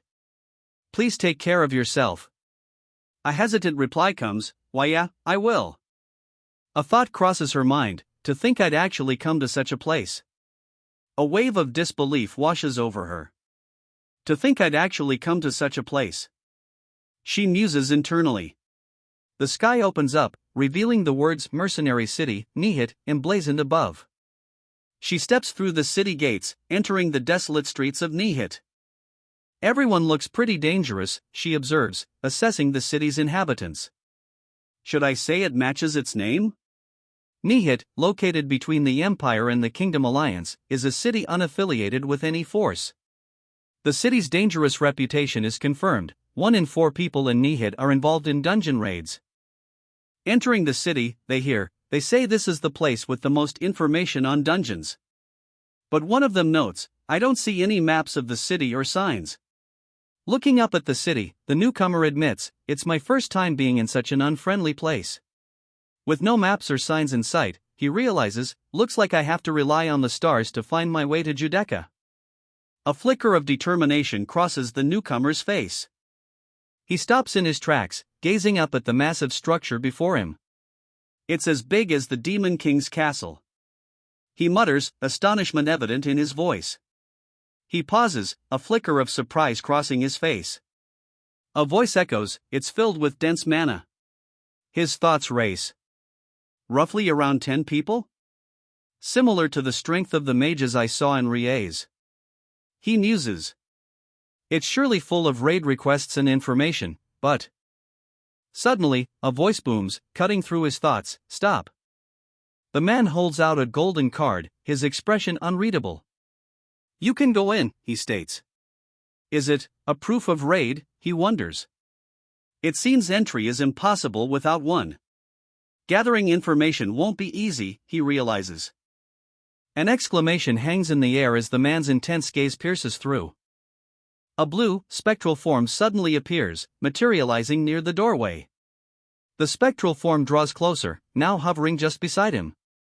His eyes widen, a look of stunned silence washing over his face. The perspective shifts, looking up at the rooftops as the spectral form floats away. A monstrous roar erupts, shaking the very foundations of the building. A piercing hiss cuts through the air, originating from the monstrous form. Covering her nose, she groans, clearly bothered by the sound. Ugh! The monster howls, its bloody claws dripping. These monsters. Have they been captured? The question hangs in the air amidst the chaos, punctuated by a piercing screech. The piercing screech intensifies, cutting through the air. "Oh, my," a voice utters, as a cloaked figure is revealed in the shadows.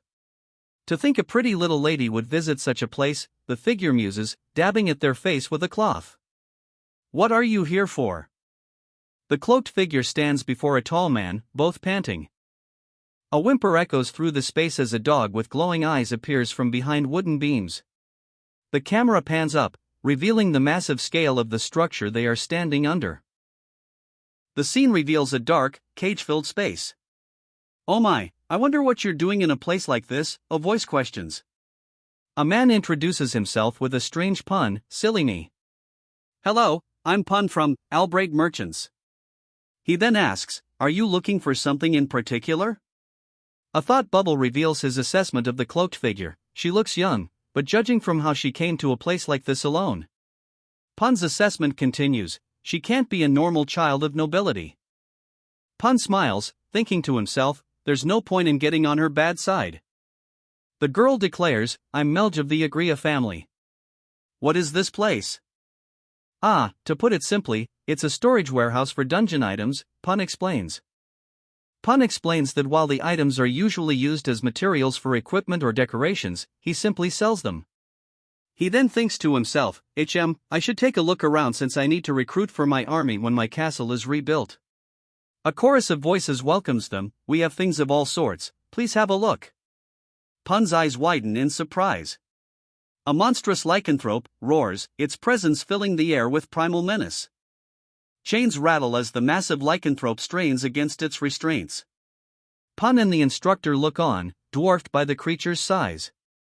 The instructor explains that the lycanthrope is a strong demonic being that held its ground till the end in the war as the army commander. The lycanthrope celebrates, shouting, "We won again, Demon King!" But the Demon King himself appears despondent, tears welling in his eyes. The lycanthrope's expression shifts to one of avarice. "I have to buy this," he declares, then asks, "How much is this demonic being?" A man with a curious expression asks, "Oh? You want to buy this one?" He then warns, "These creatures are really dangerous. They had to sacrifice 4 B-Blast raid members to capture this one." "You just have to name your price," the man replies. The lycanthrope, seemingly taken aback, responds, "Oh my, if you say so." The man, holding a document close to his face, hums thoughtfully. "Lycanthrope is?" The text reads, leaving the audience in suspense. The realization hits hard, priced at 250 ons, it declares. The character's eyes widen in disbelief. "So expensive." "No. It's not like I don't have the money, but this price," he mutters, clearly reconsidering the purchase. Silence hangs in the air as Lady Melge and another figure offer, "This is just a small gesture. Thank you for helping Mr. Devourer, Lady Melge. All I have are the 500 ons that Lady Melge gave me." He thinks, a bead of sweat trickling down his face. The hero's inner thoughts erupt, "I can't spend half my wealth before even building my castle." He decides, "I'll take a look at the others as well." The vendor responds with a forced smile, yes, please take your time." Suddenly, she stops, a bead of sweat trickling down her face. Something has caught her attention. What's this?" she wonders, spotting something in the back. The vendor admits, "I don't know much about that one myself. I was told that it was found while cleaning up after a raid." Peering into the shadows, she sees a large dog-like creature. "Couldn't find its mother, huh?" She muses, considering the implications of the vendor's story. Apparently, others also saw it as just a larger dog, since it didn't even try to attack them. The large dog pants heavily, its purple eyes gleaming. Reaching out, she declares, "You're a lost child as well." But a panicked shout erupts, Dear customer. It's dangerous." The large dog closes its eyes as she touches its face. "Huh," it thinks, its tongue lolling out. "A demonic being." Reassuringly, she says, "I won't place any blame on you so you don't have to worry." An exclamation erupts, "You could have been bitten." The massive wolf-like creature seems unbothered, tongue lolling out as it's petted. A beat of silence hangs in the air, the character's expression unreadable. A chilling question cuts through the silence, "How much is this child?" The words, "Mr. Devourer, please act like a final boss," appear, hanging in the air like a challenge. A symbol flashes, the number 45 emblazoned within a star. A full moon hangs in the starlit sky, accompanied by an eerie sound effect. Her large, golden eyes widen as she states, "I did end up buying you." Panting heavily, the wolfish creature grins, its purple eyes gleaming in the night. She stares up at the wolfish creature, surprised. "But aren't you a lot bigger than I'd thought?" she asks. "I couldn't measure you properly since your dark fur was hidden in the dim lighting," she says, a bead of sweat trickling down her face. "I could only see your head floating around." "Well, that's that," a voice booms. "From now on, your name will be Zons." And with a final woof, the creature seems to accept its new designation. The small figure eyes Zons with a questioning gaze, muttering, "They said that the night falls 30 minutes earlier in Nihit, I guess they weren't lying." The night sky dominates the scene, a full moon hanging high amidst a scattering of stars. Gazing up at the night sky, the small figure remarks, "How beautiful." They then add, "The sky in the primordial core was also." Breaking the reverie, the large wolf states firmly, "Now is not the time to be emotional." He continues, "I need to hurry up and get to Judecca." The wolf calls out, "Come, Zons." His command echoes through the night. A loud woof echoes through the night. The camera pans over a field of ruins under the moonlight. An exclamation hangs in the air as the small figure walks alongside a large wolf. Under the moonlight, a voice declares, "Looks like we came to the right place." Before them stands a massive, silhouetted deer with glowing eyes. Looking up, the figure declares, "This great one has returned, lead the way." The great deer's gaze pierces through the darkness. The great deer stands tall, arms crossed, as a voice booms, "Welcome, Demon King." The great deer instructs, "You can head to the fallen monastery behind the mountains. The other demon kings have already arrived." "All right," he replies, seemingly accepting the task. Under a starlit sky, they begin their journey. The deer demon is accompanied by a large wolf and the purple-haired figure. The purple-haired figure turns to the wolf, a question forming in their mind. "This punk! Why are you following me?" the purple-haired figure shouts, clearly annoyed. "As part of the demonic army, you should sit here and wait in times like this." The wolf simply tilts its head, a question mark floating above it. With a sigh, he relents, muttering, "I guess there's no way you'd know." The purple-haired figure instructs the wolf to stay and wait until his return. He then warns the creature to hide quickly if it sees a human. He explains, "I can't take you to a place where the escorts are scrutinized so strictly." He continues, "No matter how I think about it, I guess the name Zones is just bad," he finishes. The little demon girl looks unimpressed, muttering a simple hum. He continues, "A good name for you. How about Lilith?" he suggests. The little demon girl seems to consider the name. The little demon girl tilts her head, a confused escaping her lips.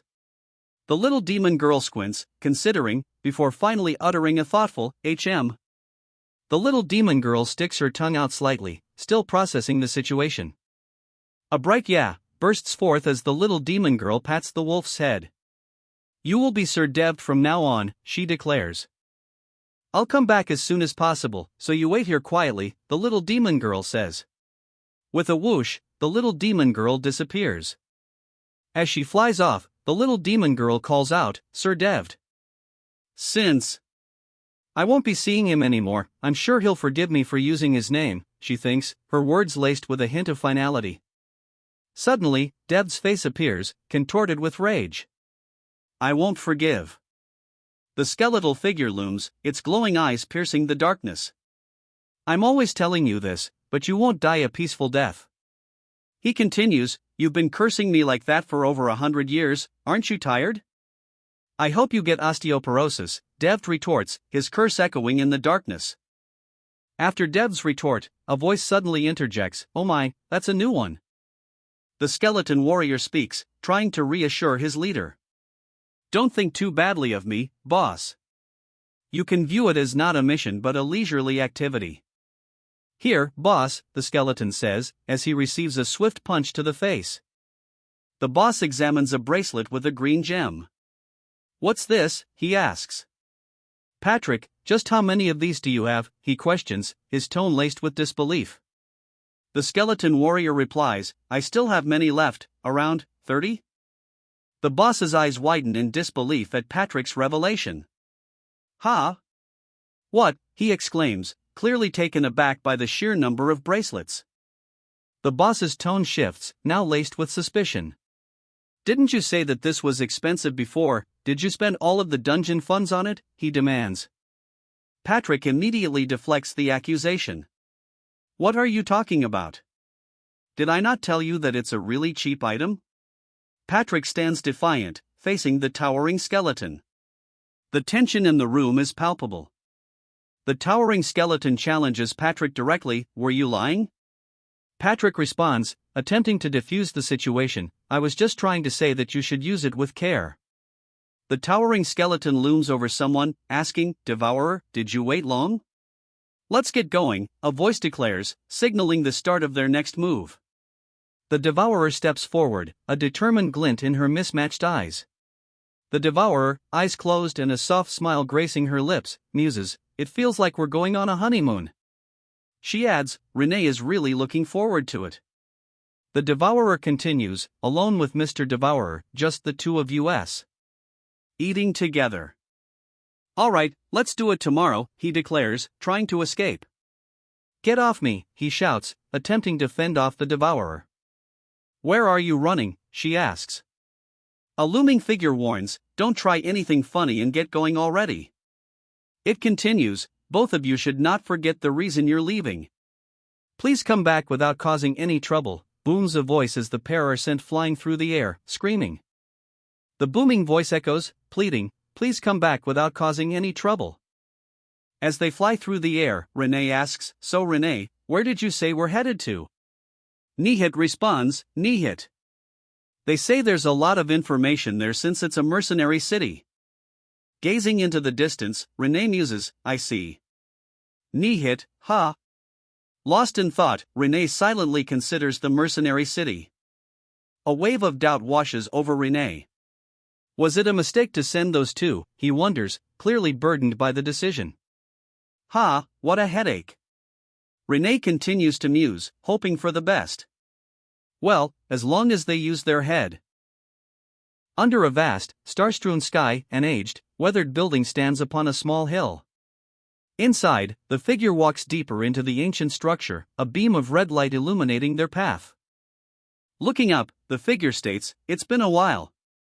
The location is revealed, meeting of the Demon Kings, Judeka.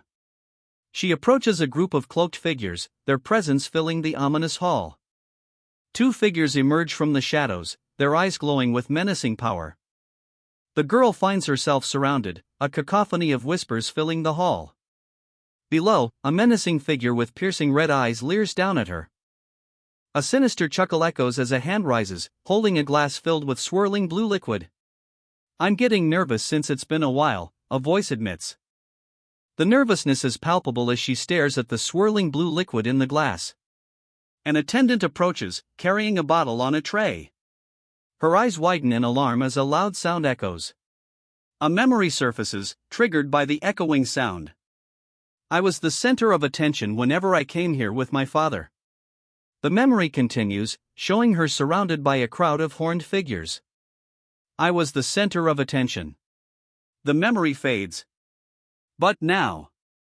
She trails off, the silence heavy around her. Tears well in her eyes. I'm irrelevant. She whispers, the sound barely audible.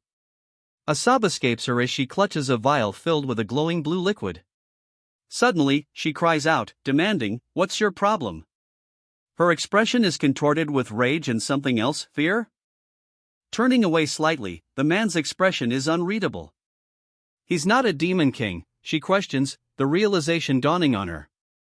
Her face contorted in fury, she explodes, how dare you bump into a demon king? I'll have your head. Sweat drips down his face as he stares upwards, a look of utter bewilderment etched on his features. Staring up at the demon king, sweat beading on his brow, he can only stammer, he's laughing? The smaller figure manages a weak, ah. While the demon king simply scoffs, pfft. The laughter swells as the demon king and his minions mock the smaller figure. Tears stream down their face as they manage to choke out, that's a demon king, the figure finally manages to choke out, their voice filled with disbelief. The laughter of the demon king and his minions rings out, deafening. Those bastards, they're all looking down on me, the figure thinks, anger beginning to simmer. They're doing this knowing that I'm powerless to fight back right now, he realizes, the weight of his current situation crashing down on him.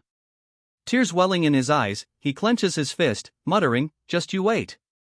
I'll put up with this for now." The Demon King's laughter continues to echo around him. "I'll put up with this for now and create a great army," he vows, his determination hardening. A sharp sound echoes as the Demon King's golden eyes widen, a flicker of surprise crossing his face. They weren't satisfied with just once, he questions, golden eyes narrowing with fury. "Who dares?" Suddenly, a voice calls out, "Melge? You're Melge, right?" The sound of her name stops her mid-sentence. Melge's eyes widen slightly, a flicker of surprise crossing her face. Her eyes widen further at the sound of the Korean word stop, ringing out. The question hangs in the air, Marmolia? "Melge. So you were alive. Do you know how worried I was?" he exclaims, embracing Marmolia tightly. But she stammers, "Wait, Marmolia. How long has it been?" he cries, overcome with joy. "It seems like it was just yesterday that we played and studied together as kids." But Marmolia stammers, "Ugh. Marmolia, you." Suddenly, a voice cuts through the reunion. "Rude. Seems like you're still far from being a dignified Demon King." "Ah, come on," the Demon King retorts. "Since when did we act like that with each other?" A moment of silence hangs in the air before the Demon King finally speaks. "Let's go somewhere else first."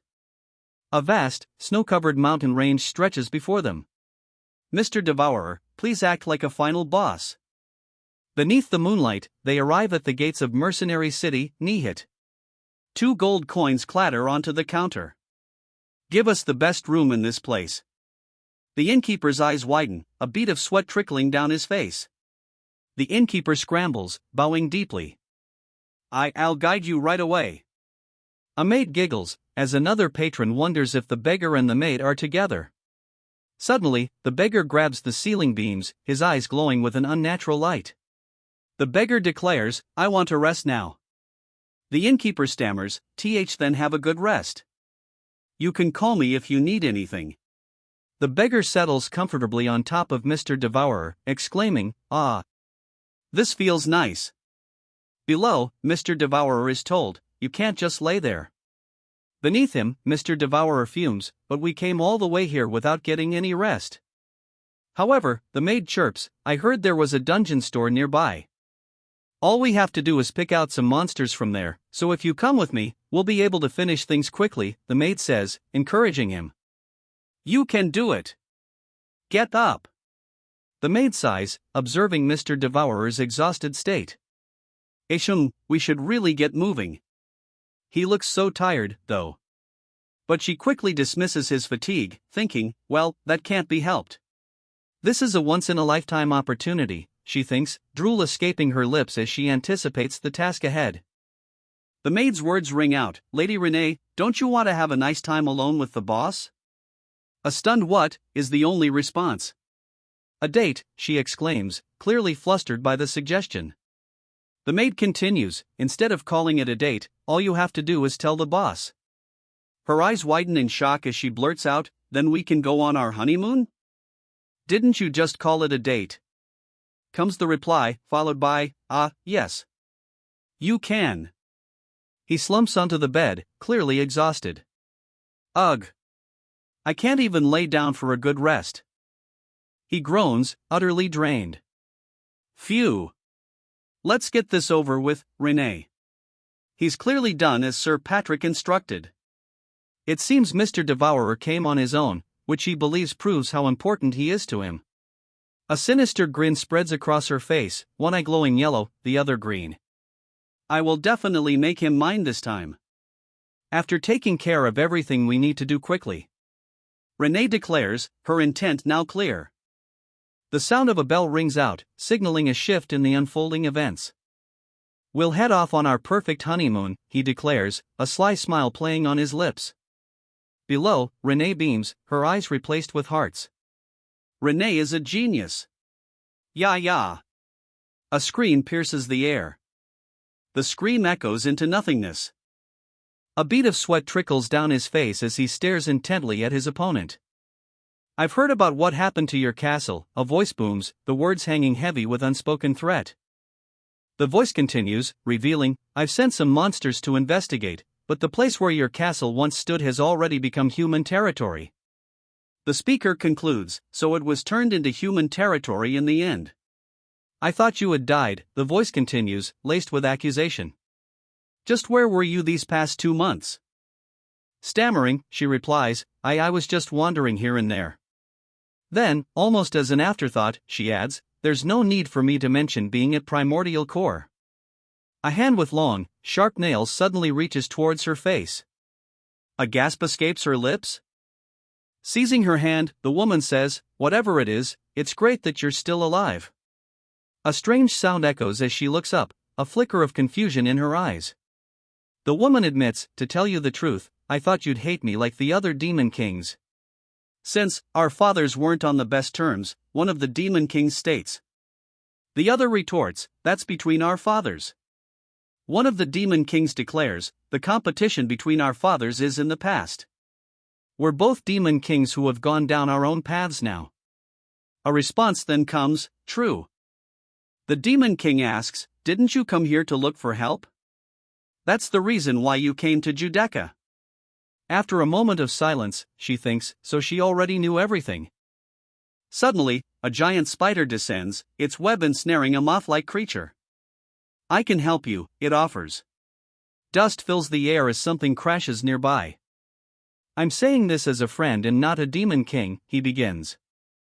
Melge, you can do it as long as you put in the effort. The small creature looks up, whispering, Marmolia. The demon king's words are interrupted as a new figure appears, declaring, you've matured, unlike me. The newcomer extends a hand, stating, now, let's go back. Thank you for helping me. She begins, then declares, I will definitely rebuild my castle. Her gaze remains fixed downwards, a determination hardening her expression. Words of encouragement echo, you'll be able to do it, Melge. Melge clasps hands with the instructor, a surge of power flowing between them. Below, a monstrous presence awakens, its malevolent eyes glowing red. The monstrous presence below is revealed to be a spider-like creature, its multiple red eyes glowing with malice. Tears stream down the child's face as they shout, my dad is stronger. Another voice booms, declaring, he's the real descendant of Asmodeus. But the child, tears streaming, continues to wail, and oh. My dad is stronger. He has a cooler-looking horn, a voice declares, as the scene flashes back to the two children, already locked in a fierce brawl. A caption reads, even when we were kids, we were always fighting. It wasn't personality or outlook, but somehow, naturally, they always had conflicts. The question hangs in the air, could it be due to the influence of their fathers? They have always been on bad terms as far as I can remember, a voice narrates. The scene shifts to the two children, sleeping peacefully side by side. Though they were often at odds, it couldn't be said that they weren't friends. However, a new scene unfolds, depicting the two children, surrounded by a strange, ethereal glow. It was at that point, a voice narrates as the children stand before a swirling, magical portal. The girl reaches out, her expression one of innocent wonder as she gazes at the swirling portal. A hand then gently pats her head, and she beams, her fangs bared in a joyful smile.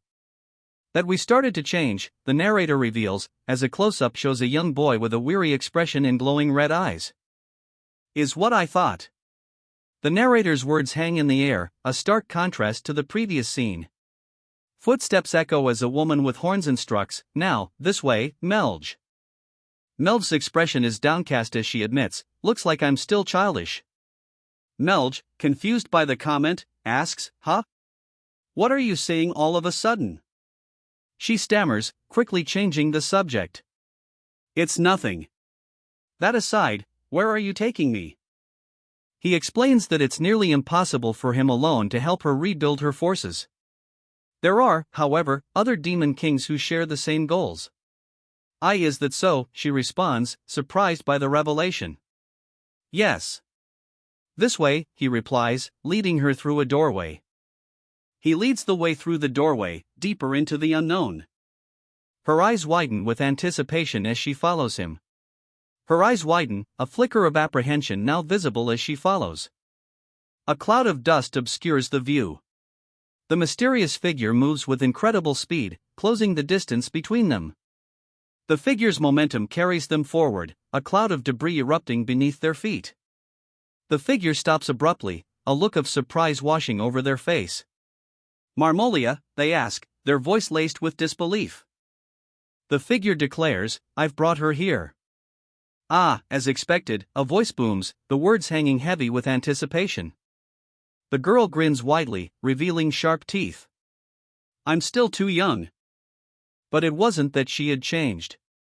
The girl's eyes, now with a diamond-shaped pupil, betray something far more sinister.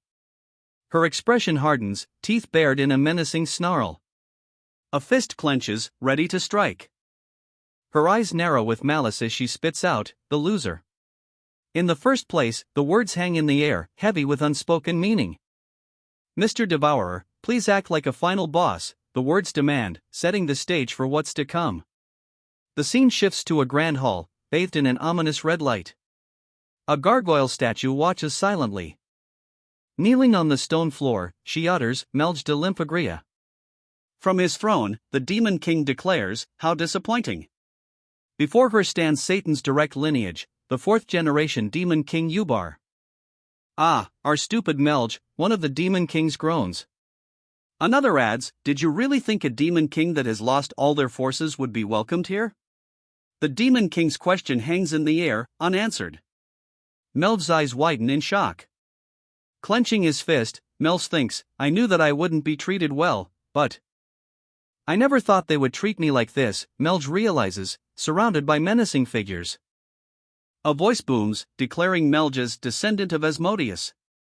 Melge is given a chance to explain herself. "I'll give you a chance to give your excuse." Melge seems taken aback by the offer. "My excuse?" she asks.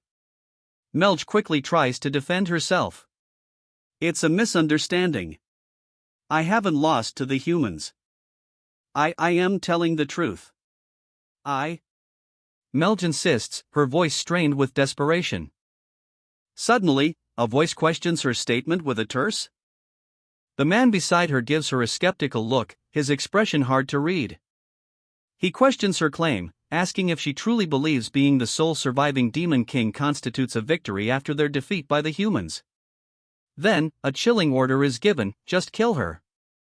Look at the situation you're in. Can you truly say you haven't lost?" he taunts. Visibly shaken, she stammers a reply. That's. Her voice trails off as she admits, "I have no rebuttal." Her eyes betray her inner turmoil, but a new thought surfaces. The loss of the army is the Demon King's fault. So? She collapses, overwhelmed by guilt. "It is all my fault." A chorus of voices erupts, condemning her. "You're the disgrace of our race." The chorus of condemnation continues, voices rising in outrage. "How thick is your skin for you to have the gall to come to Judecca like this? We should not let her hold the Demon King title any longer so that she cannot bring any more shame to the title." "That's right," one of the demons agrees, while another declares, "Let's kill her." The call for blood hangs heavy in the air. The sinister smile widens as the call for the Demon King's death intensifies. "We must kill her." Despite the calls for her immediate death, a different voice interjects, declaring, "We can't ruin Judecca just for someone like her. They will decide her fate on the last day of Judecca." The red eye reflects the Demon King's image. "Then, until then." The Demon King's stern gaze pierces through, his heavy brow furrowed with thought. A low growl rumbles in the air. The Demon King exhales a relieved phew. The order rings out, "Place the criminal in jail." A cell door slams shut. You can't," a voice protests from within the jail. A guard blocks their path. "This is a restricted area. You have to show an insignia before you're allowed to go in." Behind him, the maid looks on, uncertain. Insignia. The word hangs in the air, a clear obstacle to their progress. The guard eyes them with suspicion. "A beggar and a maid," he mutters. He then adds, thinking the protagonist looks unwell, this guy looks like he might fall over any minute. Here, he states, revealing 2 golden insignias. A sudden realization dawns, A-class raid member. Stuttering, the guard urges them inside. Please head inside. Welcome to our dungeon store, he says, then adds, I hope that you will keep working hard for the safety of humanity. When did you prepare such things, he asks, surprised. I kept the ones that were clean while cleaning, she replies. He suddenly realizes, that's right. There should have been a ton of them lying around. Of course there were so many, he recalls, finally understanding where she got them.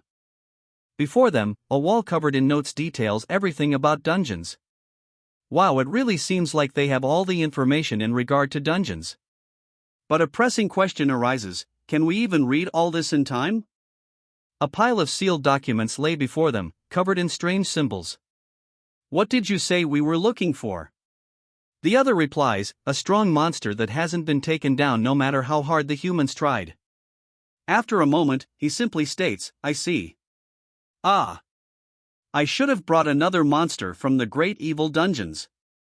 He mutters, seemingly regretting his choice.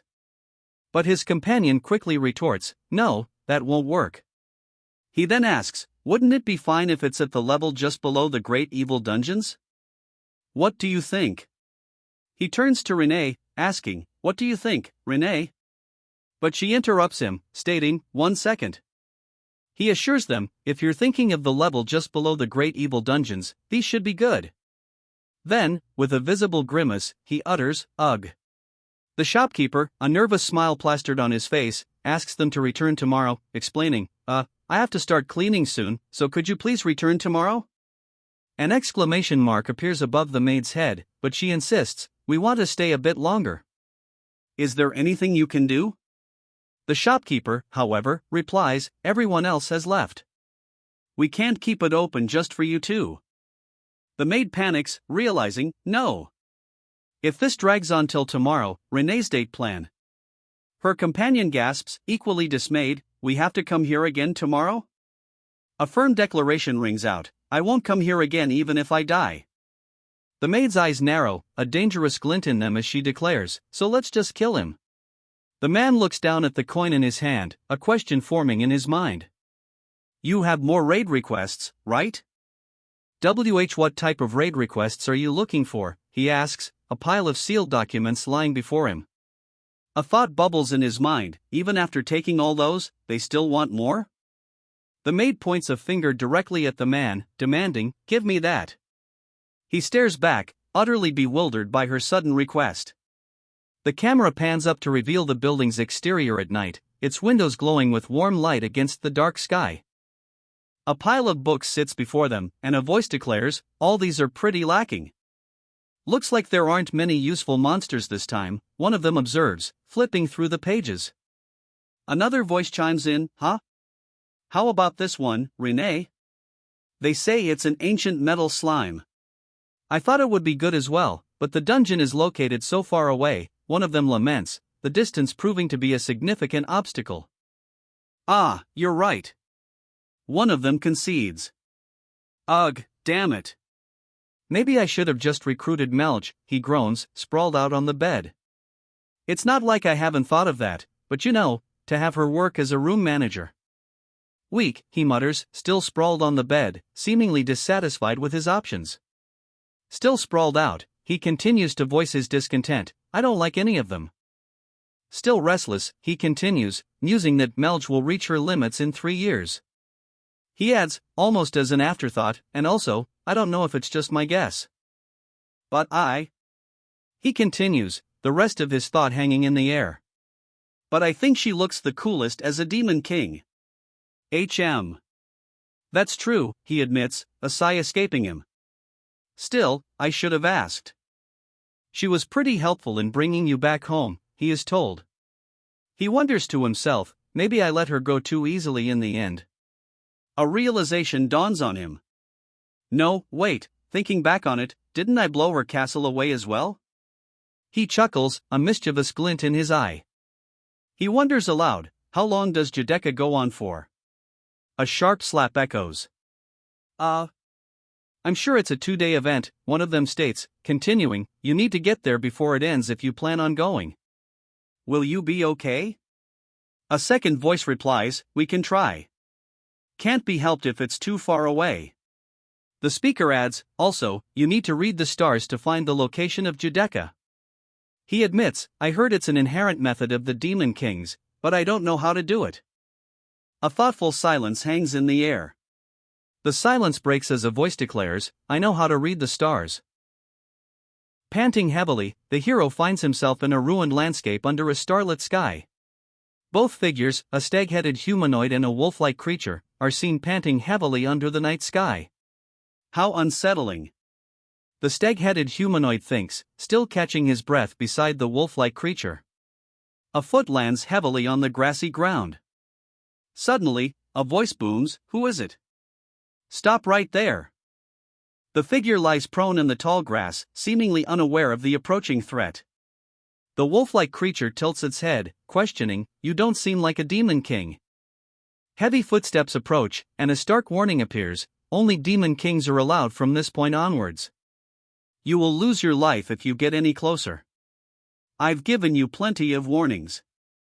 Will you still come? Foolish person, the creature booms, its 3 eyes glowing menacingly. The creature declares itself servant of the great Ubar, Bamat, and vows to guard the place against intruders. Bamat roars, its massive form lunging forward with the declaration, won't get past me alive. Bamat's attack connects, and a sharp awe escapes the protagonist as he's sent hurtling backwards. Staggering back from the blow, he wonders aloud, why is this thing so loud? Suddenly, a message appears, Mr. Devourer. Please act like a final boss. A symbol appears, displaying the number 48. Fufu, that's a good look, the Devourer says, his voice echoing through the chamber. The Devourer smirks, posing with a hand on her hip. How is it? Is it nice in there, she asks, her tone dripping with amusement. Silence answers the Devourer's taunt. The Devourer breaks the silence. Well, you look better than I thought, she remarks, her tone suggesting otherwise. The Devourer's expression shifts, a sinister smile spreading across her face. Melge, we're friends after all, so should I give you some advice, she asks, the offer laced with a clear threat. The Devourer continues, revealing the Council's initial, lethal intentions. When we were discussing what to do with you, everyone was saying that we should make an example out of you and kill you off. The Devourer leans in, her expression unwavering. But as a friend, I shouldn't just let that be, right, she asks, the question hanging heavy with unspoken implications.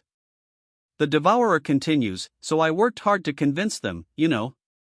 She then asks, her tone laced with a hint of self-pity, do you know how hard it was? The Devourer's face is flushed as she asks, so, what kind of punishment do you think was issued? The Devourer reveals the harsh sentence, they decided to cut off your horns and to pull out your fangs. The tools of the gruesome task are laid out, pliers, a strange ring, and what appear to be severed horns and fangs. Ah, you poor thing, the voice taunts, continuing, poor little Melge won't even have horns or fangs left. The figure then asks, how many demons would look down on you in your sorry state? Melge sits huddled on the floor, head bowed in despair. The tormentor continues, you probably wouldn't have even dreamt of it. About how much I, Marmolia, will become, Marmolia continues, her face inches from Melge's. Marmolia finishes her thought, looming over Melge, looked forward to seeing you. Marmolia's sinister smile widens as she finishes her sentence, in such a situation her menacing laughter fills the air. Marmolia continues, a chilling threat laced in her words, since you won't be able to act like a demon king once you lose your horns and fangs. Suddenly, Marmolia's eyes light up. Right. I've thought of a great idea, she exclaims.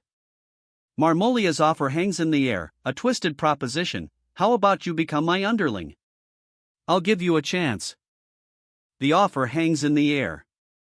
How about you become my underling? I'll give you a chance. Marmolia proposes, a twisted smile playing on her lips. You never know. Her smile widens, revealing sharp teeth as she continues her offer. I might even give you a higher position if you do a good job of licking my boots. silence hangs heavy after Marmolia's offer. Marmolia's patience thins. You don't want to? Why aren't you responding?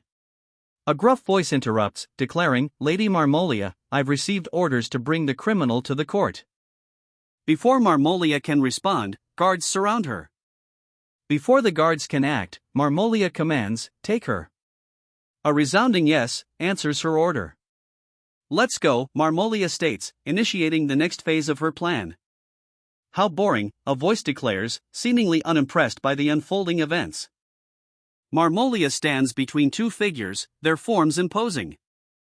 Well, the figure begins, a sinister glint in their red eye. The fun is just beginning.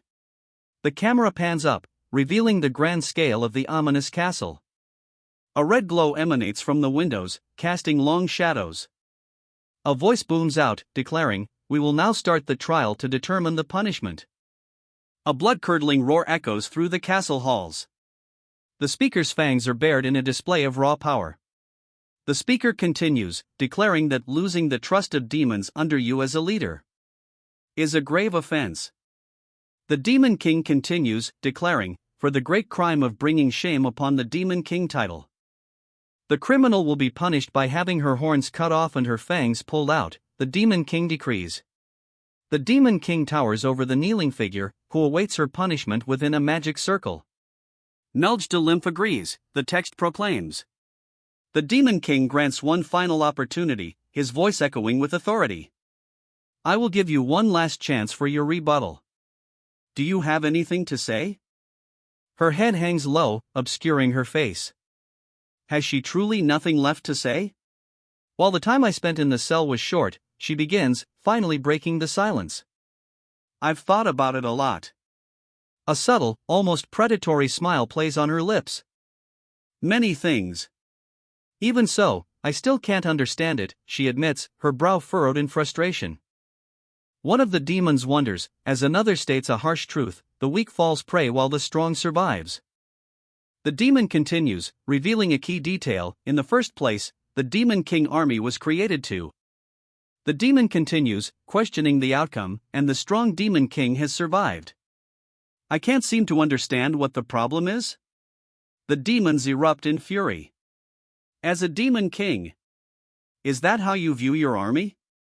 Her eyes wide with disbelief, the Demon King retorts, then are you saying I threw them away? The Demon King continues, her voice rising, do you even know how the army treated me and I treated them? Murmurs spread among the demons. Her words trail off.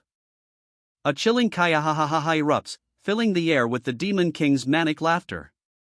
His face contorted in a sinister sneer, the Demon King seems unfazed by the previous exchange. He taunts, talking so big even after your army was wiped out and you're in such a sorry state? You must have lost your mind. He pauses, a flicker of resolve in his eyes. No, I've just finally come to my senses. The trial, he admits, makes no sense, no matter how much he considers it. He declares, you claim to judge my faults, but I have done no wrong. Speaking of my punishments even before the ruling. You, she begins, tears welling in her eyes.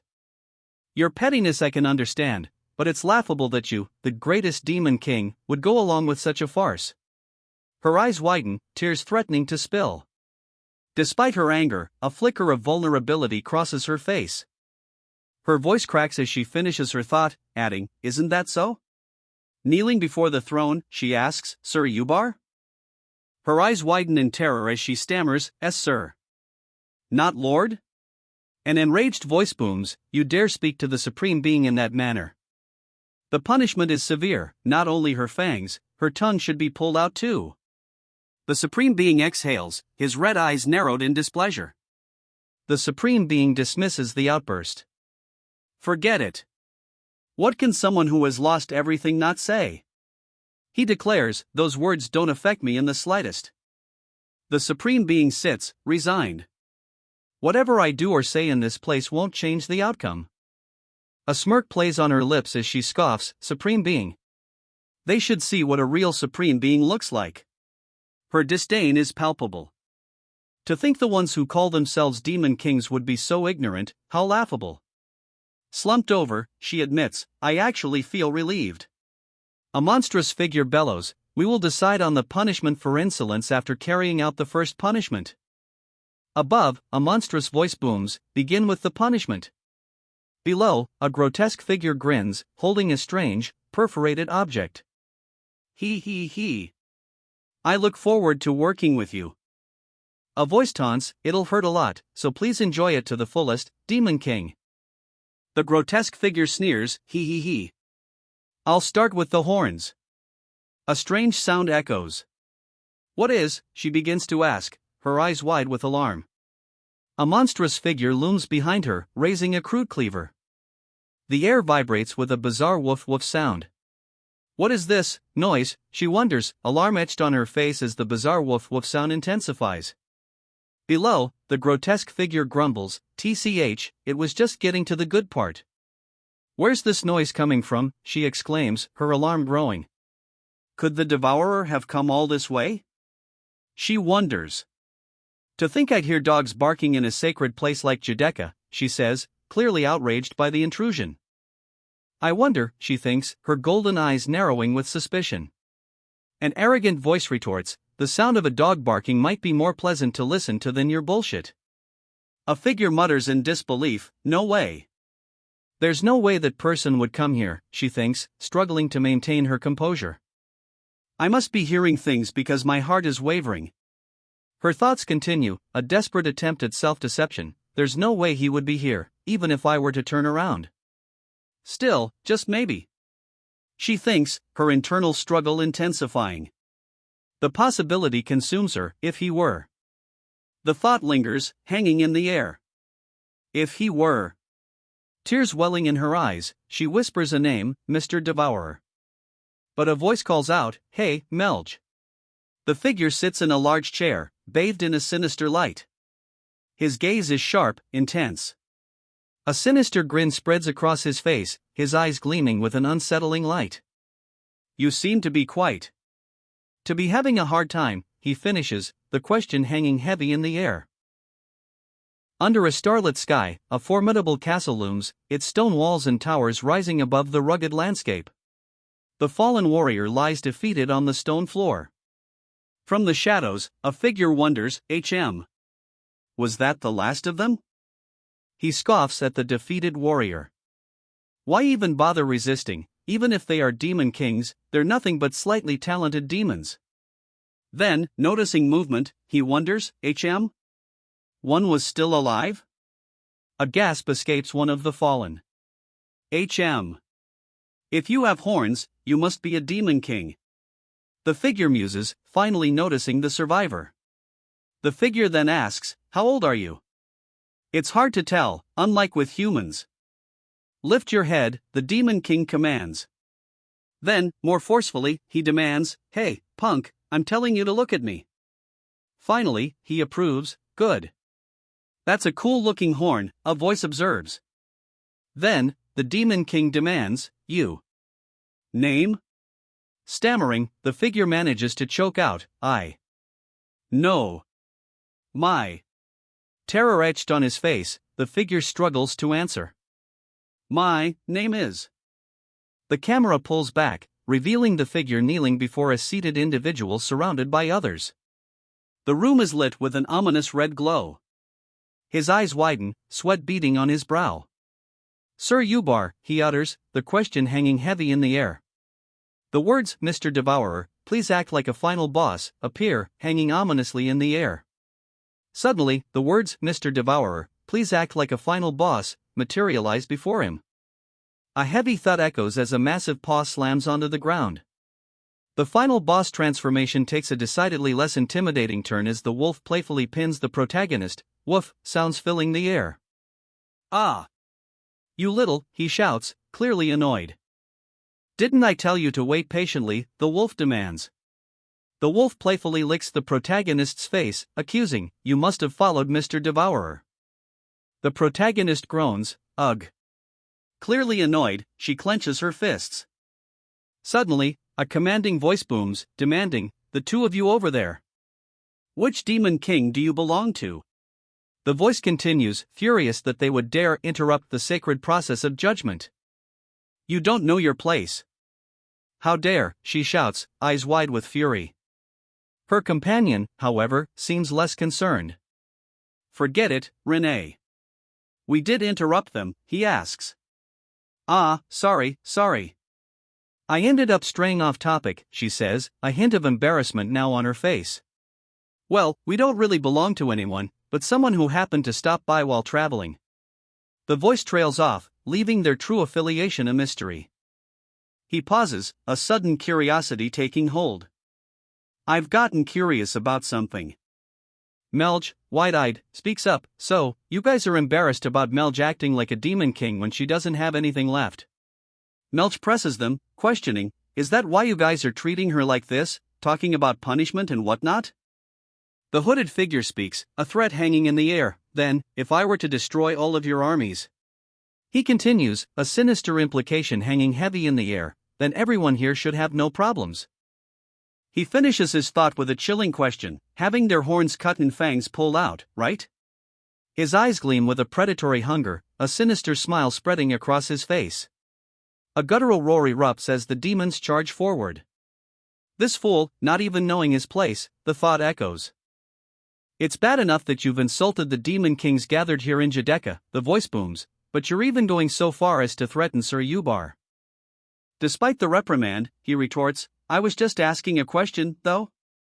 The booming voice continues, escalating the threat, you. Shut it. I will tear you apart so that not even your corpse will remain. Red energy crackles around the demon king as he prepares to strike. A blinding red light erupts as the demon king unleashes his power. The demon king's unleashed power manifests as a barrage of dark, energy-infused swords aimed directly at his opponent.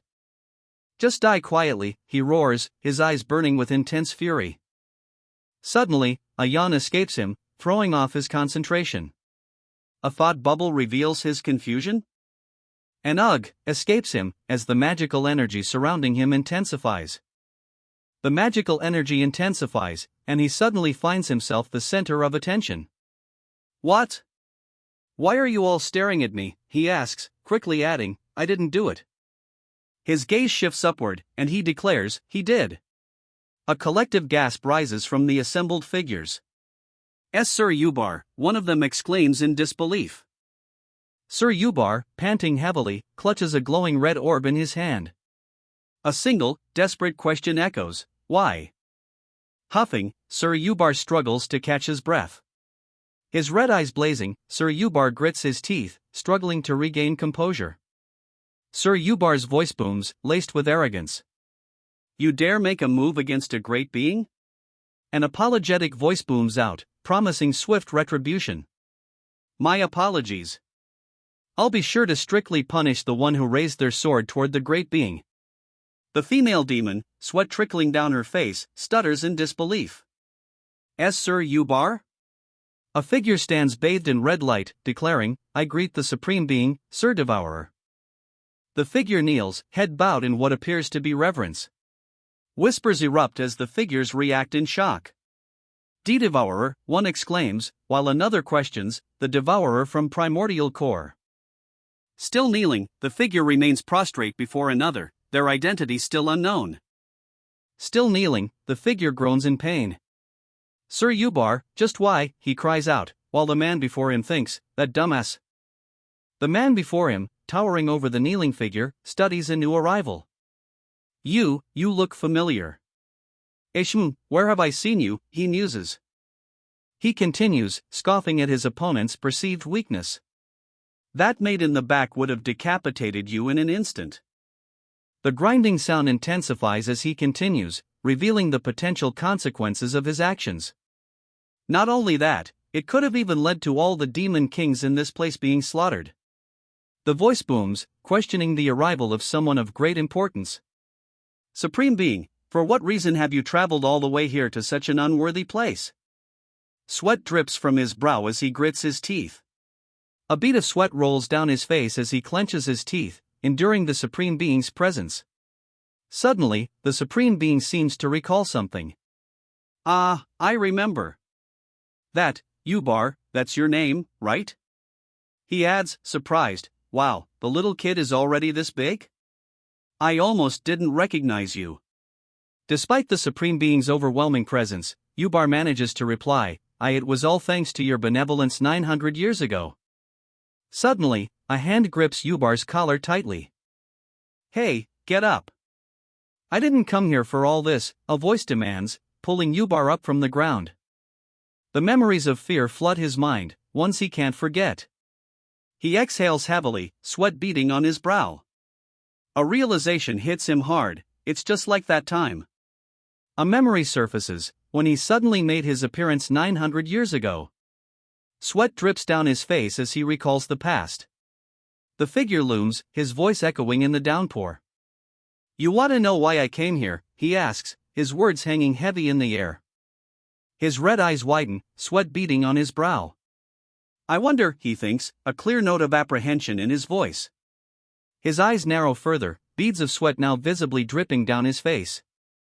A palpable sense of unease washes over him. A chilling question hangs in the air, why do you think I'm here? A disturbing grin spreads across his face, revealing sharp, predatory teeth. His glowing eyes seem to pierce through the very soul, as he asks, why do you think I'm here? You don't have to be so nervous, the figure states, you must be frightened due to the past, but I'm really here for something else this time. A nervous response escapes the protagonist, what could that be? Clinging to the furry creature beside her, Melge stammers, huh? Me. Another voice calls out, identifying Melge. Meanwhile, someone else exclaims, Lady Renee. The voice continues, stating, after discussing things with Mr. Devourer, we have come to the conclusion that you are needed in Primordial Core. The voice continues, now directly addressing someone, please, will you become a member of Primordial Core? A surprised Melge responds, who, me? But another voice interrupts, challenging Melge with a sharp question, you came here to rebuild your army, right? The tone shifts as the voice continues, now laced with suspicion, how, did you? An offer is made, if you were to accept our offer, you will become a member of Primordial Core as a manager of one of the rooms in Primordial Core. Melge beams, surrounded by shadowy figures. The shadowy figures continue, oh, of course, there will be demonic beings assigned to the room you will be in charge of, and those demonic beings will also be part of your Demon King army. Melge looks up, seemingly trapped under a large, looming figure. I will become a manager of a room? Melge questions, clearly surprised by the offer. The shadowy figures continue, promising that Melge's army will consist of demonic beings befitting him, every member of the Primordial Core. But a voice cuts in, demanding, leave me out. It's Mr. Devourer, who is clearly not happy with the arrangement. The figures respond, excluding Mr. Devourer will do our best. The shadowy figure states, well, that's the gist of why we came here. The shadowy figure concludes, well, that's the gist of why we came here. The shadowy figure continues, let me request this of you. Extending his hand, the shadowy figure makes his request. The response comes, yes. Tears stream down her face as she agrees to his terms. Her hand reaches out, trembling, as she whispers, Mr. Devourer. Her earlier agreement shatters as she recoils, shouting, I can't accept this. A growl rumbles from the wolf-like creature as an unseen figure demands, how can a dumb bitch that couldn't even manage her own castle become a manager in Primordial Core? Another wonders aloud, what's with her? The situation clearly makes no sense.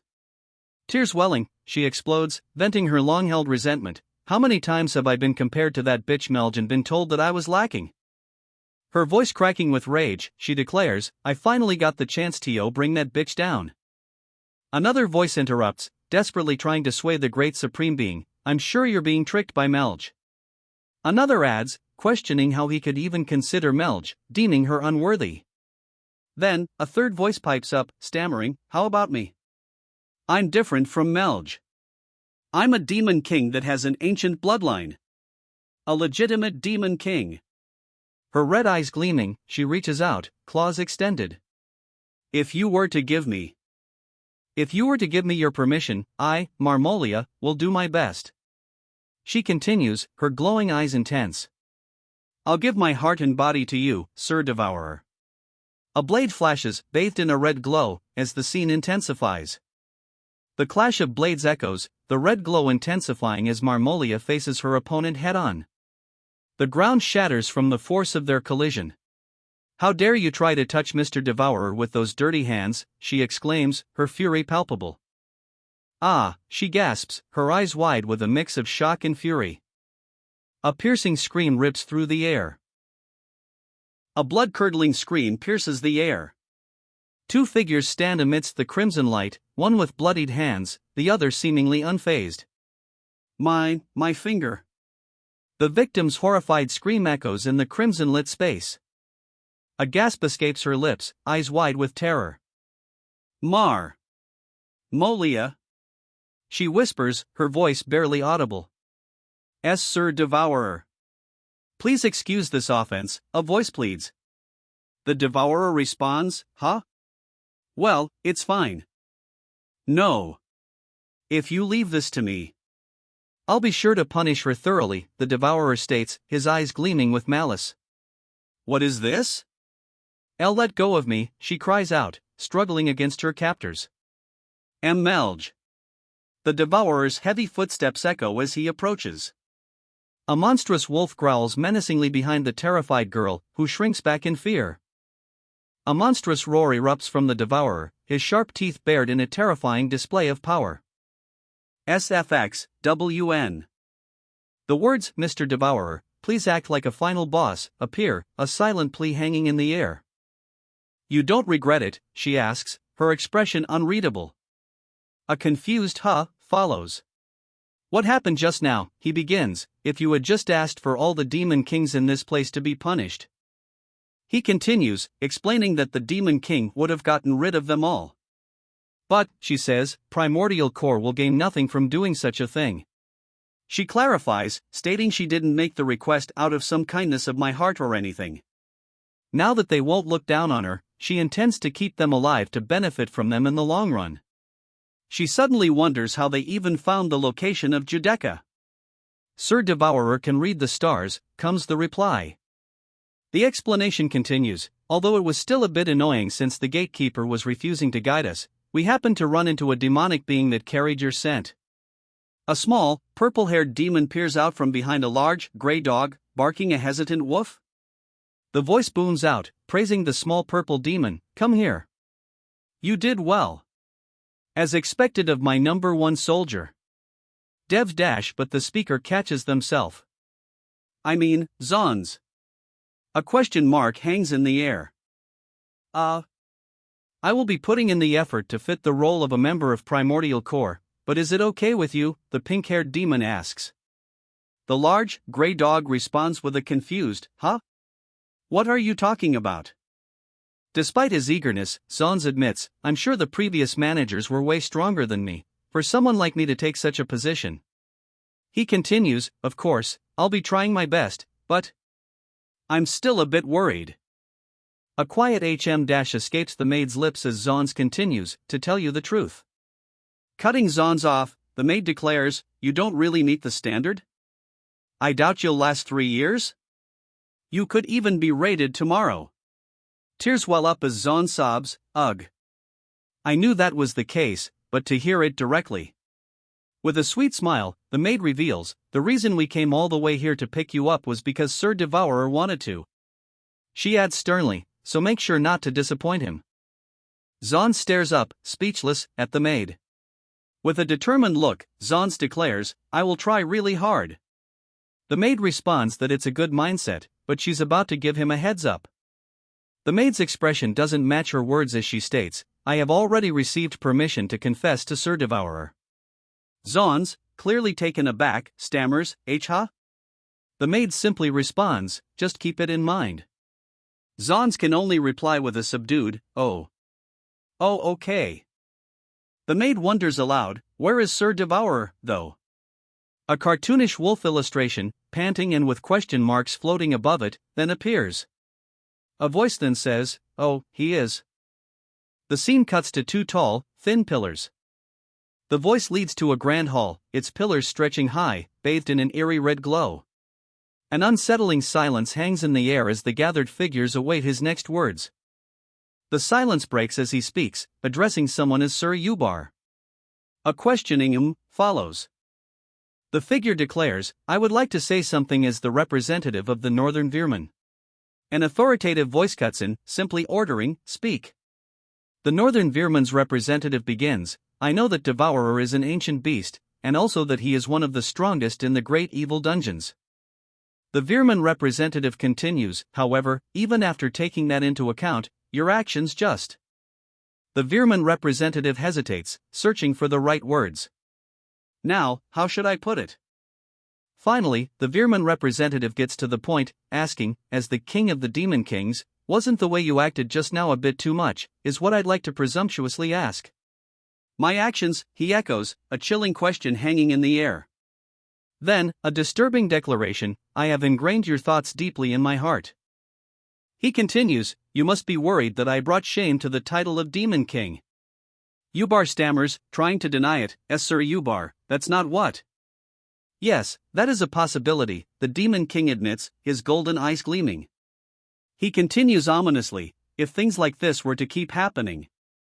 The Demon King's rage erupts, red lightning crackling around him as he snarls, "You foolish things."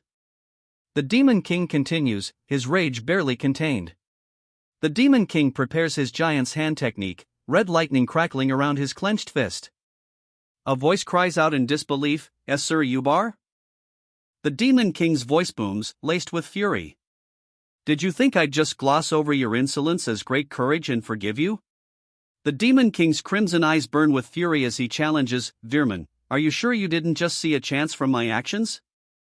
The Demon King's unsettling gaze pierces through, crimson tears streaming down his face as he sneers, "If you were so worried about me, the one who rules over all the Demon Kings, wouldn't it be as simple as you just taking this seat?" "Yes, Sir Yubar. Please withhold your anger," a desperate voice pleads. A crushing force emanates from the Demon King, the very air cracking under the pressure of his rage. The Demon King's power surges, a blinding light erupting as he declares, "Veerman will really die at this."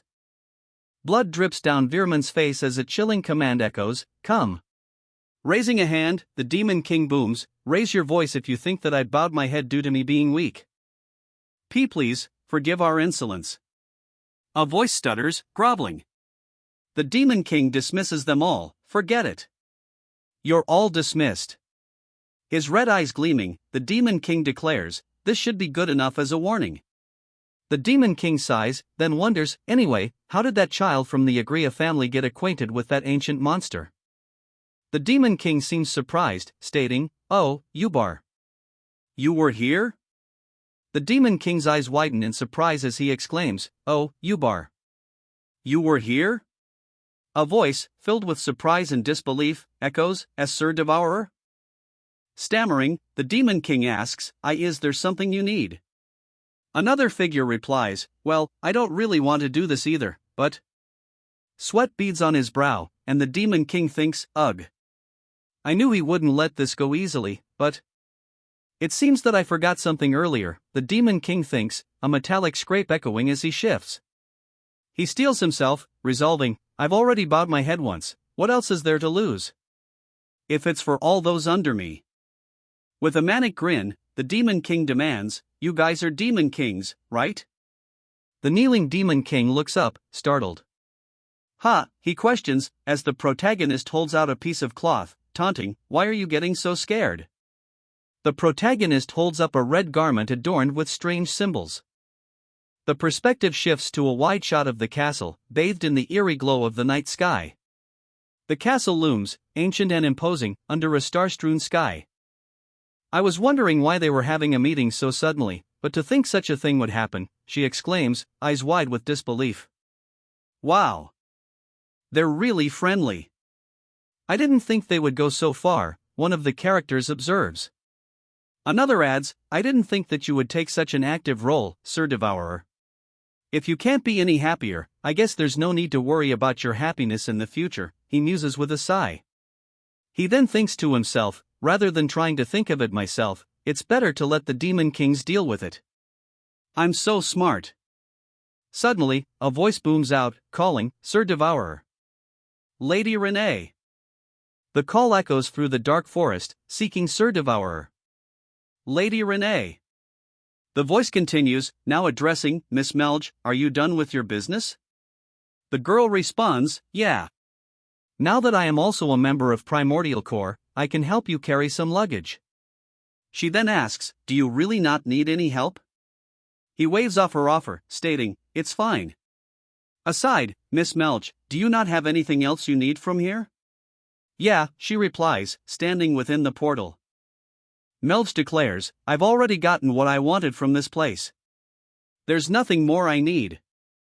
Melge grins, fangs bared, declaring her intentions, after getting back to Primordial Corps, I will put my best effort into becoming a strong demon king.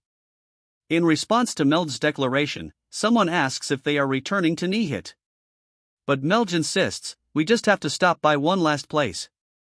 Meanwhile, another voice sighs, let me rest now. A voice echoes from within the dark structure, asking, are you feeling better? A confused voice echoes, questioning, my hand. He stammers, that. The werewolf stares, a bead of sweat trickling down his brow as he faces the hand. Looks like someone reattached it with magic. The werewolf concludes, his voice laced with disbelief. A thought bubble emerges, the werewolf's internal monologue revealing his shock, my horns.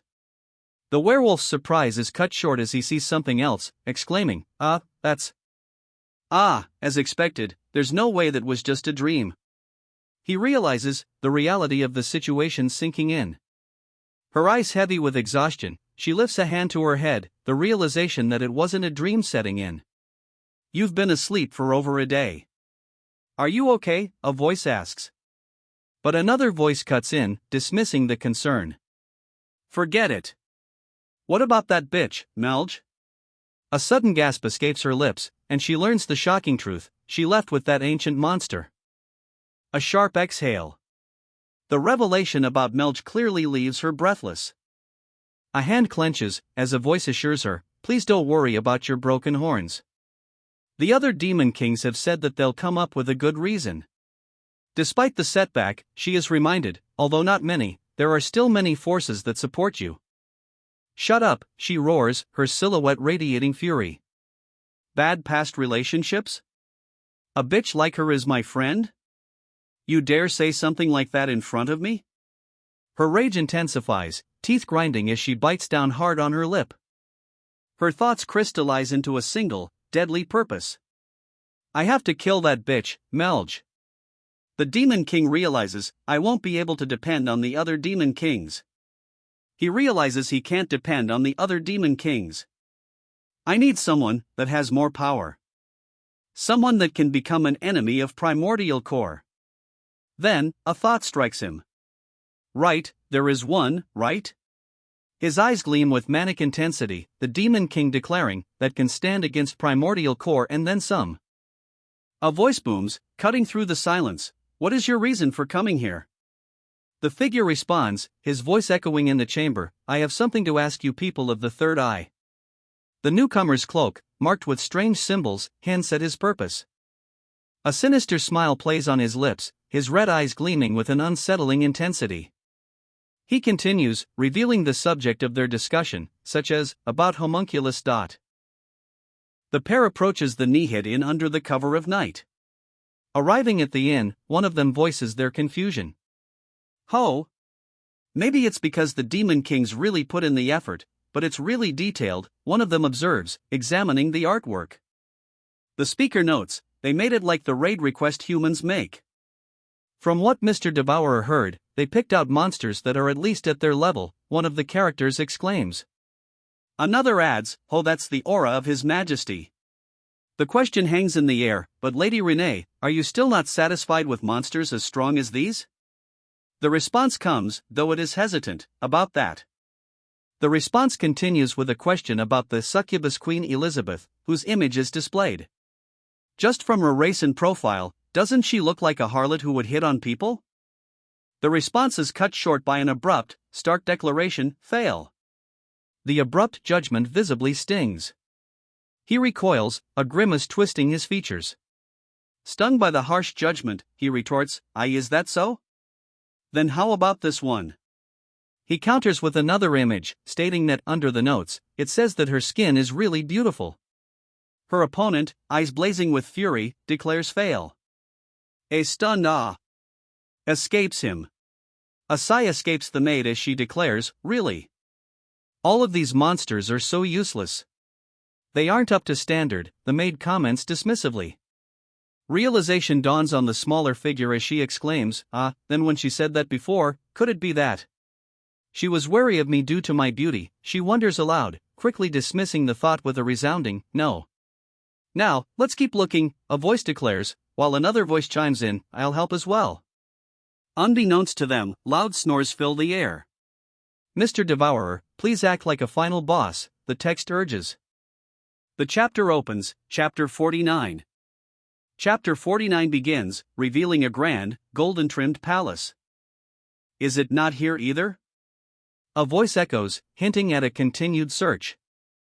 Clenching his fist, he mutters, Devourer.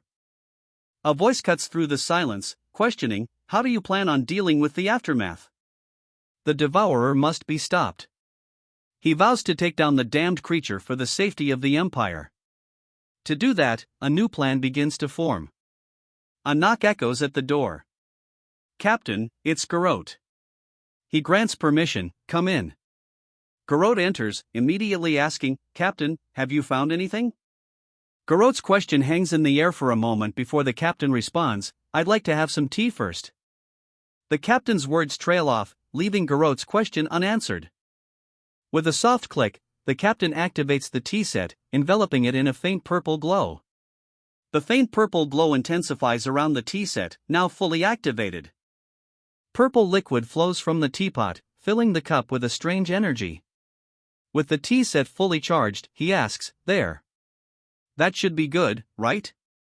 He continues, stating that, the only thing in the books I found somewhat credible was the information about primordial core. He takes a moment to catch his breath, sipping from the teacup. He continues, of course, it was information that was already known, but as I read more, there were things that started to bother me. The book reveals the identity of the gatekeepers and the purpose of the dungeon. An exclamation punctuates the discovery. We can ignore tentacles since most of the creatures come from unknown origins, but the book reveals. After searching carefully, he found no records of the other two. Even when taking into account many variables, many things are strange, the book revealed. He looks up, a glint of light reflecting in his eye. The book continues, revealing a key difference. While most of the great evil dungeons focus on expanding their forces, Primordial Core doesn't show the slightest sign of such movement.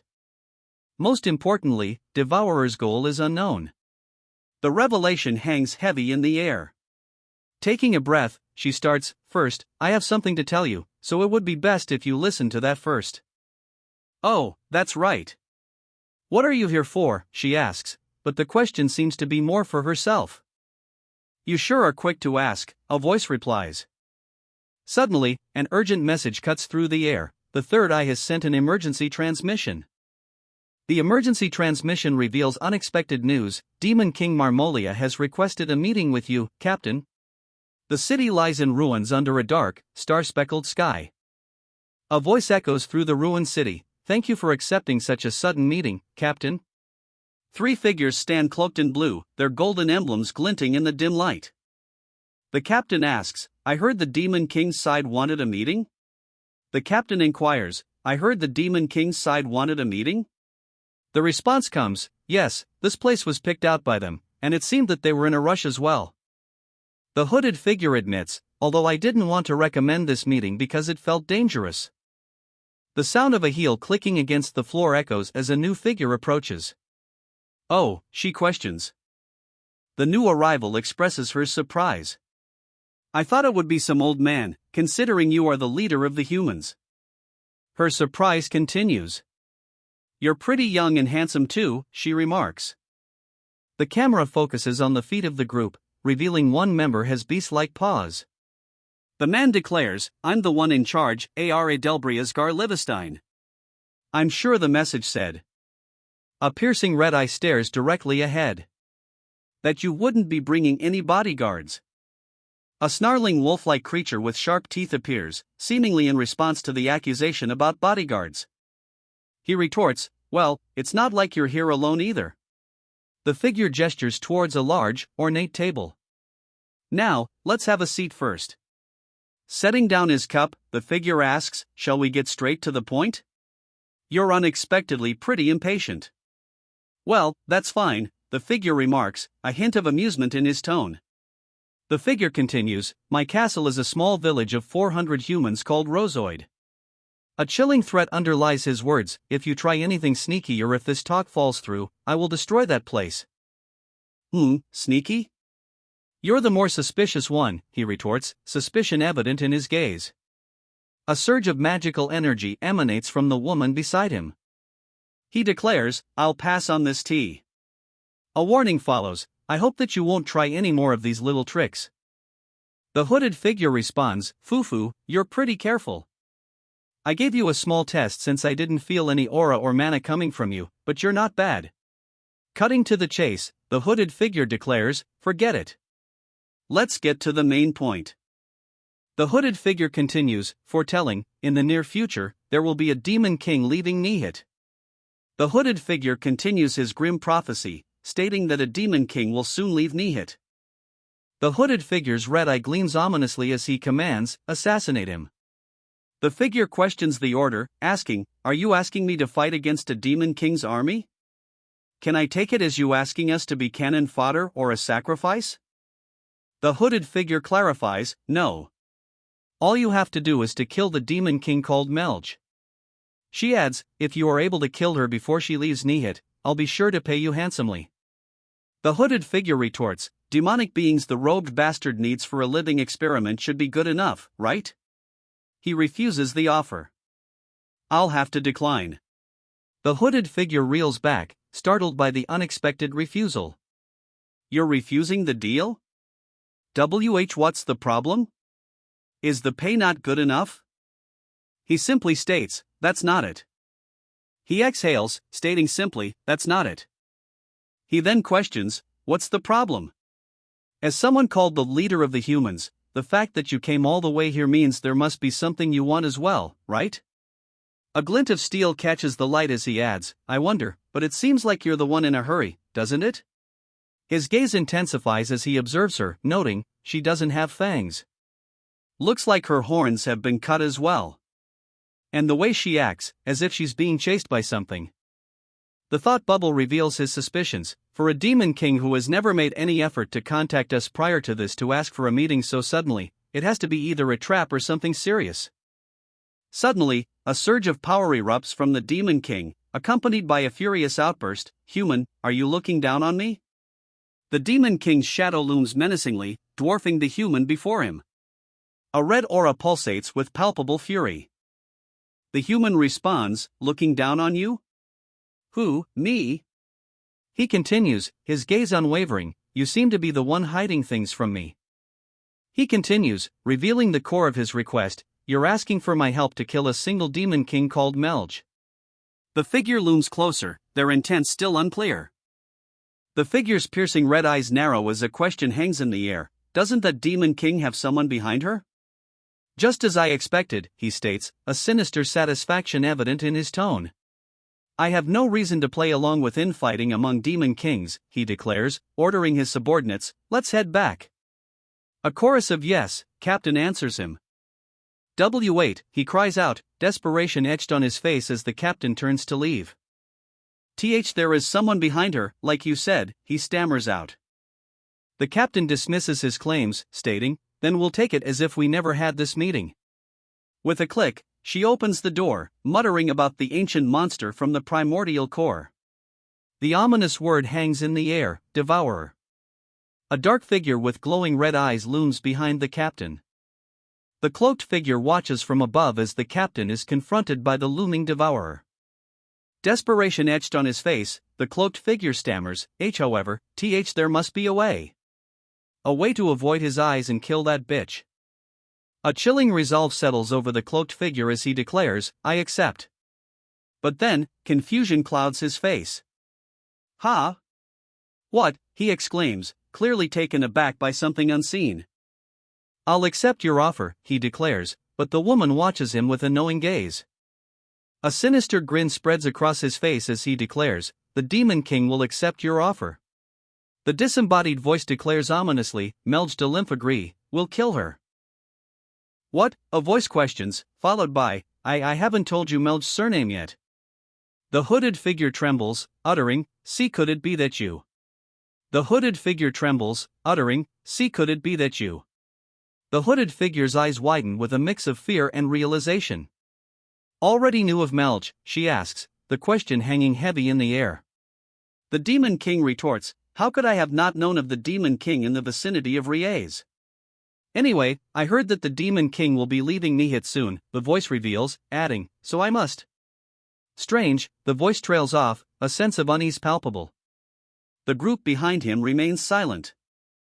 This human definitely just grinned upon hearing the name Devourer, which means, something is. The hulking wolf-like figure looms over the hooded human, snarling. I don't know what you're plotting, but cut the crap, human. The wolf-like figure reminds him that they hold 400 Rozoid villagers hostage. The hooded human responds, about that. You can kill them all if you'd like. The wolf-like figure sputters, what? A sinister smile spreads across his face, his red eyes gleaming. Such would be a glorious death for them as well. An enraged voice booms, human, how dare you? But the cloaked figure remains unfazed. Oh, and I should receive my payment as promised since the negotiations have been completed. Despite the Demon King's fury, the cloaked figure stands firm. You promised to provide a demonic being to be used as an experimental subject. The cloaked figure responds to the Demon King's demand with a chillingly casual offer. Fortunately, there's one right here. A grotesque, red-eyed spider looms into view. The cloaked figure's words hang heavy in the air, a demonic being perfectly suitable for that, the Demon King. Am my lord. Get behind me, one of the Demon King's followers shouts, interposing himself. Another voice booms, filled with rage, how dare a lowly human like you. A voice cuts through the rising tension, it seems like everyone wants to get on my nerves today. His fist clenches, a red glint flashing between his fingers as he roars, how dare a mere human look down on me. The word kill explodes from the Demon King's thoughts. Kill them all, he bellows, his rage reaching a fever pitch. His opponent, however, remains silent, an unreadable expression on his face. A sinister smile creeps across his face, a chilling contrast to his earlier rage. Mr. Devourer, please act like a final boss, the text declares, setting the stage for what's to come. A star with the number 52 appears. The protagonist questions, a sense of confusion hanging in the air. Suddenly, a voice booms out, Mr. Devourer, it's morning. Stirring from his slumber, he mutters, ha! A cheerful voice rings out, you have to wake up, Mr. Devourer. Still half asleep, he mumbles, just 5 more minutes. But a voice replies, you said the same thing 3 hours ago, Mr. Devourer. The figure retorts, and since when did we care if it's morning or not? We don't care what time of day it is. He then adds, my goodness. Miss Melj, I think it's time we use that, the figure suggests. A hesitant voice responds, you mean that forbidden spell that causes total annihilation of the area? Ha! What do you mean, comes the confused reply. A surge of power emanates from the forbidden spell, bathing the area in an ominous purple glow. With a triumphant ha, she brandishes a massive, ornate blade crackling with purple energy. The city below is suddenly ripped apart by the force of her blow. The force of the blow sends shockwaves tearing through the city, accompanied by a desperate scream. I'm awake. I'm awake, so please turn that off. What even is that? A voice cries out amidst the destruction. He reaches out, his face contorted in confusion and distress. I'm awake. I'm awake, so please turn that off. What even is that? I thought demons can't use holy magic, he wonders aloud, still reeling from the attack. The small figure retorts, this spell is called genocide, and is not holy magic. It's radiant magic. Is that so? A voice responds, the tone suggesting a shift in understanding. Suddenly, a voice booms, Mr. Devourer, if you're awake, please eat this breakfast Renee's made for you. Presented before him is roasted goat meat served with steamed vegetables. But the dish is a bizarre, unsettling green. Where did the original ingredients even disappear to? Sweat trickles down his face as he stares at the green concoction. It's like a homunculus, he mutters, before quickly dismissing it. No. It's nothing. Renee, tilting her head, asks, "Pardon me?" Suddenly, the maid announces, "Oh, right. Mr. Patrick's reply to Renee's messenger pigeon, sent on the day we returned from Judecca, has arrived." From below, another speech bubble asks, "Patrick's reply?" The maid explains that the letter included something else. A hand presents a wrapped object, reflecting light. A piece of glass? Is that a mirror? What is this? Is he telling us to check our appearances with it or something? The mysterious figure holding the glass states, "I think this is a magic tool for communication." Another voice wonders, a magic tool for communication? Confirming the theory, the figure explains, "That's right. If you pour mana into it like this." As he pours mana into the device, it begins to glow with a soft, purple light. "Oh, it's on," a voice announces from the device. Ahem, ahem. Do you hear me? The device crackles to life, and a voice cuts through the air, singling out Patrick. "Patrick, your nostrils look really weird." Another voice chimes in, questioning, "Why do you pick a fight as soon as you see?" The skull device rests on the bed, and a voice emanates from it, clarifying, "Well, I'm sure you can hear me, right?" The voice continues, explaining, "First off, I read that Miss Melge was working hard through Miss Renee's pigeon, so I contacted you because I wanted to provide some help in the monster recruitment." The man in the hoodie leans forward, his expression serious as he asks, "By the way, where did you get this from?" The voice from the skull device answers, admitting, "I borrowed it." "You know that mirror in Miss Battery's room? This is a fragment of that." He responds, surprised, "Ah, so it's from that? I'm surprised she lent it to you so willingly." Reflected in the mirror behind him, Miss Battery poses dramatically. The skull device explains that Miss Battery wanted blood for the deal, but since he is a Death Knight without blood, she was curious to try the blood of a homunculus though, so I promised to provide her with Miss Renee's blood. The skull device suddenly asks, "Wait, Miss Renee's not there, is she?" A confused "huh" follows. Renee suddenly appears, her eyes wide and unsettling, as she cheerfully declares, "Oh, I'm right here, Mr. Patrick." But then, a sudden realization dawns. Patrick? Where did that guy go? From within the armor, a voice crackles, "AAH. Can you hear me?" Oh, it's finally connected. This is the real Patrick. Before Patrick can even process this revelation, a chilling voice interrupts, "It's too late, Mr. Real Patrick. My blade is already prepared to take your head." The pink-haired figure looms over Patrick, her expression cold. "Even I think it's too late for you." The armored figure shifts the conversation, stating, "Anyway, let's dive into the main topic." He continues, explaining that he reviewed Renee's extermination request and found no particularly outstanding monsters listed. He then states he compiled and sent information on the monsters he has prepared. Information on the monsters? But Renee doesn't. The thought trails off, hinting at a brewing realization. The maid holds the letter, seemingly unaware. Another character then points out, "Look, there's something attached to the back of that letter." The maid exclaims, "Wow, these are monsters that weren't on the extermination request, Mr. Devourer." She then admits, "Aha. It took me a while to compile all of that." The letter warns, they may seem underwhelming individually, but they're strong as a group. Some of them can even use the cave terrain to their advantage. Monsters loom in the darkness, their forms barely visible. A voice declares, "I've been keeping tabs on them for a long time." Ha ha ha. The maid-like figure holds up a document, a knowing smile on her face. He looks at her, questioning, "For a long time?" He presses, "By that, do you mean before Renee and I started recruiting monsters?"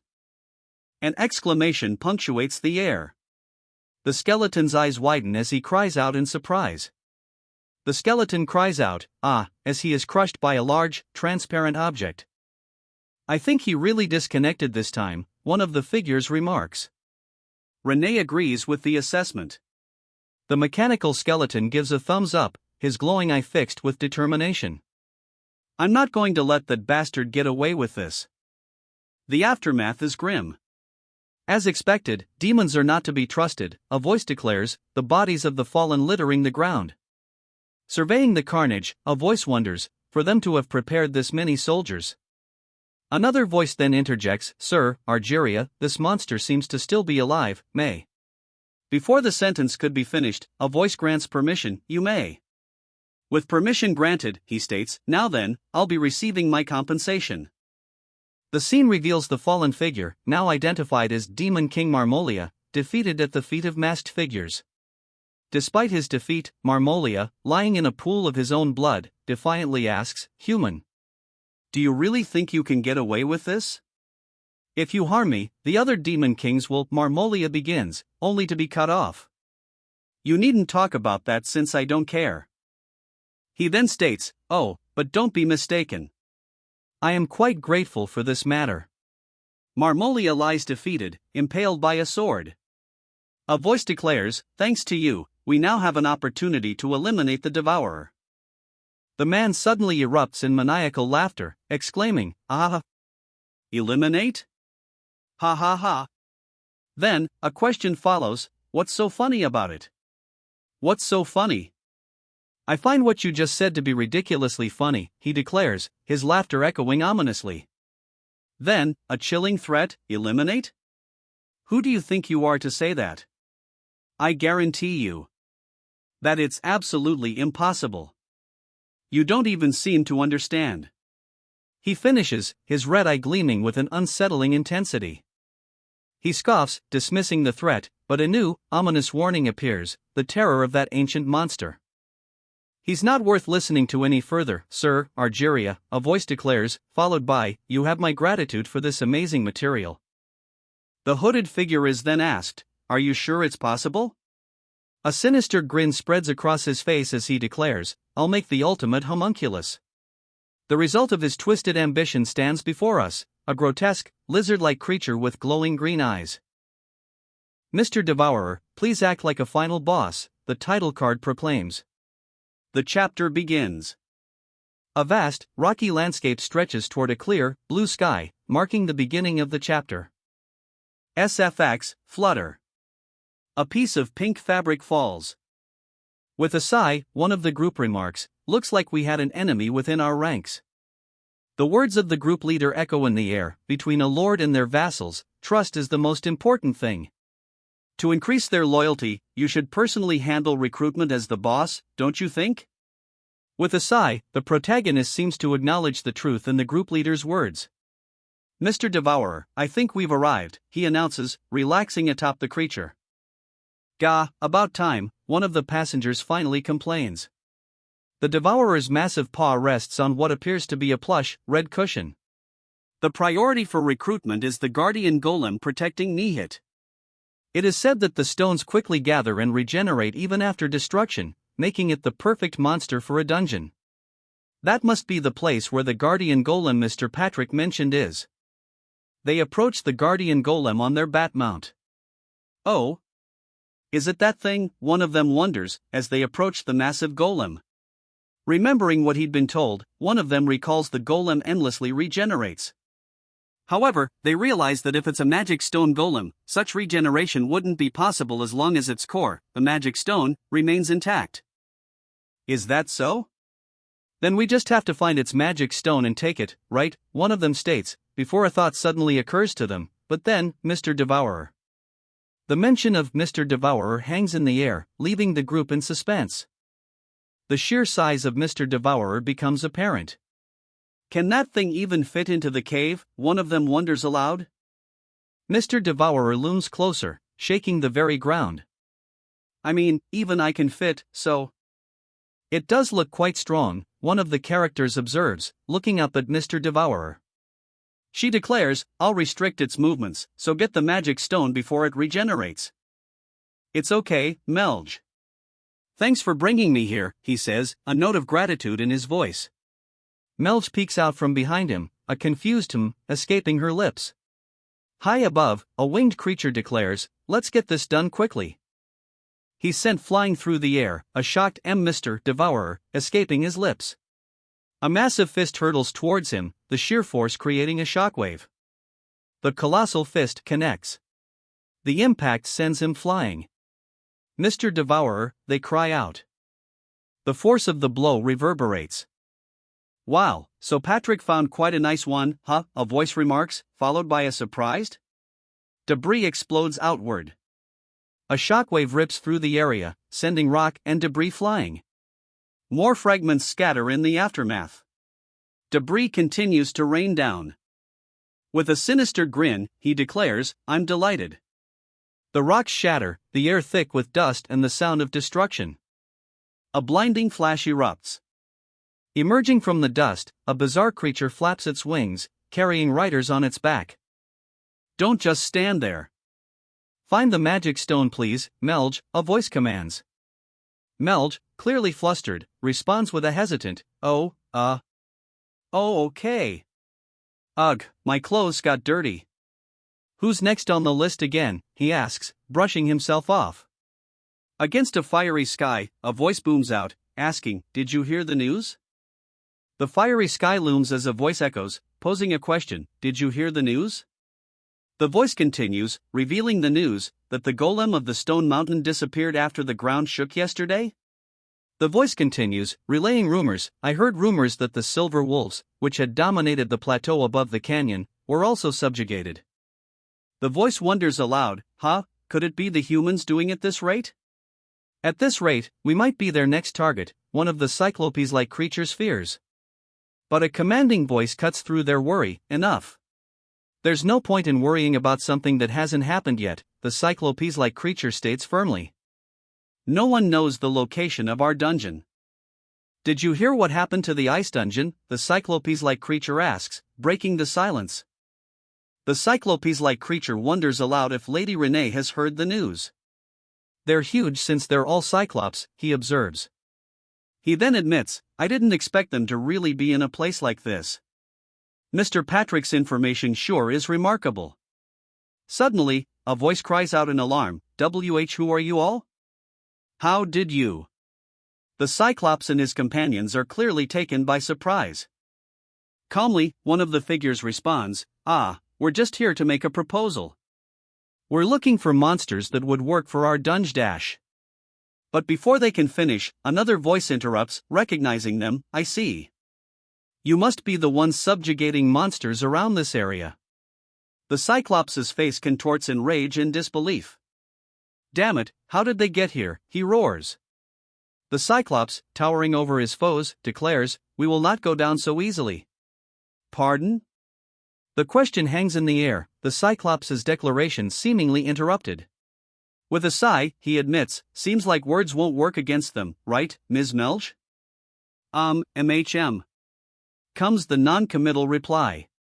A bead of sweat rolls down the Cyclops' forehead as he and his comrades stare ahead, expressions of dawning fear on their faces. The Cyclops and his comrades stare up in terror at the massive, looming figures. A sigh escapes one of the figures as they ride through the forest. "I didn't think they'd be that weak. I honestly didn't know they'd die so easily." One of the figures remarks, looking down at the fallen Cyclops and his comrades with a hint of disappointment. The figure then asks, "So, who was next on the list?" "Let's see. It's a monster named Yaksha," the figure replies, revealing their next target. "Yo. I didn't think you would actually, but you found your way here," a voice remarks, surprise evident in their tone. Hanging upside down from a tree branch, the figure grins, revealing sharp teeth. He continues, "I heard the Cyclops, living over there, were defeated." Landing on the ground, he remarks, "Oh my. That spread pretty quickly." A floating eye-like creature and a wolf stand nearby as he continues, "There's a reason we've managed to live without being discovered by humans for this long. We're incredibly quick at gathering information." She smiles, confident in her information network, and asks, "Then you must know what's about to happen without me explaining, He responds to her question with a hint of sarcasm, "Of course. You'd ask me to work for your dungeon. His gaze sharp, he declares, I accept, but under one condition. Suddenly, a voice calls out, Hey, you over there. The figure's piercing gaze locks onto him. You must be Devourer himself, correct? The figure's disrespect doesn't go unnoticed. He's addressing him without honorifics. A sinister smile spreads across his face. Let's have a spar. Honestly, I've always wondered just how strong an ancient monster could be. Renee erupts, fury blazing in her eyes. How dare you speak so rudely to Mr. Devourer, you insolent. She insists that Mr. Devourer need not respond, declaring, Renee will take care of this. An ominous sound echoes as he speaks, well, he asked for it, so I kinda have to comply. With a strange sound, he challenges them, alright, let's see what you've got. He exclaims, ha, perfect, as a bright light erupts from his hands. With a sinister grin, he challenges, come at me with everything you have, Devourer. The Devourer's eyes widen, a flicker of uncertainty crossing his face. Everything, he asks, a bead of sweat trickling down his cheek. The Devourer, sprawled out and looking utterly defeated, declares, screw this. I'm done. Completely exhausted, the Devourer exclaims, I'm so done with this. We've been going around for 2 whole days without rest. He then adds, they say that doing something out of the ordinary can get you killed, whether you're a human or a monster. The Devourer, looking shocked, is asked if he would like to try the food first. A voice explains that because they didn't have enough time, they bought these from the city. Looking at the food floating in front of him, the Devourer is asked if he would like to try it first. A voice explains that they didn't have enough time, so they bought these from the city. Let's see. A voice muses. For now, the only one we've recruited for sure is the golem. The voice continues, stating that the Cyclops and Yaksha were sent to the afterlife. That Yaksha fellow. I didn't think he'd be blasted off with just a flick of my finger, the voice admits, seemingly surprised by the ease of the victory.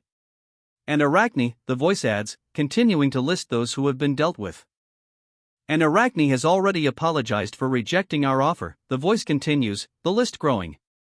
But we've gained a lot, Mr. Devourer, the voice exclaims, trying to reassure him. A voice booms, bragging, it was truly a remarkable conquest, as we killed everyone and took the spoils. Another voice replies, are you too serious right now? Curiosity then takes over as another wonders aloud what's inside the boxes, speculating that the monsters earned them hunting humans. Another voice chimes in, equally curious, ooh, I'm curious to see, too. I took it in haste, so I didn't have time to look what may be inside.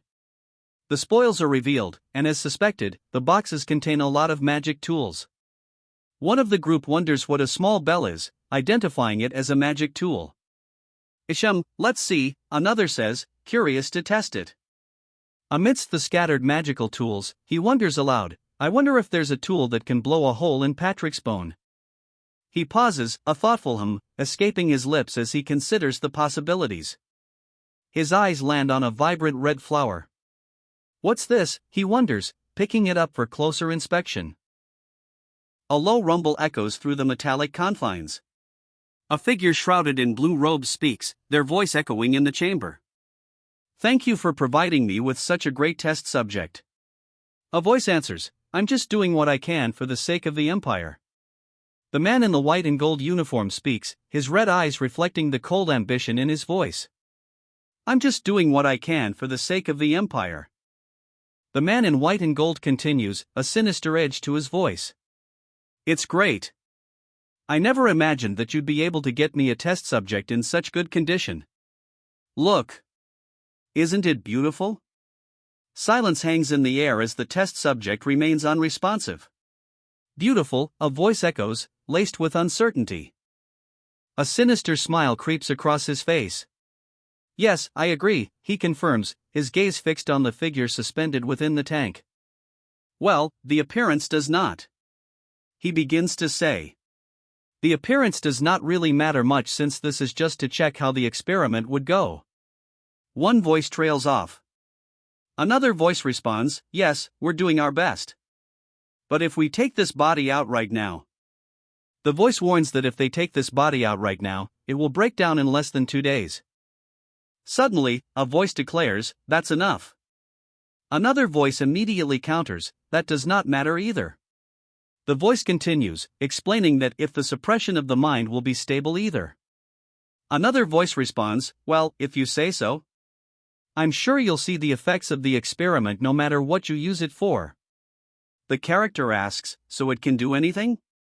His expression suggests a mixture of curiosity and suspicion. A sudden thought interrupts the conversation. "I've already decided what I'm going to use this thing for. Mr. Devourer, please act like a final boss." The words appear, setting the stage for what's to come. A countdown begins, marked by a mysterious symbol. The number 54 appears within its center. "Melge, is this also a magic tool?" he asks, a hint of disbelief in his voice. A brilliant red flower, sparkling with light, is held out. Yeah, but I think it was already used," Melge replies. He then states, "It can't be used anymore. Looks like only the preservation spell is still in effect." "It's a very pretty flower," one of the women exclaims, clearly impressed. "Yes," the other agrees, smiling. A beat of silence follows their praise. The praise is interrupted as the maid turns to the boy, a confused expression on her face. "Mr. Devourer?" she asks. The boy suddenly grabs the maid's head, holding a knife to her scalp. "Stay still," he commands. The maid is shocked.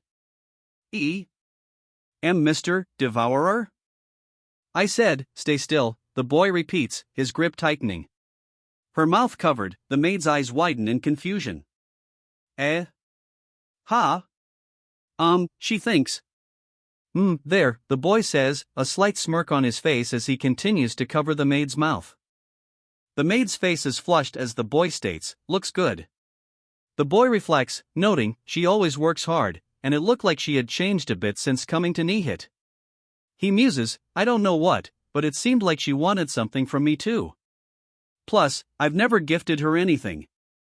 Suddenly, a voice declares, "You look really pretty."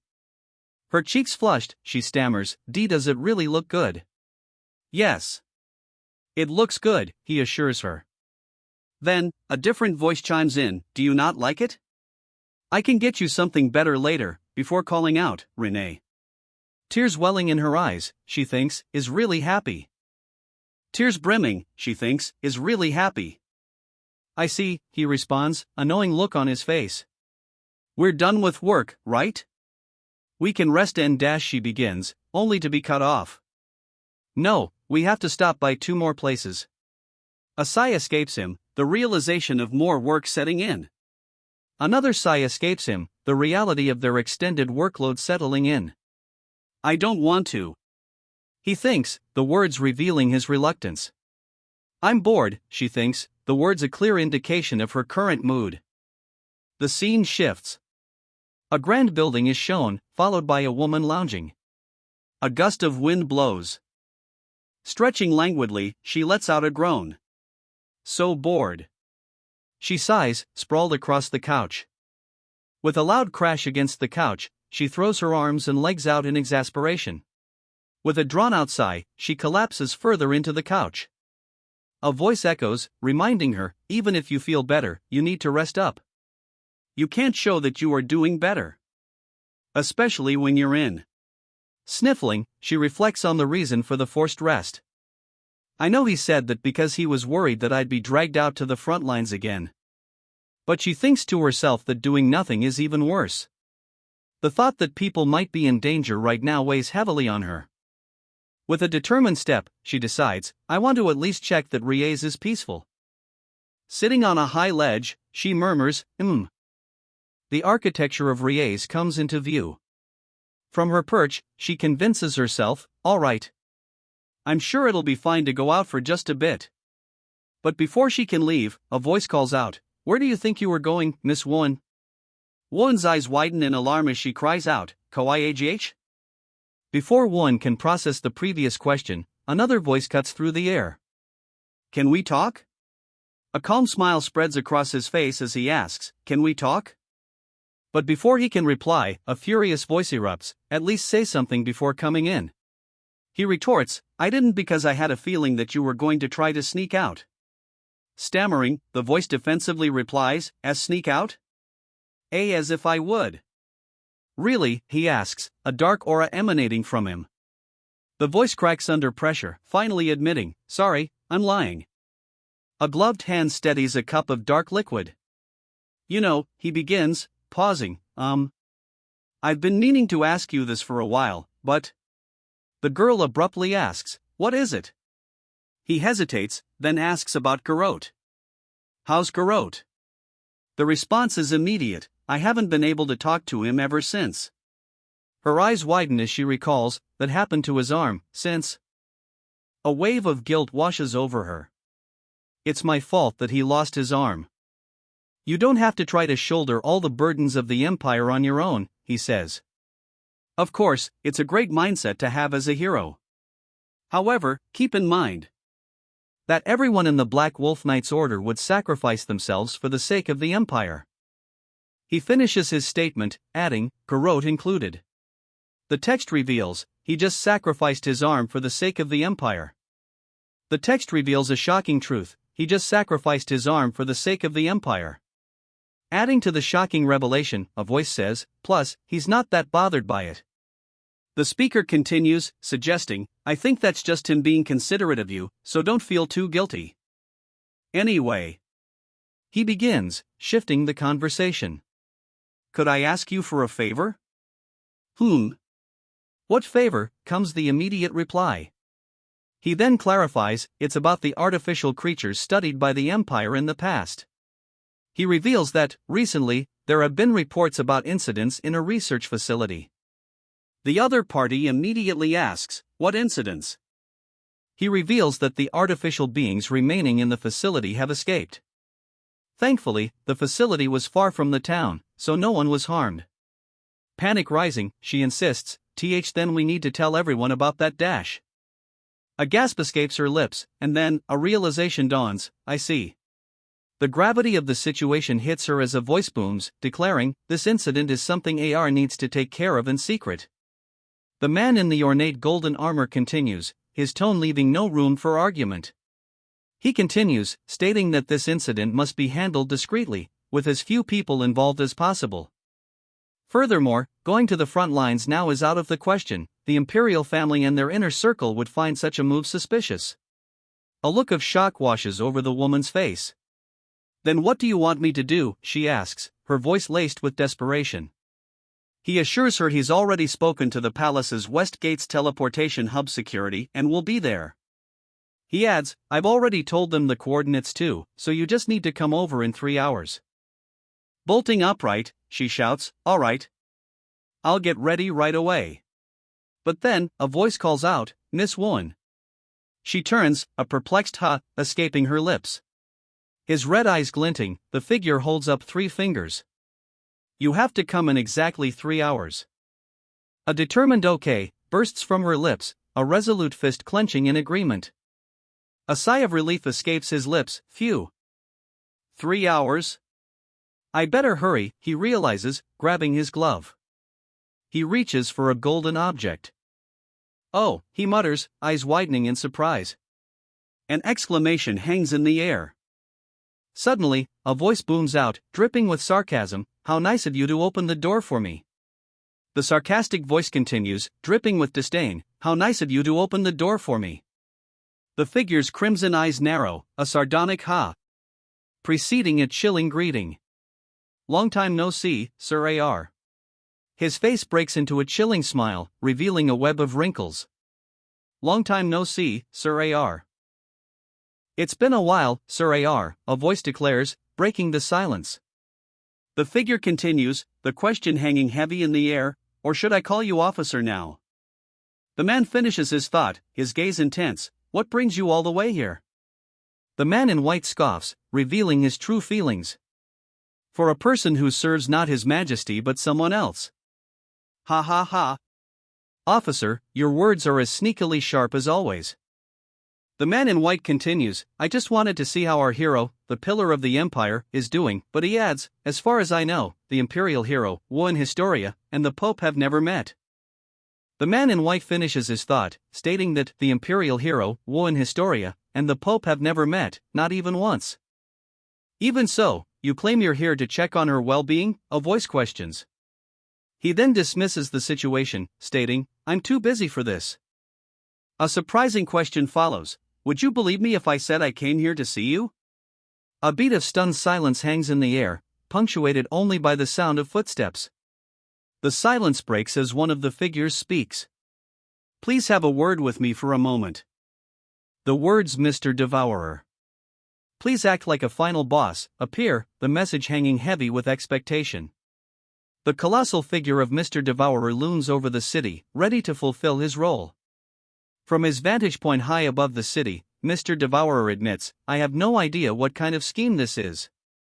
Mr. Devourer continues, his thoughts swirling with disbelief, to make such an absurd proposal at this timing. Still contemplating the absurdity of it all, Mr. Devourer remains lost in thought. Fireworks explode in the distance as Mr. Devourer remains lost in his thoughts. Suddenly, a shout rings out, it's the Diana Silver Deer Raid Squad. A booming voice echoes, filled with anticipation, welcome back. The figure on the platform welcomes them back with booming enthusiasm. Nihit, it's revealed, is a mercenary city where a third of the population is registered as part of the raid squad. The announcement continues, revealing a grim detail, and Devourer is hiding somewhere in this city. To eliminate that ancient monster, I need more information, he states, his resolve hardening. Suddenly, a strange energy emanates from an unknown source. And to achieve that, I'll have to use a somewhat risky approach. He thinks, before calling out, Captain. In response to his call, a voice replies, we have finished the preparations and are currently awaiting your orders. The captain, clad in heavy armor, awaits his commander's orders with a stern gaze. The captain acknowledges the report. Thank you, Sir Storman. Beside the captain, a hooded figure declares, we have finished our preparations too. After a pause, another figure speaks up, daring to ask how they plan to find the Demon King, who is said to be hiding in the city. For an ordinary human like myself, there's no unique method to achieve such a feat, he states, as a voice from the group behind him asks, pardon? Then how do you plan to? He reveals his strategy, there's someone who is currently searching for that Demon King more desperately than us, so I plan to use it. Sir Storman, how much time do we have left, she asks, her expression etched with worry. There are 78 minutes until the hero's arrival, comes the reply, a stark countdown beginning. It's a little early, but, well, let's get started right away, shall we? The voice booms, followed by a chorus of yes, officer. The plan takes shape, being able to summon a Demon King is an authority other Demon Kings have, so we should be able to find Melge immediately. If they can find Melge, then, we will be able to find him naturally. Standing on what appears to be a balcony, the officer remarks, you'll see rather a rare spectacle. Fireworks explode in the night sky. The mood shifts abruptly as a loud cheers erupts, 2 mugs of frothy beer raised high. Today's dungeon was quite dangerous, someone exclaims, the revelry continuing. The celebration continues, someone shouting, but there were no casualties. It's a miracle.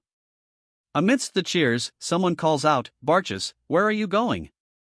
Barchus laughs, announcing, I need to go take a piss. Barchus leans against a wall, looking green. Ugh, I feel like throwing up. I shouldn't have taken every drink they gave me. Barchus retches against a wall, clearly regretting his earlier boast. Oh, sounds like someone's had too much to drink. A voice observes. Hey, you alright? Barchus gags, covering his mouth. Ugh, what kind of smell, huh? He wonders, clearly distracted from his hangover. Barchus's question is immediately answered as a monstrous creature suddenly attacks, clamping its hand over his mouth. He manages to choke out before being silenced. Barchus, now brandishing a large blade, shouts, "Damn it! How did a monster enter the city?" He then sees something below, exclaiming, "Ugh dash! What the hell is this?" Barchus struggles against the monster's grip, barely managing to block its attack with his blade. "This thing is hella strong," he exclaims.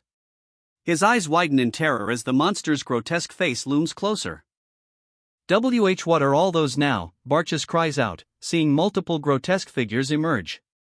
Panic etched on his face, Barchus stammers, what is all that? What is happening right now? Barchas exclaims, witnessing the city engulfed in flames. Even the officer from the Empire admits, this is too. No, even if this is an order from His Majesty, there's something wrong with it. Barchas cries out. A figure in a dark robe silences him, quiet. Watch what you say.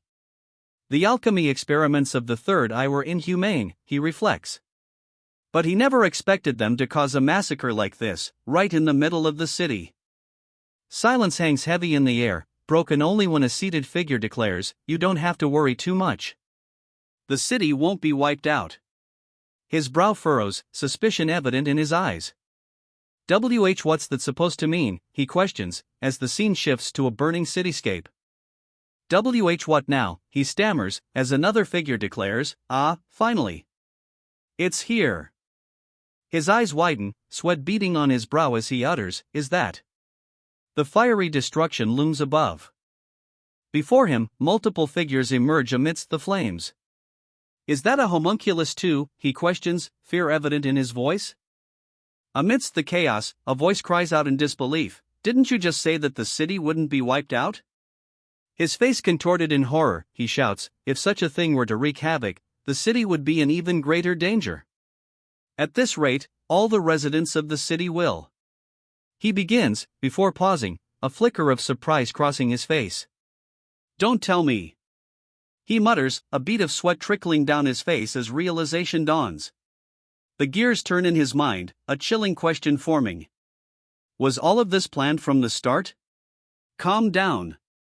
This is nothing but a small sacrifice, one of the figures states.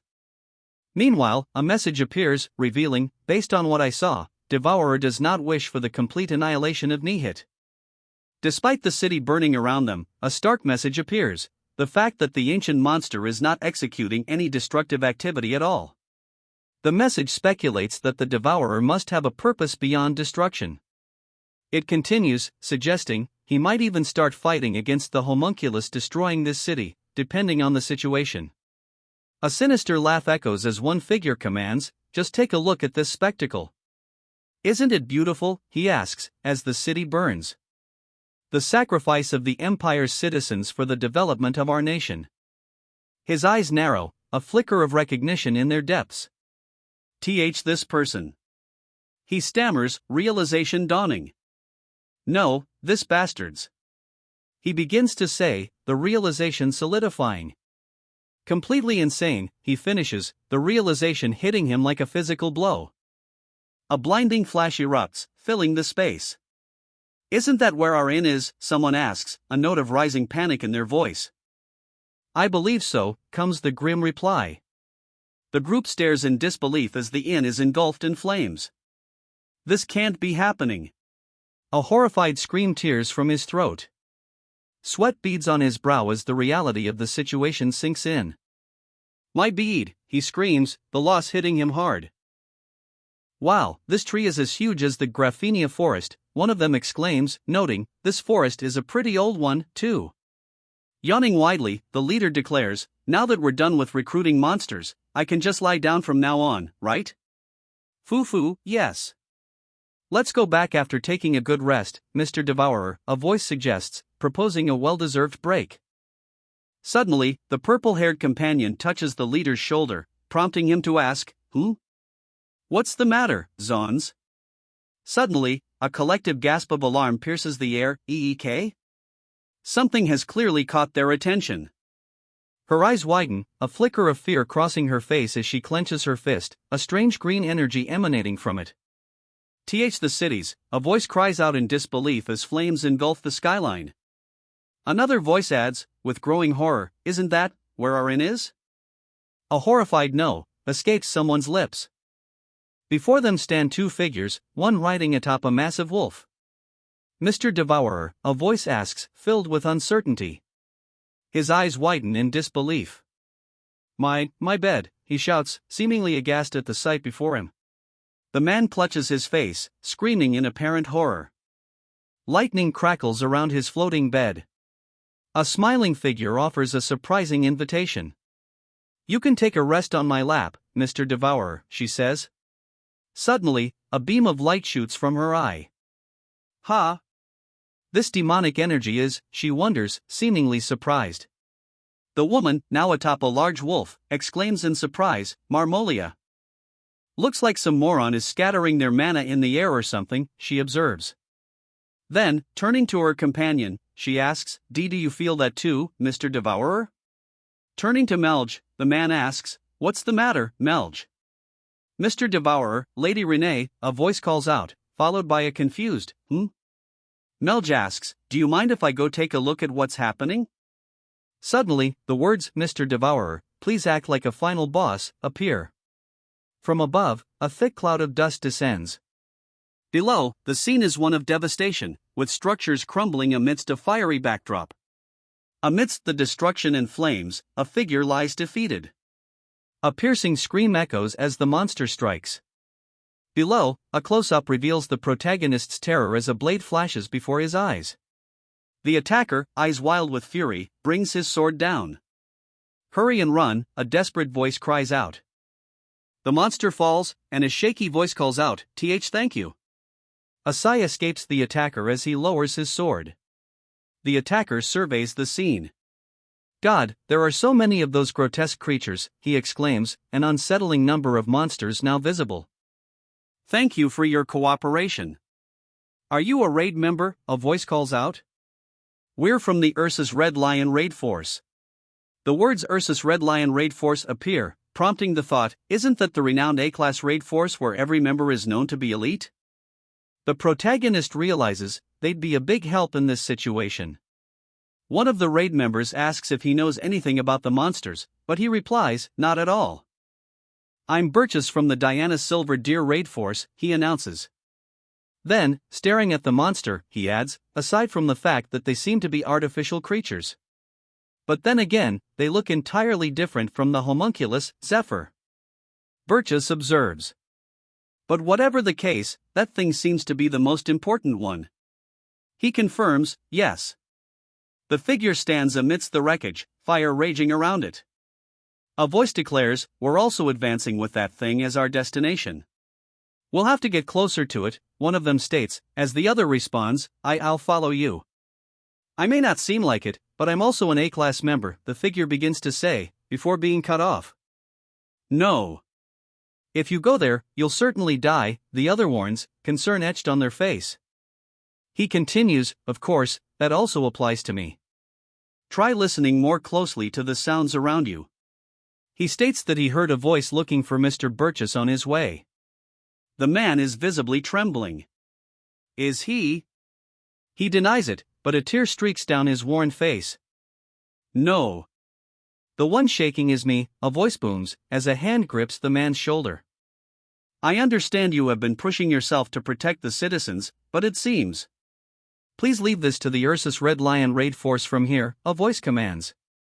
Two figures stand silhouetted against a burning landscape. The man with the scars declares, I'll leave this to you. The request is accepted. He charges forward, leaving his sword behind. The man with the scars watches him go. The man with the scars sighs, kneeling in the fiery landscape. A voice calls out from the fiery landscape, here. I'm over here. Damn it. My ears are ringing, he thinks, clearly disoriented. Annoying, he thinks, clutching his head. This feeling of scratching my eardrums, is this magic? Below, armored figures stand ready. What in the world is that, he exclaims, spotting a monstrous figure amidst the burning wreckage. I've never seen a monster like that, he declares, as the armored figures below prepare for battle. So, that's the monster that made a mess out of our city, someone exclaims. They warn each other, the amount of mana within that monster is no joke. We can't underestimate it based on its appearance. The monster unleashes a barrage of glowing green orbs. Everyone, take a step back, a warning cry rings out. Another voice curses, damn it, and as soon as we mentioned it. That's a simple detection magic reaction. It's not for offensive purposes, one of the figures exclaims. Another voice questions, detection magic, you say? Is it searching for something? A chilling reply comes, if we have to eliminate it, we might as well do it at once. Cracking sounds echo as magical circles flare to life around the figures. They prepare to eliminate the detection magic. Let's go with volley firing, one of them shouts as a barrage of magical energy erupts. A scream pierces the air as one of the figures exclaims, "Alright, it's working." "Don't stop attacking," they command as their volley continues to strike. A pained scream erupts amidst the magical barrage. The barrage continues to strike him, but then, a sudden realization dawns. Wait, something's not right. He's still taking the hits, but then realizes, it's not that the attack is working. The enemy unleashes another attack, shouting, "Ha!" But then, a chilling die echoes from below. The enemy's strike lands, but then a counterattack slams into him from below. The enemy cries out, "G-A-A-C," as the counterattack lands squarely. The enemy's scream intensifies as the force of the blow rips through him. His face contorts in agony as the force of the attack intensifies. The force of the impact sends him reeling, his face a mask of pain. He is sent crashing down to the ground. The impact sends him hurtling downwards, surrounded by a burst of energy. He hits the ground hard, a pained "ugh" escaping his lips. Struggling to speak, he manages a strained That's not something humans can handle," he grits out, the towering figure before him wreathed in flames. The towering figure speaks, its voice booming, "Are you looking for me?" A startled reaction is the only response. Staring up at the winged figure, he wonders, an angel. Stuttering, he recognizes the figure before him, me. "Melge?" The winged being looks down on him with disdain. "You've become such a mess." Melge looks down, her expression unreadable. "Did you resent me that much?" she asks, her tone laced with a hint of accusation. Melge unleashes a scream of pure rage. The geometric structure floats in the air as Melge declares, "Let's end it here, once and for all." Raising her staff, Melge stands silhouetted against a swirling vortex of power. It has been a few days since Judecca ended. There's no reason for Marmolia to have stayed in Nihid after what happened to her. A voice muses. But the demonic power calling him, is clear. She dashes forward, a determined look on her face. Suddenly, a voice booms, "Belongs to Marmolia." The city burns around her as she leaps across the rooftops. "Marmolia," she cries out, her voice echoing through the burning city. The sound of something breaking echoes through the air. "Mr. Devourer, please act like a final boss," the words command, hanging ominously in the air. The air crackles with energy as the Devourer's voice booms, "Did you resent me so much you didn't forget even after taking that form?" The Devourer's massive form rises amidst the inferno. A voice echoes, laced with an unsettling ignorance, "I do not know what happened to you. But I won't pity you." Her gaze hardens, a surge of energy crackling around her. The air crackles as she unleashes high-class magic, the Black Annihilation. The air vibrates with the force of the attack, a deafening roar accompanying the unleashed magic. "That's..." She begins, but her words are cut short by the shocking revelation below. "A demon king. What are you saying?" "A demon king defeated that monster," one of them exclaims, questioning the very possibility. Another wonders aloud, why would a demon king do that? Fortunately, it seems their attention is elsewhere. Fortunately, she doesn't seem to have any interest in us. "In this state, we can't do anything, so we must retreat," one of them declares, urging the others to fall back. But a nagging feeling lingers, something's not right. She wonders if the magic she used, imbued with pure destructive power, was truly enough. Would it really die this easily, she questions, a hint of doubt flickering across her face? The narrator reflects on the retreating figures, the ones who struggled and just retreated were all A-class raid members, no? The flames engulf the fallen figure, but the ominous sounds suggest the battle is far from over. The mage looks on, surprised. "Ha!" A surge of energy erupts around the fallen figure. The property of its mana changed. The figure erupts with a burst of power, the mage watching in stunned silence. The figure is engulfed in a violent surge of blue energy. Below, the mage's eyes widen in alarm. The figure cries out, engulfed in flames. What is that? One of the mages exclaims, eyes wide with disbelief. Another shouts, something just came out of it. That monster's not dead yet? From the inferno, a grotesque figure emerges, complete with a scorpion's tail. That monster's not dead yet, one of the mages cries out in disbelief. The light intensifies, focusing on the fallen mage. Eek, the mage cries out, just as the light reveals a horrifying sight. Ha! The mage's cry turns to stunned silence as he sees what stands before him. The mage's eyes glow red as the words magic explosion fill the air. The mage's magic explodes, engulfing the surrounding buildings in a blinding flash. The explosion rips through the landscape, leaving a trail of fire and destruction in its wake. Amidst the flames, Marmolia appears, her butterfly wings glowing with power. Below, a voice whispers, Melge. Above the devastation, Marmolia watches. Below, a pained voice cries out, Melge, my body. And my body's melting, it hurts, so much. Ugh, it's too hot, he groans, his body seemingly melting. It feels like I'm going to die. But even in his agony, he manages to think. A dark thought surfaces amidst his suffering, I think I can kill you before that happens. His eyes glow with renewed, menacing intent.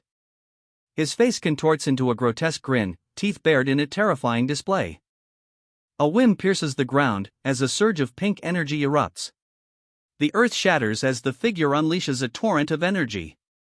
She unleashes a devastating flurry of attacks. The onslaught continues, a magical circle glowing ominously amidst the chaotic energy. The magical assault intensifies, purple energy crackling around her as she continues her relentless attack. The ground erupts in a blinding green explosion, prompting a startled reaction. The green explosion intensifies, accompanied by a pained cry. Amidst the fading green light, a voice declares, finally, you seem more like a demon king. The demon king roars, his eyes burning with a crimson light. Below, his opponent glares back, unwavering. A powerful blast erupts, shaking the very foundations of their battle. The blast rips through the air as a voice echoes from below, are you satisfied? Amidst the echoing blast, a figure responds, yes, I am. I can now see why you were so confident. A sinister chuckle echoes as he says, if you wait more, you'll witness an even more intriguing sight. The sinister figure chuckles, his red eyes gleaming with amusement. My. He muses, clearly intrigued by what's to come. I can't wait for it, a voice declares, followed by the ominous statement, everything is proceeding according to the plan. Magic crackles as the two figures clash, energy surging between them. The force of the impact distorts his face, blood trickling from the corner of his eye. Despite the blow, he stands firm. There isn't much mana left in me now, he admits, his resolve unwavering. A voice echoes, predicting that his body won't last much longer. Yet, he thinks to himself, I'll be able to win if I can just hold. I can just hold my ground, he declares, a swirling vortex of energy forming before him. Stop right there, Marmolia, a voice booms. Marmolia's eyes narrow, a fierce determination etched on her face as she prepares for the impending clash. An ugh escapes her lips as Marmolia is impaled by a barrage of spears. A chilling tee-hee echoes across the battlefield as the winged assailant prepares to strike again. Why you? Marmolia gasps, cradled in the winged assailant's arms. The winged assailant strikes, his staff aimed directly at Marmolia. The winged assailant's face contorts into a sinister grin, blood dripping from his teeth. This one will hurt a bit, he cackles, his grip tightening on Marmolia. The winged assailant, blood dripping from his mouth, tightens his grip, his face twisted in a maniacal grin. The words, Sylphid's rejection, appear as Marmolia is blasted away by a surge of pink energy. Marmolia is sent crashing into the earth. Damn it, Marmolia. Blood trickles from Marmolia's mouth as she thinks, I have no more mana left in me. She recalls a similar situation when she protected the teleportation hub under Mr. Devourer's order.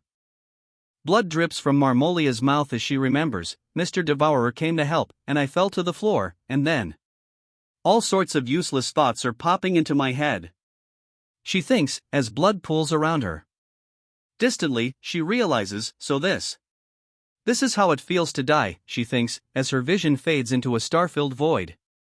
Her last thought is a regretful apology. I'm sorry, Mr. Devourer. Before I could even start doing the work you entrusted me with, she thinks, lying in a pool of her own blood. Her vision fading, she whispers a final word, Dad. Is Ms. Melge going to be all right? Someone asks, their voice filled with concern.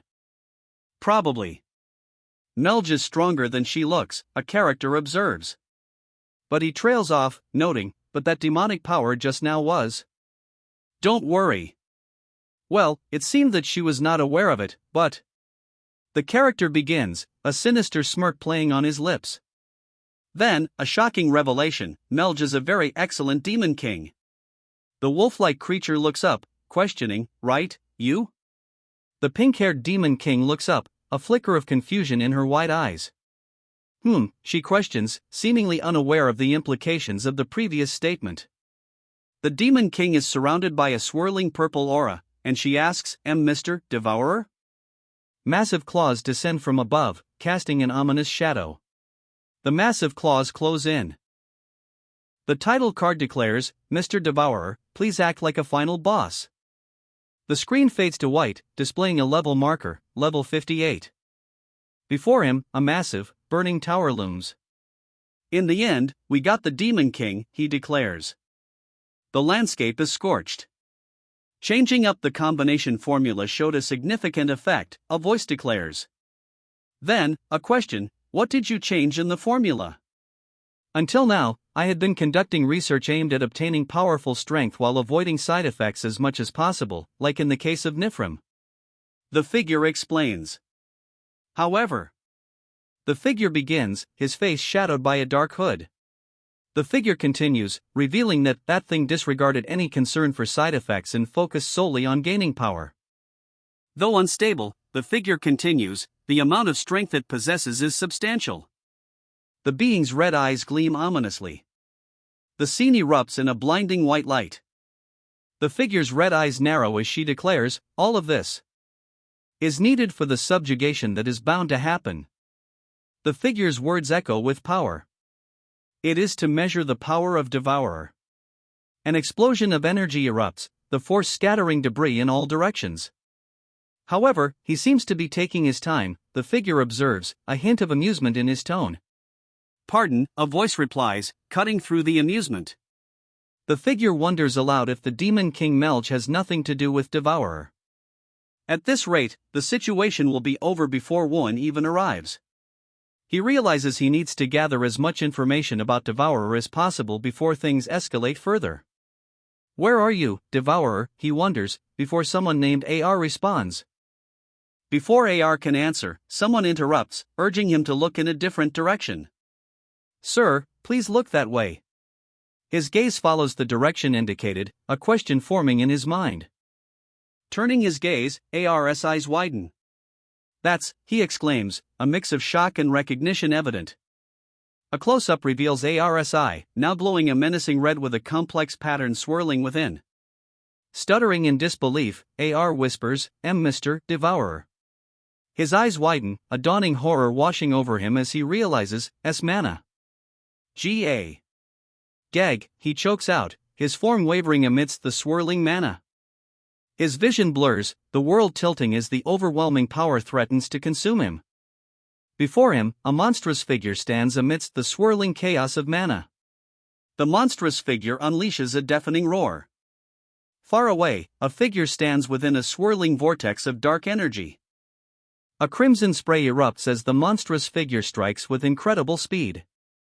The monstrous figure's attack lands with brutal force. The monstrous figure launches a frozen spear attack. The spear strikes, eliciting a pain dug. Frozen solid, the figures around her shatter. She stares in disbelief, exclaiming, What in the? How? There's no way this spell can have such great output with my strength. She thinks, gazing at the vast expanse of ice she's created. She thinks to herself, I clearly squeezed out all the mana I had left to push Marmolia away. In that state, I should have died of mana depletion and blood loss. She realizes, blood still trickling from her mouth. A surge of dark mana emanates from her hand as she wonders, but why was Mr. Devourer's mana left in my body? All my wounds are gone too, she realizes, a dawning comprehension in her voice. Perhaps Mr. Devourer did something to me back at Rie's. Eyes widening, she clutches her chest, a sudden realization hitting her. First off, I need to confirm. A device in her hand activates, announcing life detection. The device reveals a shocking truth. Me. Melge. She stutters, her voice strained. Die. The battle concludes. It's finally over, a voice declares. Her pink hair falls as she looks down, the battle's aftermath heavy in the air. She brings a hand to her mouth, a trickle of blood staining her fingers. She reflects, realizing, as expected, if I had overused Mr. Devourer's black mana, I would have blown up before Marmolia's scythe reached me. That was too close, she sighs, realizing she must return to Mr. Devourer as soon as possible. She resolves, I have to ask him about this mana in more detail. She turns, the sound of something approaching echoing around her. Turning, she sees a towering, icy figure looming behind her. She wonders. Perhaps I pushed myself too much. I'm hearing things, she mutters, looking weary. Her eyes widen as she takes in the grotesque, three-eyed creature before her. She exclaims, clearly shocked by the unexpected sight. Her shock intensifies as she stammers, what is that now? The horrifying truth dawns on her, it's devouring Marmolia's corpse? The horror deepens as she realizes, no. It's absorbing her mana? The grotesque act continues, the creature's form indistinct amidst the swirling green energy. Eyes narrowed, she declares, curses. I don't know what's going on, but I have no responsibility to take care of that. Her expression hardens as she continues, Marmolia is dead, and I have done my duty as her friend. She prepares to act, declaring, I'll divert its attention with a simple attack, and get out of here with teleportation magic, she finishes, preparing to escape. But before she can escape, she coughs, questioning what is happening. She's sent crashing to the ground. Sprawled on the ground, she grits her teeth, realizing, damn, it's the rebound. The cost of using unfamiliar mana. She realizes. Urgency fills her thoughts, move. I have to stand up. A surge of energy erupts around her, streaks of light and power radiating outwards. Despite the surge of power, she remains on the ground, blood trickling from her mouth as she struggles to rise. Ugh! He unleashes a blinding attack, the force of it directed straight at her. The attack slams into her, sending her reeling. Blood continues to drip from her mouth as she stares up, wide-eyed. She mutters, seemingly unaffected by the attack. Eyes widening, she questions, The attack seems to have had no effect. Lady Renee, a voice shouts, as she's sent flying through the air atop a large wolf. And Zons, she shouts, tears streaming down her face as she clings to the massive wolf. I was wondering what was taking so long, a voice says. I didn't know you'd be going against something like that. Another voice stutters, apologies, Lady Renee. The fact that Zons and Lady Renee are here must mean. A sudden, sharp intake of breath. A familiar voice cuts through the silence. You took so long, Melge. I almost fell asleep. A gasp escapes as the figure approaches. Mr. Devourer. Renee, the thing you did with the wire just now. Can I do that, too? He asks, a strange curiosity in his voice. The purple-haired figure doubts Mr. Devourer's abilities, saying, I'm not so sure. If an unskilled individual were to try, they might cut the target in half. But Renee interjects, Renee believes you can do it, Mr. Devourer. He quickly dismisses the idea, nah. I won't try. Anyway, why? He trails off, his attention drawn elsewhere. A growing sense of unease washes over him as he wonders, why does it feel like that thing's getting bigger? He pauses mid-sentence, a growing dread creeping into his voice as he mutters, why does it feel like that thing's getting bigger? Sigh, what a bother. he mutters, clearly annoyed. Meanwhile, the maid confidently declares, Renee will end this quickly. His golden eyes narrow, an intense focus hardening his gaze. No, a voice protests as a green, viscous substance moves rapidly. The green substance explodes outward, a wave of destruction washing over the area. With a chilling resolve, he declares, I'll just do it. A massive, viscous form hurtles forward, a blur of motion and raw power. A rustling sound fills the air as the protagonist prepares to face the oncoming threat. The viscous form slams into the protagonist's defense. The impact sends shockwaves through the air. The landscape shatters, pulverized by the force of the blow. What is this, he wonders, as the force of the impact continues to reverberate. The monster's gelatinous form looms, its strange markings glowing ominously. A chilling voice cuts through the air. Do you want a handshake, he asks, his glowing eyes burning with malicious intent. The title Mr. Devourer appears ominously on the screen. Prepare not like it's the final boss. A countdown begins, 59. Would you like a cup of tea, a voice asks. The sudden offer catches someone off guard, as they wonder, where did that come from? This level of preparation is a must as a maid, a voice declares. Is that so? The character stammers, seemingly taken aback by the maid's declaration. He turns, a flowing yellow energy emanating from his hand. The energy explodes outward, impacting something unseen. The energy surges downward, striking with immense force. The force of the blow sends him hurtling downwards. He plummets through the air, debris and dust swirling around him. The impact sends tremors through the ground. The creature slams into the ground with a resounding crash. The ground shatters under the force of the impact. Dust explodes outwards from the point of impact. Are you sure that's all right? One of them asks, concerned. Don't worry, he assures them. The girl smiles, confirming with a simple yes. He walks forward, carrying a strange, dripping object. It's Mr. Devourer, after all. He pauses, muttering, as he surveys the battlefield. Surveying the scene, he speaks, you seem quite sturdy. The massive opponent looms, its form shimmering with an otherworldly energy. His hand outstretched, the opponent challenges, how about this? His hand grips the shimmering surface. The shimmering surface explodes with power. Wait. He manages to choke out, his expression now registering a dawning horror. The explosion rips apart the surface, sending shards flying. Ugh, I guess I put in too much mana, he groans, standing amidst the shattered remains of the surface. My. What a mess, a voice observes. Where did that come from, he asks, clearly confused by the sudden event. Debris rains down, the sound echoing in the ruined landscape. Amidst the ruined landscape, a stark realization dawns, clearly, that thing was an incredibly powerful opponent. A tear streaks down her face as she admits, I am certain it was stronger than any dragons and most demon kings. But then, a thought interrupts her despair, or so I thought, at least. But before she can finish her thought, a figure yawns, declaring, I'm sleepy. Another voice interjects, alarmed, no, Mr. Devourer. What if this dirty thing goes into your... Before Mr. Devourer can react, another voice erupts in disgust, EW. Hey, you're not supposed to bring such a dirty thing.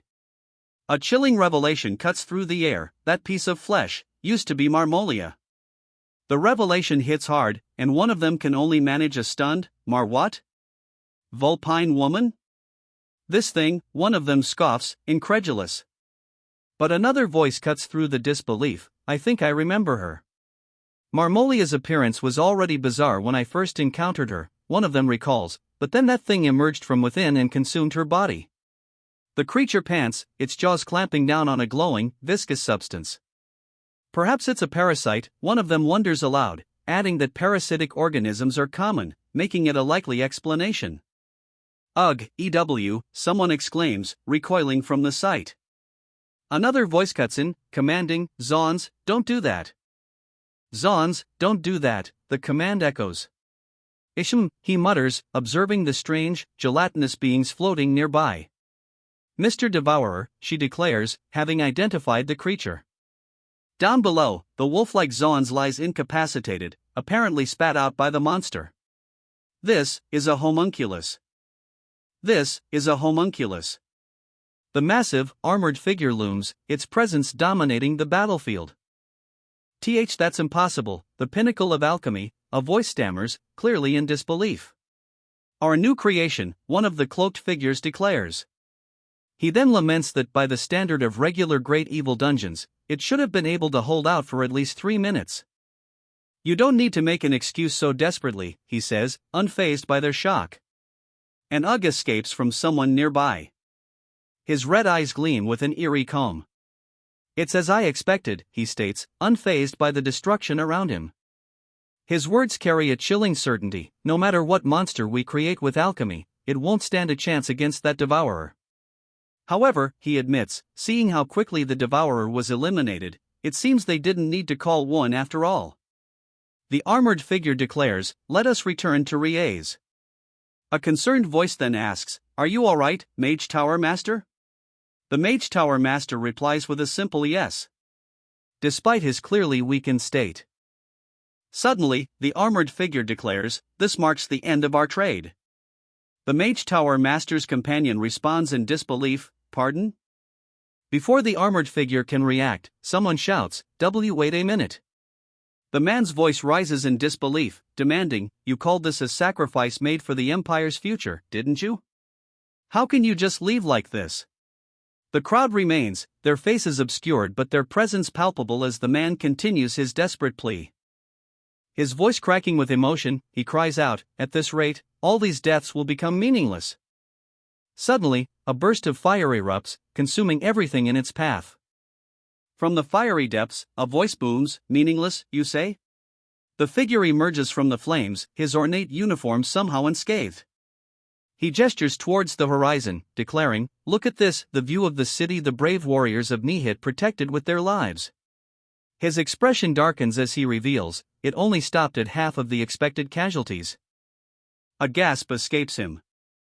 One figure kneels, defeated, as the other stands tall amidst the fiery backdrop.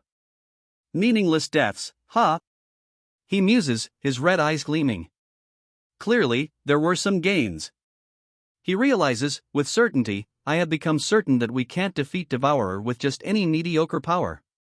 He now realizes that there is someone Devourer values enough to step in personally. He now understands that Devourer has someone he values enough to personally intervene. Moreover, a war will break out due to this disaster.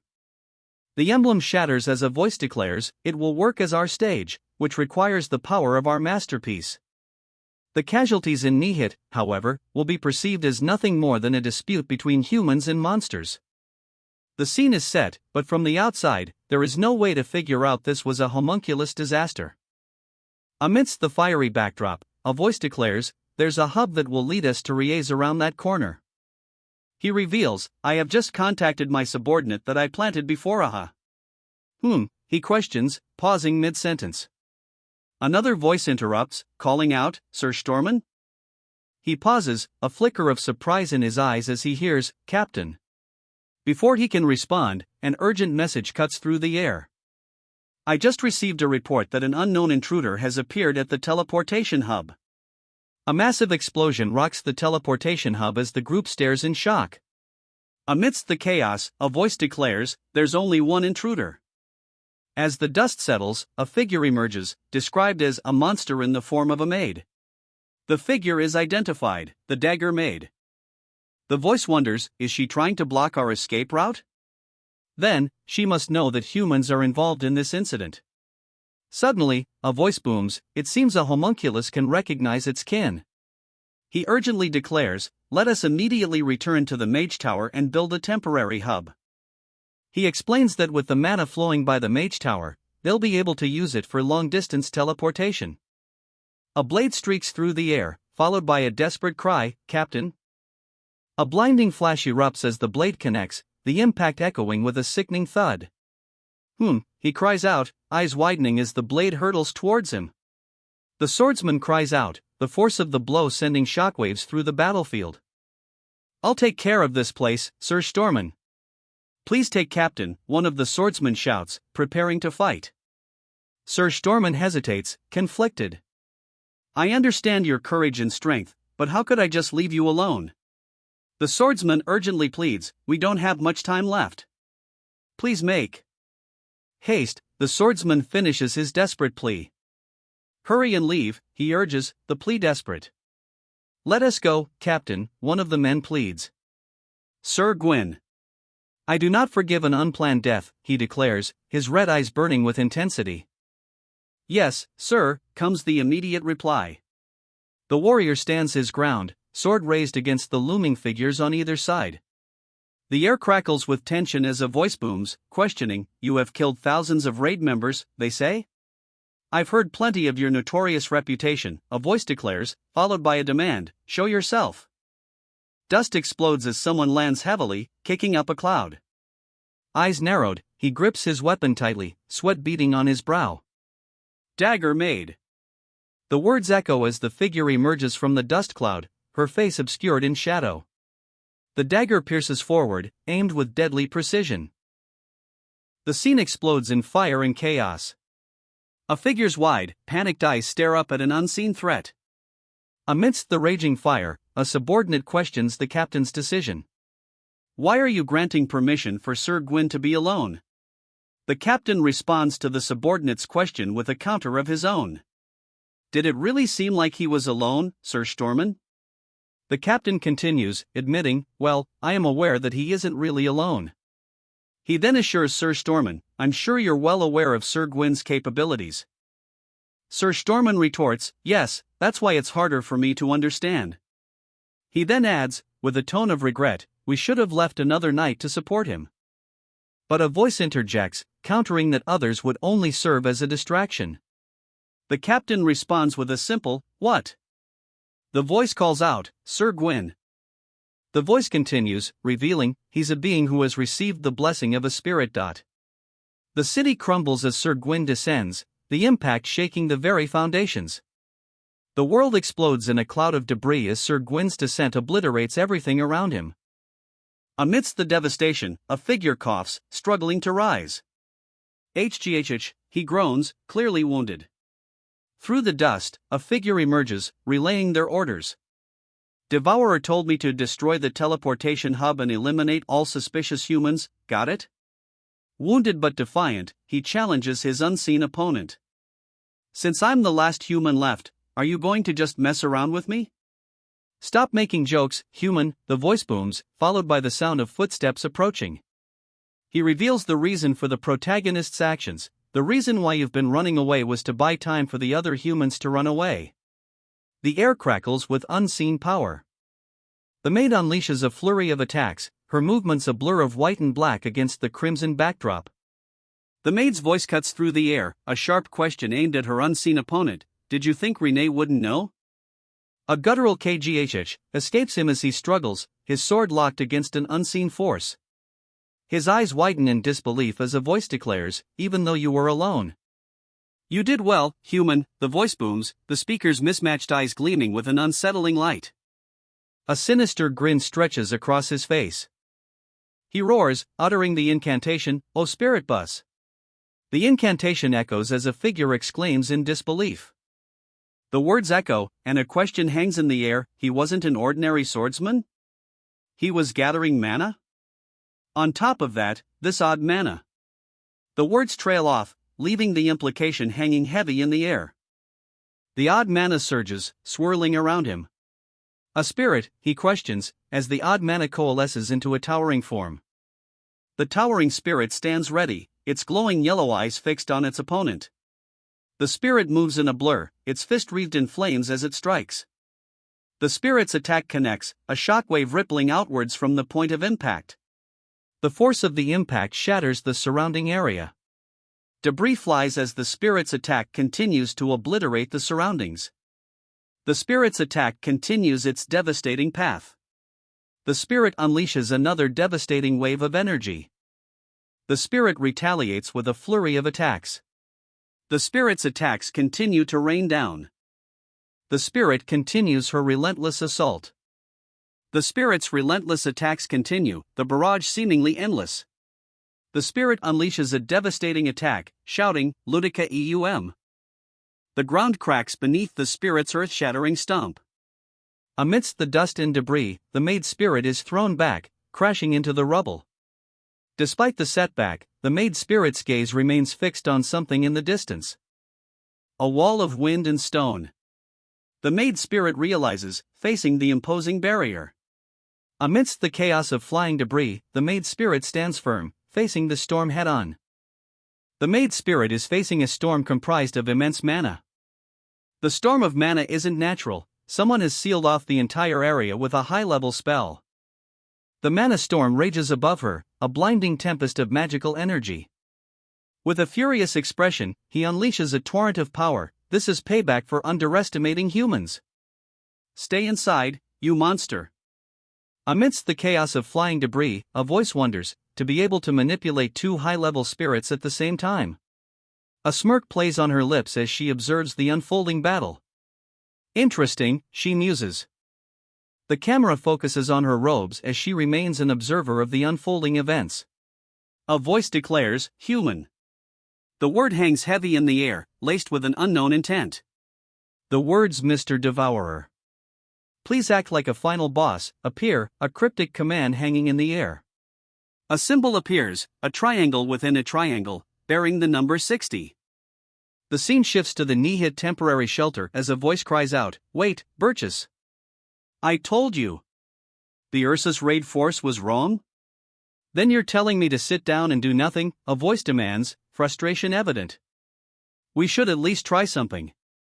Burgess, visibly frustrated, demands, what are you going to do on your own? I don't know, but I can't stay here, the voice exclaims, desperate to check the city. The figure walks away from the campfire. Captain, stop Burgess. He's not even fully healed, a voice calls out. Burgess, bandages still visible on his face, declares, damn it, I'm really fine. He then firmly states, I can't let you do this, Burgess. His voice booms, hear me. His booming voice carries a crucial message, since there might be survivors, we'll be heading to the raid location and the magic tower. His declaration continues, we'll head there and open a path up for people. The leader declares, Diana Silver Deer Raid Force. Everyone, ready yourselves. The leader's face contorts in fury as he roars, let's push out those monsters that have destroyed our beloved city. The assembled force responds with a resounding yeah. But then, a voice calls out, Captain. But then, a voice shouts, hey. Look at that. All eyes turn towards where he's pointing. The ground trembles. The Guardian is here, a voice booms. It's the Guardian Golem from the Nihit mountain range, someone exclaims. Hope flares as they add, it must be here with the raid force to save us. A cacophony of sounds erupts as the Guardian Golem appears, its glowing blue eyes piercing the red haze. Amidst the chaos, someone observes, perfect. The Guardian Golem will be a big asset. Burgess, clearly distressed, utters a soft, no. A worried voice asks, Burgess, what's wrong? His eyes widen in horror as he utters, there's no way. Everyone. A bead of sweat trickles down his face, reflecting his growing dread. SFX, slash. A swift slash cuts through the air. Ruin, he screams, panic contorting his face as the attack descends upon them. The attack obliterates everything. Buildings crumble in a storm of debris. The world is consumed by a blinding white light, leaving nothing but scattered debris in its wake. Moments ago, the world was engulfed in light. Amidst the fiery ruins, a voice states, well, that's the general gist of it. The speaker continues, implying someone couldn't hold on to something while acting. We thought while doing something, you couldn't keep it. He's met with the accusation, and that's why you decided to come up with a fake story. Right?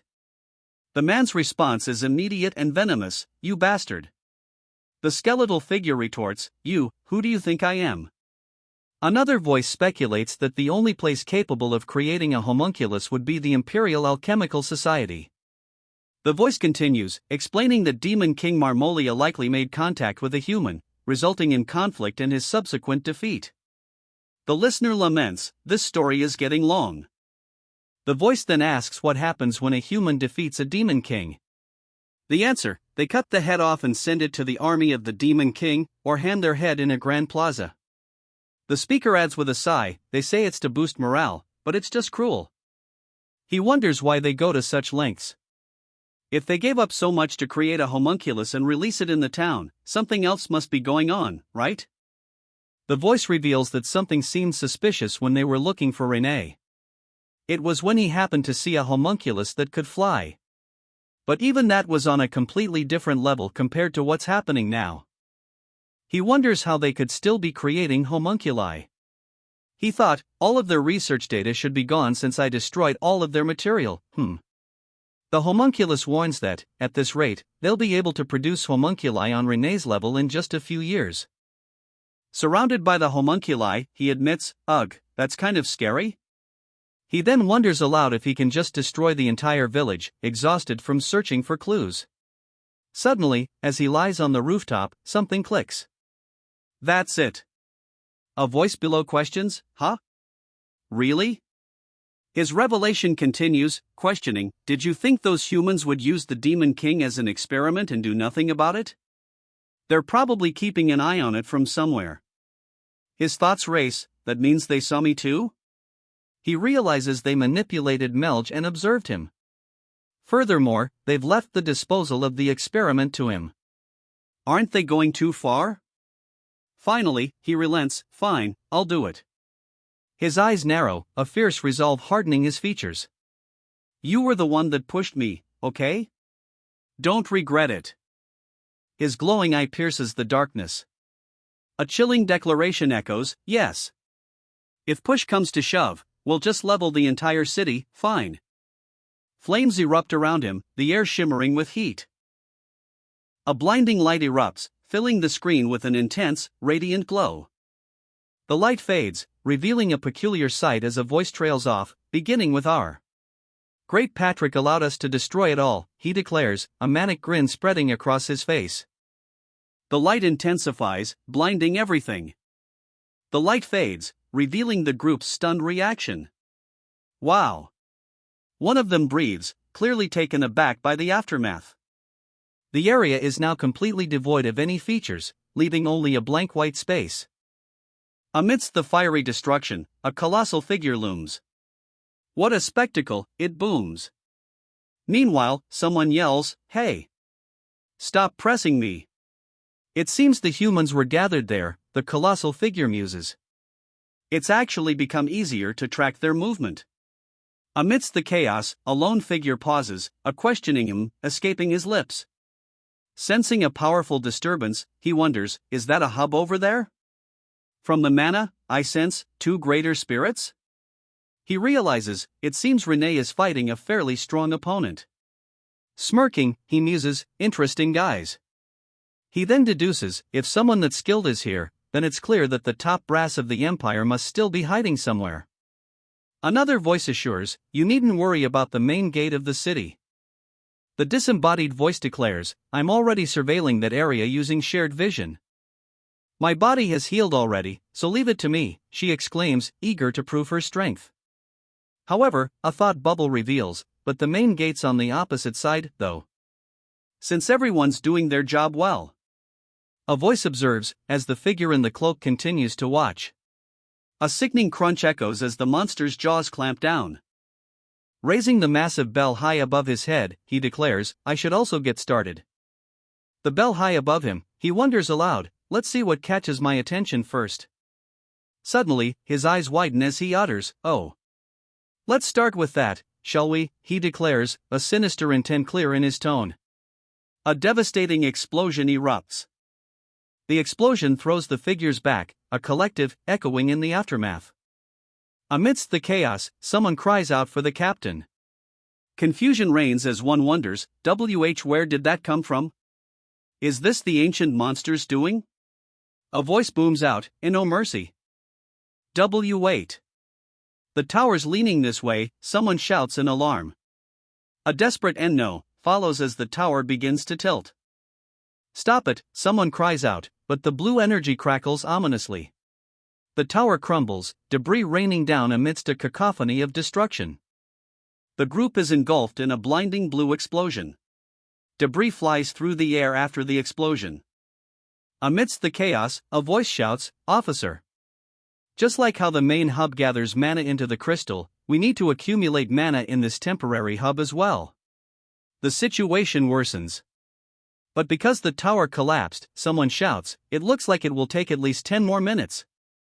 Amidst the urgency, someone asks, "Sir Storman, how long until Woon's arrival?" The response comes, "About 5 minutes left." Despite the destruction, the coordinates leading to Nihit remain intact. The hub's device, though ruined, still holds the key.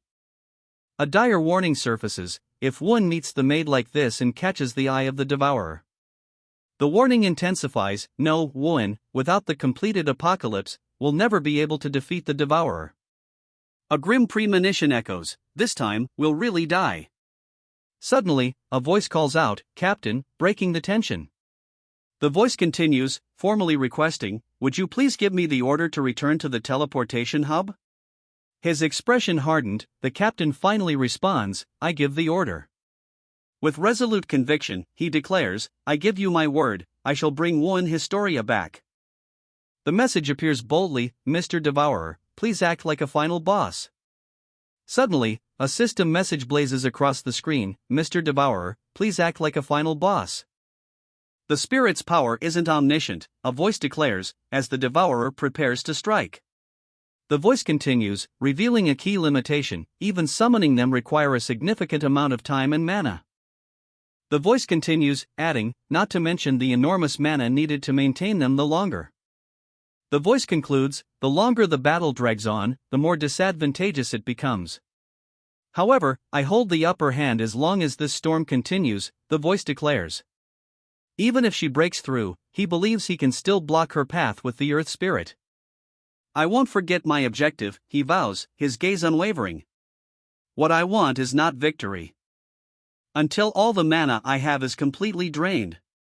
He thinks, a trickle of blood running down his face. He has only 3 minutes. He stands firm, a shower of golden fragments swirling around his feet. His eyes widen in shock as he collapses to the ground. Stunned, he struggles to understand what just happened. Huh? What just?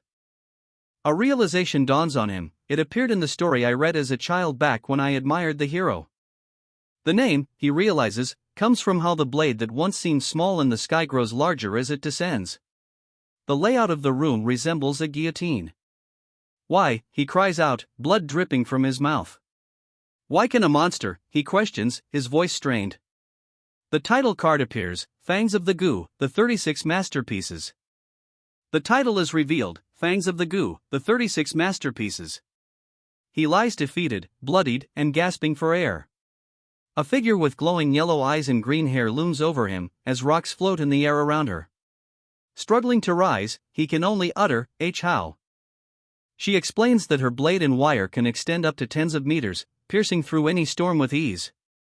A voice echoes, questioning, "Human, you possess the blessing of spirit's protection, don't you?" The figure states flatly, "Since you're split in half, it seems you can't be saved even if you were to be healed." The figure raises their sword, declaring, "But there's no harm in making sure." Suddenly, a voice cries out, "Dagger Maid." The Dagger Maid's eyes glow with a fierce, reptilian intensity.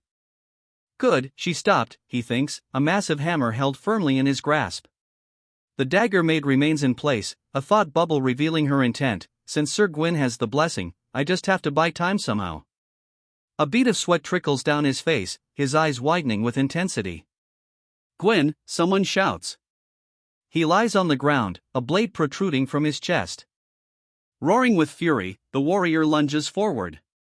"It seems I'd have more to hear from you than this corpse over here." The warrior's massive blade descends with terrifying speed. With a snarl, the warrior dismisses his opponent's weapon. Such a small blade won't do. A look of utter disbelief washes over his face. His eyes widen in disbelief as a massive blade descends. "It became gigantic," he exclaims, witnessing the impossible. The gargantuan blade hurtles towards him. The blade crashes down, shattering the ground. "You chose to throw your weapon away," a bad choice, dagger maid, he booms. He looks up, the massive weapon bearing down on him. The hammer descends, the impact generating a shockwave. A look of disbelief crosses his face. The figure looms over him, demanding, "You better tell me everything you know about them." The words Marmolia and Homunculus hang in the air. The figure's thread hangs heavy, or else. Her mismatched eyes glint with menace as she tightens her grip on the weapon. The weapon slams down, a brutal impact shaking the very foundations of the structure. Debris explodes outward from the point of impact. The impact throws the figure back, and a voice booms, "It gets even bigger from here." Bloodshot eyes glare, and a pained grunt escapes him. "Dagger maid, it is your victory," the figure booms, before the maid responds with a questioning question mark. "However, you've spent too much time on this old man," the voice declares, as the maid stands over her defeated opponent. Suddenly, a voice shouts, "Hey, monster!" Suddenly, a voice rings out, "Hey, monster!" Her eyes widen in terror as the monster looms above, ready to strike. A blinding flash erupts as the monster's attack connects. A metallic fist clenches, the sound of grinding metal echoing. Standing amidst the rubble, her metallic fists now raised, she prepares for another strike. As expected from the hero, Woan Historia. The man scoffs, acknowledging Woan's power. In one strike, she took down the dagger maid. The sheer force of the blow is evident. Such incredible power, a voice booms. Debris rains down, obscuring the battlefield in a cloud of dust. The dust parts, revealing a message, "Mr. Devourer, please act like a final boss."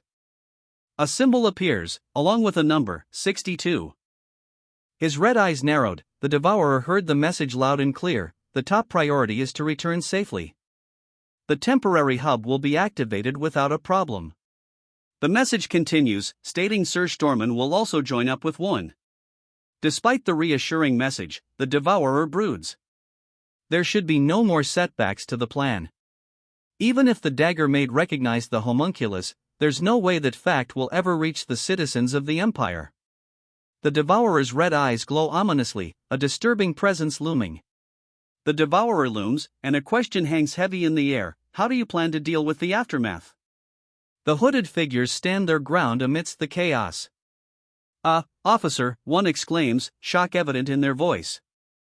A figure rushes to the officer's side, urgently asking, "Are you all right?"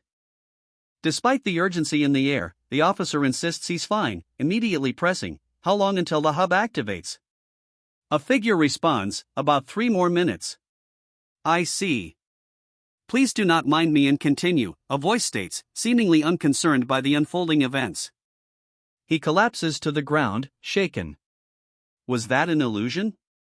Damn, the fear engraved within me won't ever fade. Mocking laughter echoes as someone remarks, "Look at our great captain on the ground. I can't believe he'd make such a mistake." A surge of electric energy crackles around the attacker's feet as he prepares to strike. The captain, looking up, recognizes his attacker. "You're..." The attacker reveals his motives. The master of the magic tower, Polaris, has sent an official request for assistance to the imperial family. He continues, admitting, "It's fortunate that I intercepted it midway. Otherwise, this entire incident might have been exposed." A sinister glint shines in his red eyes. He continues, "The master of the magic tower, so he caused a mess after all." His eyes narrow, a question hanging in the air, "But the fact that you're here must mean..." A simple, stark yes confirms his unspoken question. The response hangs heavy in the air as the words "the entire Edelbria's Black Wolf Knight Order" appear, looming over the assembled knights. A foot crushes the ground, the force of the impact creating a small tremor. The ground shatters under the weight of an unseen force. "Has been assembled here," a voice booms. A group of armored figures stands ready. The report comes in, "Sir Gwyn is dead, and Sir Stormen is injured. Woan is now fighting the dagger maid." "Wait. Did you hear anything about the mission from Sir Stormen?" "Pardon? I'm not quite sure what you mean." "I hurried here the moment we arrived," he says, his red eye gleaming. "Damn it. We have to get moving quickly." Garrot, he shouts, already running. Another voice calls out, Captain, where are you headed all of a sudden? Sweat beads on his brow as he shouts, the entire night order has to get out of here now. He urges the night order to evacuate, sweat beading on his face as he yells, the entire night order has to get out of here now. A sinister voice echoes, I think I found them.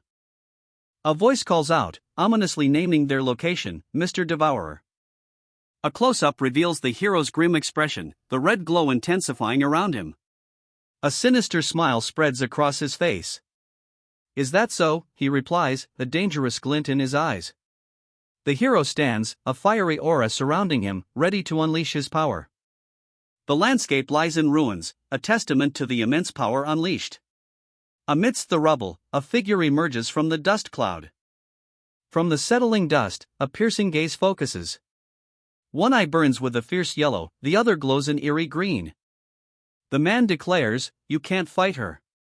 Confusion ripples through the ranks. What do you mean, sir? We have Woan and the entire night order. A monster shouldn't even be a problem. Sweat beads on his brow as he shouts, this is the order from the captain. We can't stay here for too long.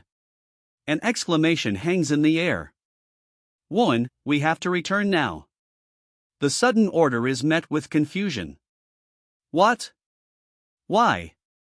She pleads, if you give me a little more time, I can take that monster down. No, Woan. Her desperate cry pierces the air. He moves with incredible speed, closing the distance in a flash. He arrives just in time. His eyes widen, a flicker of determination burning within them. A question hangs in the air, AR. An order rings out, this is the time to reorganize after retreating. But another voice cries out in opposition, why? This is the perfect chance to eliminate the Keeper of Primordial Core, no? A voice cuts through the debate, declaring, indeed, it is. However, it is not yet the right time. The figure in white and gold assures his companion, we will surely have another chance. The figure relents, replying, if you say so, AR. With a visible bead of sweat, he concedes, fine. An order rings out, everyone, head to the temporary hub right. But a sudden tremor cuts him off. The ground cracks beneath their feet as the tremor intensifies, the sky above turning a menacing red. Where do you think you're going? A voice booms, as figures emerge from the dust cloud against the ominous red sky. A figure stands silhouetted against the crimson sky, eyes glowing menacingly. Mr. Devourer sent me here because he trusted me. A blinding light erupts, obscuring the battlefield.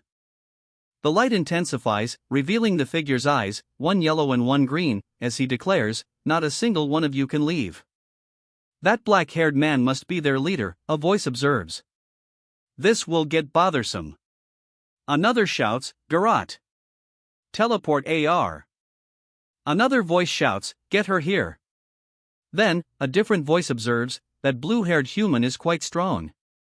The dungeon leader's voice booms, I've dealt with countless A-class raid parties that invaded our dungeon, but I've never seen a single human that could produce this much destructive power with just a momentary burst of energy.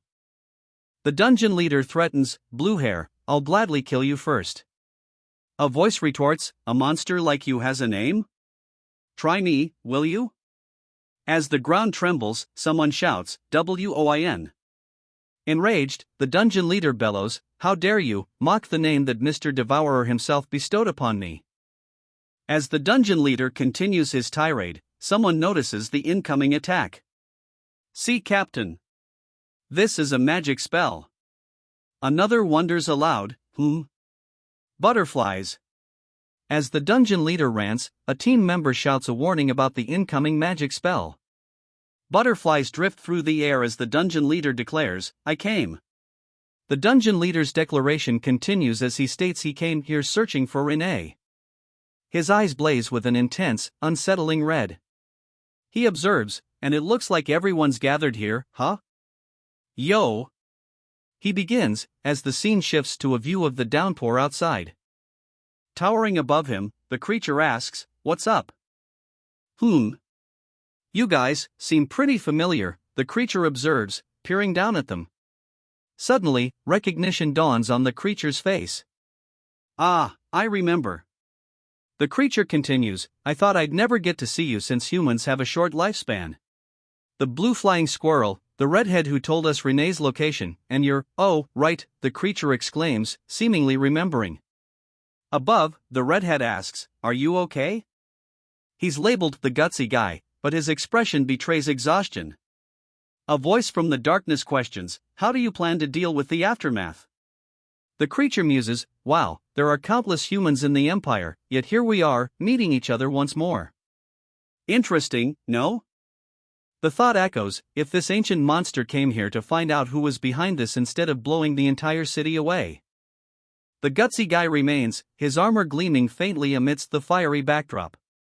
A voice booms, declaring, there has to be a reason. His booming voice echoes as a woman nearby questions, AR? He looks down upon the kneeling figure, stating, it's an honor that you remembered me. Have you been well?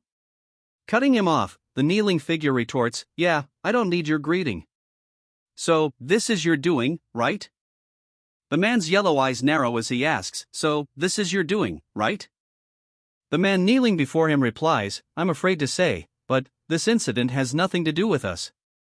Standing over him, the other retorts, hey, I know you guys live in the Empire's capital.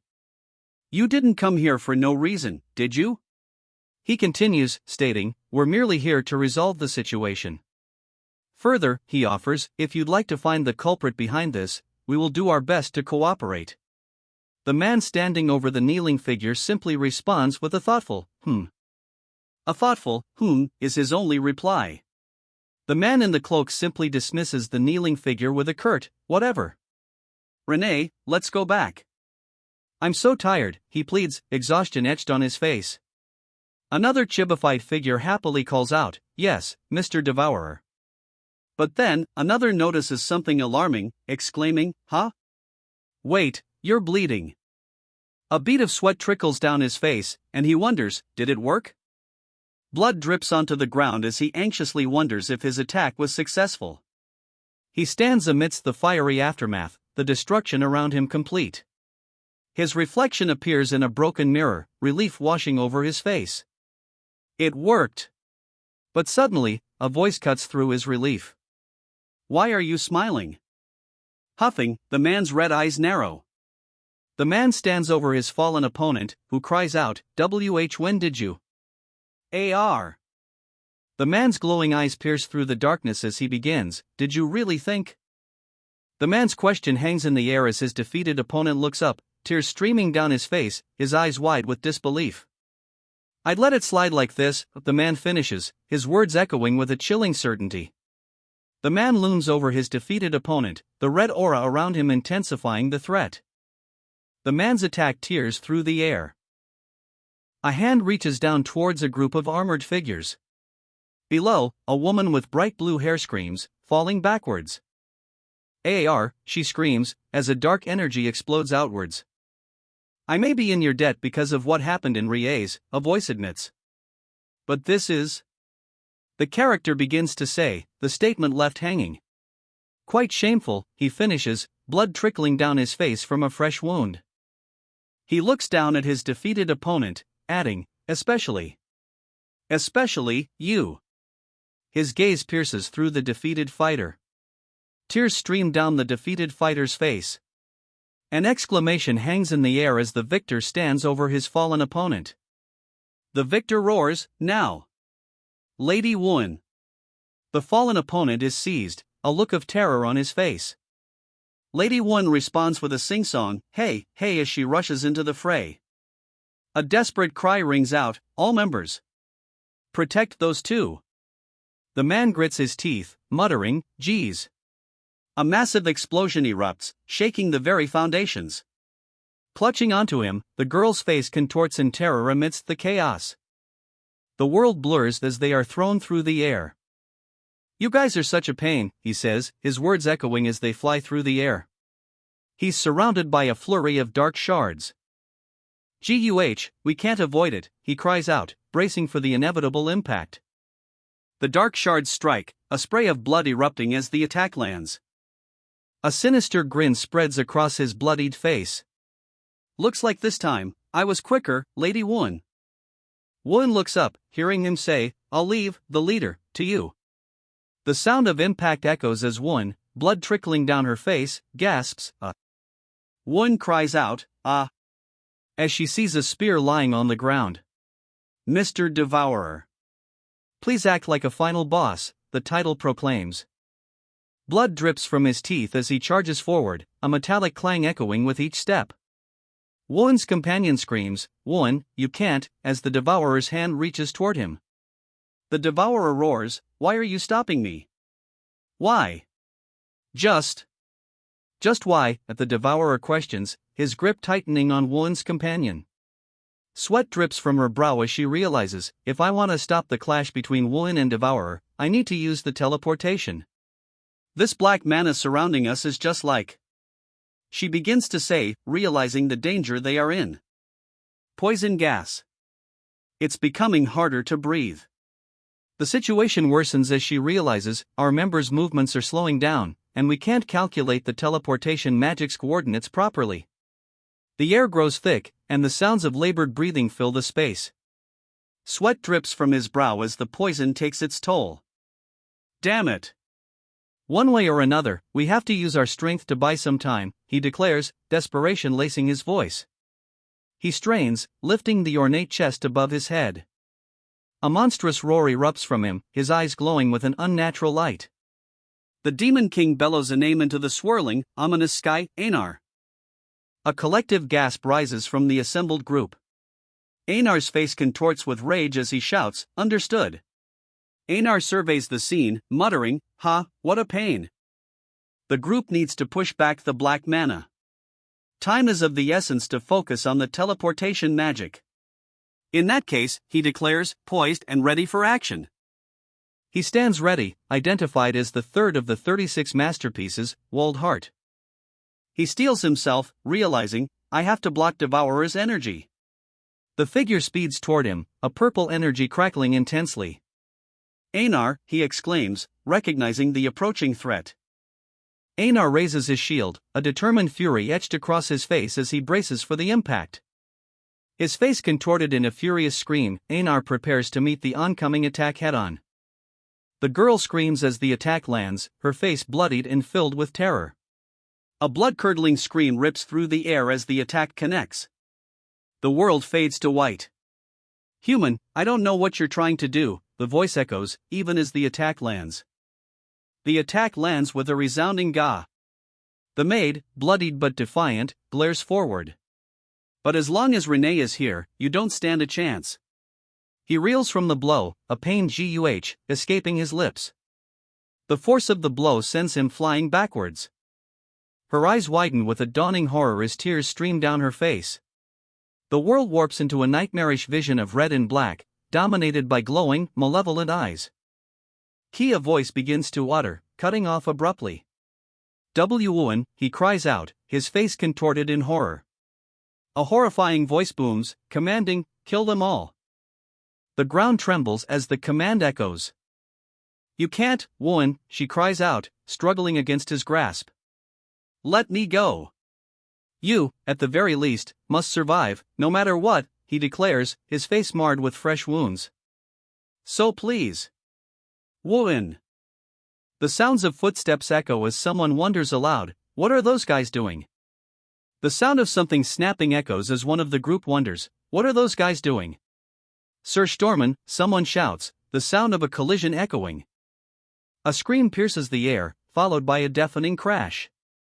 Walled heart activated, announces the system, as a blinding flash erupts. The figure stands amidst the chaos, questioning, what's up with that?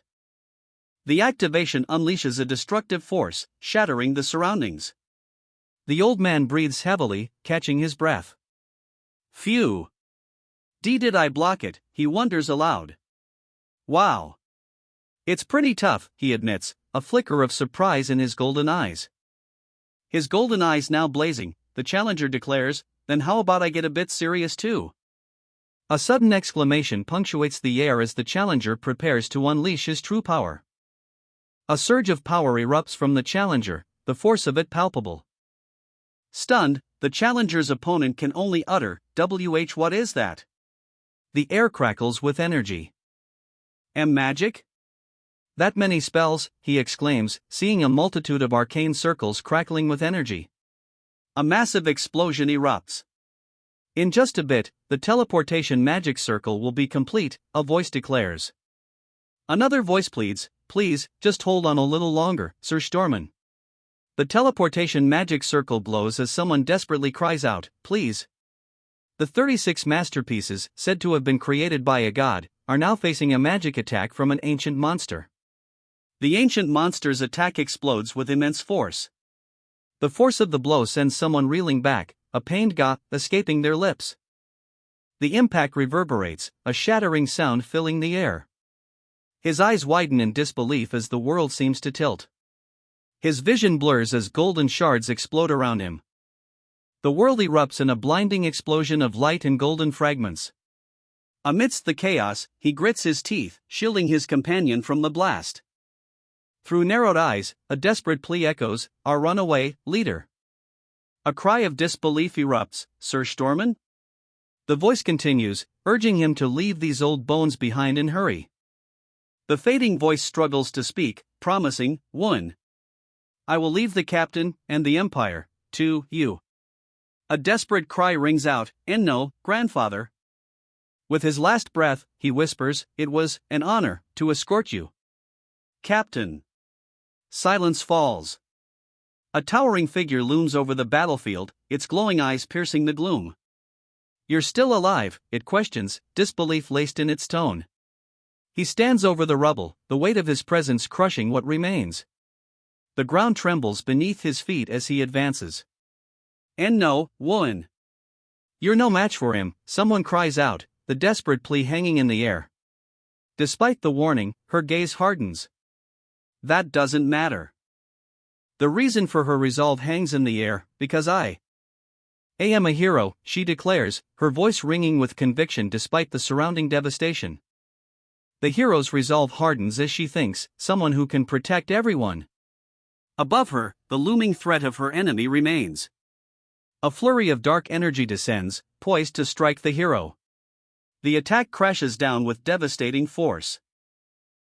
A pile of shimmering blue crystals tumbles, the sound echoing in the chamber. Her eyes sparkling with delight, she exclaims, "Wow, they're all so pretty and shiny, Lord Swallow." He mutters, then admits to himself, "That wasn't what I was aiming for, though." The group settles in for the night, resting on a makeshift cart as a distant fire burns on the horizon.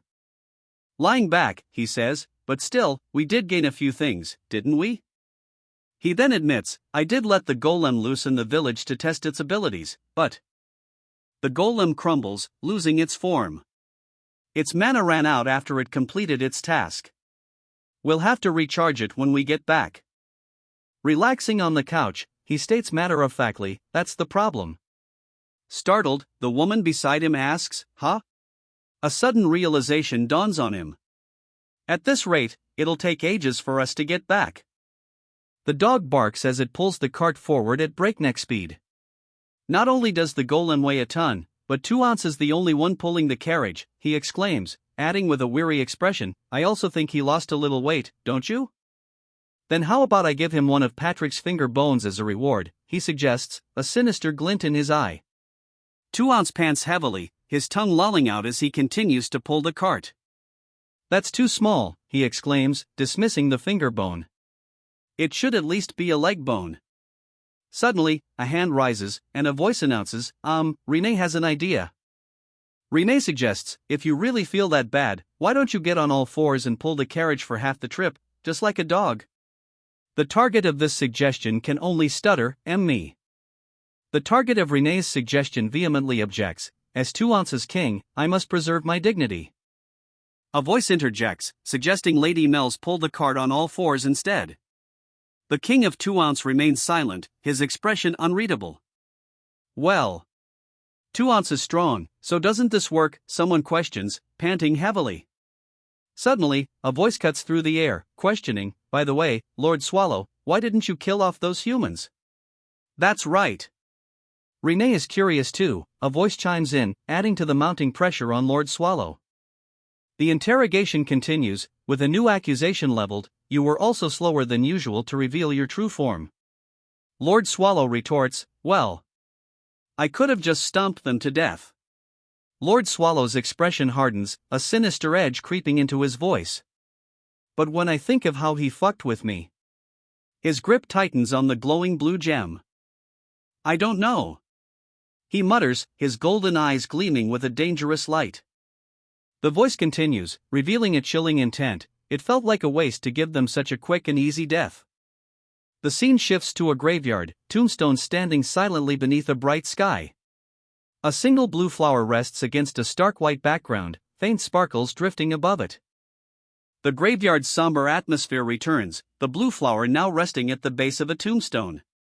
The tombstone casts a long shadow over the flower, a silent vigil in the graveyard. A figure in dark robes walks through the graveyard, passing beneath white banners. A golden staff now stands planted in the graveyard's grass. Her eyes narrow, a fierce determination burning within them. Her thoughts turn to Burn's subjugation party, the group that challenged the core of the ancient Woan. The voice echoes, seemingly unconcerned, we only lost 4 members in one masterpiece this time. She stands with a blue flower in hand, as a figure looms over her.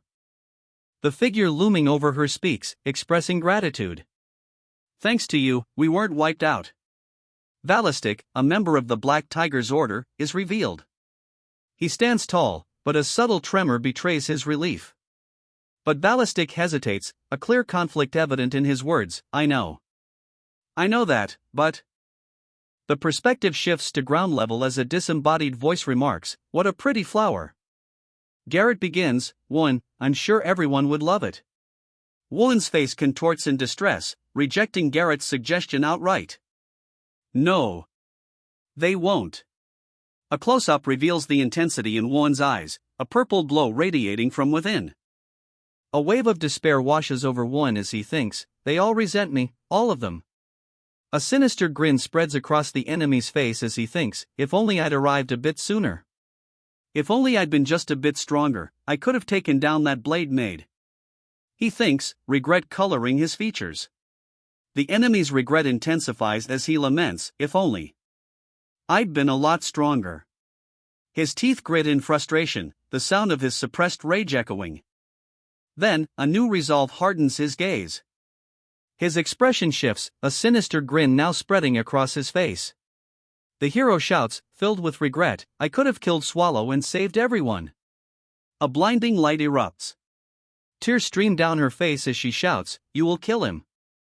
Her voice cracks as she declares, you will one day defeat Swallow, Woan. The words echo, a powerful reminder, because everyone is giving their all to fight, for the sake of that one victory. The camera focuses on the figure seated before them, draped in white robes. So, the figure begins, now kneeling and embracing another. Tears well in their eyes as the figure whispers, leave the past behind, Woan. A triumphant cry echoes through the heavens. Woan embraces the figure, tears streaming down his face in a mixture of relief and joy. The embrace tightens, a blue flower clutched between them. The blue flower, now separated from the pair, floats upwards, surrounded by sparkling lights. The flower ascends, bathed in light. The flower continues its ascent. How did I survive? A voice echoes in the darkness. Lying in bed, he wonders aloud, why? The question hangs heavy in the air. His red eyes snap open, the question echoing in his mind, why did Swallow not kill me? He continues to ponder, he certainly had the chance and the time. And his thoughts are interrupted as a dark, monstrous form materializes before him, glowing with ominous yellow energy. He looks up, a flicker of surprise crossing his face as he sees something approaching rapidly. Ha, he mutters, as the monstrous figure looms closer, its glowing energy intensifying. The figure's glowing eyes burn brighter as it hurtles toward him. How boring. He mutters, unimpressed. Teleportation magic, huh?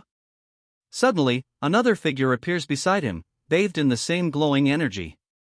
Garrett, someone exclaims in disbelief. Oi, you. Black hair, the newcomer calls out, a surprised expression on his face. The figure stands, a multitude of dark, swirling tendrils emanating from his back. The tendrils spread, surrounding the white-clad figure as a dark silhouette looms above. Months. A flashback reveals a monstrous grin. The ancient monster was talking to me about something. Ha!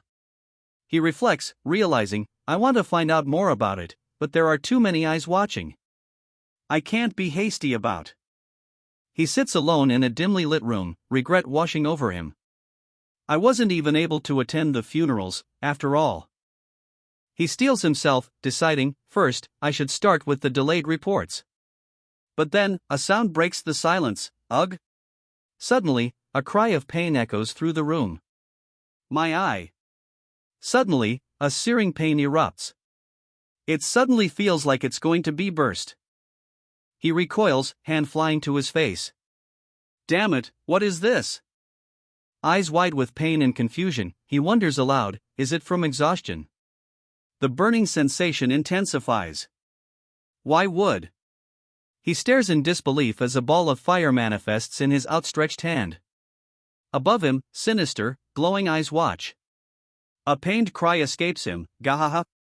He's sent flying backwards. NGH, he groans, hitting the ground hard.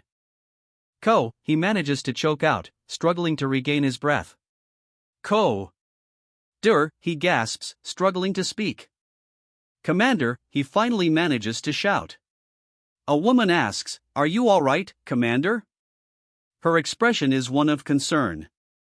Then, a different name escapes her lips, Garrett?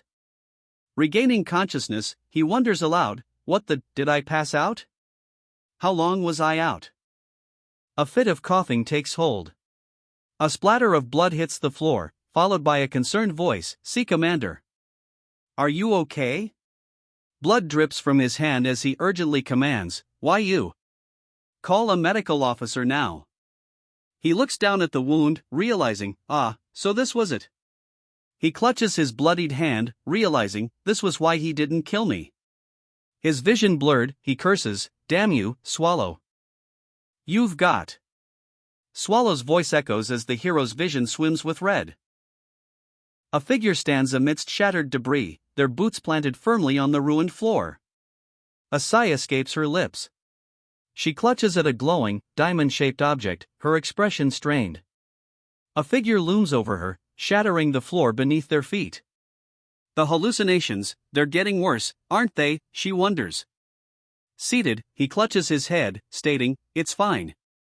I've gotten used to them to a certain extent. He muses, I guess we should be grateful that humans still look normal for now. He holds a purple crystal, its purpose still unknown. It has already been 4 days. It's only a matter of time, one figure laments, while another adds, cure doesn't work, and not only are the symptoms not getting any better, but we haven't even figured out the cause of it. The gravity of the situation sinks in, this isn't something modern medicine can solve. The realization hits, the one who left this behind was that swallow. And the worst part? It might be something that can never be cured. Tears stream down his face as the crushing weight of the situation becomes clear. It might be something that can never be cured. A surge of determination cuts through the despair. At this point, there's only one thing left to do. Issuing a stern order, he declares, Garrett, I order you as the regent. From now on, nobody must know of this. That includes Woon as well. The regent's decree hangs heavy in the air, the implications of his order settling in. A fierce determination hardens his gaze as he vows, I will complete the apocalypse before I die. He continues, stating the immediate priority, we need to prioritize replacing the destroyed masterpiece and rebuilding the ranks of the knights we lost. He asserts, I will take care of recruiting the knights, and focus on the individuals you've had your eye on, he concludes. He wonders aloud, realizing, so that was why I wasn't able to spot Woon and some of the others. When did they? A voice then demands, shouldn't you have at least reported to me before starting? The woman responds, stating that given his current state, she didn't deem it necessary to bother him with the reports, as it would have been a burden. Another voice then says, you. Before the other voice can finish their sentence, The woman interjects, I will give you a detailed report after everything is complete. It seems I must take my leave. Before she can leave, another voice interrupts, stating, I saw someone on my way here. The person you hate the most is heading this way. A surprised voice responds, Huh? The person? Do you mean? A surge of energy erupts, the air crackling with power as someone approaches. Still, using magic inside the room, TSK. A voice expresses clear disapproval. Knocking echoes through the room, and he calls out, Come in. The door opens, and a voice says, Lord Regent, I heard the news and came to see you. I hope this old man's words can bring you some small piece of comfort at least. An elderly man in ornate robes enters, a faint, knowing smile playing on his lips. His red eyes gleam as he thinks, then and now. The elderly man remarks, You are as terrible at lying as ever. Perhaps it stems from your sacred profession? The elderly man presses, You are just here for my answer, are you not? I won't deny it, comes the reply. A sinister smile spreads across the old man's face. The protagonist asks, Why do you want us among all the others? The old man responds, I simply wish for one of the Empire's strongest forces, the Ethelbria's Black Tiger's order, to stand with us.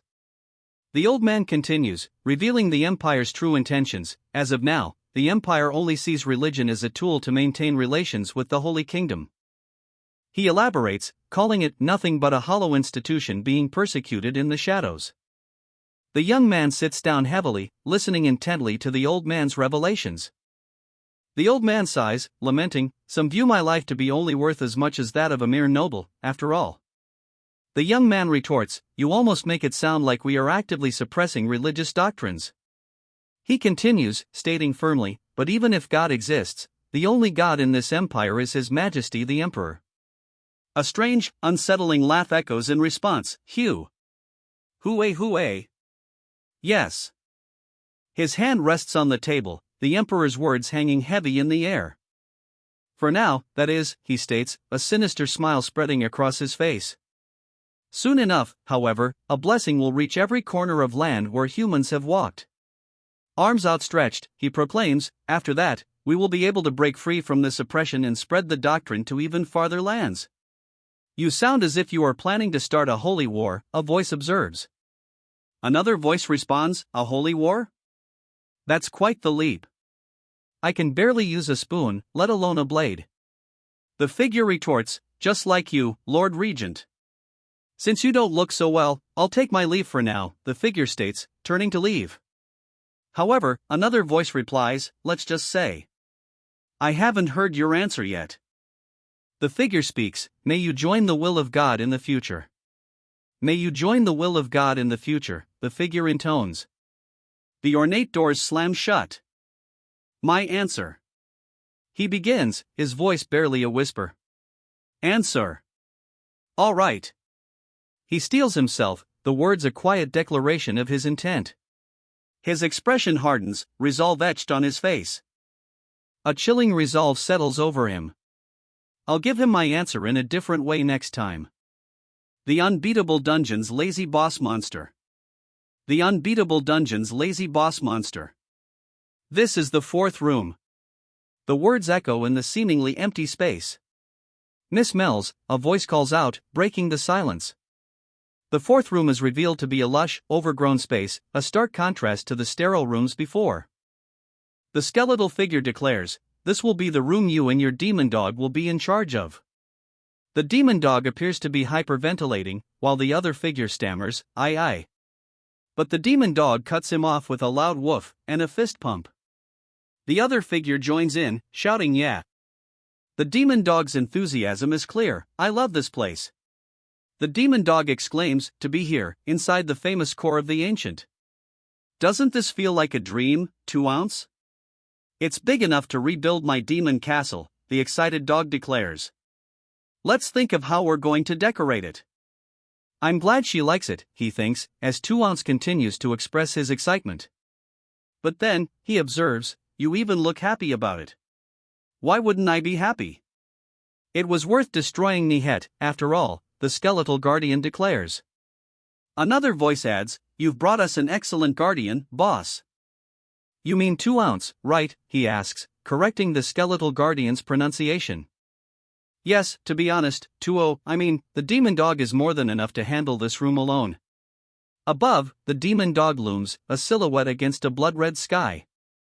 I wasn't the one who named it, so don't look at me like that, the skeletal guardian retorts. The young man asks, surprised, did you say that Miss Mells brought it? The skeletal guardian admits, she seems to have talent in recruiting subordinates, but her naming sense as well. That's true, but... The skeletal guardian begins to say, trailing off, perhaps about to elaborate on the naming sense. The skeletal guardian continues, I think she still doesn't know what that dog is. Suddenly, the dog's jaws clamp down on the girl, as she demands, what did you just eat? Spit it out. Out. Well, it seems now is not the time, the skeletal guardian muses. She'll get to know the truth someday. The golem has been placed in the third room, Lord Swallow, a voice announces. The voice continues, revealing Renee hid the mana crystal, which serves as the power source, inside the wall after recharging it.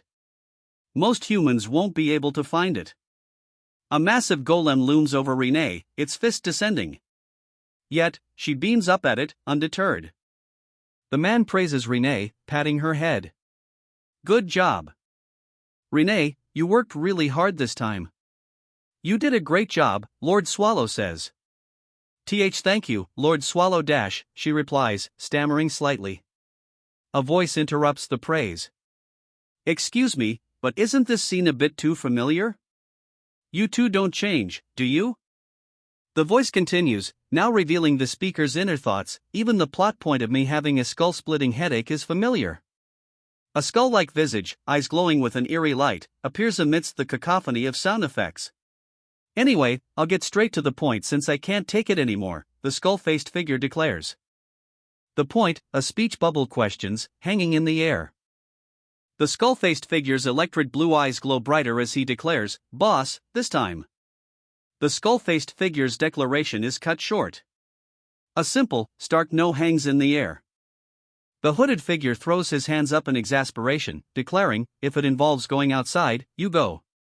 I'm not going out, ever. The skull-faced figure responds, that's the point. The hooded figure, confused, replies, yeah, that's the what? This time, the skull-faced figure insists, he needs the hooded figure to stay in the dungeon. After all, he points out, a lot has happened recently. The skull-faced figure reminds him that he personally destroyed an entire city, in fact. The hooded figure replies nonchalantly, well, yeah, I did. The skull-faced figure then reveals the rumors have reached the other malevolent dungeons. The skull-faced figure reveals that others seem to think something's off with your recent activities. Leaning back, the hooded figure scoffs, so what are they gonna do? Come visit me or something? A voice replies, ominously, yes, they will. Both figures react with surprise, one exclaiming, eh? The hooded figure's underling reveals, they even contacted Bathory about it. Apparently, it looks like the other malevolent dungeons have a lot to say to you, boss. The hooded figure sighs, clearly annoyed. I hate this. Seated on the ground, the hooded figure finally asks, so, when are they coming? The answer arrives, today. A flurry of dark shapes appears in the distance. The shapes solidify, revealing a strange group descending. A collective what bursts forth. The forest looms, ancient trees reaching for the sky. What awaits them within this primeval place? A sigh escapes. The wolf-like creature bares its fangs. As expected, home sweet home, the wolf-like creature snarls, its fangs bared. A figure responds, simply uttering, you. The wolf-like creature then demands, do you even know what's happening right now? The woman, standing amidst what appears to be a pool of blood, simply utters, ugh.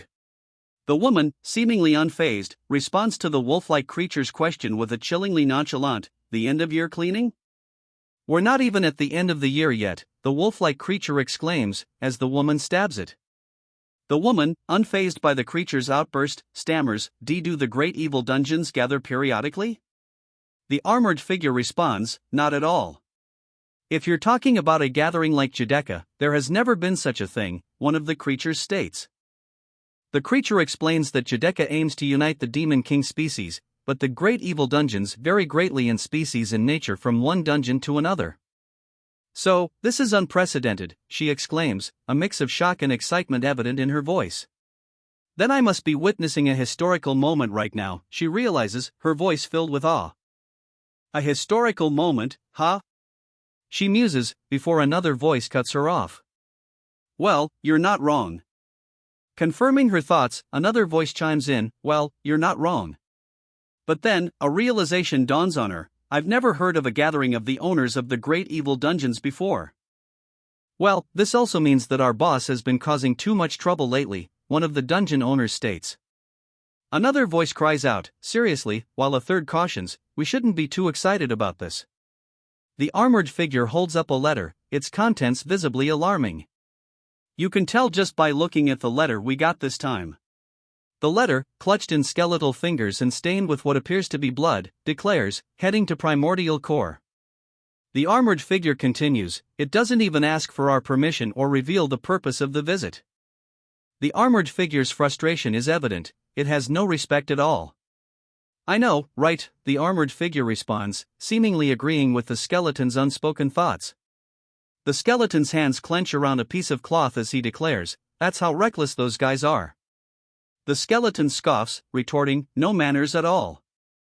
Her golden eye narrows, a sharp focus settling on something ahead. A burst of energy erupts from the wrapped object. The energy coalesces into a glowing mark on her face. Sir Patrick, she calls out. A massive magic circle erupts beneath them. A voice booms out from within the circle, it seems we have an intruder. The armored figure orders, Ms. Melge, could you let the others know about this situation? A voice replies, you understood. Let's go, Zons. With a determined step, the armored figure declares, I'll head there and figure out what's going on. A blinding light erupts, obscuring everything. The skeletal figure looms, its glowing blue eyes piercing the darkness as a voice booms, the reason for our guest's visit. The blinding light fades, leaving only a stark white void. The light subsides, revealing the words, Mr. Devourer, please act like a final boss. In the stark whiteness, a symbol appears, accompanied by the words, Mr. Devourer, please act like a final boss. The scene shifts to a vast, sun-drenched desert. A small caravan makes its way across the dunes, kicking up dust. This is the central area of the Kingdom Alliance, the Great Desert. The desert, it is revealed, was the greatest trade route, spanning all 5 kingdoms. A low rumble echoes as one of the caravan members notices, HM. The ground is trembling. The ground erupts, sending sand flying as someone shouts, whoa? What the hell? The earth shook, until a single dungeon appeared. From within the dungeon, a figure wrapped in bandages emerges. Gravel crunches underfoot as the bandaged figure stutters, I said. And took control. The figure stares up in disbelief. What in the hell is that? Gazing upwards, he asks, what in the hell is that? The words of that trade route appear, clarifying the subject of the conversation. Of that trade route, the words clarify, as the camera pans over a vast, mountainous landscape under a dark sky. Let's conquer the dungeon and reclaim our land, a figure shouts, raising a torch high as they lead a massive army forward. The enemies are just oversized insects. The leader vows to drive out the vile creatures, raising a torch as the army advances into the darkness. And no. Help me, a soldier cries out, crushed beneath the foot of a monstrous insect. I don't want to die like this, one cries out, overwhelmed by the monstrous forces. Another soldier wonders how their enemy amassed an army a dozen times larger than our forces. This. A voice echoes amidst the carnage. This is a nightmare. A voice declares, as the scene reveals a horrific explosion of blood and gore. From the depths of the carnage, a new threat emerges, the mother of all insects. Emerging from the sands, a colossal form looms. It is declared, the ruler of the desert. The monstrous forms loom, heralded by a chilling declaration, the despair that engulfs the 5 kingdoms. A cloud of dust expands. A figure bursts through the dust cloud, a red blade leading the charge. The figure's face emerges from the dust, and he realizes the movement I saw in the video was clearly. The armored figure crashes down, sending shards of rock flying. It seems not all monsters have been restored yet, a voice observes, as the grotesque form of a new creature rises from the rubble. The armored figure stands before the colossal form now identified as boss of the great evil dungeon, Sandhell Mother Hexabel.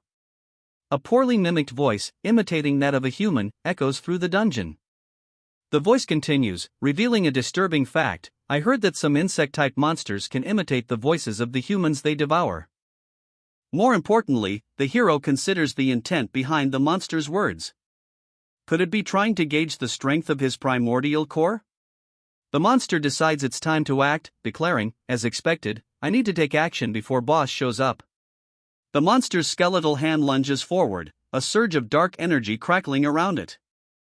Suddenly, a voice cuts through the tension. What are you two doing, making out or something? The figure strides forward, his expression unreadable. Ignoring the interruption, a voice calls out, Mr. Devourer, wait for us. Another voice echoes, Ms. Renee, Ms. Melge. Boss, stay back. I'll take care of this. The subordinate declares, stepping in front of the figure. The figure seems surprised by this sudden act, questioning, huh? Why? Suddenly, a voice cries out, oh my! Teacher! A massive figure looms over them, greeting the protagonist with, it's been a while. I'm glad to see you well. The protagonist, staring up at the giant, responds, whoa, Hexable. Have you gotten larger? My, you can't say that to a lady, clumsy teacher, Hexable chides. She continues, I've heard the news about you. It seems you've been getting more famous nowadays. How have you been? Hexable observes that he must be doing really well, and that it shows from your face. The protagonist, however, seems stunned by her previous statement, questioning, lady. Hexable gestures, introducing someone, say hi. This is the ex-gatekeeper of Primordial Core, Hexable. Hexable, the Sandhell, she finishes, introducing herself with an apology for the delay. The heroes recoil in utter shock and terror at the sight of Hexabel's true form.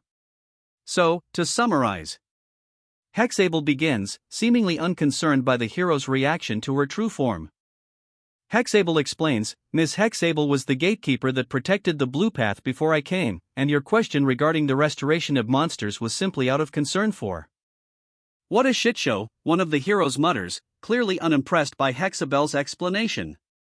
The other hero asks, incredulously, and the reason why you stayed idle in our confrontation just now was, because you were shy. Hexable, flustered, is asked, is that right? Hexable stammers, I didn't know what to say on our first meeting. Why didn't you tell me about this? The unseen character demands, their anger palpable. Hexabel's eyes widen in fear as he stares up at the armored figure looming over him. He stammers, well. I've been so lazy that I forgot to tell you about it. The armored figure scoffs, even if you're the ex-gatekeeper and have a friendly relationship with our boss, you are now an owner of a different great evil dungeon. We can't let our guard down. Suddenly, a voice booms, declaring, I'm your biggest fan, Mr. Patrick. The armored figure can only respond with a bewildered, pardon? The voice continues, declaring that he is unrivaled with a sword, earning him the title of strongest swordsman and Death Knight despite being a skeleton. The Death Knight continues, declaring, it's such an honor to see you. The skeleton's skull radiates a soft glow as he continues, think of it as your home and stay comfortable, my lady. The Death Knight announces to everyone, did you hear that, everyone? An owner of a different great evil dungeon is. He continues his announcement, did you hear that, everyone? An owner of a different great evil dungeon is a fan of mine. As the Death Knight continues his announcement, a voice interjects, you're embarrassing me. The Death Knight then asks who the two figures are. One of them responds, identifying herself as the current gatekeeper, Renee. Another voice pipes up, stammering, my name is Demon King Melge, and I'm not tasty because I'm still growing. The Death Knight then addresses the other figure, asking, Ms. Hexable, you're referred to as the mother of all insects, correct? A sinister smile spreads across Ms. Hexabel's face. The Death Knight continues, now questioning Ms. Hexable, and you addressed yourself as a lady a moment ago, so, what may be your gender? I'm female. She responds, causing the Death Knight to pause, a visible question mark appearing above his head. I see. He finally replies. The Death Knight then states, so, Ms. Hexable, you're a woman who was close to Mr. Devourer. Hexabel's expression remains unreadable as the Death Knight presses, is that right? Melge, flustered, retorts, Lady Renee. From my past dating experience, they must have had an inappropriate relation dash. Me, Melge, you've never even dated anyone before. A close-up reveals a chilling intensity in her gaze as she declares, Mr. Patrick, that is a vermin. Ah. Wait a minute, Ms. Renee, someone cries out, seemingly trying to defuse the situation. But Melge, clearly offended, continues, Sir Patrick. Are you making fun of me right now? Of course, it is true that I have no dating experience, but... Amidst the chaos, someone pleads, please, excuse our chaotic situation. Apparently, tensions are high because beings from other dungeons are arriving without permission. Meanwhile, another voice pipes up, I'm really just here to see my teacher after a long time. The creature's maw opens, revealing rows of sharp teeth as it says, of course. Me, that is. The creature's statement hangs in the air, unfinished, leaving everyone in suspense. The scene shifts to a stone archway, bathed in an eerie light. What awaits them beyond? Turning to face the sky, the figure muses, so, this is the famous primordial core, huh? The primordial core looms, filling the sky with its immense presence. This time, I'll make sure to warn that ancient monster not to cause any more trouble, she declares, a fierce determination etched on her face. Before her stands the boss of the great evil dungeon, Margar Azihadaka.